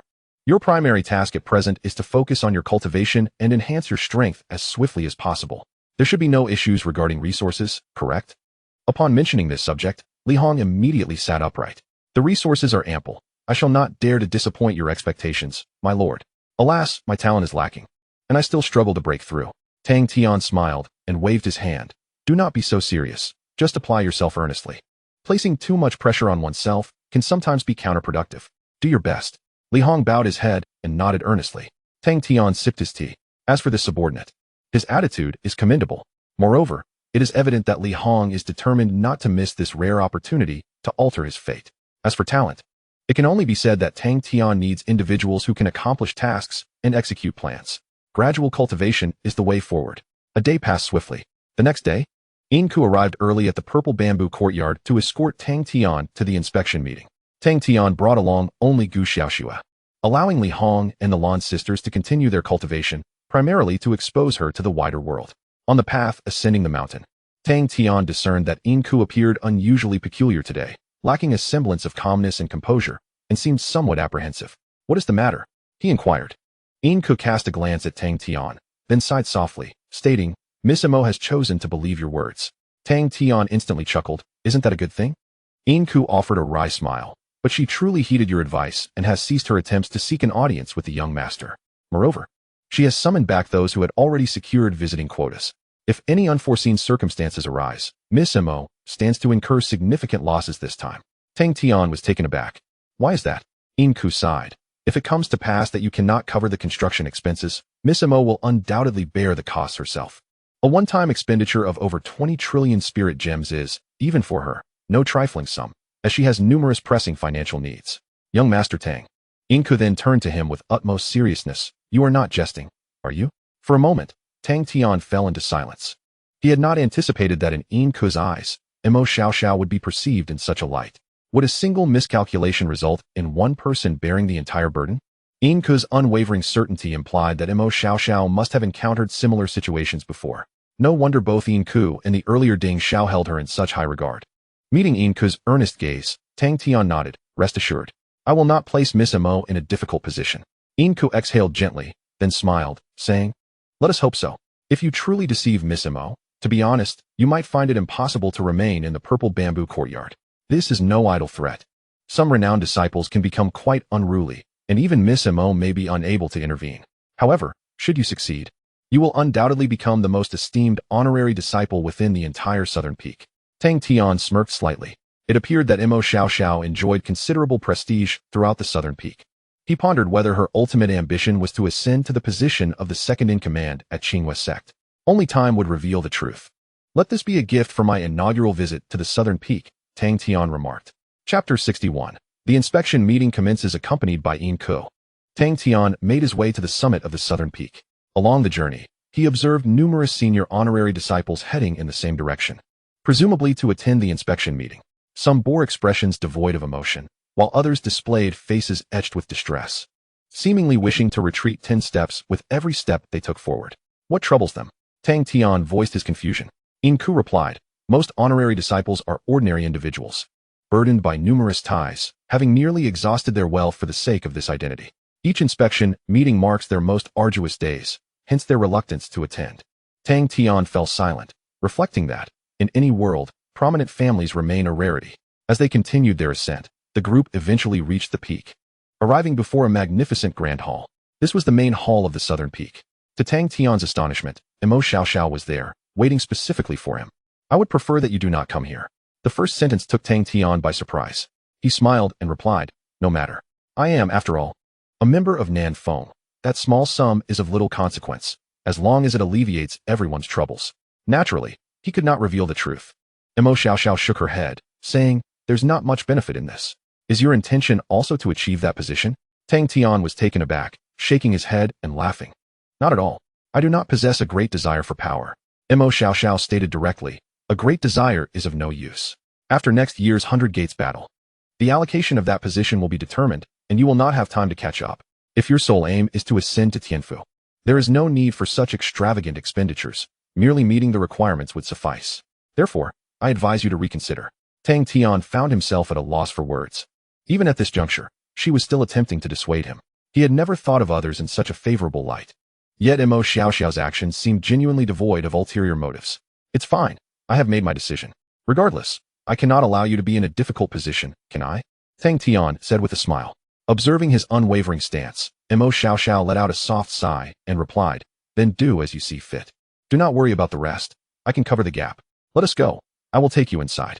With that, Imo Xiaoxiao led Tang Tian through an alternate entrance into the hall of the Peak Master. The interior of the hall was quite spacious, resembling the arrangement of the previous 5 peaks exchange meeting. However, this time, Tang Tian was no longer merely a bystander in the corner. He accompanied Imo Xiaoxiao to the foremost position. Sitting closely beside Imo Xiaoxiao was Yin Ku, while Ding Xiao occupied the farthest edge of the upper area. It seemed that Yin Ku was one of Imo Xiaoxiao's most capable aides. On the other side, a young woman clad in a pale pink gauze dress sat quietly next to Imo Xiaoxiao. Judging by her demeanor, she was likely the rarely seen, esteemed young lady of Nan Fong, Chen Si Ro. This young lady was the complete antithesis of Imo Xiaoxiao, one exuding dominance, the other exhibiting extreme reserve. A classic combination indeed. Further along that area was designated for the elders of Nan Fong. Among them was the Grand Elder, Yun Xiuqi, whom Tang Tian had encountered previously. Additionally, the central area was left vacant for 2 more seats. Presumably, these were reserved for the young sect master, Yun Kong, and the peak master of Nan Fong. The peak master of Qingyu sect, named Tan Yushan, was one of the most powerful figures within the sect, possessing formidable strength, at least at the stage of tribulation. Within the Ascension realm, he was truly a heavyweight character. After observing for a while, they did not wait long before Yun Kong and Tan Yushan appeared together. The entire venue fell into a profound silence. Once seated, Tan Yushan spoke first. Esteemed elders and elites, this past year, Nan Fong has experienced rapid development, which could not have been achieved without everyone's concerted efforts. Following a customary opening address from the leadership, Tan Yushan ceded the floor to Yun Kong. Yun Kong remains as familiar as ever, his demeanor gentle and his words exceedingly pleasant to the ear. He first acknowledged the achievements of Nan Fong and praised the efforts and capabilities of its members, before pointing out several areas for improvement. After a thorough discussion, they commenced planning for the future development and construction of Nan Fong. The elders, including Imo Xiaoxiao and others, participated actively, finalizing various details of the development. These topics were largely irrelevant to Tang Tian, who could only assume the role of an observer and listener. However, by the end of the meeting, he gained a much deeper understanding of the current situation of Qinghua sect. The pace of development was indeed rapid. Just last year, the number of new disciples at Qinghua sect nearly doubled, and their sphere of influence expanded significantly, having absorbed numerous external factions. Yet, with such swift growth came an increasing demand for spiritual jade. As this issue was broached, the elders lamented, complaining that the resources and facilities for cultivation could not keep pace. Many disciples, despite their promising talents, were unable to receive adequate training, resulting in a wastage of their potential. In contrast, the honorary disciples maintained a stoic demeanor, occasionally debating whether certain aspects truly required such extensive resources. fully aware that the majority of spiritual jade needed for resources and facilities was to be sourced from them. The meeting grew rather lengthy, and after a while, Tang Tian began to feel drowsy, only aware that the dispute between the elders and the honorary disciples was intensifying. Suddenly, beside him, Inku slammed his fist onto the table, startling Tang Tian. "What is the matter?" Tang Tian inquired softly. Inku, his face flushed with indignation, had shed his previous elegance during the debate. "Damn it, these old geezers have insatiable appetites. They want to raise the overall fees for the disciples. With nearly 10 million disciples at Nanfeng, if we average it out, that's an increase of 5,000 spiritual jade per person, which totals 500 billion a month and over several trillion a year. This is a conservative estimate. Do they truly believe they won't have to pay a dime themselves? I genuinely want to throttle these old fossils." Watching Inku vent his frustration, Tang Tian was momentarily taken aback. What a refined and amiable fellow he seemed. Yet, he found the elders' proposals to be quite reasonable. As the sect grows stronger, the welfare of the disciples should surely keep pace. That seemed perfectly logical. As the conference progressed, the debates between the elders and the honorary disciples grew increasingly heated, nearing the point of uproar. Fortunately, several senior figures remained composed, refraining from joining the fray. Jinyutang appeared accustomed to such scenes, and under his mediation, certain expenditures were gradually settled. Ultimately, the figure soared, surpassing 20 trillion, ultimately resting at 24,768 billion. This number darkened the expressions of many honorary disciples. Tang Tian, however, sat up straight. It was finally his moment to take the stage. Chapter 62: The Ambitious Vision. Next, let us deliberate on the allocation of expenses. With the direction of construction and financial investment firmly established, Jinyutang proceeded to the next phase. Upon the conclusion of this statement, the entire assembly lapsed into a profound silence. The elders, with their eyes fixed in contemplation, remained reticent, while the honorary disciples bore expressions of discontent, each reluctant to voice their thoughts.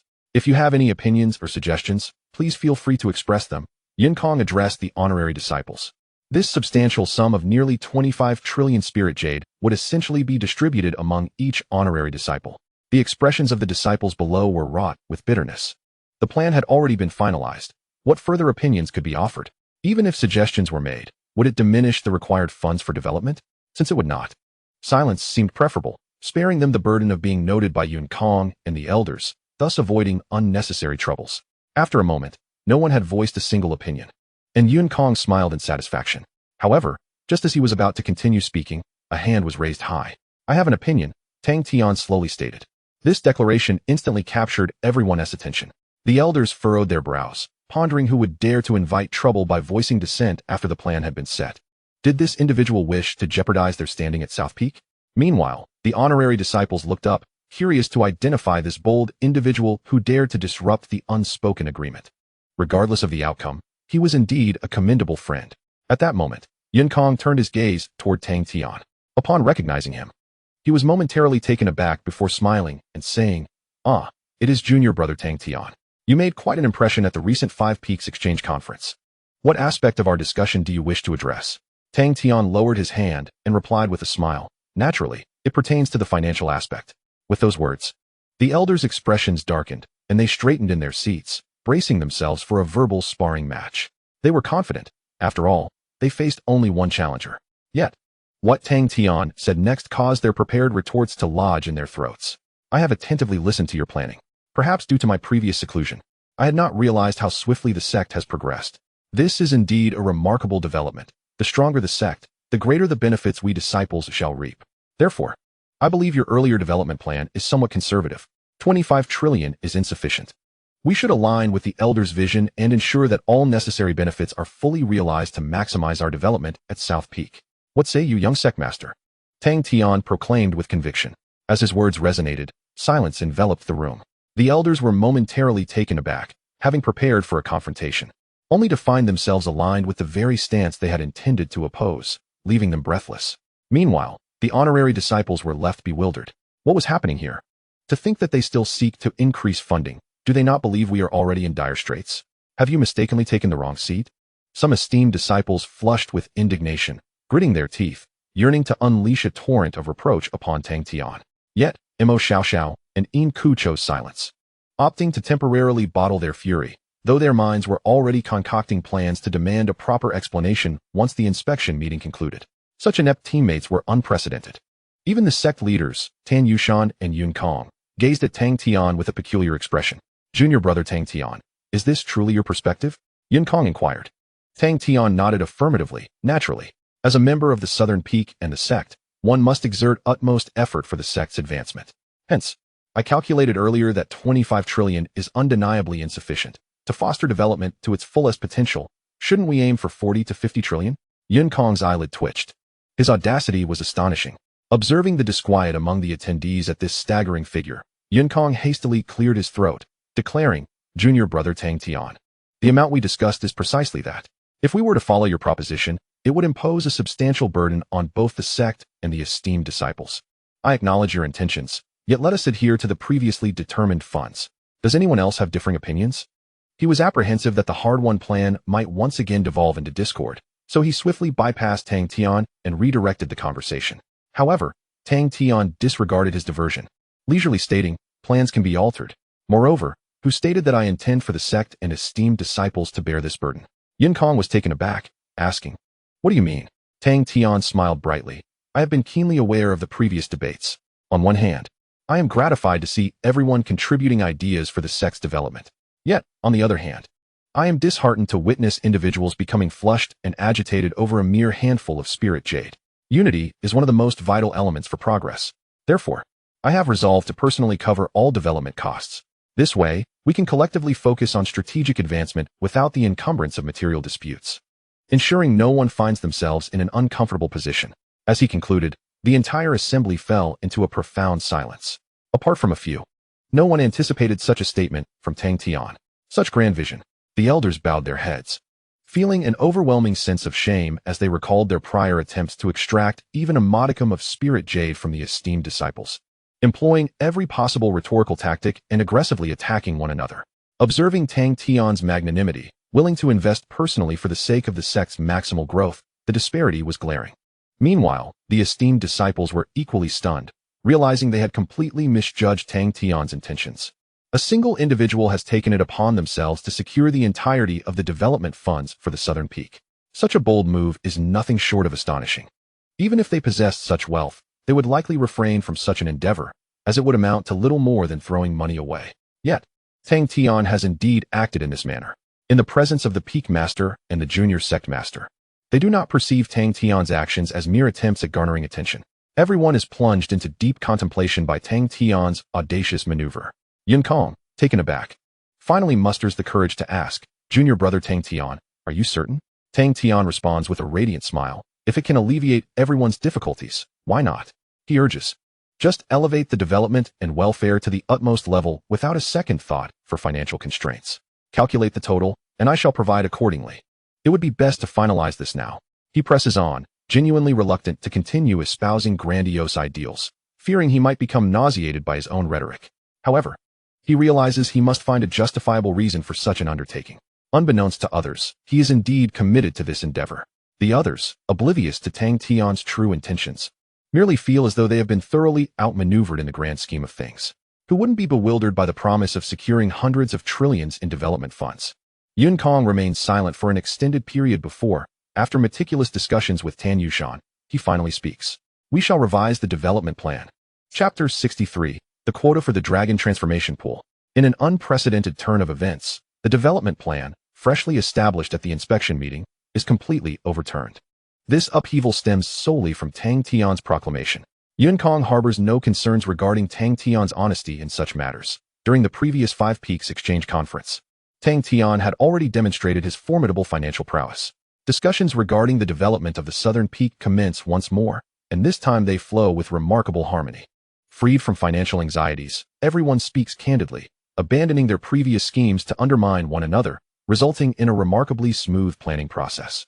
Before long, a new development plan is finalized, and the necessary funds are recalibrated. A staggering figure of 334,547 billion is established, an increase of a full 100 trillion over the previous estimate. Tang Tian attentively absorbs every detail. Each plan is meticulously sound, and before Yun Kong and Tan Yushan, no one dares to secretly line their own pockets. This sum, however, diverges somewhat from Tang Tian's expectations. He had anticipated a potential doubling of the amount. Once discussions conclude, all eyes once again turn towards Tang Tian. a mix of apprehension and hope in their hearts, uncertain whether he can shoulder such a burden. Yet, Tang Tian's expression remains unchanged as he gently nods. No problem. Leave it all to me. Instantly, a wave of relief washes over the crowd. The elders are filled with joy.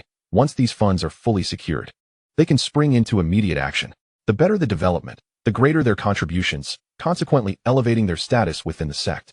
Meanwhile, the esteemed disciples shed their previous solemn expressions. Many gaze at Tang Tian with gratitude, as the entirety of the year's construction costs will afford them a much-needed respite.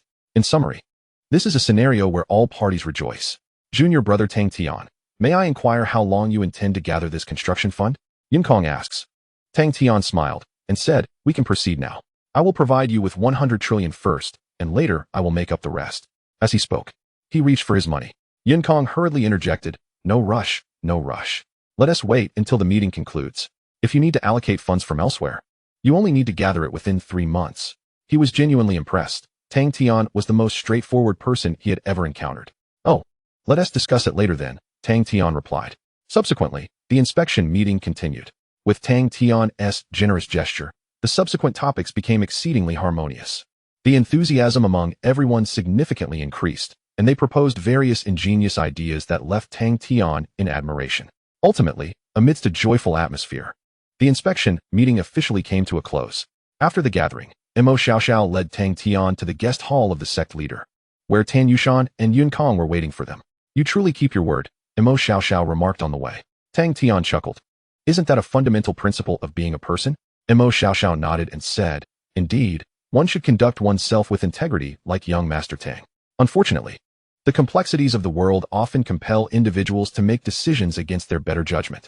Tang Tian remained silent. He could hardly claim to be entirely upright. To put it plainly, his actions were primarily for his own benefit.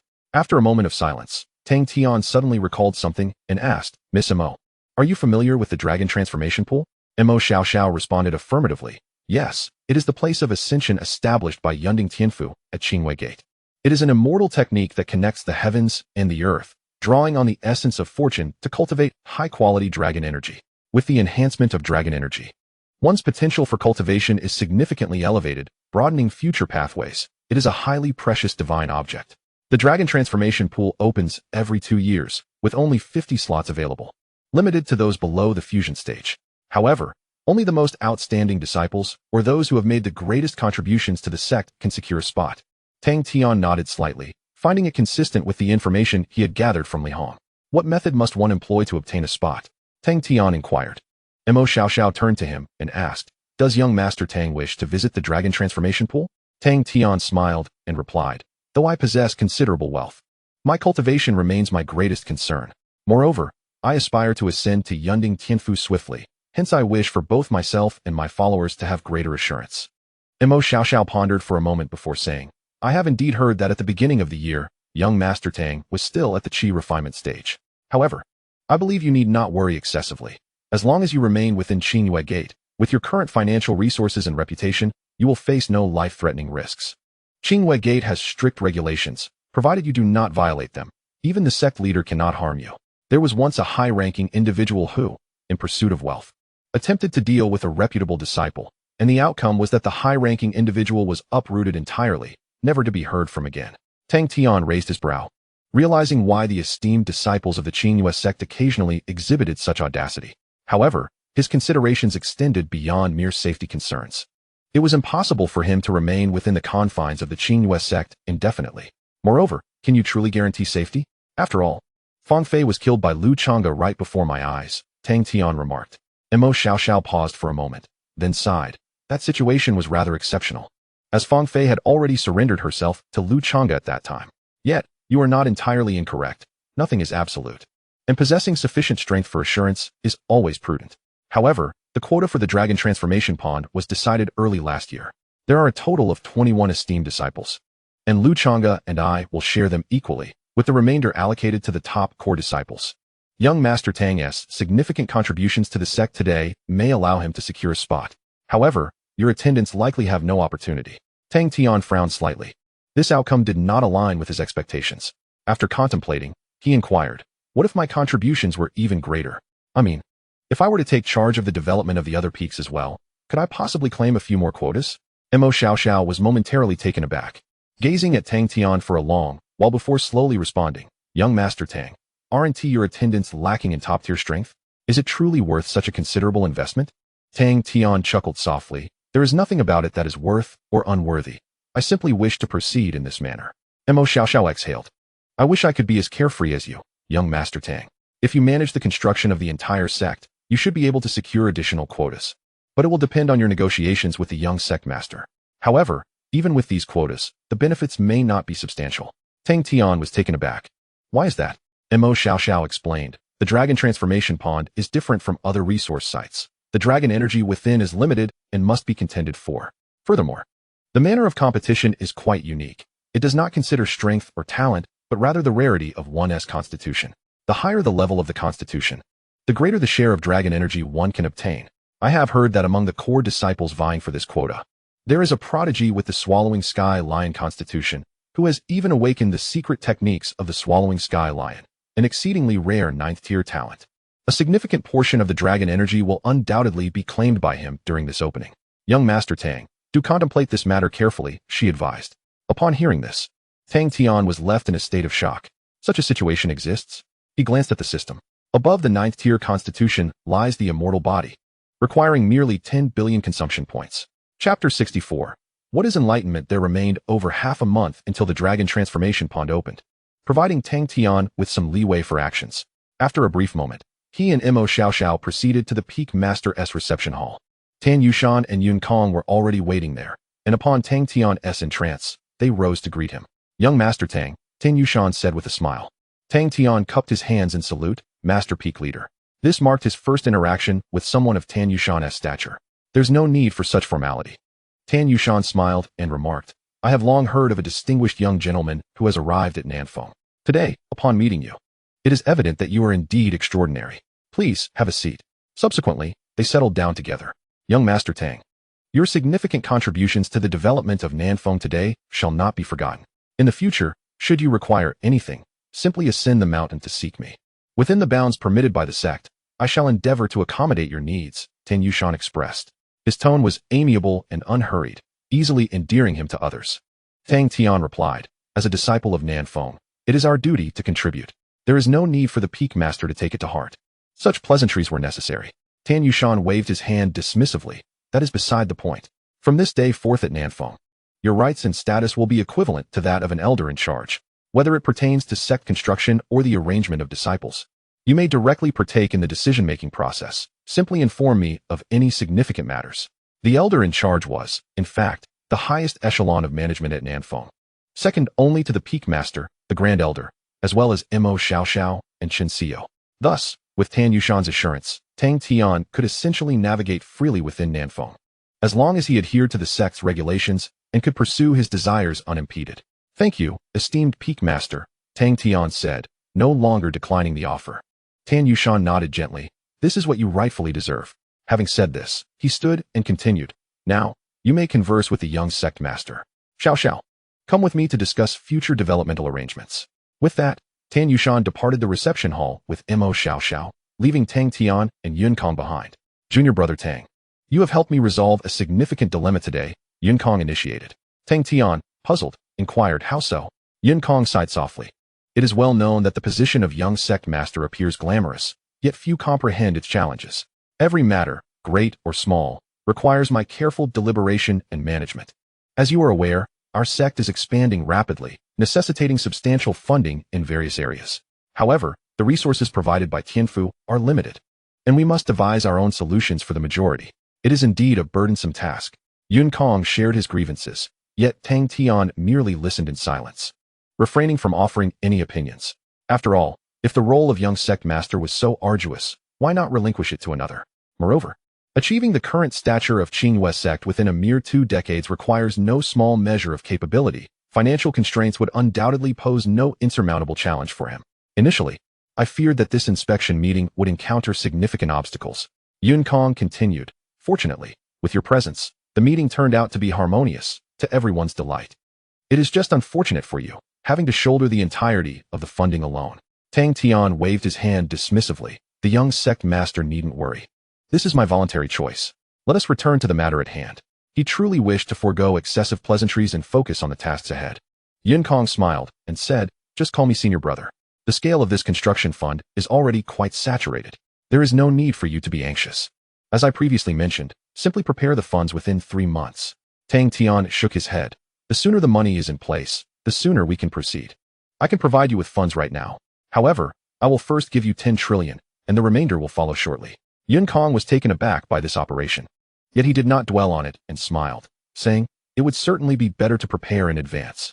Tang Tian nodded, then directly retrieved 10 pieces of innate Dao jade from his system space and handed them to Jinyutang. Jinyutang sighed in exasperation. Why is it once again innate Dao jade? The practical value of this item far surpasses that of spirit jade. Utilizing it solely as currency is indeed a tremendous waste. Perhaps you could reconsider? Tang Tian replied nonchalantly, "No worries, as I mentioned previously. I have more than enough of these. You should simply accept them." Jinyutang, feeling helpless, ultimately had no choice but to accept. "Very well. I shall accept them for now, and will discuss their specific use with Master Tan later. During this time, I will remain within the sect, closely monitoring the implementation of its construction.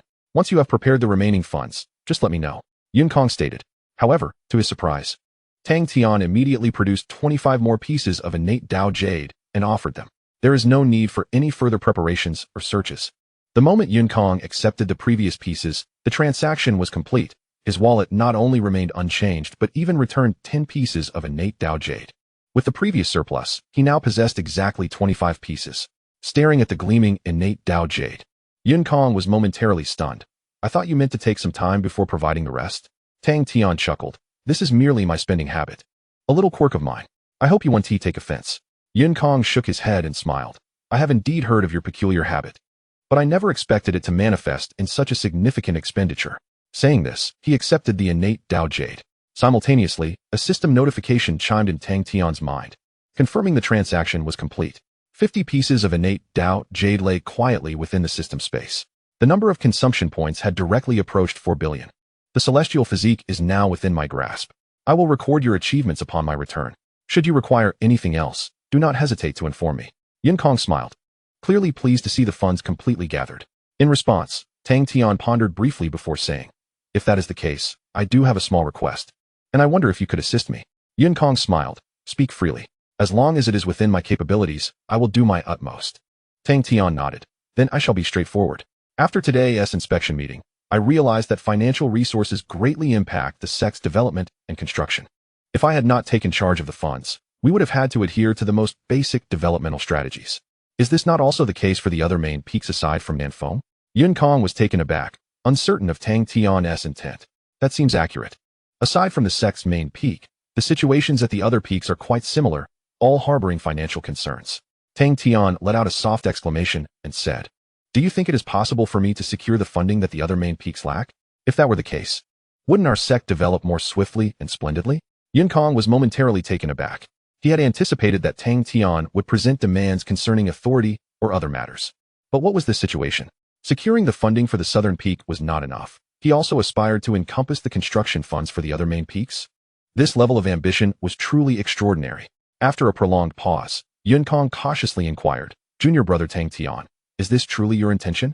Chapter 65. The second-in-command's request. After a thorough discussion, Jinyutang finally ascertained that Tang Tian was indeed serious. In order for the sect to flourish, he genuinely intended to take on the construction funds for all the main peaks. This level of awareness left Jinyutang feeling somewhat inadequate. "No, you should still make some requests. Otherwise, I may not be able to secure these funds," Jinyutang insisted. Tang Tian repeatedly waved his hand, but Jinyutang remained resolute.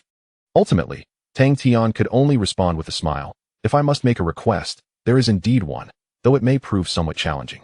Jinyutang replied, "Challenges are good. If you propose something too easy, I might suspect ulterior motives." This was precisely why Jinyutang urged Tang Tian to voice his request. Any specific demand was far easier to fulfill than the debt of gratitude owed. Tang Tian nodded and said, "Then I shall be forthright. I have heard that our sect possesses a place personally arranged by an immortal, named the Dragon Transformation Pool." Jinyutang raised an eyebrow, instantly understanding. "Oh, so it concerns this." "Indeed, such a place exists," he said with a smile. Tang Tian continued, "Such a splendid location, I would hate to miss out on it. However, I have heard that the quotas for the Dragon Transformation Pool were already determined at the beginning of last year. Therefore," Jinyutang smiled slightly, So it is this matter. What difficulty is this? Given your current merits, you are more than qualified to obtain a quota. Even without your request, I would advocate for you. Realizing Tang Tian had this intention, he added, in that case, I will arrange for a spot. Tang Tian shook his head and replied, actually, I am not solely thinking of myself. As you know, the 100-sect battle is approaching, but my disciples are somewhat lacking in strength. Thus, I wonder if it would be possible to secure a few more spots for them to enter. Jinyutang stroked his chin. I see. Your plan is to achieve results in this 100-sect battle and subsequently ascend to the Cloud Summit? Tang Tian chuckled. You cannot hide anything from your elder brother. Jinyutang said, that is quite normal. There is nothing to conceal. However, might it be a bit too hasty? You are still young. If you can wait for the next 100-sect battle, it would surely be a more secure endeavor. Tang Tian shook his head. I simply wish to strive for this opportunity. If I can ascend to the celestial abode sooner, that would be most ideal. Jinyutang smiled. I understand. You wish for all 4 of your disciples to enter the dragon transformation pool? Tang Tian nodded. Indeed. The more preparation, the greater the assurance. Jinyutang uttered a soft acknowledgement before continuing. The slots can indeed be arranged. However, 5 individuals may be a tad excessive. I harbor some concerns about satisfying the collective. After all, the accomplishments of others over the years collectively amount to no small sum. Tang Tian immediately grasped Jinyutang's implication. To secure more slots, one simply needed to invest more funds. A trivial matter. In terms of finances, as long as the sect has needs, I shall undoubtedly be able to accommodate. Tang Tian declared with confidence. Jinyutang pondered for a moment and remarked, I suddenly recall that there is indeed a significant plan in the works for the coming years. As you are aware, our sect currently boasts only 5 main peaks. Beyond these, however, there exist dozens of new subsidiary peaks. The lack of sufficient financial support has resulted in their slow development. Thus, the sect plans to establish another major peak to unify and streamline the subsidiary peaks, which would be advantageous for growth. This plan has been in existence for quite some time, but funding has always been a hurdle, as the required amount is immensely substantial. The initial phase alone exceeds 100 trillion, and if fully realized, it may approach 1,000 trillion. Throughout the conversation, Jinyutang observed the shifts in Tang Tian's expression. To his surprise, rather than displaying any signs of difficulty, Tang Tian's eyes sparkled brighter, nearly bursting into laughter by the end. No problem, Tang Tian exclaimed, waving his hand confidently. Leave it to me. I have no other hobbies but to contribute to the sect. Is it merely the establishment of a new main peak? I am fully supportive. Is 1 peak sufficient? Perhaps we should consider erecting a few more for future contingencies? Jinyutang stared in disbelief, rendered momentarily speechless. Each time he believed he had adequately gauged Tang Tian's capabilities, he was met with even greater astonishment. More peaks? Is that even a reasonable request? Just managing 1 main peak is nearly overwhelming. Suggesting multiple peaks is simply impractical. Though I must admit, someone of his wealth may not feel the strain. Junior brother, are you truly serious about this? Given the magnitude of the undertaking, Jinyutang felt compelled to confirm. Tang Tian nodded earnestly. Indeed. Let's proceed with the highest specifications. I shall cover it all. Jinyutang could not help but smile wryly, reflecting on how he wished he had encountered Tang Tian earlier. Had he known him sooner, he would not have lost sleep over such concerns. Very well, Jinyutang stated. After the inspection meeting concludes, I will arrange for you to meet with the new peak master. At that time, we shall discuss the construction of the new main peak in detail. Tang Tian, surprised, inquired, the peak master has already been appointed? Jinyutang nodded. It has been decided for quite some time. The senior members of the 6th main peak have already been selected. The only remaining issue is funding. The new peak master has been quite eager, having urged me multiple times. If you can resolve the financial aspect, he will undoubtedly be very grateful. And you shall become the most esteemed honorary disciple of the 6th peak, much like Mo Xiao and the others. Tang Tian suddenly understood. It was indeed similar endeavors that had elevated Mo Xiao and her peers to their esteemed positions. Rest assured, there is no cause for concern. Tang Tian once again reassured Jinyutang. Jinyutang nodded, but soon sighed gently and remarked, it is a pity that you emerged from seclusion too late. Otherwise, you could have contended for that esteemed position. Tang Tian was taken aback, for he understood what Jinyutang was alluding to, the second in command of the Qinghua sect. Previously, Mo Xiao had echoed this sentiment, stating that Tang Tian had missed the chance to vie for it. Contemplating for a moment, Tang Tian inquired, what are the specific requirements for that position?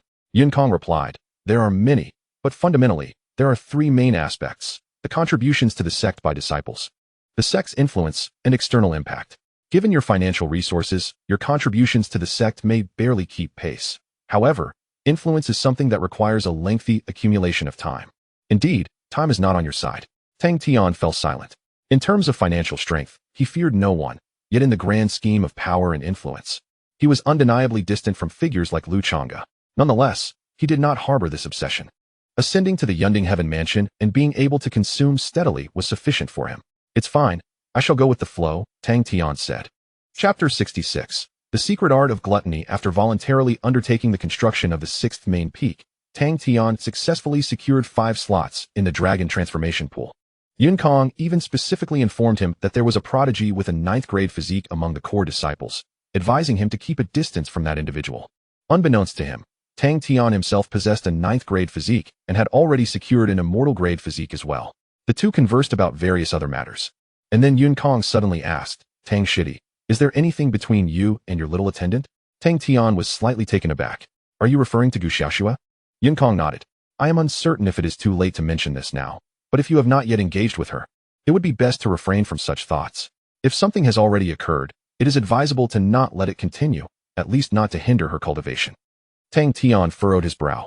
In truth, from the moment Gu Xiaoxue arrived, he had sensed something amiss. How could a child of destiny be brazenly thrust into his perilous situation?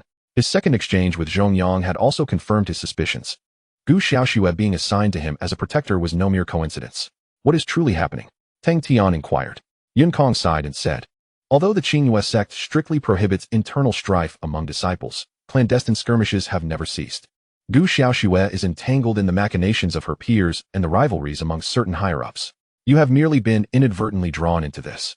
However, I believe the orchestrators of this matter did not anticipate your rapid rise. Do not worry, as long as your actions are not excessively extreme. There should not be significant issues. Your current status is not something that can be easily trifled with. Tang Tian remained quiet. After all this discussion, the true nature of the situation had not been revealed. Given Yunkang's evident reticence, it was clear that the higher-ups involved were indeed formidable individuals. Upon returning, it would be wise to have Li Hong investigate further. Although he did not directly harm Gu Xiaoxue, tomorrow's intentions are ultimately not malevolent. I understand, Tang Tian remarked. Yunkang nodded in agreement. Subsequently, the two did not linger in conversation for long, and Yunkang took his leave. Upon exiting the reception hall, Tan Yushan and Mo Xiaoxiao approached, discussing the forthcoming plans and the extent of Tang Tian's authority, after which they parted ways. Tang Tian, accompanied by Gu Xiaoxue, returned to the Zizhu courtyard. This inspection meeting had yielded tremendous results. The quantity of innate Dao jade had reached 50, and the consumption had multiplied several times over, sufficient for exchanging for a celestial grade physique. Furthermore, a quota for the dragon transformation pool had been secured, elevating his status once again, and he had obtained full authority to oversee the construction of the 6th main peak. Everything was progressing in a positive direction. Upon returning, Tang Tian summoned Li Hong, instructing him to gather information regarding Gu Xiaoxue. Although Yunkang had already indicated that the issue was not significant, he needed to ascertain the particulars. Additionally, regarding Zhongyang, who had taken so much money yet sought to push him into peril, this matter could not simply be overlooked. Previously, he had been unable to act due to insufficient strength, but now he possessed ample confidence. At the very least, Zhongyang would certainly not be regarded with any seriousness. Having completed these tasks, Tang Tian returned to his meditation chamber. He would never forget that everything was aimed at enhancing his own strength. This was the essence of his pursuit. Observing the consumption points within the system, Tang Tian made a decisive choice to exchange. Celestial grade physique, 1 billion consumption points. Exchange successful. You have acquired the celestial grade physique, body of the gluttonous.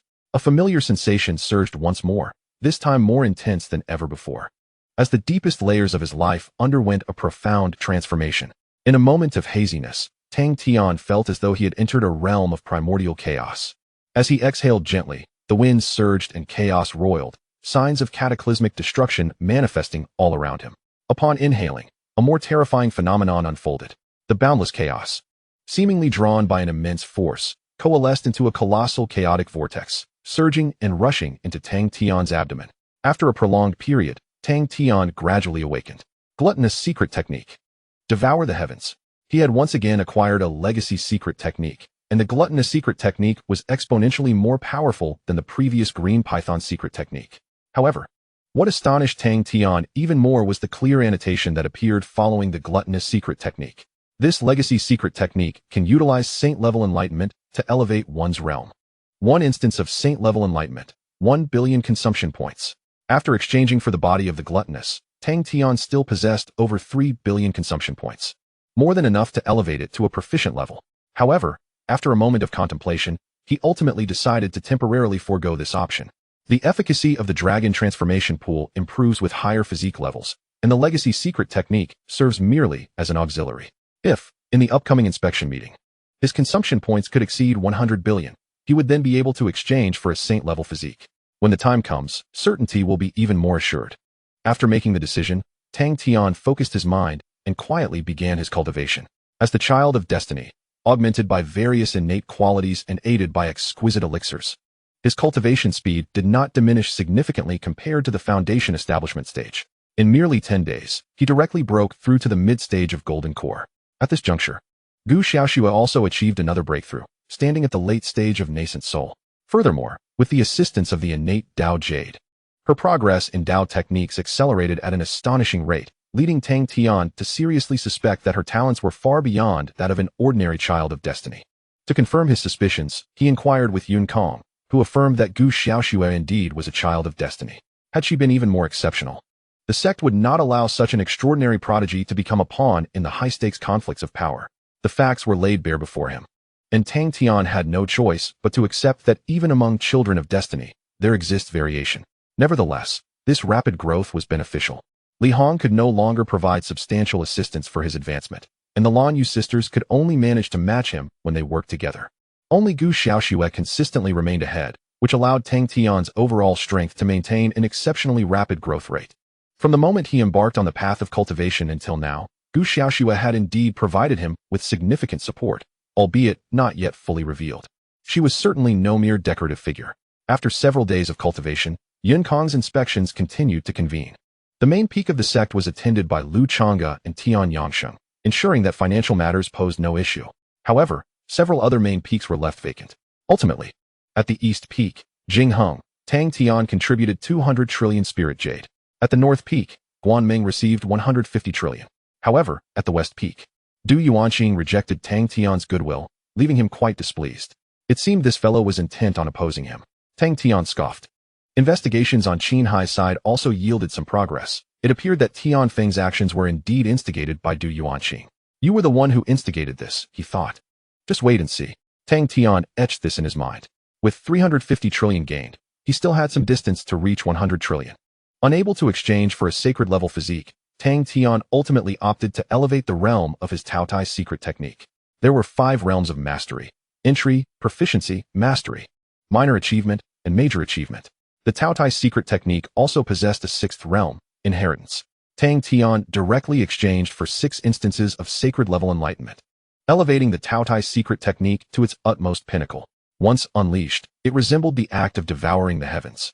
With this secret technique, his journey to the dragon transformation pool would surely not go in vain. Several days later, Li Hong's investigation finally bore fruit. There was indeed something amiss with Gu Xiaoxue. Chapter 67. The opening of the dragon transformation pool under the old locust tree in the purple bamboo courtyard. Li Hong reported to Tang Tian what he had uncovered. Gu Xiaoxue was brought back to the sect 6 years ago by Elder Han Hai, one of the 7 principal elders at the main peak of the sect. Tang Tian's heart jolted. The elder in charge of the main peak holds a position of considerable influence within the Qinghua sect, ranking just beneath the sect leader and the grand elder, and is even more esteemed than the leaders of other main peaks. It is no wonder that Yunkong remarked that this matter pertains to a struggle among the higher echelons. Although Elder Han Hai possesses a revered status, he has been subtly at odds with another elder in charge, known as Elder Hong Yuan. My investigations reveal that Elder Zhongyang, responsible for the allocation of Gu Xiaoxue, maintains a remarkably close relationship with Elder Hong Yuan, suggesting a subordinate dynamic. Li Hong stated. Tang Tian lightly tapped the surface of the table. Thus, it is evident that Zhongyang deliberately arranged for Gu Xiaoxue to be by his side, intending to deprive Elder Han Hai of a promising disciple. This does not constitute a significant conflict. At most, it amounts to a minor intrigue. Unfortunately, he himself has unwittingly become a casualty of this petty scheme. Tang Tian is skeptical that if he truly ruins Gu Xiaoxue, Elder Han Hai would merely overlook his ignorance upon emerging from seclusion. Furthermore, at that juncture, Zhongyang could easily distance himself, claiming he was merely fulfilling his responsibilities without knowledge of subsequent events. At worst, he has Elder Han Yuan to shield him. The only true sacrifice in this scenario is Gu Xiaoxue, alongside Tang Tian, an upstart with little backing. They have been relegated to the status of inconsequential pawns. Tang Tian stroked his chin thoughtfully. If he were genuinely just an upstart, he would undoubtedly face severe repercussions. However, it is unfortunate that his ascent has been too rapid. Even someone of Elder Hanhai's caliber would find it difficult to easily deal with him. Moreover, he has not truly harmed Gu Xiaoxue. A mere explanation would suffice. Yet, being ensnared in an inexplicable scheme has left Tang Tian quite displeased. Especially with Zhongyang. Having provided you with so much support, it is intolerable that you would secretly ensnare me. After some contemplation, Tang Tian inquired, doesn't Ti Xiaoxue have a senior sister? What is her situation? This incident also raises a question regarding Gu Xiaoxue's senior sister. As the initial catalyst was her informing Gu Xiaoxue that to break through to the nascent soul stage, one needs a nascent soul pill, suggesting that if funds are lacking, she should become a guard. However, in reality, Gu Xiaoxue did not utilize even a single nascent soul pill for her breakthrough. Gu Xiaoxue's senior sister, named Luo Danya, is one of Elder Hanhai's direct disciples. Li Hong explained. After Gu Xiaoxue became the young master's guard, she entered seclusion, striving to reach the fusion realm. Likely in preparation for the upcoming trial at the 10,000 Beasts Tower. Tang Tian furrowed his brow slightly. The timing of this seclusion is rather delicate. It appears peculiar, yet escapes any tangible fault. However, instinctively, Tang Tian feels that this senior sister may also be involved. What is their relationship like on a daily basis? Tang Tian asked. Li Hong pondered for a moment before responding. Based on my understanding, their relationship is quite good. Since entering the sect at a young age, it has been Luo Danya who has looked after her. However, an incident did occur 4 years ago. During the previous 100-door battle, Luo Danya reached the pinnacle of divine transformation, emerging as one of the most promising prodigies poised for ascension to the heavenly mansion. Regrettably, her performance was rather mediocre, falling just short of the mark required for advancement. Thus, she retreated into seclusion to strive for the fusion realm. Eager to seize the opportunity presented by the trial tower of 10,000 beasts, Tang Tian pondered for a moment. Although he lacked substantial evidence, he was convinced that Luo Danya was intricately involved in the matter at hand. If that were indeed the case, it would transcend a mere conflict between adversaries. It would unveil internal ugliness as well. After a brief contemplation, Tang Tian inhaled slowly. Regardless of the circumstances, he could no longer afford to remain passive. Was it possible to secretly orchestrate events while remaining unscathed? Such thoughts were fanciful. He needed to devise a plan to ensure that none of the participants could escape unscathed. For now, he would leave the matter at that, and find a way to address it himself. Tang Tian remarked, prepare yourself well. In a few days, the dragon transformation pool will open. Upon hearing this, Li Hong was momentarily taken aback. The dragon transformation pool? He suddenly felt a surge of excitement, and cautiously inquired. Young master, do you mean? Tang Tian smiled and nodded. I have secured some slots. When the time comes, you shall Shui.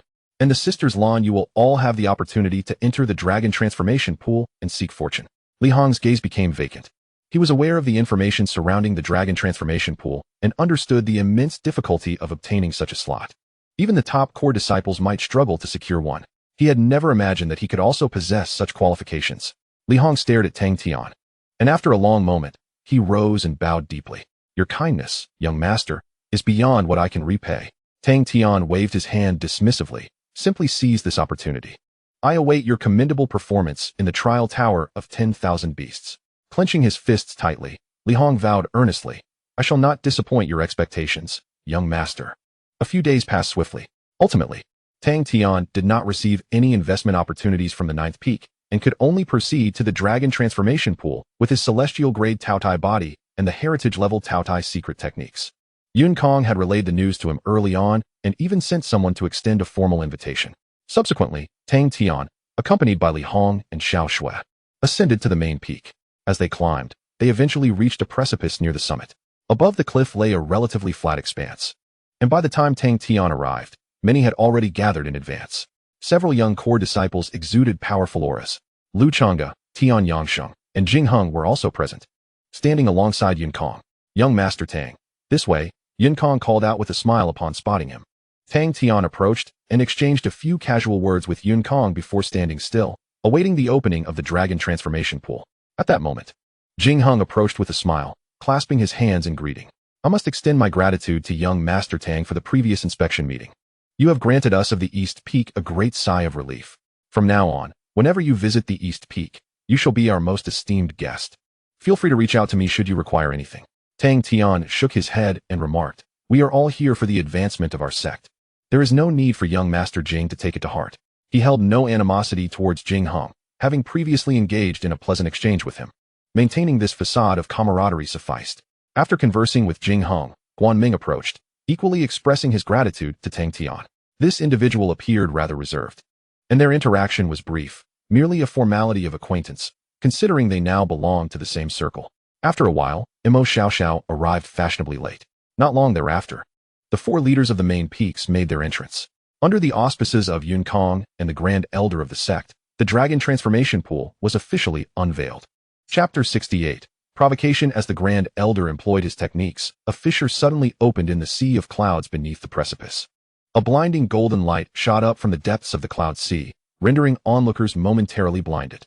Once their vision adjusted, Tang Tian beheld two golden divine dragons coiling majestically within the cloud sea, exuding an awe-inspiring power. Centrally positioned between the two golden dragons lay a shallow pool of water, shimmering with golden brilliance, radiating an enchanting luminosity. A subtle, profound aura emanated from the pool, and merely inhaling its essence invigorated one's entire being, as if every corner of the body rejoiced in ecstatic delight. This is the essence of the dragon, Imo Xiaoxiao remarked from the side. She then pointed discreetly towards the core disciples and whispered, "Identify that lad with the flowing hair. He possesses a 9th-grade physique, the body of the devouring lion, and has also acquired the secret inheritance. Once inside, keep your distance, lest he siphon off a significant portion of the dragon essence." Tang Tian glanced over to see an arrogant young man, his thick hair cascading like a lion's mane. Additionally, he recognized another familiar face, Huang Chong, the prodigious youth defeated by Xiao Xue at the Five Peaks Exchange. "What is his name?" Tang Tian inquired. Imo Xiaoxiao replied, "He is called Xiang Zhe, though most refer to him as Little Lion King." Tang Tian nodded, committing the young man's appearance to memory. Moments later, the Grand Elder commenced announcing the rules. Once inside, seek your respective positions. You have 1 hour. How much fortune you garner depends on your own efforts. I shall transport you there, and the timer will commence once the light barrier disperses. With that, the Grand Elder once more employed his powers, lifting all participants into the Dragon Transformation Pool. Tang Tian was among them. As he pondered how the Grand Elder discerned the participants, the scene shifted, and he found himself upon a golden platform. Before him loomed a vast golden barrier, beyond which lay the Dragon Transformation Pool encircled by the two golden dragons. Only upon entering did Tang Tian grasp the enormity of the dragons. The central Dragon Transformation Pool resembled a small lake, measuring several dozen meters in width. Given such scale, he mused, could it not accommodate 50 individuals? He smirked, envisioning that in some amusement parks, 5,000 could easily fit within. As he silently lamented within himself, a voice emerged from behind, calling out, "Tang Tian, young Master Tang." Turning around, he was taken aback to find a familiar face, Niao Wushuang, the one who had seized the king flag amidst the fray of the flag-snatching contest. Observing her demeanor, it was evident that she had also ascended to the golden course stage. It was no wonder she had caught Imo Xiaoxiao's eye. She was indeed extraordinary. "This marks our second encounter," Niao Wushuang remarked. "Though our statuses have diverged, I would still like the opportunity to face you in a fair contest. You are certainly no weakling." Tang Tian smiled faintly, perhaps another time. Given the disparity in their standings, the likelihood of a rematch seemed slim. Niao Wushuang did not linger, and after exchanging a brief glance, she returned to the side of Imo Xiaoxiao's other two subordinates. Before Tang Tian could collect his thoughts, another voice rang out from behind him. "So, you are Tang Tian?" The tone was brash, brimming with hostility. Tang Tian frowned slightly, and turned to see none other than Xiang Zhe, the young Lion King with a 9-tier constitution whom Imo Xiaoxiao had previously mentioned. A throng of core disciples accompanied him, their gazes towards Tang Tian laden with malice, including the little prodigy Huang Chong. "Is there something you need?" Tang Tian inquired nonchalantly. Xiang Zhe snorted coldly, scrutinizing Tang Tian from head to toe before stating, "So, you are the one who snatched the spots from several of my junior brothers? Humph. Not so impressive after all." Tang Tian's eyes widened in realization. No wonder they appeared so hostile. This was the root of their grievance. Indeed, there were only 50 spots in total, predetermined long ago. Tang Tian's abrupt emergence had claimed 5 of them. One could easily surmise from whom those spots were taken. "You should address your grievances with those who confirmed the spots, not me," Tang Tian replied. Xiang Zhe shot him a piercing glare. "If it weren't for you, how could we have lost 5 spots? Who else should we confront?" Tang Tian shook his head in exasperation. Accustomed to the demeanor of the honorary disciples, he found the core disciples' behavior somewhat unpalatable. This group preferred a direct approach, quick to confront anyone they found displeasing, eschewing any subtlety. How do you intend to proceed then? The spots are already taken, Tang Tian shrugged. Xiangze retorted with a smirk. Rest assured, the sect's rules protect you. I will not take action against you. I merely came to ascertain the identity of the one who stole our spots. When we enter the dragon transformation pool, you would do well to find a secluded corner to hide. If I discover you, I will ensure you absorb not a shred of dragon energy. Tang Tian remained silent. At that time, I advise you to keep your distance from me. Consider it a gesture of goodwill. Upon hearing this, Xiangze burst into loud laughter, his long hair swaying with mirth. What a fanciful thought. Even if I do nothing today, I will closely follow you to ensure your efforts amount to naught. And as for your subordinates, it's absurd that anyone can enter the dragon transformation pool. None of you shall leave with even a hint of fortune. After speaking, Xiang Ziang raised his nostrils and led Huang Chong and others away. Tang Tian mused that dealing with an old fox like Yunkong, and contrasting it with the youthful exuberance of Xiangze, was rather endearing. However, since Xiang Ziang was intent on courting trouble, he could hardly be blamed. After a moment's thought, Tang Tian addressed Li Hong, instructing him and the others to follow his lead upon entering, assessing the situation as they went. He harbored no fear of Xiang Ziang, yet the potential attention on Li Hong and his companions could prove troublesome. As time elapsed, the golden veil enveloping the dragon transformation pool began to dissipate rapidly. At last, at a certain moment, the veil vanished entirely. Those quick to react immediately leapt into the pool, and in the blink of an eye, dozens were seen swimming with great effort, seeking favorable positions. Observing this, Tang Tian wasted no time and jumped into the dragon transformation pool alongside Li Hong and the others. Chapter 69. You'd best not give up upon entering the pool. Tang Tian finally grasped why no one chose to fly. Instead, they opted to swim. It seemed that a peculiar rule governed the waters, binding all cultivation levels. Regardless of whether one was at the foundation establishment or divine transformation stage, here they were akin to mere mortals, relying solely on physical strength. No wonder they claimed that physicality was paramount in the dragon transformation pool. At least it granted a competitive edge. Watching the disciples swim earnestly toward the distance, Tang Tian felt no urgency. Instead, he relaxed his body and attuned himself to his surroundings. As he calmed his mind, he sensed a plethora of profound energies subtly weaving through the water, infiltrating his limbs and bones. This energy swiftly began to transform every aspect of his being, enhancing his overall capabilities. Yet, a greater portion of this energy quietly concealed itself within, promising continual metamorphosis even after leaving the dragon transformation pool. This was the essence of dragon chi. The more dragon chi absorbed, the longer its effects would endure, and the greater the benefits would be. So that was the case, Tang Tian realized. However, he soon discovered another revelation. The dragon chi within the pool was not evenly distributed. Certain directions exhibited significantly higher concentrations of dragon chi, and the closer one moved towards those areas, the denser the chi became. It was no wonder they swam upon entry. Someone must have informed them of this beforehand. Tang Tian contemplated. With that in mind, he prepared to follow the trail of dragon chi in search of the area of highest concentration. Yet, just as he set off, he noticed Xiang Ziang approaching him with a mischievous grin. This fellow truly intended to seize his dragon chi. Tang Tian shook his head, choosing to ignore him for the moment. After determining a direction, he swam deeper into the dragon transformation pool. Subsequently, Xiang Ziang altered his course to follow, trying to evade. The pool is but so vast. I wonder where you think you can hide. With that, he closely trailed Tang Tian. Tang Tian, exasperated, chose to disregard him and continued his pursuit of the ideal spot. Meanwhile, the unfolding events within the dragon transformation pool were keenly observed by those outside. This matter is quite intriguing. The youth exhibit a certain audacity. Even if they squander some of their own time, they are determined to oppose Tang Tian. This is commendable. Young individuals should possess the fearless courage to confront any challenge. Several elders among the core disciples discussed this with amused expressions. The honorary disciples also took note of the situation. It is amusing to see how much Tang Tian has invested to secure these few spots, only to realize that the money was essentially wasted. One individual, reveling in schadenfreude, remarked, none other than Du Yuanqing, who had declined Tang Tian's offer of supplemental spiritual jade. However, his words swiftly provoked discontent from another. Young Master Du, such sentiments cannot be articulated so carelessly, Jing Hung remarked languidly. Young Master Tang has selflessly contributed to the development of our sect. Thus, it is only fitting that he receives a few positions in return.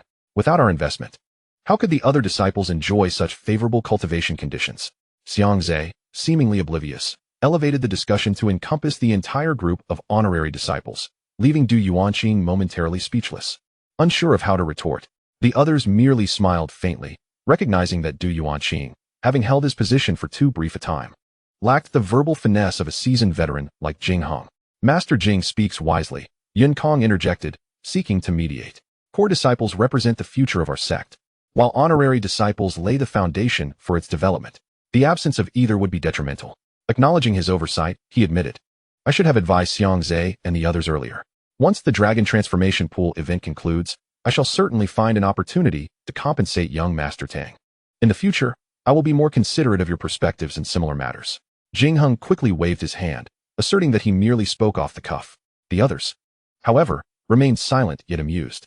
They were all seasoned individuals. None were naive to the machinations at play. Yun Kong, after all, seemed reluctant to see the precious dragon energy bestowed upon those of mediocre talent, which explained his failure to inform Xiang Zhe. Jing Hung cleverly echoed Du Yuanqing's sentiments, subtly indicating to Yun Kong that his actions were somewhat unsavory. Yun Kong's response was, in effect, a justification of their conduct. As for Tang Tian, his misfortune was inconsequential to them. The group of honorary disciples was not a monolith. Each harbored their own ambitions. After this brief interlude, their attention returned to the Dragon Transformation Pool. At that moment, Tang Tian had arrived at the pool's central position, precisely between two golden dragons facing each other. He noted that the concentration of dragon energy here was exponentially greater than at the pool's edge. If he were to absorb it here, the results would undoubtedly be remarkable. Upon his arrival, several others had also congregated at this prime location, and they exchanged wary glances, each unwilling to relinquish this optimal spot easily. Tang Tian's presence elicited slight frowns from them. However, upon noticing Xiang Zhe approaching closely behind Tang Tian, the expressions of several individuals instantly shifted, and without much contemplation, they voluntarily vacated the area, yielding the position. Tang Tian could not help but feel astonished. Was Xiang Zhe's intimidating presence, or perhaps the daunting aura of his ninth-tier physique, truly this formidable? You certainly have a knack for choosing your spots. Xiang Zhe glided over, hovering beside Tang Tian, wearing a mocking grin as he remarked. One's insatiable greed is akin to a serpent attempting to swallow an elephant. With your capabilities, do you dare to covet such a prime location? However, it's for the best. I no longer need to chase after you. If you possess true courage, then cultivate right here. Tang Tian cast a sidelong glance at him, opting not to engage. Arguing with such a person typically drags one down to their level, where they exploit their vast experience to defeat you. It was unnecessary. Regaining his focus, Tang Tian swiftly entered a meditative state, opening his mind to absorb the dragon energy. In an instant, torrents of dragon energy surged from all directions into his body, transforming every aspect of his being. This sensation of metamorphosis resembled the experience of exchanging for a physique through the system. It was a transcendence on the level of life itself. However, before he could truly begin to absorb it, he felt a powerful force drawing away all the dragon energy surrounding him. Upon opening his eyes, he saw the direction of the fleeing dragon energy. It was heading straight for Xiang Zhe. At that moment, Xiang Zhe's long hair flowed gently, his entire being radiating with golden light, resembling a true lion king, exuding majesty and splendor. Perhaps sensing Tang Tian's gaze, Xiang Zhe opened his eyes and flashed a grin at him. I told you, I am bound to you. The onlookers outside witnessed the unfolding scene. The elders among the core disciples erupted into laughter. Jing Hung shook his head slightly. Young Master Tang is in a predicament, as long as Xiang Zhe wishes it. He will undoubtedly be incapable of absorbing dragon energy normally. Imo Xiaoxiao quietly observed the scene, her eyes betraying no emotion. Yet suddenly, her gaze shifted, revealing a look of surprise.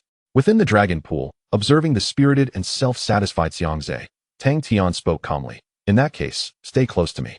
Do not abandon the endeavor midway. As his words fell, a terrifying aura, reminiscent of ancient primordial chaos, erupted explosively at the center of the dragon pool. Chapter 70. The Onslaught. What? The sudden commotion immediately captured the attention of those outside. Was that Tang Tian, standing atop the precipice? The onlookers could clearly see that the dragon energy, which had just been drawn to Xiang Zhe, suddenly reversed direction and coalesced around Tang Tian. Such a phenomenon could only imply one possibility. Tang Tian's physique was of a higher tier than Xiang Zhe's. Previously, there had been no indication that young Master Tang possessed such an extraordinary physique, was there? Jing Hung expressed his astonishment. Lu Chang'an narrowed his eyes slightly. Indeed, there was never any mention of it. His strength, talent, and physique had always been perceived as belonging to a mere servant disciple. Jing Hung lamented. Even with ample resources for cultivation, it would merely expedite the rise in his realm and level, wouldn't it? Yet now, it seems that the reality exceeds that notion. He couldn't help but exclaim repeatedly. All along, people had only acknowledged Tang Tian's immense wealth, neglecting the prowess he possessed. Today's sudden outburst evoked astonishment from nearly everyone present. Save for one individual. Mo Xiaoxiao remained composed and remarked calmly, young Master Tang's strength has always been overlooked. During the recent outer sect disciples assessment, just before its conclusion, he confronted Niao Wushuang, who had secured the king's banner.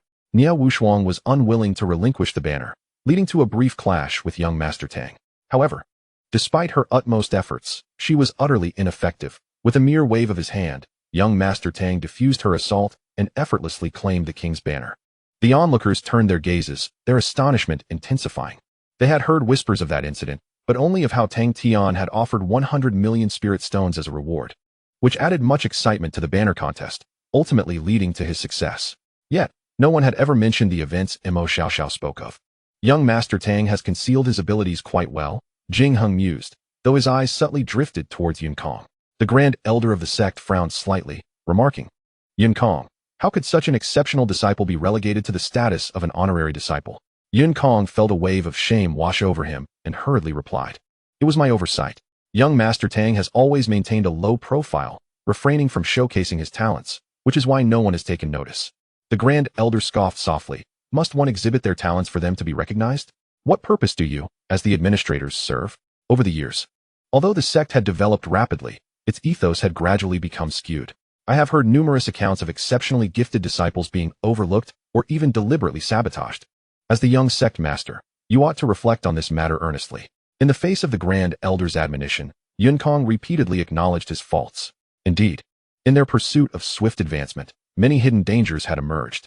Observing Yunkong being reprimanded, Jingheng maintained an impassive demeanor, yet a faint smile crept onto his lips. The others mirrored a similar indifference, appearing unconcerned. The relationships among these high-ranking individuals were not as harmonious as the public might assume. After this interlude, attention shifted back to the dragon transformation pool. At that moment, a vast area in the center of the pool had nearly all the dragon energy drawn to Tang Tian. Sensing the shift in dragon energy, Xiang Zhe stood frozen in disbelief. How is this possible? His face was etched with incredulity. After all, he possessed a 9th-grade physique, an exceedingly rare existence within the Qinghua sect. How could he be bested by an honorary disciple? If Tang Tian truly possessed such extraordinary abilities, why would he choose to remain an honorary disciple? I refuse to believe it. Xiang Zhe suddenly shouted, you must be resorting to trickery. You have utilized some kind of divine artifact, haven't you? Someone like you could certainly procure such things. Humph, let me tell you it's futile. In the face of absolute strength, no external force can endure. He bellowed, return the dragon energy to me. He bellowed with fervor, his long hair dancing wildly as an even more formidable aura erupted, sweeping across the dragon pool. Heaven-swallowing lion secret art. A gasp of astonishment escaped the lips of someone within the pool, prompting them to hastily retreat from that area. The power of the inherited secret arts, though they had never witnessed it firsthand, was well known to them. If Xiang Zhe were to completely lose his sanity, it was likely that a significant portion of the dragon chi within the pool would be his. However, what intrigued them even more was the question of what exactly Tang Tian had done to provoke Xiang Zhe into unleashing the inherited secret art. Remarkably, even amidst this turmoil, Tang Tian displayed no signs of panic. What was his source of confidence? Following the influence of the heaven-swallowing lion secret art, Tang Tian indeed sensed a slight delay in the dragon chi converging towards him. Some of the dragon chi, which was relatively close to Xiang Zhe, began to slowly gravitate towards his direction. This development filled Xiang Zhe with elation, prompting him to push the inherited secret art to its limits. His gaze towards Tang Tian shifted, now laced with provocation. Can you handle this? Tang Tian merely shook his head. Occasionally, a mischievous child can seem endearing. But if they persistently bounce around before you, one might be tempted to kick them away. Was it not enough to have just regained a modicum of control without becoming overly arrogant? Previously, Tang Tian had merely tested the power of the gluttonous body, achieving not even a tenth of its potential. He had not even begun to utilize the inherited level of the gluttonous secret art. Disregarding Xiang Zhe, he focused his mind and fully unleashed the gluttonous body. In an instant, a terrifying storm of spiritual energy engulfed the entire dragon pool. The previously sluggish dragon chi suddenly seemed to find its purpose, rushing towards Tang Tian with fervor. No matter how hard Xiang Zhe tried to retain it, his efforts proved utterly futile. The disparity between an immortal-grade physique and a 9th-tier physique was starkly illuminated at that moment. Not only was Xiang Zhe stunned, But even the disciples positioned elsewhere in the dragon pool were taken aback. They could distinctly feel that even the dragon chi on their side was gradually converging towards Tang Tian.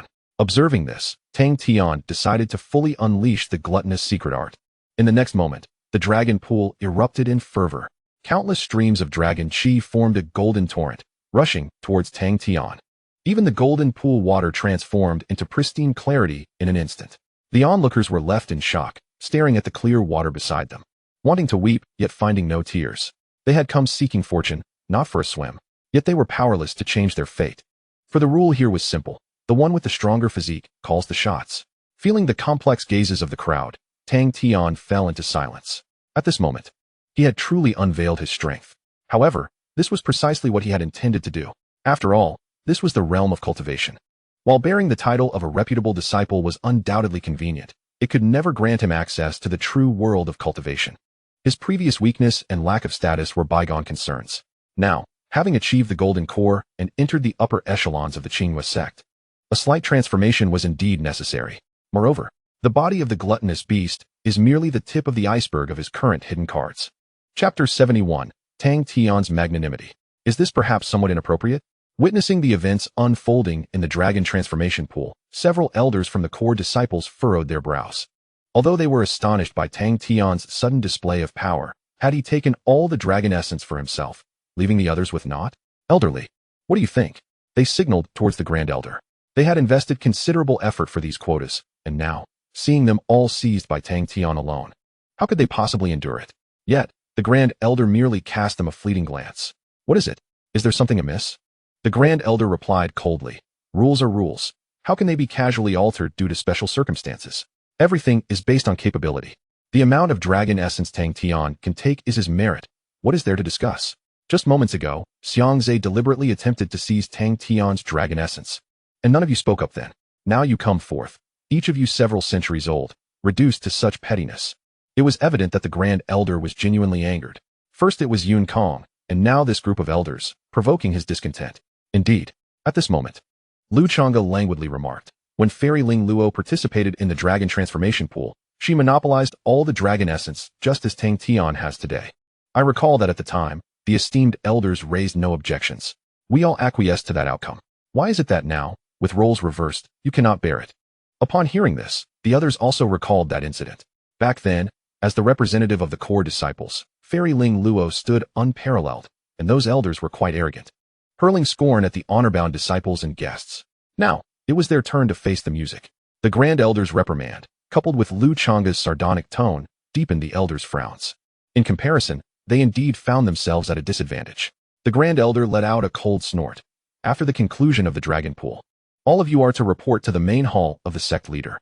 The prevailing atmosphere of these years must be rectified. When a true authority is enraged, silence envelopes the crowd. Even Yunkong dared not make a move. However, Lu Chang'e and the others felt considerably more at ease. Although their subordinates were also present in the dragon pool, they did not lack for such prodigies. In contrast, being able to take a firm stand against their opponents was a rare opportunity. For all of this, they must thank Tang Tian for delivering such a remarkable surprise. Within the dragon transformation pool, after employing the secret technique of the gluttonous beast, the outcome was no longer in suspense. Observing the surging dragon essence, Tang Tian pondered for a moment, then pointed his hand to divide the essence into 4 streams, sending them to Li Hong and the others. The dragon essence was indeed extraordinary, yet, to be frank, it held little significance for Tang Tian. Potential? Talent? He was not lacking in such things. Behind the Sun of Destiny and the secret technique of the gluttonous beast, many more astonishing entities awaited his exchange. Rather than hoarding it all for himself, it would be far more prudent to bestow some upon Li Hong and his companions, especially since their advancement in Tianfu relies on such gestures.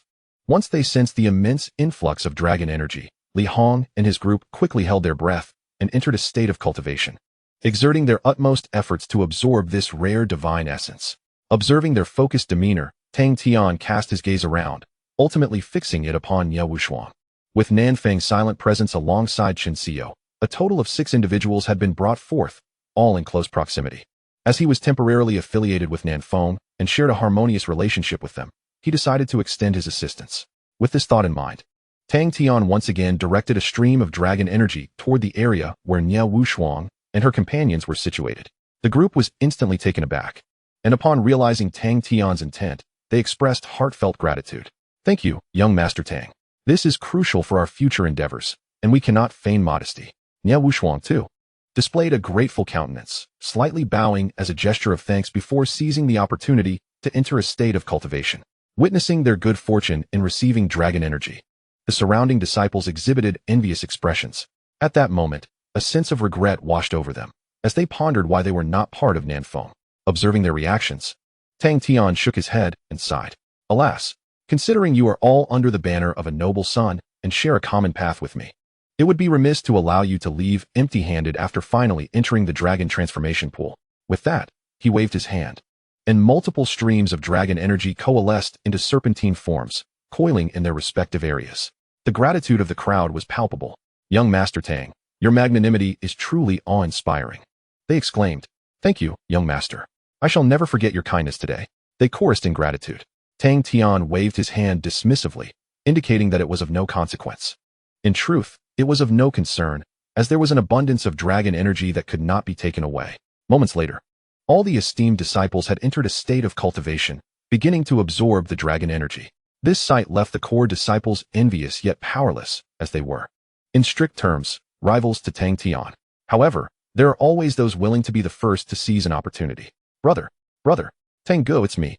A youthful figure swam into view before the crowd. Tang Tian was momentarily taken aback, recognizing a familiar face, Gong Qi, the very youth who had once attempted to ambush him during the flag contest, and had subsequently forced him to serve as a guardian for a time. You dare to show your face? Tang Tian replied, bemused. The audacity of this individual was truly remarkable. Gong Qi wore a broad smile. Tang Go, we were only acquainted through conflict. Once a younger brother, always a younger brother. Given that I once served as your guardian, would you kindly share a portion of dragon energy with me? Please, brother? Tang Tian could only chuckle in disbelief.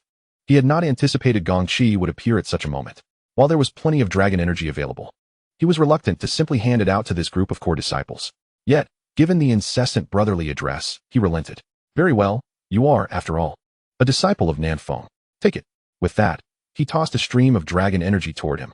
Gong Qi's face instantly radiated joy as he repeatedly expressed his gratitude, exclaiming, Thank you, my brother. From now on, I shall remain your most loyal little brother. Tang Tian merely shook his head, dismissing it from his mind. Observing that Gong Qi had successfully obtained the dragon energy and was already beginning to absorb it, the remaining core disciples could no longer contain themselves. Moments later, a few of them, fidgeting with hesitation, approached and finally managed to utter a single word, brother. Tang Tian immediately pressed his hand to his forehead, feeling a shiver run down his spine. Gong Qi called him brother, and now they were doing the same? Did they truly believe that Gong Qi had garnered the dragon energy merely by calling him brother? Tang Tian, disinterested in deciphering the convoluted reasoning of these individuals, waved his hand and allocated a portion of dragon energy to them as well. The core disciples expressed their gratitude profusely. Even Huang Chong, who had previously clashed with Tang Tian, now regarded him with a changed demeanor. Thus, nearly everyone had received their share of dragon energy, except for Xiangzhe. Naturally, Tang Tian had no intention of granting him any, as even addressing him as grandfather would prove futile. The amounts of dragon energy distributed varied as well. Li Hong and his companions received a saturated quantity. Nia Wushuang and her group received a sufficient amount, while the honorary disciples barely received the minimum required. As for the core disciples, well, anything they received was already a boon. After completing these distributions, Tang Tian began to absorb the remaining dragon energy himself. After all, he had come this far. He could not return empty-handed. Everything occurring within the dragon transformation pond was visible to those outside. Tang Tian's actions elicited admiration from the onlookers. Even the usually stern elder displayed a slight change in expression. How vast his magnanimity! To possess such a disciple is indeed a blessing for our Qinghua sect. You lot pale in comparison to him. The elder could not help but reprimand the other elders before turning to Yunkong, stating, after this concludes, take Tang Tian to the Grandmaster's rear hall. I wish to meet him personally. Yunkong promptly agreed. Chapter 72, The Grand Elder's Discussion. Initially, the atmosphere at the Dragon Transformation Pond was tense and confrontational, but it suddenly transformed into one of harmony. Everyone diligently guarded their dragon energy, absorbing it with utmost seriousness. Even when sitting close to one another, there were no objections. All of this was a result of Tang Tian's unexpected maneuvers. Young Master Tang seemed remarkably adept at orchestrating such occurrences. Jing Hung approached Mo Xiao Xiao, chuckling softly. The Spring Appreciation Garden, the flag-seizing battle, the Five Peaks exchange, the inspection meeting, and today's dragon transformation pond. He consistently manages to turn these events into the most extraordinary ones. Mo Xiaoxiao shot him a glance, replying coolly, "If you have something to say, then say it." Jinheng chuckled awkwardly. This fellow was indeed direct. Then I shall be straightforward. What are young Master Tang's thoughts regarding that position? Mo Xiaoxiao raised an eyebrow. What? Do you wish to contend for it as well? Jinheng quickly waved his hands. I lack the strength for that. Just maintaining my position at East Peak has already exhausted me. How could I possibly compare to you all? I merely wish to know young Master Tang's future intentions, so I can be prepared. Mo Xiaoxiao nonchalantly huffed. Then you might as well ask him directly. Jinheng offered a wry smile. If he could directly inquire, why would he need to ask you? His acquaintance with Tang Tian was not particularly close, and such a bewildering question might easily lead one to suspect ulterior motives. However, Mo Xiaoxiao seemed disinclined to elaborate further. With no other option, Jinheng could only take his leave with a slight bow. Just as he was departing, Mo Xiaoxiao suddenly spoke. Tang Tian is a person difficult to fathom. His intentions appear to diverge from those of the rest of us. Yet, I can assure you, as long as you do not proactively confront him, he is unlikely to regard you as an adversary. Jinheng paused, contemplating her words before bowing once more and turning to leave. As the hour approached its conclusion, many within the dragon transformation pool had absorbed a considerable amount of dragon energy, their faces aglow with the evident fortune they had acquired. Some individuals even managed to break through to new realms on the spot. However, each person, upon receiving their boon, was required to face Tang Tian, bowing respectfully and sincerely expressing their gratitude. Thank you, my brother. Tang Tian felt a mix of bemusement and exasperation. I truly do not possess such a penchant, do I? Once again, my heartfelt thanks to young Master Tang. Finally, a more reasonable voice broke through the chorus of gratitude. It was Nia Wushuang. Observing the aura emanating from her, it was clear she had advanced to the mid-stage of the Golden Core realm. Her talent was indeed remarkable. Fortunately, he himself was not lacking in strength either. After a slight nod and acknowledgement, a sudden surge of formidable energy erupted nearby. It was the Lanyu sisters.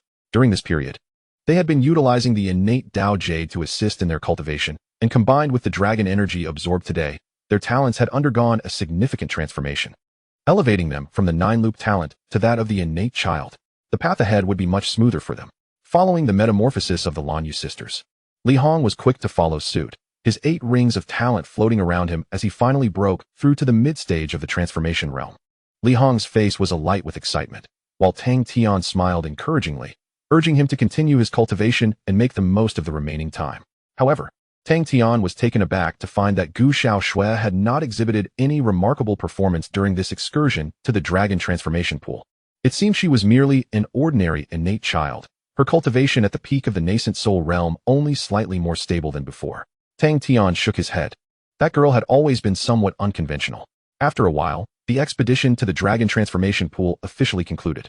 Drawn by an irresistible force, the group was expelled from the pool and returned to the precipice. As they emerged, Xiangzhe immediately sought out his elder, indignantly expressing his grievances. Yet, before he could utter more than a few words, the elder silenced him sharply, leaving the young Lion King with a perplexed expression, struggling to comprehend why his usually indulgent elder had suddenly turned so stern. Tang Tian paid little mind to the commotion, returning to the area designated for the honorary disciples. Thank you, young Master Tang, for your magnanimity, Jing Heng and Guan Meng expressed with bows, while Lu Changgu and the others offered smiles of acknowledgement. Regardless of the circumstances, Tang Tian had indeed aided them today and had significantly enhanced their standing. Even if there were past grievances, it is not the time to display them.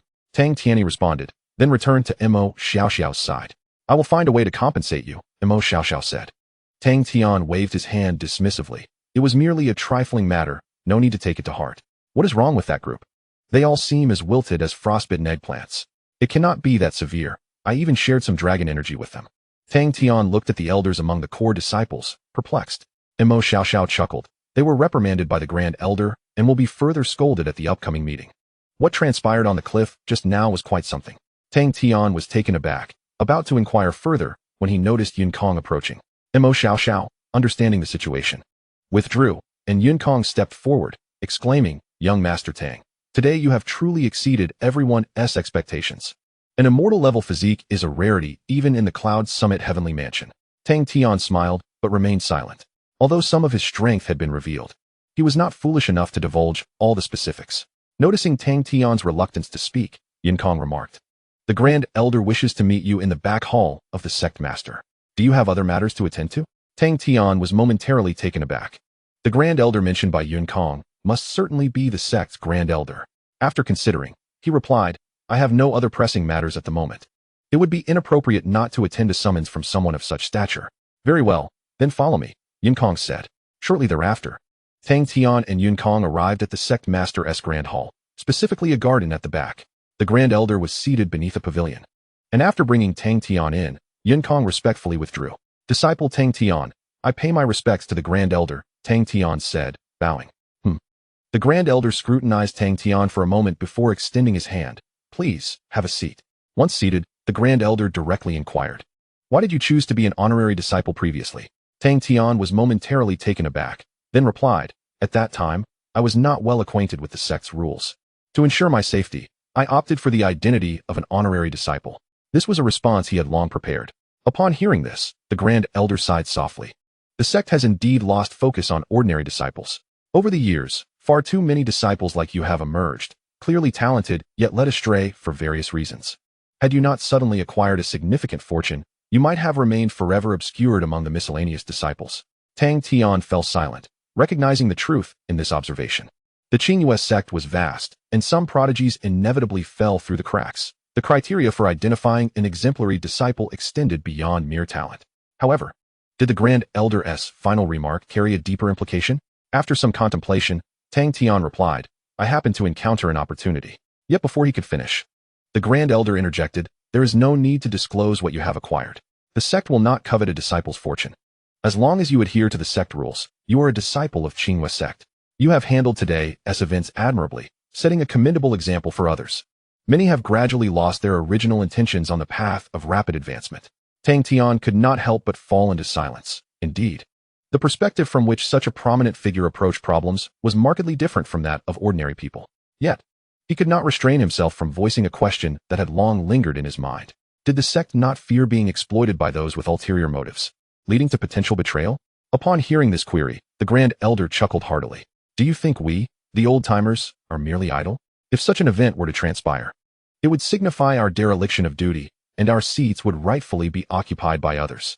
Do not overthink it. As long as your conscience remains clear, there is no need to fear the ghost hunters. Tang Tian nodded in understanding, feeling a sense of relief wash over him. It was indeed true. A complete sect functioned similarly to a nation, with each individual fulfilling their own role to ensure the harmonious operation of this grand mechanism. Internal strife was inevitable, yet it remained within an unspoken boundary. Should anyone dare to overstep, they would face dire consequences. Continue to strive. A celestial physique is exceedingly rare, so do not squander it, the Grand Elder advised. I have heard from Jinyutang that you have undertaken all the funding for the construction of the sixth peak. On behalf of the sect, I express my gratitude. Should any matters arise in the future, feel free to consult with me directly. Tang Tian promptly acknowledged that it was his duty. Suddenly, a thought struck him. Might I trouble you, Grand Elder, to inscribe a mark upon my innate Tao jade? He inquired. It was something that would be imperceptible to the average person. Preparing for the matter concerning Zhongyang in advance would be prudent. Chapter 73. The unexpected. The Grand Elder acquiesced to Tang Tian's request. Tang Tian quickly produced a piece of innate Tao jade and had the Grand Elder etch a unique mark within it. This mark would render it nearly undetectable to cultivators below the celestial realm, and Tang Tian would have the ability to discern the jade's ultimate whereabouts through the mark. Whenever he wished, he could forcibly summon it back. This function was limited to a single use, but it would suffice for his needs. Thank you, Grand Elder. Tang Tian expressed his gratitude. The Grand Elder replied, It is nothing, merely a trivial matter. I shall not inquire into your intentions for this action, but you must remember, under no circumstances should you engage in activities detrimental to the sect. Tang Tian readily agreed. In truth, he merely wished to leave a contingency plan with Zhongyang. If Zhongyang could resist temptation, then the mark would be of no consequence. But could he truly withstand it? A subtle smile played at the corners of Tang Tian's lips. By the way, the Grand Elder suddenly remarked, You are still an inner disciple of the sect, are you not? Have you considered advancing to a core disciple? Tang Tian pondered for a moment before shaking his head. Not at the moment. I am already an honorary disciple, and I do not have a strong desire for that title. My participation in the flag capture battle was merely a fleeting whim. It held little significance. However, the Grand Elder gently sighed. You should participate nonetheless. You have witnessed the prevailing atmosphere within the sect. Xiangze, despite possessing extraordinary talent, has been molded into an impulsive, irascible, and arrogant individual. It seems he believes that his talent renders him invincible. Within the sect, there are numerous disciples akin to him. Thus, I wish for you to intervene and discipline them, lest they emerge from the sect, arrogant and heedless, eventually losing their lives. Tang Tian was taken aback, not anticipating that the elder would express such a notion. Although his willingness was not particularly fervent, he felt compelled to act given the elder's prior assistance. It was a trivial matter, easily managed. Very well, I shall heed the elder's counsel, Tang Tian replied. However, should I intervene, I intend to exert my utmost effort. By now, he was ready to unveil a portion of his true strength, provided he retained some hidden cards. The elder smiled and remarked, "That is precisely how it should be. A thorough lesson is necessary to temper their arrogance." Tang Tian chuckled, appreciating the elder's unique perspective. The conversation soon dwindled, and Tang Tian took his leave. Descending from the peak, he found Li Hong and others waiting. Upon his return, they immediately knelt before him. "Your grace has bestowed upon us a second chance. We vow with our hearts to never forget this favor." Their gratitude was palpable. The journey to the dragon transformation pool had granted them immense fortune, marking a profound transformation. Tang Tian smiled and helped them rise. "I mentioned there was no need for such displays. Focus on your cultivation." He did not demand oaths. Every action he undertook had its purpose. "Return now." The group made their way down the mountain. Along the path, Tang Tian observed several esteemed elders hastily ascending the mountain, their expressions grave, leaving him curious about the unfolding events. Moments later, they arrived at the purple bamboo courtyard. Tang Tian settled beneath the old locust tree and, after contemplation, summoned Gu Xiaoxue. After engaging in light conversation, he divulged all that had transpired. Though innocent, Xiaoxue was perceptive and quickly grasped the underlying truths. "Are you suggesting that my senior sister deliberately assigned me to act as a guard?" she inquired softly. Tang Tian sighed gently. "I have inquired and learned that the innate child possesses such talent that before the tribulation stage, they require no medicinal assistance to break through realms. I believe your senior sister must be aware of this fact. However, we cannot entirely dismiss other possibilities." Gu Xiaoxue lowered her head, remaining silent for a moment before softly affirming, "I understand. Ever since my senior sister's defeat in the last 100 sects war, the elders have seemingly neglected her." Tang Tian remained silent. This girl was astute. Often, she was not foolish but merely feigned ignorance. "I will not interfere in your matters. You must navigate them yourself. However, since Zhongyang has entangled me in this scheme, I must prepare accordingly," Tang Tian stated. Gu Xiaoxue nodded and asked, "What do you intend to do? Is there anything you require of me?" Tang Tian pondered briefly, hesitating before replying. "Indeed, I have formulated a plan, yet it may necessitate sacrificing something of yours." Gu Xiaoxue paused, startled. "What must I sacrifice?" Tang Tian waved at her and then whispered something in her ear. Upon hearing it, Gu Xiaoxue's face instantly flushed to the roots of her neck, her bashful demeanor almost evoking a twinge of guilt in Tang Tian. "But I'm only 15. And in 2 months I'll be 16. Her voice was as faint as a whisper. Tang Tian cleared his throat twice. "It's merely a rumor circulated within a small circle, primarily aimed at letting Zhongyang hear it. Of course, if you are reluctant, I can revise the plan."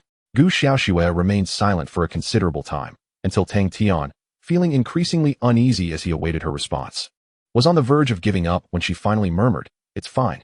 I'm willing." Tang Tian let out a long breath. The preceding moments had been sheer torment. With her affirmative answer, he quickly sent her back to her room. On her way back, the girl still bore a crimson face. After taking a deep breath, Tang Tian calmed his emotions and summoned Li Hong. "I need you to help me spread a piece of news." He informed Li Hong of his arrangements. Li Hong was slightly taken aback and asked, "Really?" Tang Tian's expression darkened. "Of course it's not true. What are you thinking? I merely seek a pretext to gift something to that old fellow Zhongyang. Alas, it's only a pity for Xiaoxue, as it may tarnish her reputation. Remember, it only needs to reach Zhongyang. There is no need for widespread dissemination." Li Hong nodded and then smiled, saying, "Actually, you worry too much. Given your previous reputation outside, as soon as Xiaoxue is assigned to your side, it's already implied that such matters will occur." Tang Tian scoffed, "But the reality is not so. Let us proceed as planned, but remember to keep it discreet." Li Hong agreed and subsequently left Zizhu courtyard. Leaning back in his chair, Tang Tian gazed into the distance, his eyes returning to calmness, lost in thought. 2 days later, on his way to the merit hall, Zhongyang inadvertently caught wind of a piece of information. Gu Xiaoxue is pregnant. After a brief moment of surprise, a faint smile graced his lips. How delightful. Elder Hanhai should be emerging soon. Shuntihi? With a light-hearted step, Zhongyang made his way to the merit hall. 3 days later, Tang Tian, accompanied by Li Hong, ascended the main peak and arrived at the Merit Hall. Upon entering the Hall of Fame, Tang Tian encountered Zhongyang for the third time. "Young Master Tang, what brings you here?" Zhongyang inquired. However, Tang Tian could distinctly sense that Zhongyang's demeanor had shifted compared to their previous encounters, seemingly making a deliberate effort to create distance. Tang Tian smiled and replied, "I happened to pass by and wanted to see you. After all, you are the first person to change my fate." Zhongyang lifted his gaze to glance at Tang Tian, then adjusted his sitting posture, saying, "That was merely my duty. Young Master Tang need not be so courteous. If there is anything you require, feel free to express it." Tang Tian secretly chuckled. Zhongyang believed he had fulfilled his obligations and wished to distance himself. Now that matters had reached this point, he was already clear-minded. "Then I shall speak frankly." Tang Tian smiled. "You are aware that my current status is no longer what it used to be. The retainer I previously received can no longer uphold my dignity. Thus, I seek to find several exceptional disciples, adhering to the same criteria as before. They must be obedient, striking in appearance, possessing commendable physiques and abilities, pure disciples." Zhongyang squinted as he observed Tang Tian for a moment, remarking, "The youth's physique is indeed impressive. However, it seems you have misunderstood a matter. If you seek courtesans, you should venture to the flower laying. This is the Hall of Reputation." His unyielding tone indicated his stance. Tang Tian paused, chuckling, "Elder Zhong, that was not the sentiment expressed previously." Zhongyang composed his expression, replying flatly, "One may indulge in food indiscriminately, yet words must be spoken with care. I have always conducted my affairs in accordance with the sect's regulations, with propriety and impartiality. Your previous dealings here were likewise beyond reproach." Tang Tian smiled, feigning ignorance, as he produced a delicate box from his robe and placed it before him. "I comprehend. A small token of appreciation, not meant as a formal gift." Zhongyang regarded the box without moving, saying languidly, "Is this your way of testing the elder? To speak candidly, I will not accept gifts under any circumstances. Moreover, just days ago, the sect issued a strict edict prohibiting such occurrences. In this climate, are you attempting to ensnare me?" Tang Tian looked at Zhongyang and sighed softly. "Very well. If that is the case, let us consider this visit as though it never happened." With that, he rose to depart from the elegant chamber. "Take your belongings with you," Zhongyang remarked coolly. Tang Tian turned slightly, smiling. "Xiaoxue is with child. Perhaps you think this matter does not concern you. Yet I still wish to express my gratitude. Please, take a look inside. If it is of use, keep it. If not, dispose of it as you see fit. Rest assured, I shall not divulge this to anyone." With that, Tang Tian exited the chamber. Zhongyang, gazing at the exquisite box before him, hesitated for a long while before finally cracking it open slightly. Within lay a collection of ordinary spiritual fruits and a piece of jade emanating a faint, ethereal glow, resplendent and seemingly otherworldly. With a snap, Zhongyang forcefully closed the lid, his brow furrowed. Yet, ultimately, he hastily tucked the box away. The innate Tao jade, even for an elder of his stature, was an exceedingly rare and precious artifact. Should he let this opportunity slip by, he could not fathom how long he would have to wait for another chance. After securing the box, a sardonic smile crept across Zhongyang's lips. Not to inform anyone, but who truly possesses that power? He mused coldly. Meanwhile, standing at the entrance of the Merit Hall, Tang Tian called out to Li Hong and departed with him. The innate Tao jade had been obtained from the Grand Elder. He held a small jade talisman, which clearly indicated that the innate Tao jade had never left Zhongyang's elegant chamber. A person already rife with greed could hardly resist such temptation. "You wish to cast me into the abyss. Do not be surprised when I retaliate and send you tumbling down instead." Having completed these tasks, Tang Tian returned to the bamboo courtyard. A contingency had been established, poised to serve its purpose when the opportune moment arose. All that was left was to wait. Subsequently, Tang Tian immersed himself once more in his cultivation. During the expedition to the dragon transformation pool, he had absorbed the most dragon essence, with over 1/3 of it being devoured entirely by the secret arts of the gluttonous beast, merging into his very being. With each session of cultivation, wisps of dragon essence dissipated, accelerating his progress. In merely a few days, he achieved another breakthrough, advancing to the late stage of the Golden Core realm. With just over a month remaining until the selection of core disciples, he was destined to attain the nascent soul stage. Young disciples, prepare yourselves, for your elder brother Tang shall impart a lesson like no other. Though it may sound somewhat peculiar, so be it. His reputation has long been established. After a few more days, Tang Tian successfully reached the great perfection of the Golden Core realm, ready to commence his assault on the nascent soul stage. However, at that moment, he received word from Qin Hai, who had been out of touch for quite some time. Beneath the old locust tree, Tang Tian listened intently to Li Hong's report. Qin Hai had discovered new leads. Indeed, there was someone orchestrating Tian Feng's actions that day, though it remained uncertain if it was Du Yuanqing. Moreover, he had made contact with the upper echelons of the Tingyun Commerce Association. If he could successfully establish connections, the truth would be unveiled. However, this endeavor appeared to be quite challenging. Qin Hai indicated that he might require assistance from Tang Tian. Li Hong conveyed this to him. Tang Tian inquired softly, "What does he wish for me to do?" Li Hong replied. Qin Hai stated that to gain the complete trust of the Tingyun Commerce Association's higher-ups, he must first demonstrate his worth. To a merchant, value lies in trade. If possible, he would bring the upper echelons to engage in a transaction with you, though the sum involved would be exceedingly large. Tang Tian chuckled heartily. "Is that a concern? If anything, it is a fortuitous matter. Assure him that no matter the amount, he is welcome to proceed." Tang Tian remarked with a grin. Li Hong hesitated, saying, "According to Qin Hai, it may exceed 100 billion. Tang Tian waved his hand dismissively. "Tell him the more substantial, the better. By the way, when selecting resources, have him focus on techniques and items that aid in cultivation. The higher the grade of the cultivation aids, the better. As for the techniques, any level will suffice. Whatever he can acquire, let it be plentiful." The resources intended for aiding cultivation are primarily for Li Hong and his companions, while the techniques will serve to expand the path of all techniques. Tang Tian harbored a vague premonition that should he cultivate the path of all techniques he had created to its fullest, it would undoubtedly rival any celestial method. Chapter 75, Voting and Equity. Qin Hai acted swiftly. Within days of relaying the message, he had prepared everything and expressed his intention to visit Tang Tian. His urgency was palpable in his words. Tang Tian did not delay and promptly sent back an affirmative response. That afternoon, Qin Hai arrived at the purple bamboo courtyard accompanied by a young man adorned in splendid attire.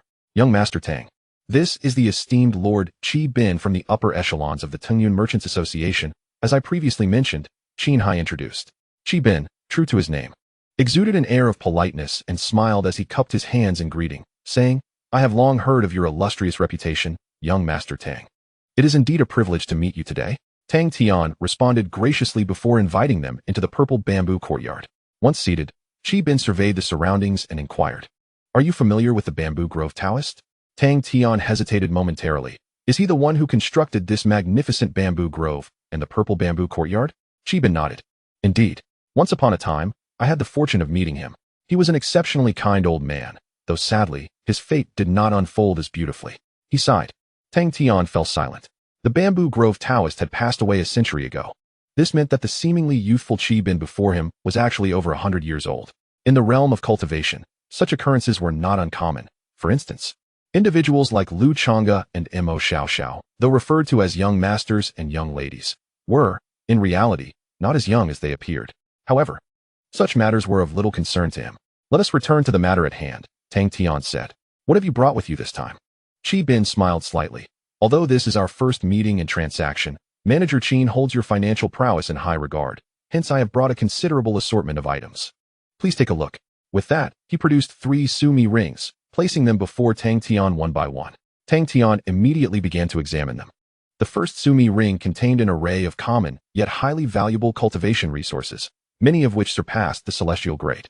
The second ring housed a plethora of resources and facilities specifically designed to assist in cultivation, such as combat puppets, sword formations, and illusion arrays, all of which could significantly enhance practical combat capabilities. Such items typically commanded a hefty price.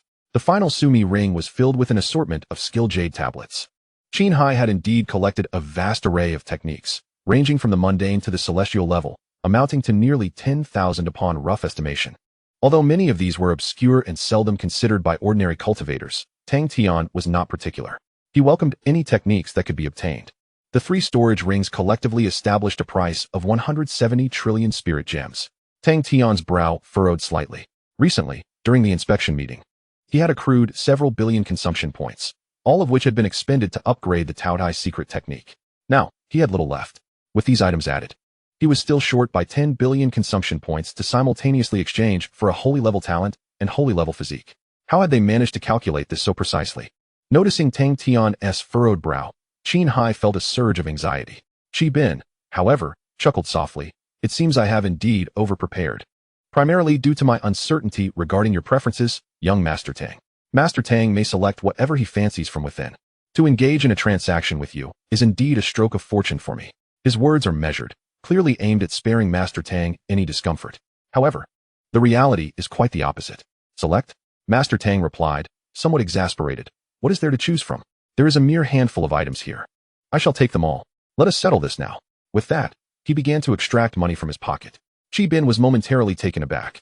He was a figure of some renown, having encountered countless wealthy youths over the past century, yet he had never witnessed anyone like Master Tang. With a mere glance, he reached for his purse as if fearful that the seller might retract.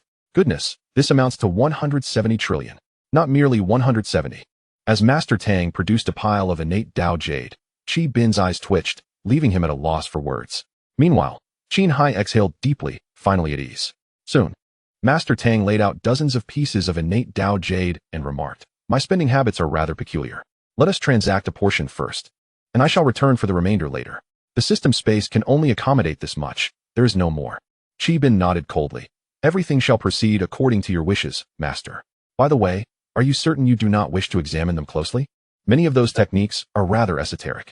After uttering this, Qi Bin inwardly chastised himself. What was he doing? Was he not accustomed to such a smooth transaction? Was he being foolish? Yet, Master Tang's reaction once again exceeded his expectations. Are you suggesting that the esoteric techniques are scarce and warrant a higher price? No problem. State your increase. Master Tang stroked his chin thoughtfully. Qi Bin opened his mouth, then placed a hand to his forehead. No, that is not what I meant. I merely thought it would be polite to consider. Let us adhere to the original price. Master Tang was momentarily speechless, bewildered by his convoluted reasoning. Nevertheless, regardless of his intent, after several transactions, all resources were acquired by Master Tang. At this juncture, his innate Dao Jade had surpassed 200, while his consumption points had soared to over 17 billion. The divine talent was now within his grasp. The surplus of over 70 billion would be devoted to the comprehension of techniques, in hopes of advancing his understanding of the myriad paths. But those matters were for another time. With the transaction successfully concluded, the expressions of the group lightened considerably, particularly Qin Hai, who appeared as though he had narrowly escaped a calamity, earning several scrutinizing glances from Master Tang. Your financial prowess, Master Tang, is truly impressive. Even Master Du from your esteemed clan has never completed a transaction of such magnitude all at once, Qi Bin remarked with a smile. Master Tang's interest was piqued, and he inquired, does Du Yuanxing frequently collaborate with you? Qi Bin nodded. Master Du has established a long-term agreement with our Tingyun Chamber of Commerce. His resource needs within your esteemed clan will be prioritized through our association. At certain pivotal moments, we may choose to lend our support to him. Perhaps even cast a vote in his favor. Tang Tian raised an eyebrow slightly. A vote? Qi Bin chuckled. The Qinghua sect, much like other affiliated sects under the banner of Yunding Tianfu, shares a similar structure. We have previously supported some honorary disciples in other sects, assisting them in ascending to such positions. Tang Tian suddenly understood. Previously, Yun Kong had informed him that there were 3 factors to consider when aspiring to the role of second-in-command: merit, internal influence within the sect, and external influence outside the sect. The Tingyun Chamber of Commerce likely represents a form of external influence, and according to Qi Bin, they even possess voting rights. Yet, does Du Yuanxing truly aspire to contend for that position? Certainly, one cannot dismiss such a possibility. Could it be that Du Yuanxing had Tiansheng deliberately test him because of this? Perhaps he fears being overshadowed? Tang Tian shook his head. He had no desire to involve himself in such matters. Nonetheless, no one could hinder his pursuit of consumption. Let us discuss our next transaction. I hope you can bring more resources, Tang Tian stated. Qi Bin paused briefly, then sighed. Young Master Tang, to be candid, the resources allocated by the Chamber of Commerce for each region are indeed limited. The recent transaction has already depleted half of our inventory, and it is impossible for the next transaction to exceed this amount. Tang Tian was taken aback. Had he effectively emptied the Chamber of Commerce's stock? It appeared that 100 trillion had become the upper limit for this region. Surpassing that threshold was no longer as effortless as before. This was rather disheartening news. Tang Tian furrowed his brow. Noticing Tang Tian's apparent displeasure, Qi Bin hastily added, if you truly require more, there is another avenue. Tang Tian inquired, what avenue? Qi Bin explained, in a few months, the Tingyun Chamber of Commerce will undergo a redistribution of certain shares. If you can acquire sufficient shares, you would be able to allocate resources as needed. I suspect that Du Gongzi will also choose to act during this redistribution. Securing some shares would further solidify his position in the voting process. Tang Tian pondered, how does one acquire these shares? Qi Bin replied, generally speaking, the most straightforward method is through purchase, though the amount required will be substantial. To achieve your goal, I estimate you would need to prepare at least 100 trillion. After speaking, Even he discreetly wiped the sweat from his brow. 100 trillion indeed seemed preposterous. However, Tang Tian's face broke into a smile. That sounds rather intriguing. I shall consider it carefully. Chapter 76. The introduction to all laws. Tang Tian did not provide Qi Bin with a definitive response. To participate in the upcoming share distribution of the Tingyun Chamber of Commerce, one must depart from the Qinghua sect and travel personally. This was not a trivial matter. In the absence of sufficient assurance, Tang Tian would rather relinquish those consumption points than place his life in jeopardy. Venturing into the outside world meant losing the formidable innate protection that the Qinghua sect afforded him.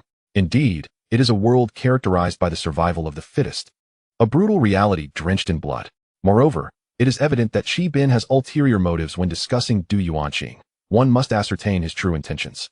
Fortunately, there appears to be several months before the allocation of shares, allowing ample time for contemplation. During this period, engaging in further transactions will provide an opportunity to gauge Qi Bin's character. As for Qin Hai, there is little to be done. Tang Tian's insatiable appetite for growth has made it increasingly challenging to meet his demands. Henceforth, he shall serve merely as a liaison, responsible for various other matters. Once the transactions were concluded, Qin Hai expressed profound gratitude to Tang Tian. Given the fallout from Tian Feng's situation, their relationship had been irreparably strained. Should the transaction fail to meet Qi Bin's expectations, he would be cast aside without hesitation, with dire consequences. Thus, Tang Tian's acquisition of resources prompted such a fervent display of emotion. Now, having secured Qi Bin's trust, he felt no trepidation when confronting Tian Feng. Rest assured, young Master Tang, I shall investigate him thoroughly, Qin Hai exclaimed with enthusiasm. Tang Tian nodded, advising him to exercise caution. Subsequently, Qi Bin and Qin Hai departed together, while Tang Tian returned to his meditation chamber. With over 17 billion consumption points at his disposal, he was poised to exchange for a sacred-level talent or physique. After careful consideration, Tang Tian opted to redeem a talent, recognizing the paramount importance of cultivation. Child of Destiny, 10 billion consumption points. Upon completion of the exchange, an enigmatic sensation enveloped him, as if he were adrift in an infinite expanse, immersed in the essence of the celestial path. Countless laws and principles swept past him, vividly perceptible. As his comprehension of these principles deepened, he lost track of time in that ethereal realm. When his awareness returned to the meditation chamber, he discovered that darkness had fallen outside. Unbeknownst to him, he had transcended into the nascent soul stage, his essence transformed. This newfound strength instilled within him a profound clarity. His unique path began to manifest, no longer rendering him a mere weakling. Tang Tian exhaled deeply, relief washing over him. Since his transmigration, he had endured a myriad of challenges, with his cultivation always being a significant source of distress. Although he held the title of honorary disciple, even a casual core disciple could overshadow him without effort, relying solely on guards and attendants to maintain appearances. Yet, in this moment, he had finally caught up. In the early nascent soul stage, while he may not yet rival the top core disciples, he had certainly risen to the upper echelons among them. Moreover, his true capabilities extended beyond simply being in the early nascent soul stage. He had not anticipated such a swift breakthrough. This upcoming selection of core disciples promised to be an exhilarating experience. A smile graced Tang Tian's lips. He would assist the Grand Elder in assessing the quality of this cohort of core disciples. After a brief respite, he retrieved the Shumi ring filled with the martial arts techniques once more.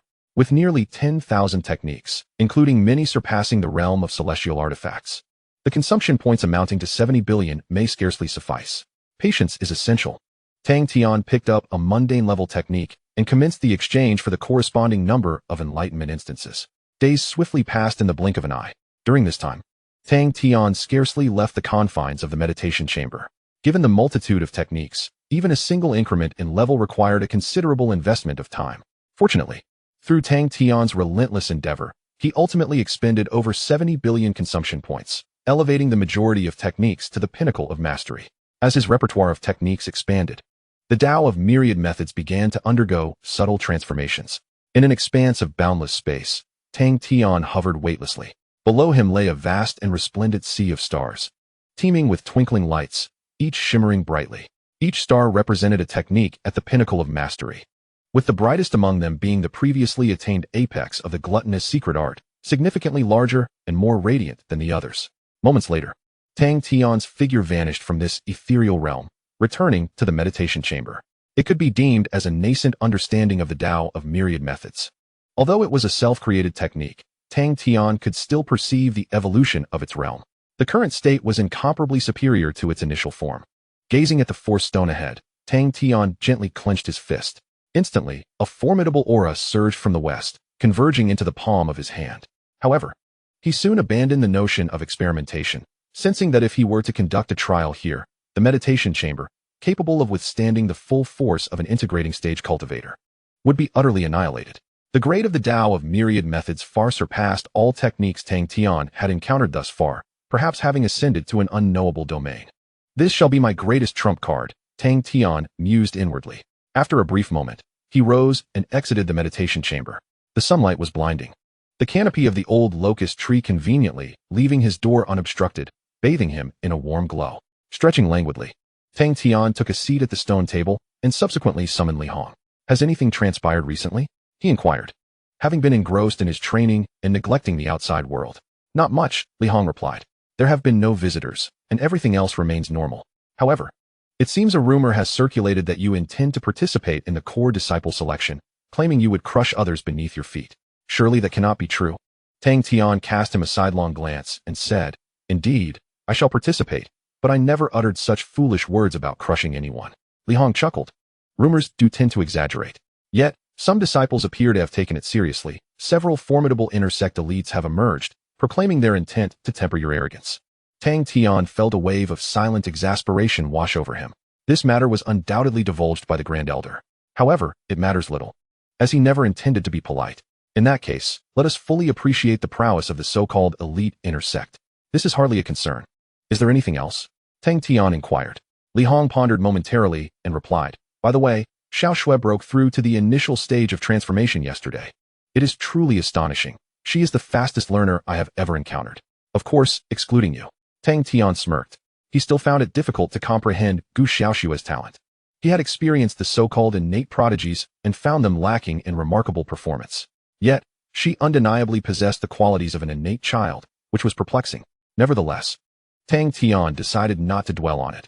Everyone has their unique opportunities, and the martial world is rife with prodigies, some even more outrageous than Gu Xiaoshua. Very well. You all should strive diligently and make good use of what I have provided you. As he spoke, Tang Tian's communication jade talisman suddenly stirred. This talisman was not something just anyone could use to contact him. Upon inspection, he discovered it was the young master, Jinyutang. The message was succinct and clear. Tomorrow morning, in the Lord's rear hall, we shall discuss matters concerning the sixth peak. Tang Tian couldn't help but raise an eyebrow. Finally, it has arrived. Chapter 77. Peak Master Qi Yuan. Over the course of 2 days, Tang Tian thoroughly consolidated the results of his recent cultivation. The outcome of this consolidation was that in the realm of discourse, the four had become no match for him. The roles had completely reversed. In terms of martial combat, as long as he refrained from employing powers beyond the transformation stage, Tang Tian could easily subdue them all. Young master, your prowess is such that it is truly a pity not to shine within the sect, Li Hong remarked with a wry smile. Earlier, he had utilized abilities from the transformation stage, yet still found himself at a disadvantage against Tang Tian, hastily facing defeat. Can brilliance be consumed as sustenance? Tang Tian shook his head.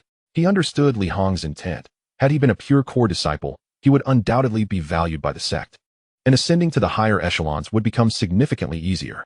Yet, he was reluctant to pursue this path. True strength is fundamental. Moreover, there is little advantage in making oneself widely known. One cannot say it so simply, Li Hong countered.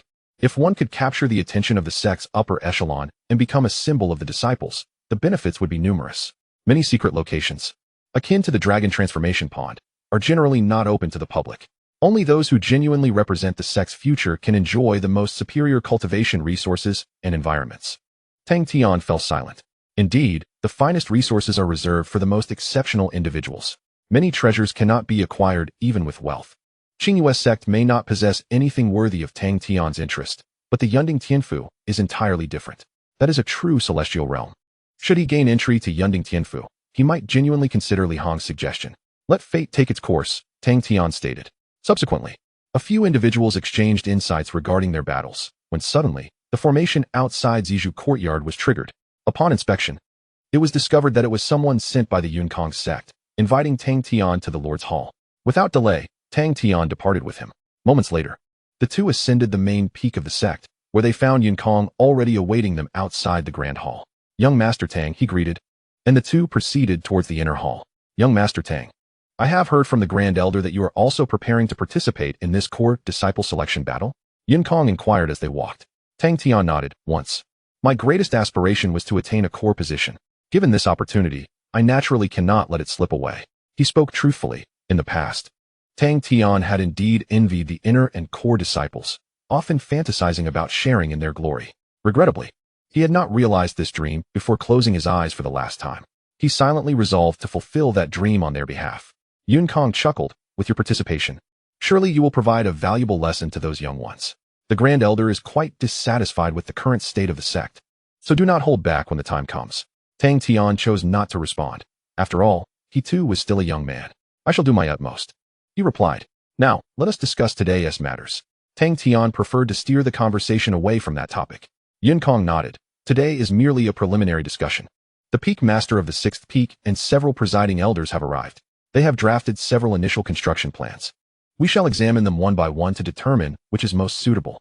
The primary concern remains the financial aspect, as the required investments for the various plans differ significantly. We need to ascertain your comfort level regarding these figures. Additionally, we will discuss your forthcoming position at the 6th peak and some specific rights.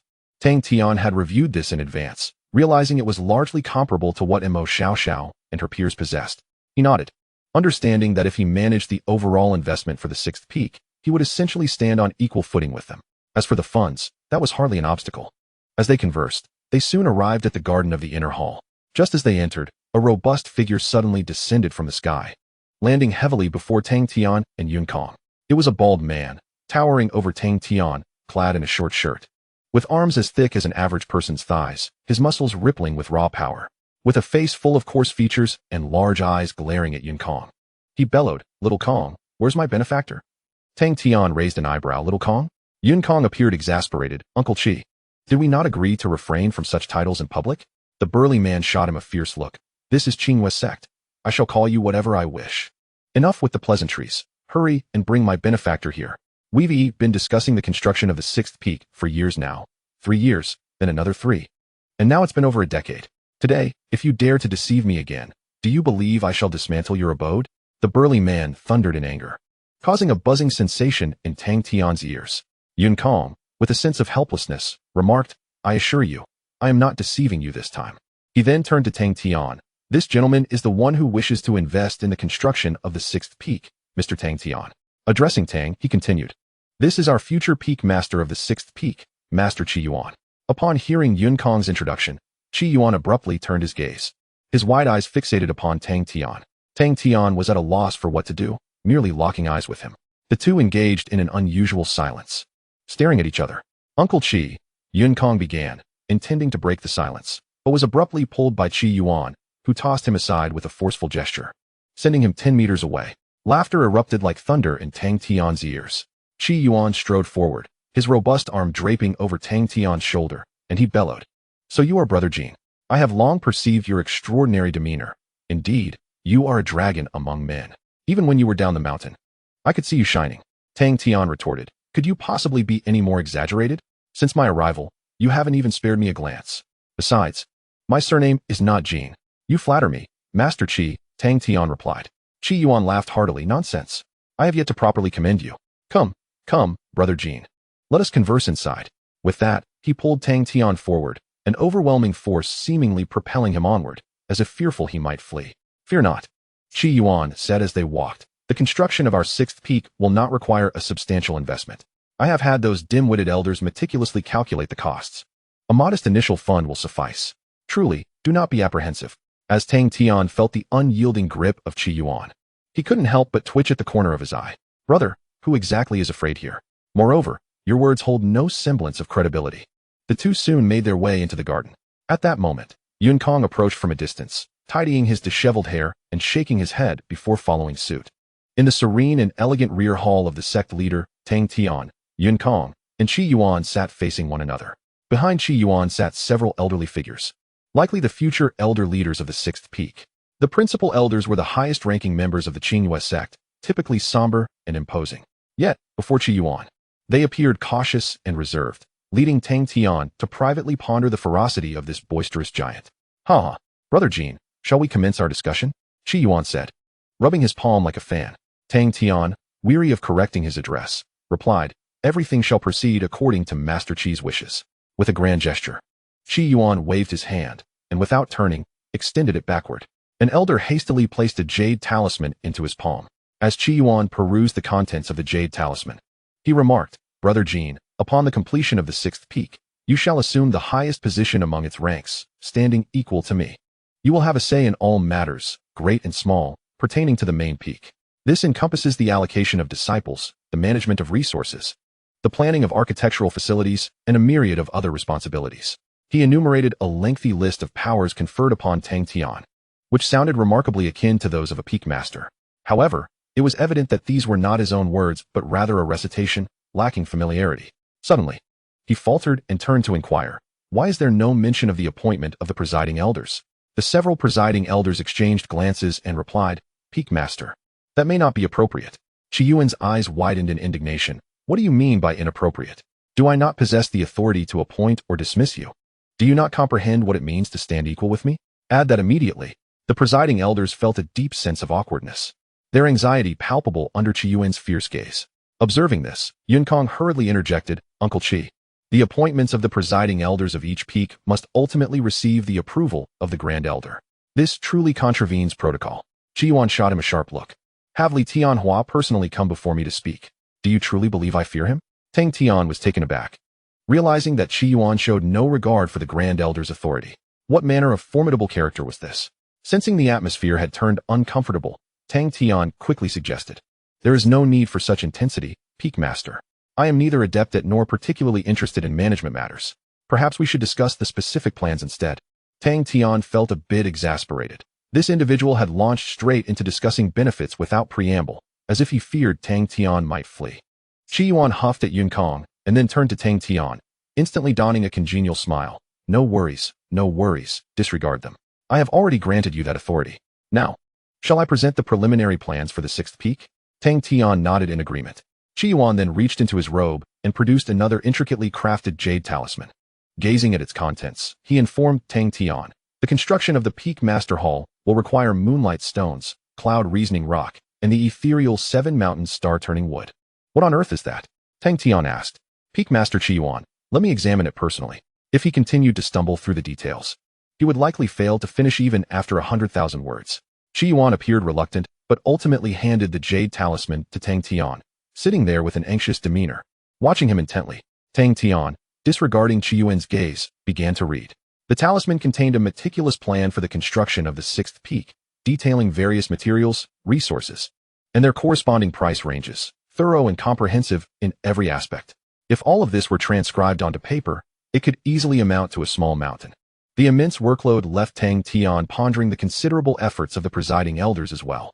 Tang Tian casually skimmed through the documents before him, his gaze settling on the final tally of funds, less than 90 trillion spirit gems. A frown creased his brow. After all, this was the construction of a main peak. How could the amount be so meager? However, he soon discerned the underlying issue. The preliminary construction plan encompassed merely the most rudimentary elements, essentially a mere skeletal framework, pathetically inadequate. Master Qi, Tang Tian retracted his gaze. Qi Yuan had been observing Tang Tian's expression closely, and upon seeing his furrowed brow, he felt a pang of anxiety. Hearing Tang Tian's words, he quickly interjected. "Is it too much? No worries, we can streamline further. The main peak hall can be omitted. I could easily find a tree hollow to reside in. As for the elders' living quarters, just dig them a pit to squat in. At that level of cultivation, they can manage without food or sleep."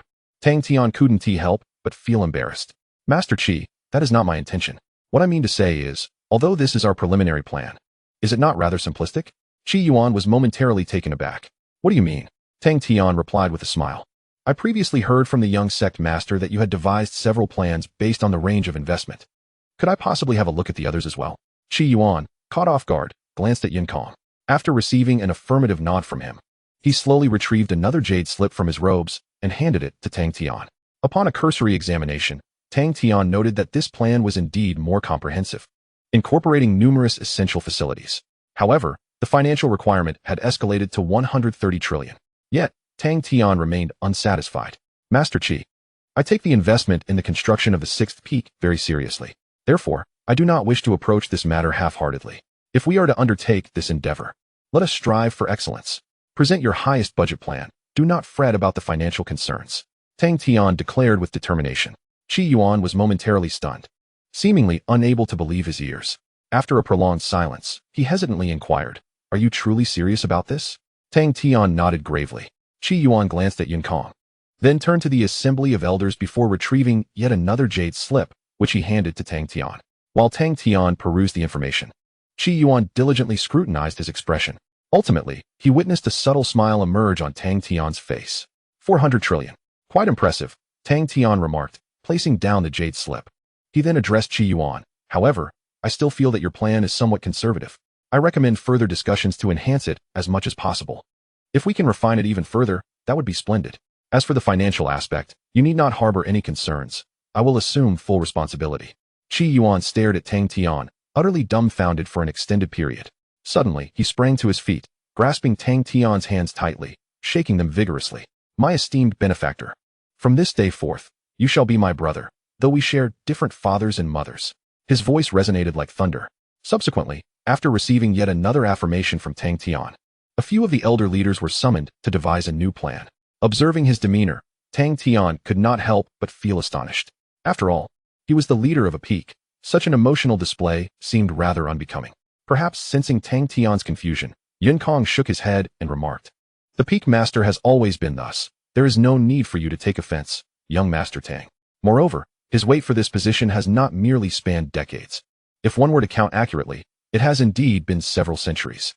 Thereafter, Jinyutang recounted the ancient history of the Qingwei sect to Tang Tian. Through Yuntang's narration, Tang Tian gradually came to understand some of the sect's past.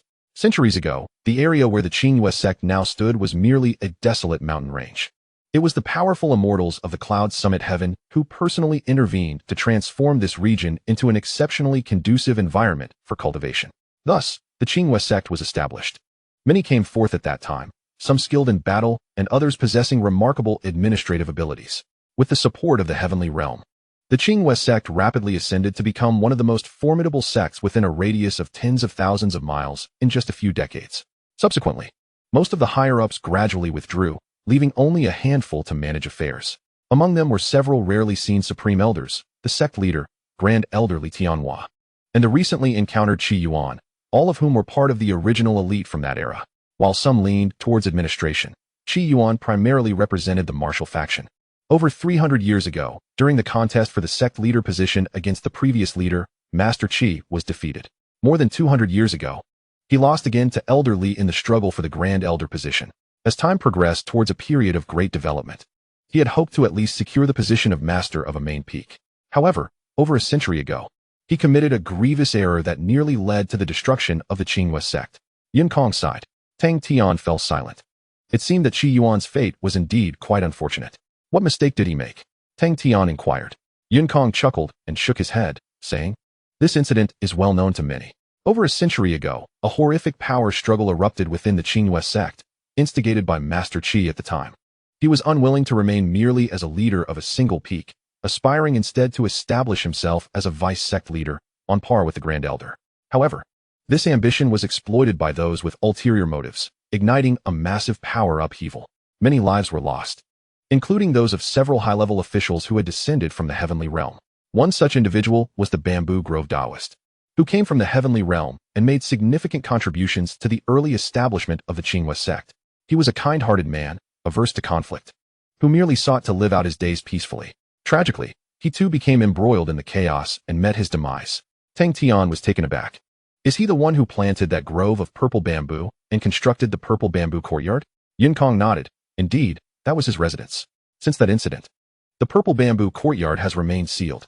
However, it remains a mystery why it was reopened at the end of last year. Had it not been for the reservations of others, one would not have had to wait for you to lease it," Jinyutang remarked with a smile.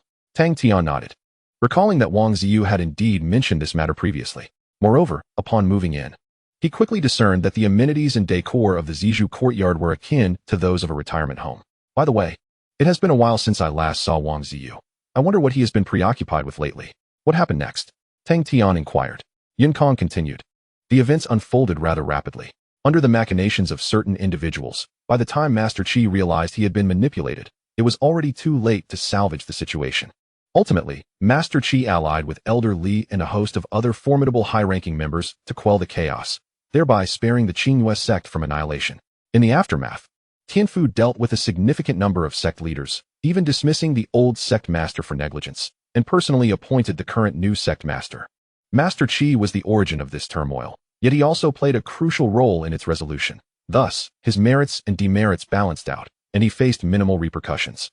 However, following this incident, the position of deputy sect master became unattainable for him, and he was excluded from the leadership of the 4 main peaks that were being developed. It was only now, with the construction of the 6th peak imminent and no suitable candidates available, that he was reinstated. Upon hearing this, Tang Tian finally understood. No wonder Qi Yuan appeared so anxious for that position. If it were to be delayed further, and a more suitable candidate emerged, he might have to wait an indeterminate time for another opportunity. However, he could not fathom why Tianfu, being the affiliated sect to Qingyue, did not intervene in such a significant upheaval. If a force of that caliber had acted, the turmoil would have been swiftly quelled. Tang Tian voiced his concerns. Yun Kong let out a wry chuckle and said, Tianfu has over 100 affiliated sects. To speak bluntly, they are indifferent to the fate of Qingyue. The higher-ups are more concerned with whether they can cultivate more capable individuals through such occurrences. Just like in my situation at Qingyue. Despite having served as a junior sect master for many years and achieving some success, the mistakes I have made are countless, like stars in the sky. These missteps have altered the destinies of many disciples, even ruining some. Yet, the sect master and the elders rarely intervene. They merely observe as I stumble through my errors, allowing me to learn from them more profoundly. Only when a mistake becomes too egregious for them to ignore do they choose to intervene. For instance, just a few days ago, following the transformation of the Dragon Pool, the elder convened a high-level meeting to sternly criticize the current training ethos of the sect. Tang Tian fell silent, unsure of how to respond. The perspectives of ordinary individuals diverge significantly from those of the elite. This matter of right and wrong is irrelevant. As an old adage aptly states, the posterior determines the thoughts. Regardless of one's position, one can only endeavor to excel in their own responsibilities. At times, one may remain unchanged, yet the surrounding environment compels one to alter their course. With a long sigh, Tang Tian shook his head and smiled, stating, with your words, I can fundamentally grasp the essence of Chief. Qi Yun Kong chuckled and replied, apart from external factors, his disposition has always been thus. Moreover, there have indeed been instances where investors, upon witnessing such colossal construction funds, were so intimidated that they hastily withdrew. Thus, his demeanor is understandable. Tang Tian nodded in acknowledgement. After some light conversation, Qi Yuan returned with several senior elders. They refined the initial plans and established numerous subsequent development directions, resulting in a further increase in the funding scale, which directly surpassed 600 trillion. Upon Tang Tian's immediate agreement, Qi Yuan was so elated that he nearly lifted him up for a few affectionate kisses. Ha! Brother Jin, from this day forth, no matter where you find yourself, should you encounter any trouble, simply utter my name. In this vicinity of hundreds of thousands of miles, few dare to disregard my status. Qi Yuan proclaimed loudly. Tang Tian smiled in response. Well said, well said. Brother Jin it is, merely a title. Subsequently, he began to retrieve the primordial Dao jade from his pocket. First, he extracted 200, then another 200, and finally produced the remaining 400 in one go. This sequence of actions left Qi Yuan momentarily stunned. Indeed, Brother Jin is extraordinary. No worries, my elder brother can do as he pleases. Qi Yuan declared exuberantly. Tang Tian's lips twitched as he completed the transaction. Within the system's space, the primordial Dao jade surpassed 800, while the quantity of consumption points reached over 600 billion. The sacred level physique was finally within reach. Chapter 80. The sacred level divine phoenix physique descending from the sect's main peak. Tang Tian returned to the bamboo courtyard. Having learned about the sect's history, he couldn't help but feel a sense of melancholy as he gazed upon the serene and tranquil courtyard. From the information he had gathered, the bamboo forest Taoist was undoubtedly a kind-hearted, gentle, and soft-spoken elder cultivator. Yet, even such a person was inevitably ensnared in the brutal and bloody struggles for power, ultimately meeting a tragic demise. This world has never truly known peace. Only through relentless efforts to ascend, achieving genuine peak strength, can one stand atop the world without fear, free to pursue one's desires. There remains a long road ahead. Keep striving, young one. Tang Tian sighed and returned to the meditation chamber. The over 600 billion consumption points were more than sufficient to exchange for the sacred level physique. Without further hesitation, he activated the system and selected the exchange. Sacred level physique, 100 billion consumption points. You have acquired. the undying divine phoenix physique. A familiar sensation enveloped him once again. This feeling was akin to absorbing dragon energy in the dragon transformation pool, yet it far surpassed that experience. One was like a gentle stream, while the other resembled the surging ocean. In a moment of daze, Tang Tian found himself in a realm of chaos, transformed into a colossal gray egg. After an indeterminate period, the surface of the colossal egg suddenly fractured. In the next moment, a divine phoenix soared into the air, its wings stirring the chaos. And in the blink of an eye, it vanished from sight. After a considerable pause, Tang Tian slowly opened his eyes. Surely, I shall not transform into an egg, he mused, grimacing slightly. During the preceding episode, he had not encountered any formidable magical arts. Rather, the gray egg had left a profound impression on him. Nevertheless, he could distinctly sense that his body had undergone a remarkable transformation. It felt as though each cell was infused with boundless vitality. Contemplating for a moment, Tang Tian brought his fingers together, unleashing a piercing sword energy. He then directed it towards his other arm, making a shallow incision. A sharp sting immediately surged through him, and a vivid crimson line appeared on his arm. Yet, to Tang Tian's astonishment, the wound began to heal at a visible pace, recovering completely within mere breaths, leaving no trace of injury. Is the purpose of the divine phoenix's secret art healing? He wondered, glancing at the introduction of the mystical technique. Behind it, a small line of text was clearly inscribed. This inherited secret technique can utilize divine-level enlightenment to elevate one's realm. 1 divine-level enlightenment, 10 billion consumption points. After pondering briefly, Tang Tian directly exchanged for a divine-level enlightenment and applied it to the divine phoenix's secret art. Instantly, his body underwent another dramatic transformation. Once the changes subsided, Tang Tian activated the sword energy again, creating another incision on his arm. This time, the vivid bloodline appeared for only an instant before vanishing entirely, healing in the blink of an eye. Reflecting on this, Tang Tian wielded the sword energy and decisively severed a portion of his finger. To his astonishment, a plume of blood mist erupted from the severed end, and before long, a brand new finger emerged, identical to the original. Regeneration of severed limbs? Tang Tian could scarcely believe it. Such feats could typically be achieved by cultivators above the nascent soul stage after practicing certain life-related techniques. However, such methods invariably resulted in the loss of some source of life. In contrast, the divine phoenix's secret art exhibited no such depletion, manifesting growth in a wholly natural manner. With such capabilities at the elementary level, Tang Tian could only imagine what further advancements might bring. With fervent anticipation, he utilized the remaining 30 billion consumption points to exchange for divine-level enlightenment once more. The divine phoenix's secret art reached a proficient state. Tang Tian discovered that upon reaching this realm, wounds healed instantaneously, and the speed of limb regeneration had significantly accelerated, allowing even an entire severed arm to regrow within moments. Furthermore, his internal organs, meridians, and dantian all possessed the same extraordinary abilities. A shattered heart could mend, and an exploded dantian could be reconstituted. Onward, Tang Tian resolutely chose to exchange again. The divine phoenix's secret art attained mastery. This time, in addition to the enhancement of all previous abilities, Tang Tian noticed substantial changes in his nascent soul and divine consciousness.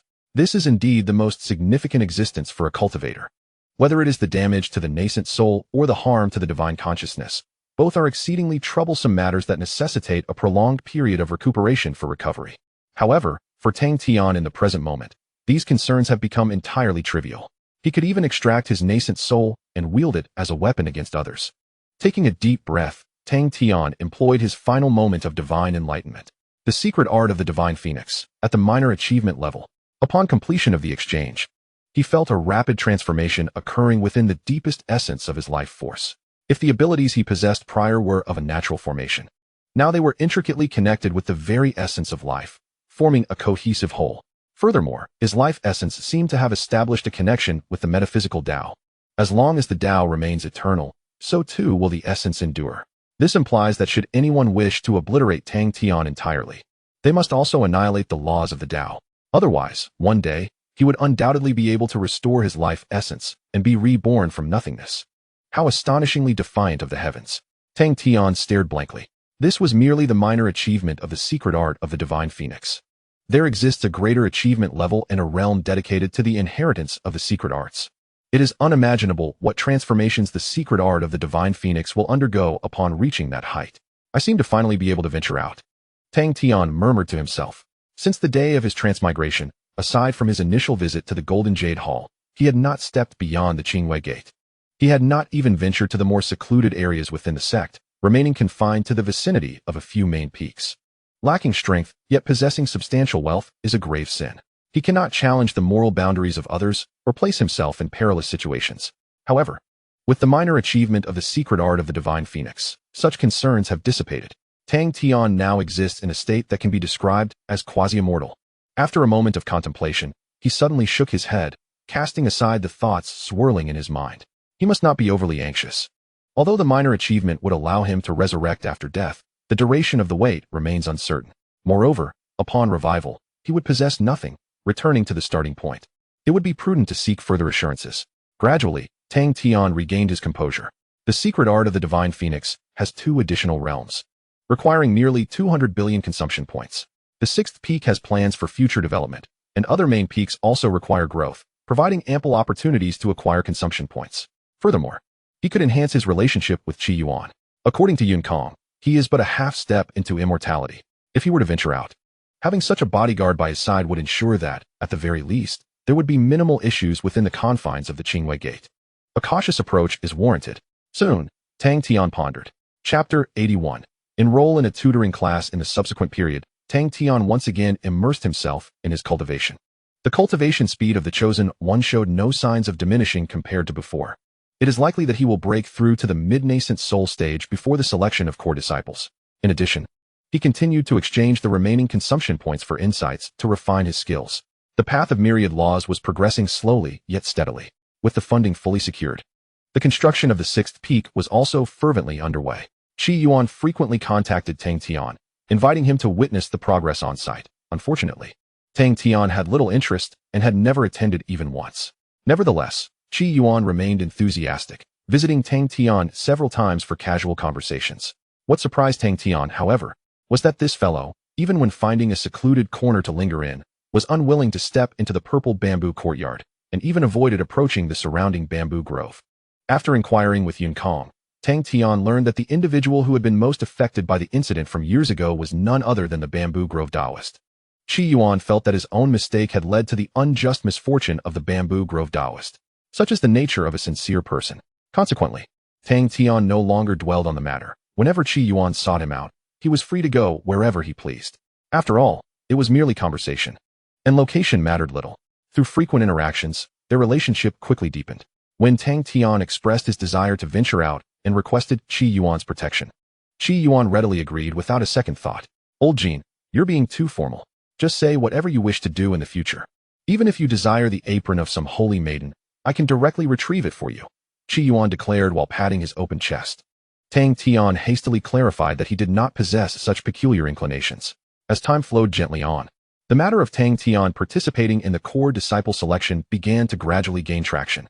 An increasing number of elite inner disciples emerged, clamoring to teach Tang Tian a lesson, asserting that in the realm of cultivation, power was paramount.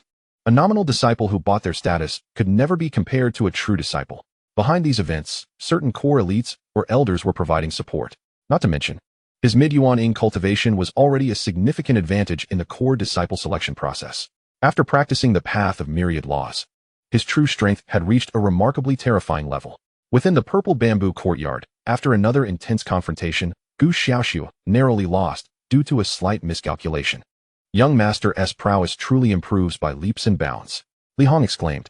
Just over half a month ago, they were able to leverage their transformation stage cultivation and ample combat experience to defeat Tang Tian. However, once Tang Tian ascended to mid-yuan, the tide of battle shifted instantaneously. Even with all his efforts, Li Hong could gain no advantage against Tang Tian, being thoroughly suppressed until his defeat.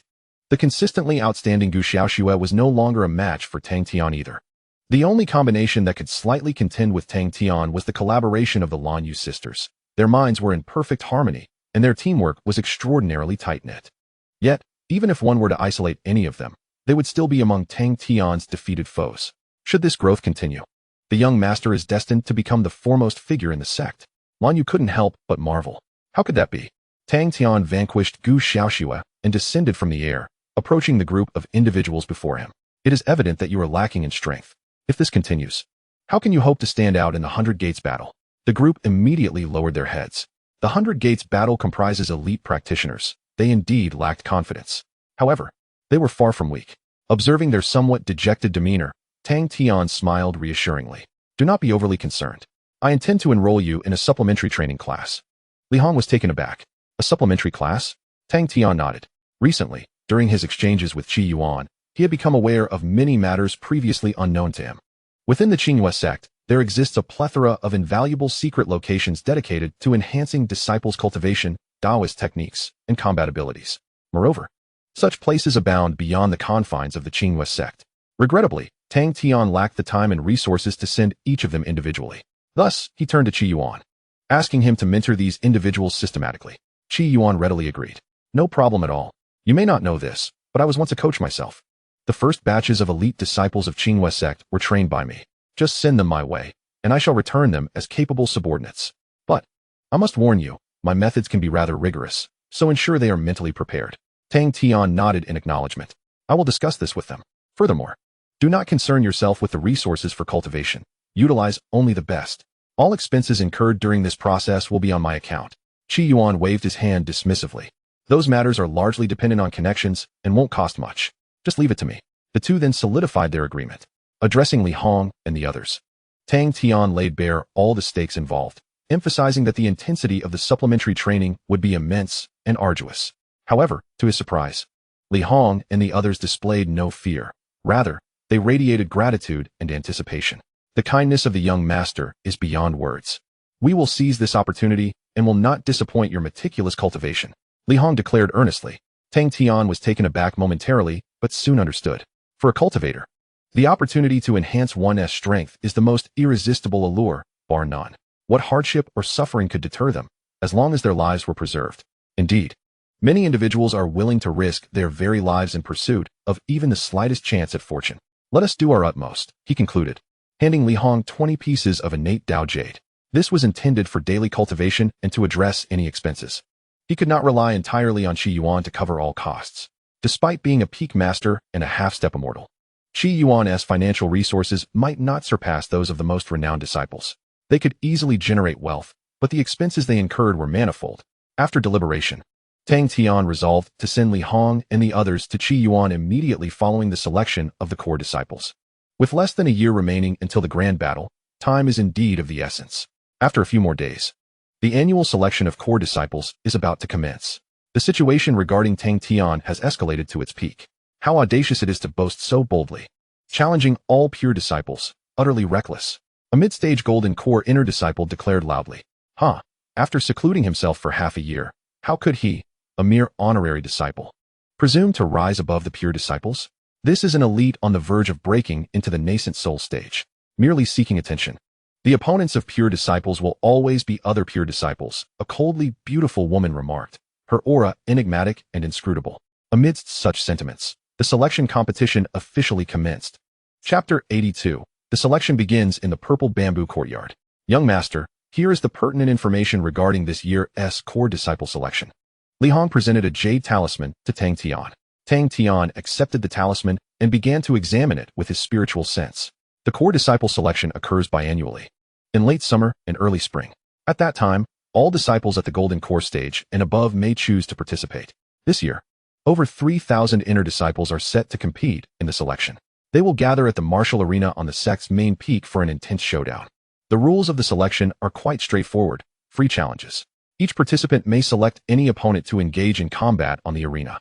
The intricate details of these battles will be recorded by designated elders, who will provide evaluations based on the performance during the confrontations. Each individual must participate in at least 3 battles. The overall performance across these 3 encounters serves as a crucial criterion for advancing to core disciple status. The better one performs, the greater the likelihood of promotion. Tang Tian nodded inwardly. This format truly assesses a disciple's comprehensive strength, and typically, it seldom overlooks any prodigies. Historically, the success rate for advancement has been less than 1/3, meaning that out of the 3,000 participants, only about 1,000 will succeed in their ascension. It is indeed quite brutal. Thus, selecting the right opponents becomes paramount. However, for Tang Tian, it matters little whom he faces. The disciples participating in this core selection boast overall high capabilities. Among them, 6 individuals have previously expressed opinions regarding you. Li Hong noted after Tang Tian finished reviewing the information. On the main peak, we have Hua Jingwei and Gong Wan. On the east peak, by Qingling, On the west peak, Zhao He. On the north peak, Yu Haomiao. Additionally, there is the outstanding Mu Qianqian from the other scattered inner disciples. Among these disciples, the weakest are at the pinnacle of the Golden Course stage, possessing formidable skills, rich combat experience, and impressive records. His tone was casual, clearly not regarding these individuals as potential adversaries for Tang Tian. In truth, this was indeed the case. Tang Tian's true strength has now aligned with that of the top core disciples, placing these elite inner disciples at a considerable disadvantage. These individuals are all pure disciples and are currently under the spotlight, with many hoping they will impress in the upcoming selection competition, chuckled Li Hong. Tang Tian nodded slightly, jotting down their names. When the time comes, he would ensure to give them ample support. Setting aside these matters, Tang Tian discarded the jade talisman in his hand and inquired, "Has there been any news from Qinghai lately?" It had been nearly a month since their last transaction, and it seemed time was drawing near. Li Hong replied, "After the last transaction, his status within the Golden Jade Hall has significantly elevated. He mentioned discovering some peculiar clues, which he will share upon meeting you. Additionally, according to your requirements, he and Qi Bin have sourced a substantial amount of cultivation resources from various places, with a considerable portion allocated to techniques. However, the overall amount should be similar to the last time." Tang Tian nodded in agreement. Qi Bin had previously stated that hundreds of billions was their limit. Nevertheless, Tang Tian had modest expectations. 100 to 200 billion would suffice. With some investment in the construction of Qinghua sect, accumulating 200 billion consumption points would enable him to cultivate the Divine Phoenix secret art to its ultimate realm. He was quite eager to discover the effects of this final stage of the technique. "Very well," Tang Tian said, "you will soon be heading out for training. When you inform Qinghai, he can contact me directly upon arrival. Also, ensure that you all prepare in advance. If all goes well, we should depart tomorrow." Li Hong responded earnestly. The next day, at the martial arts arena of the sect's main peak, even before dawn, the venue was already teeming with disciples of Qinghua sect. The core disciple selection competition is undoubtedly the most vibrant event of the year for Qinghua sect, and everyone seizes the opportunity to witness the contests. This grand hall can accommodate tens of thousands of people. At the center of the arena, 5 platforms are set up, where the challenges will unfold simultaneously. Many had already entered, engaging in fervent discussions. What about that Tang Tian? Does he truly possess any strength to dare challenge the authority of pure disciples? Some were unfamiliar with his name. What strength could he possibly have? I heard that last year he was merely a menial worker, and suddenly came into wealth to purchase the title of an honorary disciple. His qualification for the core selection must have been amassed through resources, just a facade. One scoffed disdainfully. Everyone was aware of the typical demeanor of honorary disciples. Perhaps Tang Tian might hold some merit among his peers, but against the pure disciples, he would surely fall short. Another nodded in agreement. In truth, most individuals, including honorary disciples, shared similar sentiments. Tang Tian's rapid ascent had been too swift. He had soon mingled with the upper echelons. Even though he showcased some remarkable prowess in the dragon transformation pond, it was only disseminated within a small circle. For the vast majority of disciples, this was their first encounter with the name Tang Tian. Their preconceived notions about honorary disciples were that they were wealthy, indulgent, and engaged in a lifestyle of excess and bravado. Thus, the evaluations of Tang Tian by others reside within a reasonably normal spectrum.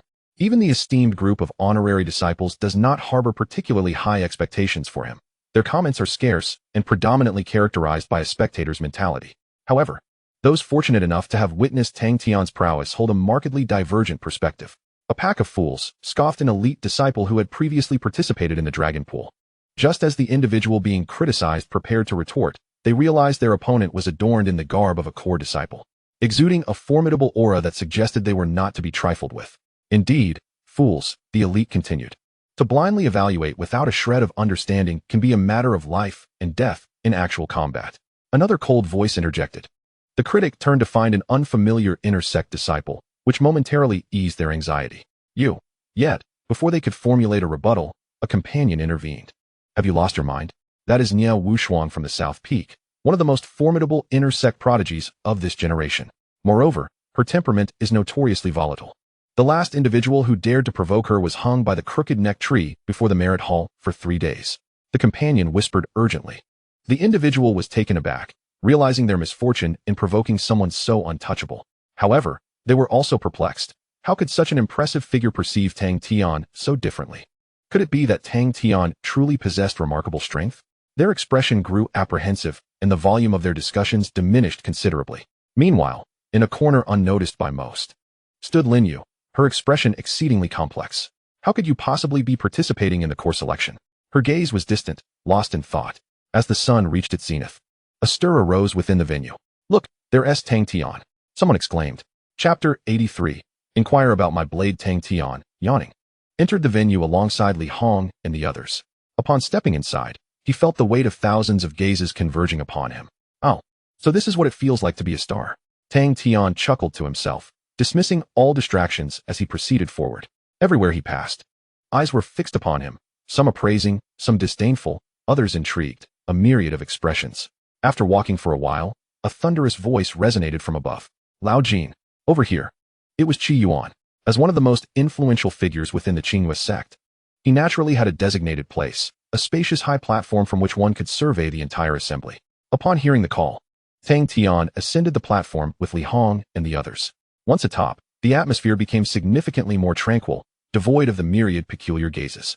Elderly Tianhua. The leaders of the other main peaks, Tan Yushan, the young sect master Yunkong, and several unfamiliar elders were present. Additionally, Lu Chang'e and others were also among them. Tang Tian exchanged familiar nods with those he recognized before settling beside Qi Yuan. Are these the individuals you mentioned earlier? Qi Yuan inquired.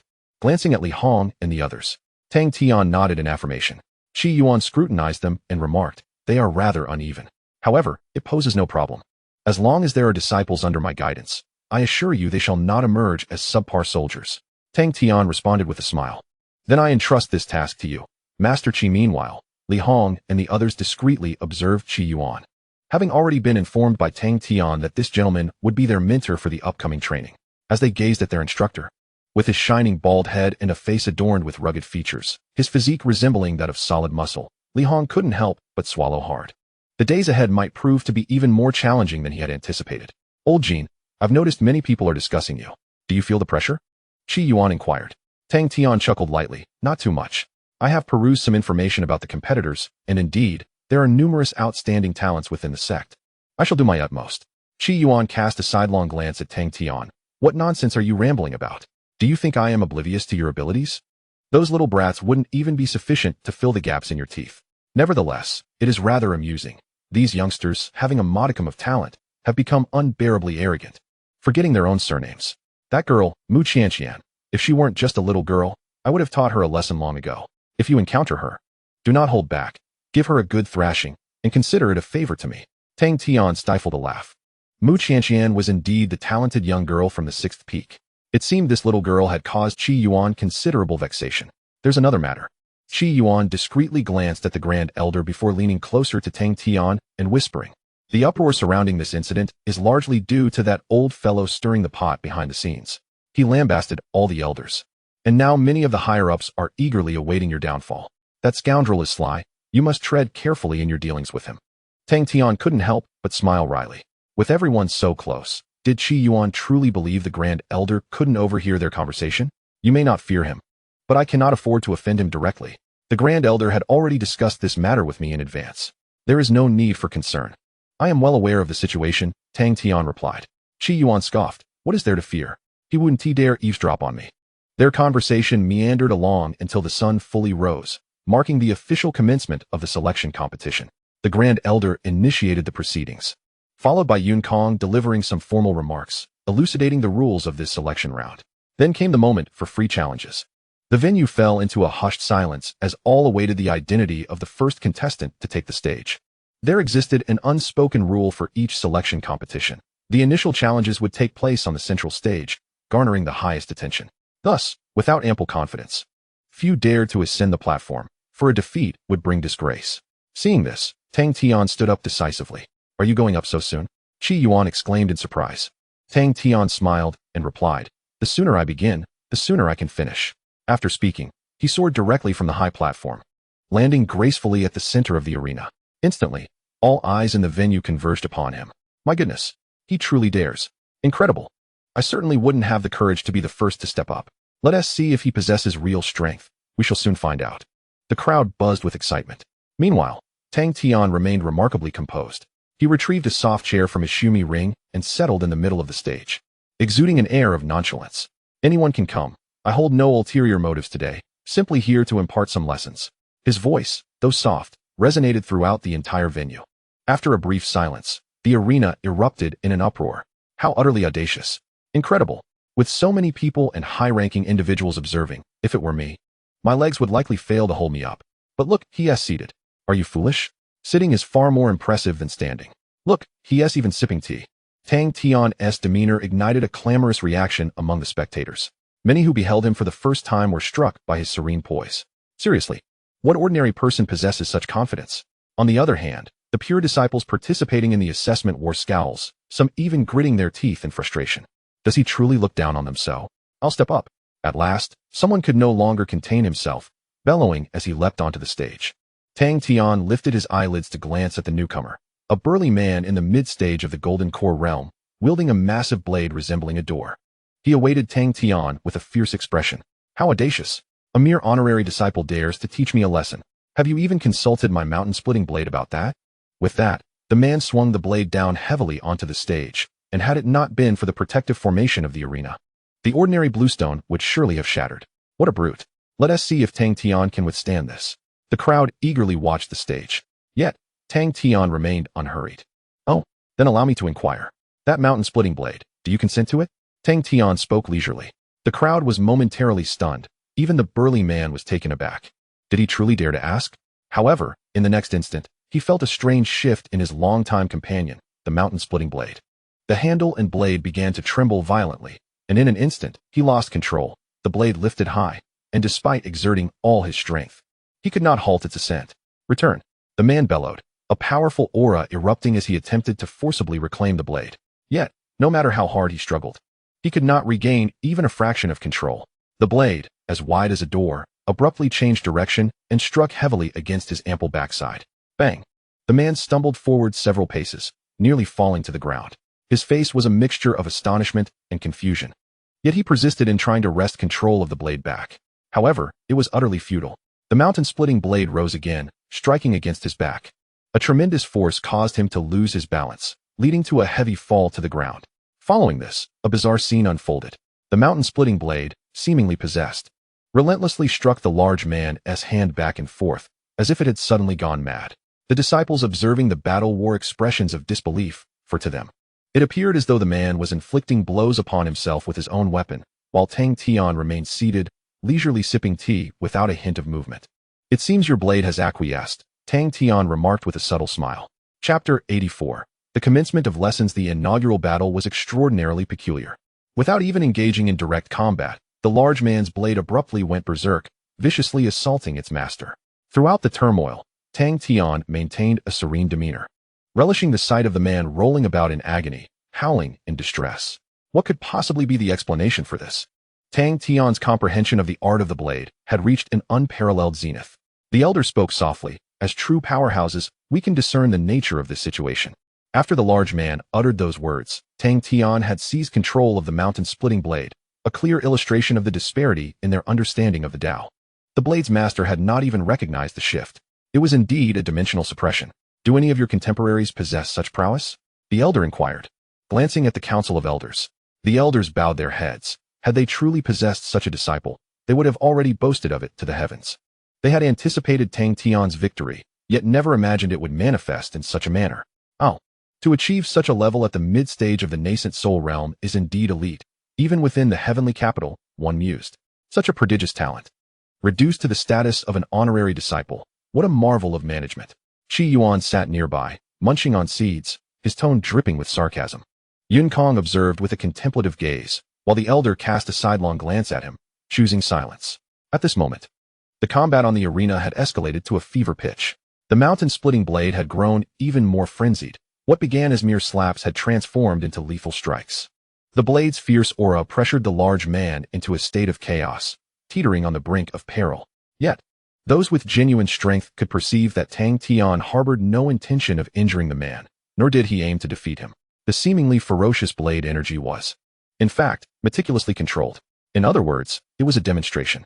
He is truly conducting a lesson, someone remarked, and indeed, this was the case. Tang Tian held no vendetta against these individuals. There was no need for complete annihilation. Although the large man displayed average strength and a somewhat impulsive nature, his willingness to be the first to challenge indicated a measure of courage. With proper guidance, he could evolve into a commendable talent. Sometimes, A touch of leniency is not a vice. Tang Tian continued to manipulate the mountain-splitting blade, intensifying his offensive. Ultimately, after exhausting the large man, he planted the blade firmly beside him. Observing this, the elders announced the outcome of the first challenge, Tang Tian, victory. The onlooking disciples remained speechless, utterly astonished by the unexpected outcome of the battle. The burly man, drenched in sweat and gasping for breath, struggled to rise from the ground. Initially flustered, he had gradually come to realize the unimaginable disparity in strength between himself and Tang Tian. He sensed that Tang Tian was using this encounter to impart lessons on swordsmanship. With a complex gaze, the man bowed respectfully to Tang Tian, expressing his gratitude before leaping down from the stage. Tang Tian, will you continue to challenge others? Inquired the elder presiding over the arena. Tang Tian nodded affirmatively, declaring, indeed, I shall remain here until no one dares to confront me any longer. His domineering tone stirred the emotions of the crowd. Allow me. A composed young man stepped onto the stage, eliciting a wave of gasps. It's Yu Haomiao from the North Peak. He had been in seclusion for an extended period, striving to break through to the nascent soul realm. Although he ultimately fell short, he was merely a step away. His formidable prowess was such that even a typical nascent soul cultivator would not dare to underestimate him. The anticipation among the spectators intensified. Aware of the gazes upon him, Yu Haomiao turned to Tang Tian with a gentle smile, saying, before my seclusion, I had not heard of your name. Tang Tian responded coolly, have you heard of Sun Wukong? Yu Haomiao paused, who is that? Tang Tian replied, a bold figure who dared to invade the heavenly realm after merely a few years of practicing the Tao. Thus, do not presume yourself to be exceptional. There are many you have yet to hear of. Yu Haomiao's expression darkened instantly. Do you think I am akin to that previous fool? Tang Tian sighed, recognizing Yu Haomiao as a quintessential prodigy. Enough of the idle chatter. If you wish to fight, let us begin. Yu Haomiao's demeanor grew stern. Since joining Qinghua sect, no one had ever dared to belittle or disregard him in such a manner. Prepare yourself, he declared. With that, the overwhelming aura of a perfected golden core erupted forth. Pointing skyward, dark clouds swiftly gathered, accompanied by the ominous rumbling of thunder. The arena above seemed to be saturated with intangible electricity. In an instant, dozens of lightning bolts descended from the heavens, encircling Tang Tian, their crackling sound chilling to the bone. Xianlei array. This was Yu Haomiao's ultimate technique, employed right from the start. Clearly, he was genuinely incensed. How could Tang Tian remain seated? Once the Xianlei array was fully formed, its power would exponentially increase, making it exceedingly difficult for even a nascent soul practitioner to escape. The crowd murmured anxiously among themselves. Yu Haomiao, observing Tang Tian's continued repose, could not suppress a cold smirk.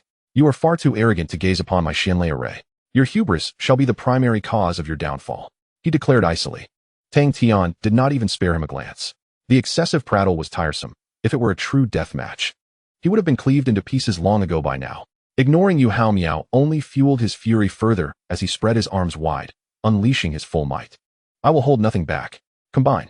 As his roar reverberated, dozens of thunderbolts erupted violently, instantly transforming into massive tendrils, akin to the girth of a thigh, enveloping Tang Tian within a dark prison. Subsequently, all the thunder spiraled and converged towards him. The incessantly intertwining electric flashes instilled a sense of dread among the onlookers. How formidable! Was Tang Tian still unresponsive? If this continued, it would surely be too late. Anxiety gripped the hearts of the spectators. As the electric cage continued to constrict, completely enclosing Tang Tian, Yu Haomiao's lips curled into a cold smirk. It was too late. Even if he were at the late stage of the nascent soul, escaping from this thunderous array was impossible. He channeled more spiritual energy, his robe billowing. Soon, the electric prison shrank to its limit. However, to everyone's astonishment, even upon reaching its maximum, the cage continued to diminish. In an instant, Tang Tian's form gradually re-emerged, while the once house-sized black prison shrank into the palm of his hand, transforming into a small black orb that spun slowly. Throughout the ordeal, Tang Tian had not altered his stance. Yu Haomiao? The disciples. Impressive lightning technique. Tang Tian smiled slightly. Yet, there remains room for enhancement. With that, he gently raised his hand. The black orb in his palm whirled and shot forth. The moment it left his grasp, it expanded rapidly, engulfing the entire arena. Hundreds of thunderbolts, as thick as water barrels, roared forth, unleashing countless black lightning strands. The entire arena morphed into an even larger, more terrifying grand thunder array. Standing on the elevated platform, Jinyutang could not help but exclaim in awe. His mastery of thunder techniques was astonishing. It seemed the lesson was about to commence. Chapter 85. The scene turns. Above the arena, endless black electric sparks crackled, enveloping both Tang Tian and Yu Haomiao in a colossal black cage. The sheer terrifying force caused the disciples watching below to swallow hard. Did Tang Tian seize Yu Haomiao's Grand Thunder Array? Some wondered uncertainly. Not only that, but the power of the Grand Thunder Array he unleashed was magnitudes greater than before. It was simply extraordinary. The crowd stared, unable to regain their composure.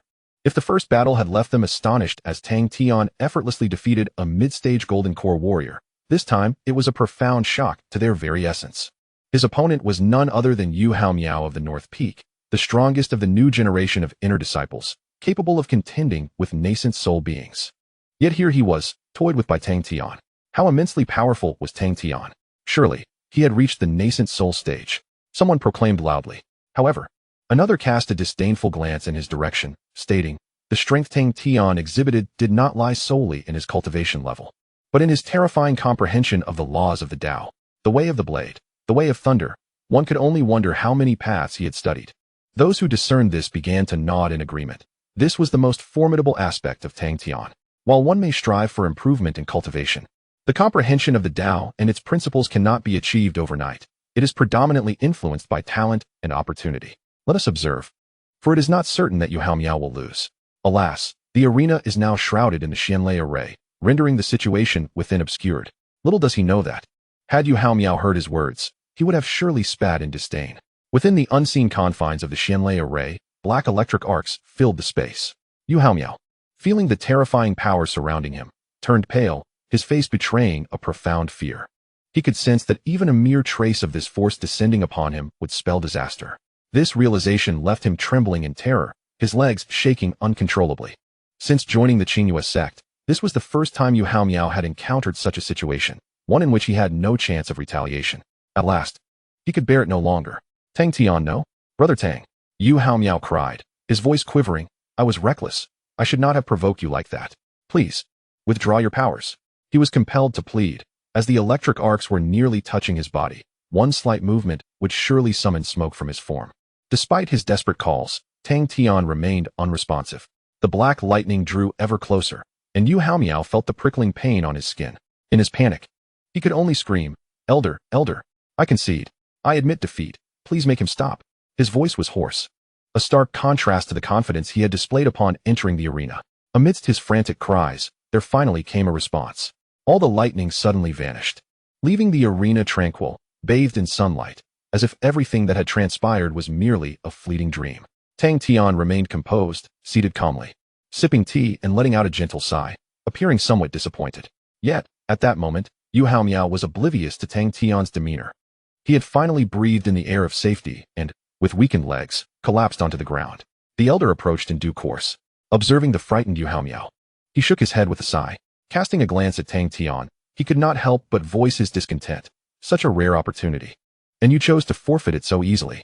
Did you not perceive the essence of the Thunder Tao within those arcs surrounding you? Tang Tian created this specifically for your enlightenment.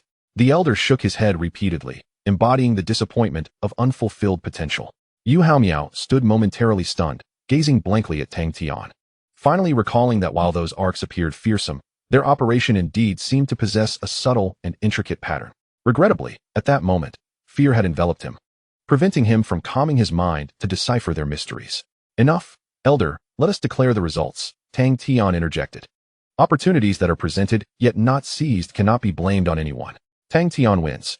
As the elder announced the outcome of the battle, Yu Haomiao lowered his head, as if all strength had been drained from him, hurriedly descending from the arena. The spectators, left in a state of bewilderment, remained utterly unaware of the events that had transpired within the confines of the Xianlei Great Formation. How had Yu Haomiao been defeated? What had caused such a demeanor? He appeared scarcely injured. I have witnessed such a state before. Suddenly, a disciple exclaimed loudly, capturing the attention of many. With anticipation in the air, he solemnly declared, previously, when a friend of mine lost the object of his affection after a decade of silent adoration, he bore this very expression. Indeed, it is sorrow, a profound sense of despair.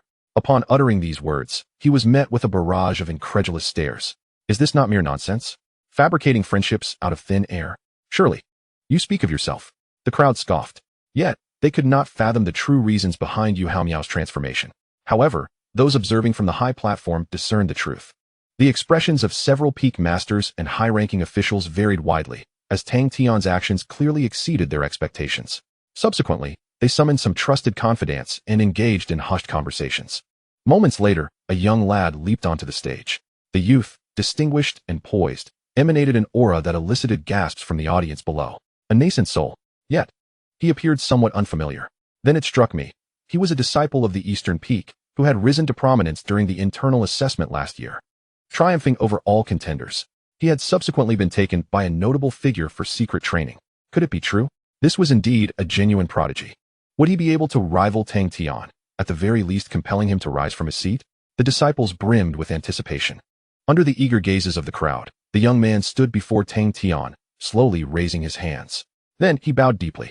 "Brother," the disciples exclaimed in confusion. "What is this peculiar situation?" Addressing him as brother right upon arrival, they exchanged glances, perplexed. Yet, Tang Tian displayed little surprise, offering a slight smile. "I believe I have seen you before. You also visited the Huolong Pond, did you not?" The youth nodded. "Thanks to you. My journey to the Huolong Pond was immensely rewarding. I am grateful, brother." Tang Tian couldn't help but twitch at the corner of his eye. Not this phrase again.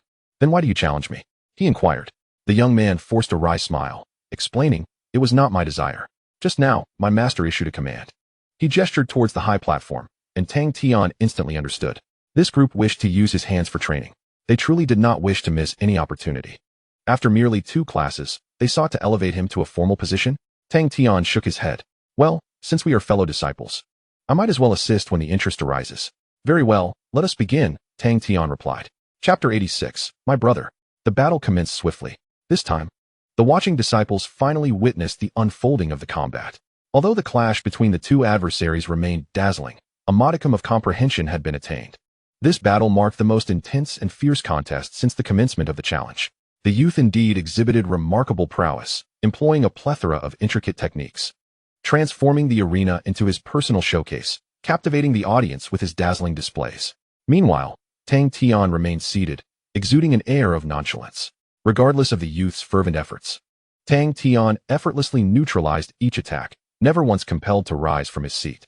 After a fierce confrontation, a mere gesture from Tang Tian sent the youth hurtling through the air, landing several steps back, his complexion pale and blood trickling from the corner of his mouth. He stood with great difficulty for a moment, striving to steady his breath. Subsequently, the youth solemnly bowed to Tang Tian, conceding defeat. He expressed profound gratitude, relieved to have refrained from uttering that particular phrase. Tang Tian nodded in acknowledgement. This youth not only surpassed Hao Miao in strength, but also demonstrated exceptional insight. Having gleaned much from their recent bout, it was no wonder he had been selected to enter the Dragon Transformation Pool for training. With the Elder S announcement, Tang Tian secured his 3rd victory. Shortly thereafter, a strikingly beautiful woman ascended the stage, Bai Qingling from Dongfeng.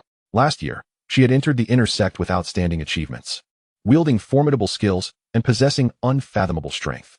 The crowd recognized her, yet their expectations of her defeating Tang Tian had waned. After 3 distinct battles, Tang Tian now appeared genuinely invincible. Bai Qingling, standing on the stage, spoke softly. "I previously believed that renowned disciples merely spewed grandiose words to garner attention. It seems I was rather narrow-minded." Tang Tian replied. "In the realm of cultivation, there are countless exceptional individuals. One must never underestimate anyone, regardless of the circumstances. Even I do not consider myself unequivocally invincible among my peers. The world is vast, teeming with prodigies who defy the heavens. Without the right mindset, one is bound to face dire consequences eventually." "Indeed," Bai Qingling acknowledged, "Brother Tang has made me realize this truth. However, I still wish to engage in combat with you, to ascertain the extent of my shortcomings." Tang Tian nodded. "Very well. Let us begin." The battle commenced, and Bai Qingling proved worthy of her title as a prodigy. Her techniques razor-sharp, exuding a palpable aura of lethality that filled the arena. Although her cultivation methods were relatively singular, her understanding of the path of killing had reached an exceptionally high level. Even the spectators below could feel the suffocating rhythm of her attacks. It was debatable who would emerge victorious had she faced the earlier youth. Alas, her opponent was Tang Tian. They existed on entirely different planes. After effortlessly parrying all of Bai Qingling's assaults, Tang Tian flicked a tea leaf, instantly neutralizing her lethal techniques, leaving a blood mark on her fair forearm. Bai Qingling took a deep breath and graciously conceded, "Thank you, brother." She turned and gracefully descended from the stage. A sigh escaped from the crowd. Alas, she has indeed lost. Is this not something we anticipated? It's fine. At least it allowed Tang Tian to wield a weapon once. Is your mind alright? Can tea leaves also be considered a weapon? If you have the ability, why not spit out a tea leaf and see if it can harm anyone? What the hell? You actually spat it out. It went right up my nostrils. Get lost. A minor commotion erupted in the stands, but it was quickly quelled by the elder. Meanwhile, the challenges on the arena continued. After Bai Qingling, the peak master Hu Jingwei, Shi Feng Zhaohe, and several elite disciples who usually kept a low profile ascended the stage one after another. Unfortunately, despite unleashing their full power and employing all their tactics, none could compel Tang Tian to rise from his seat. This included Mu Qianqian, the prideful girl specifically mentioned by Qi Yuan. Following Qi Yuan's advice, Tang Tian intensified his efforts and thoroughly dominated her. This battle showcased just how formidable a serious Tang Tian could be. There was simply no room for counterattack. From start to finish, she had no opportunity for retaliation, being thoroughly overpowered. Moreover, this girl was like a dead bird trapped behind a wall, her stubbornness unyielding. In the end, Tang Tian had no choice but to send her flying with a single slap. Just wait, I will reclaim my honor. Look at her still being defiant. Tang Tian shook his head, disregarding her, and continued to instruct the other prodigies. Observing the situation on the arena, Qi Yuan smirked and remarked, "You are all using my brother for practice, aren't you? Quite unfair, wouldn't you say?" The Grand Elder cast him a glance and replied, "I will remember Tang Tian's contributions." Qi Yuan scoffed, "Contributions? My brother is wealthy beyond measure. Even his urine could be turned into innate Dao jade. What use are your trivial contributions to him? Why is it that some people, the older they get, the more they think they can get something for nothing?" When it came to Li Tianhua, Qi Yuan always spoke in a sarcastic tone. In fact, he seemed to be the only one in the entire Qinghua sect who dared to speak this way. The Grand Elder wore a look of helplessness, saying, "Tang Tian has assisted many elite disciples this time. Beyond contributions, I believe the leaders of each peak will also express their gratitude." Qi Yuan raised an eyebrow. What does gratitude even mean? Can it be eaten?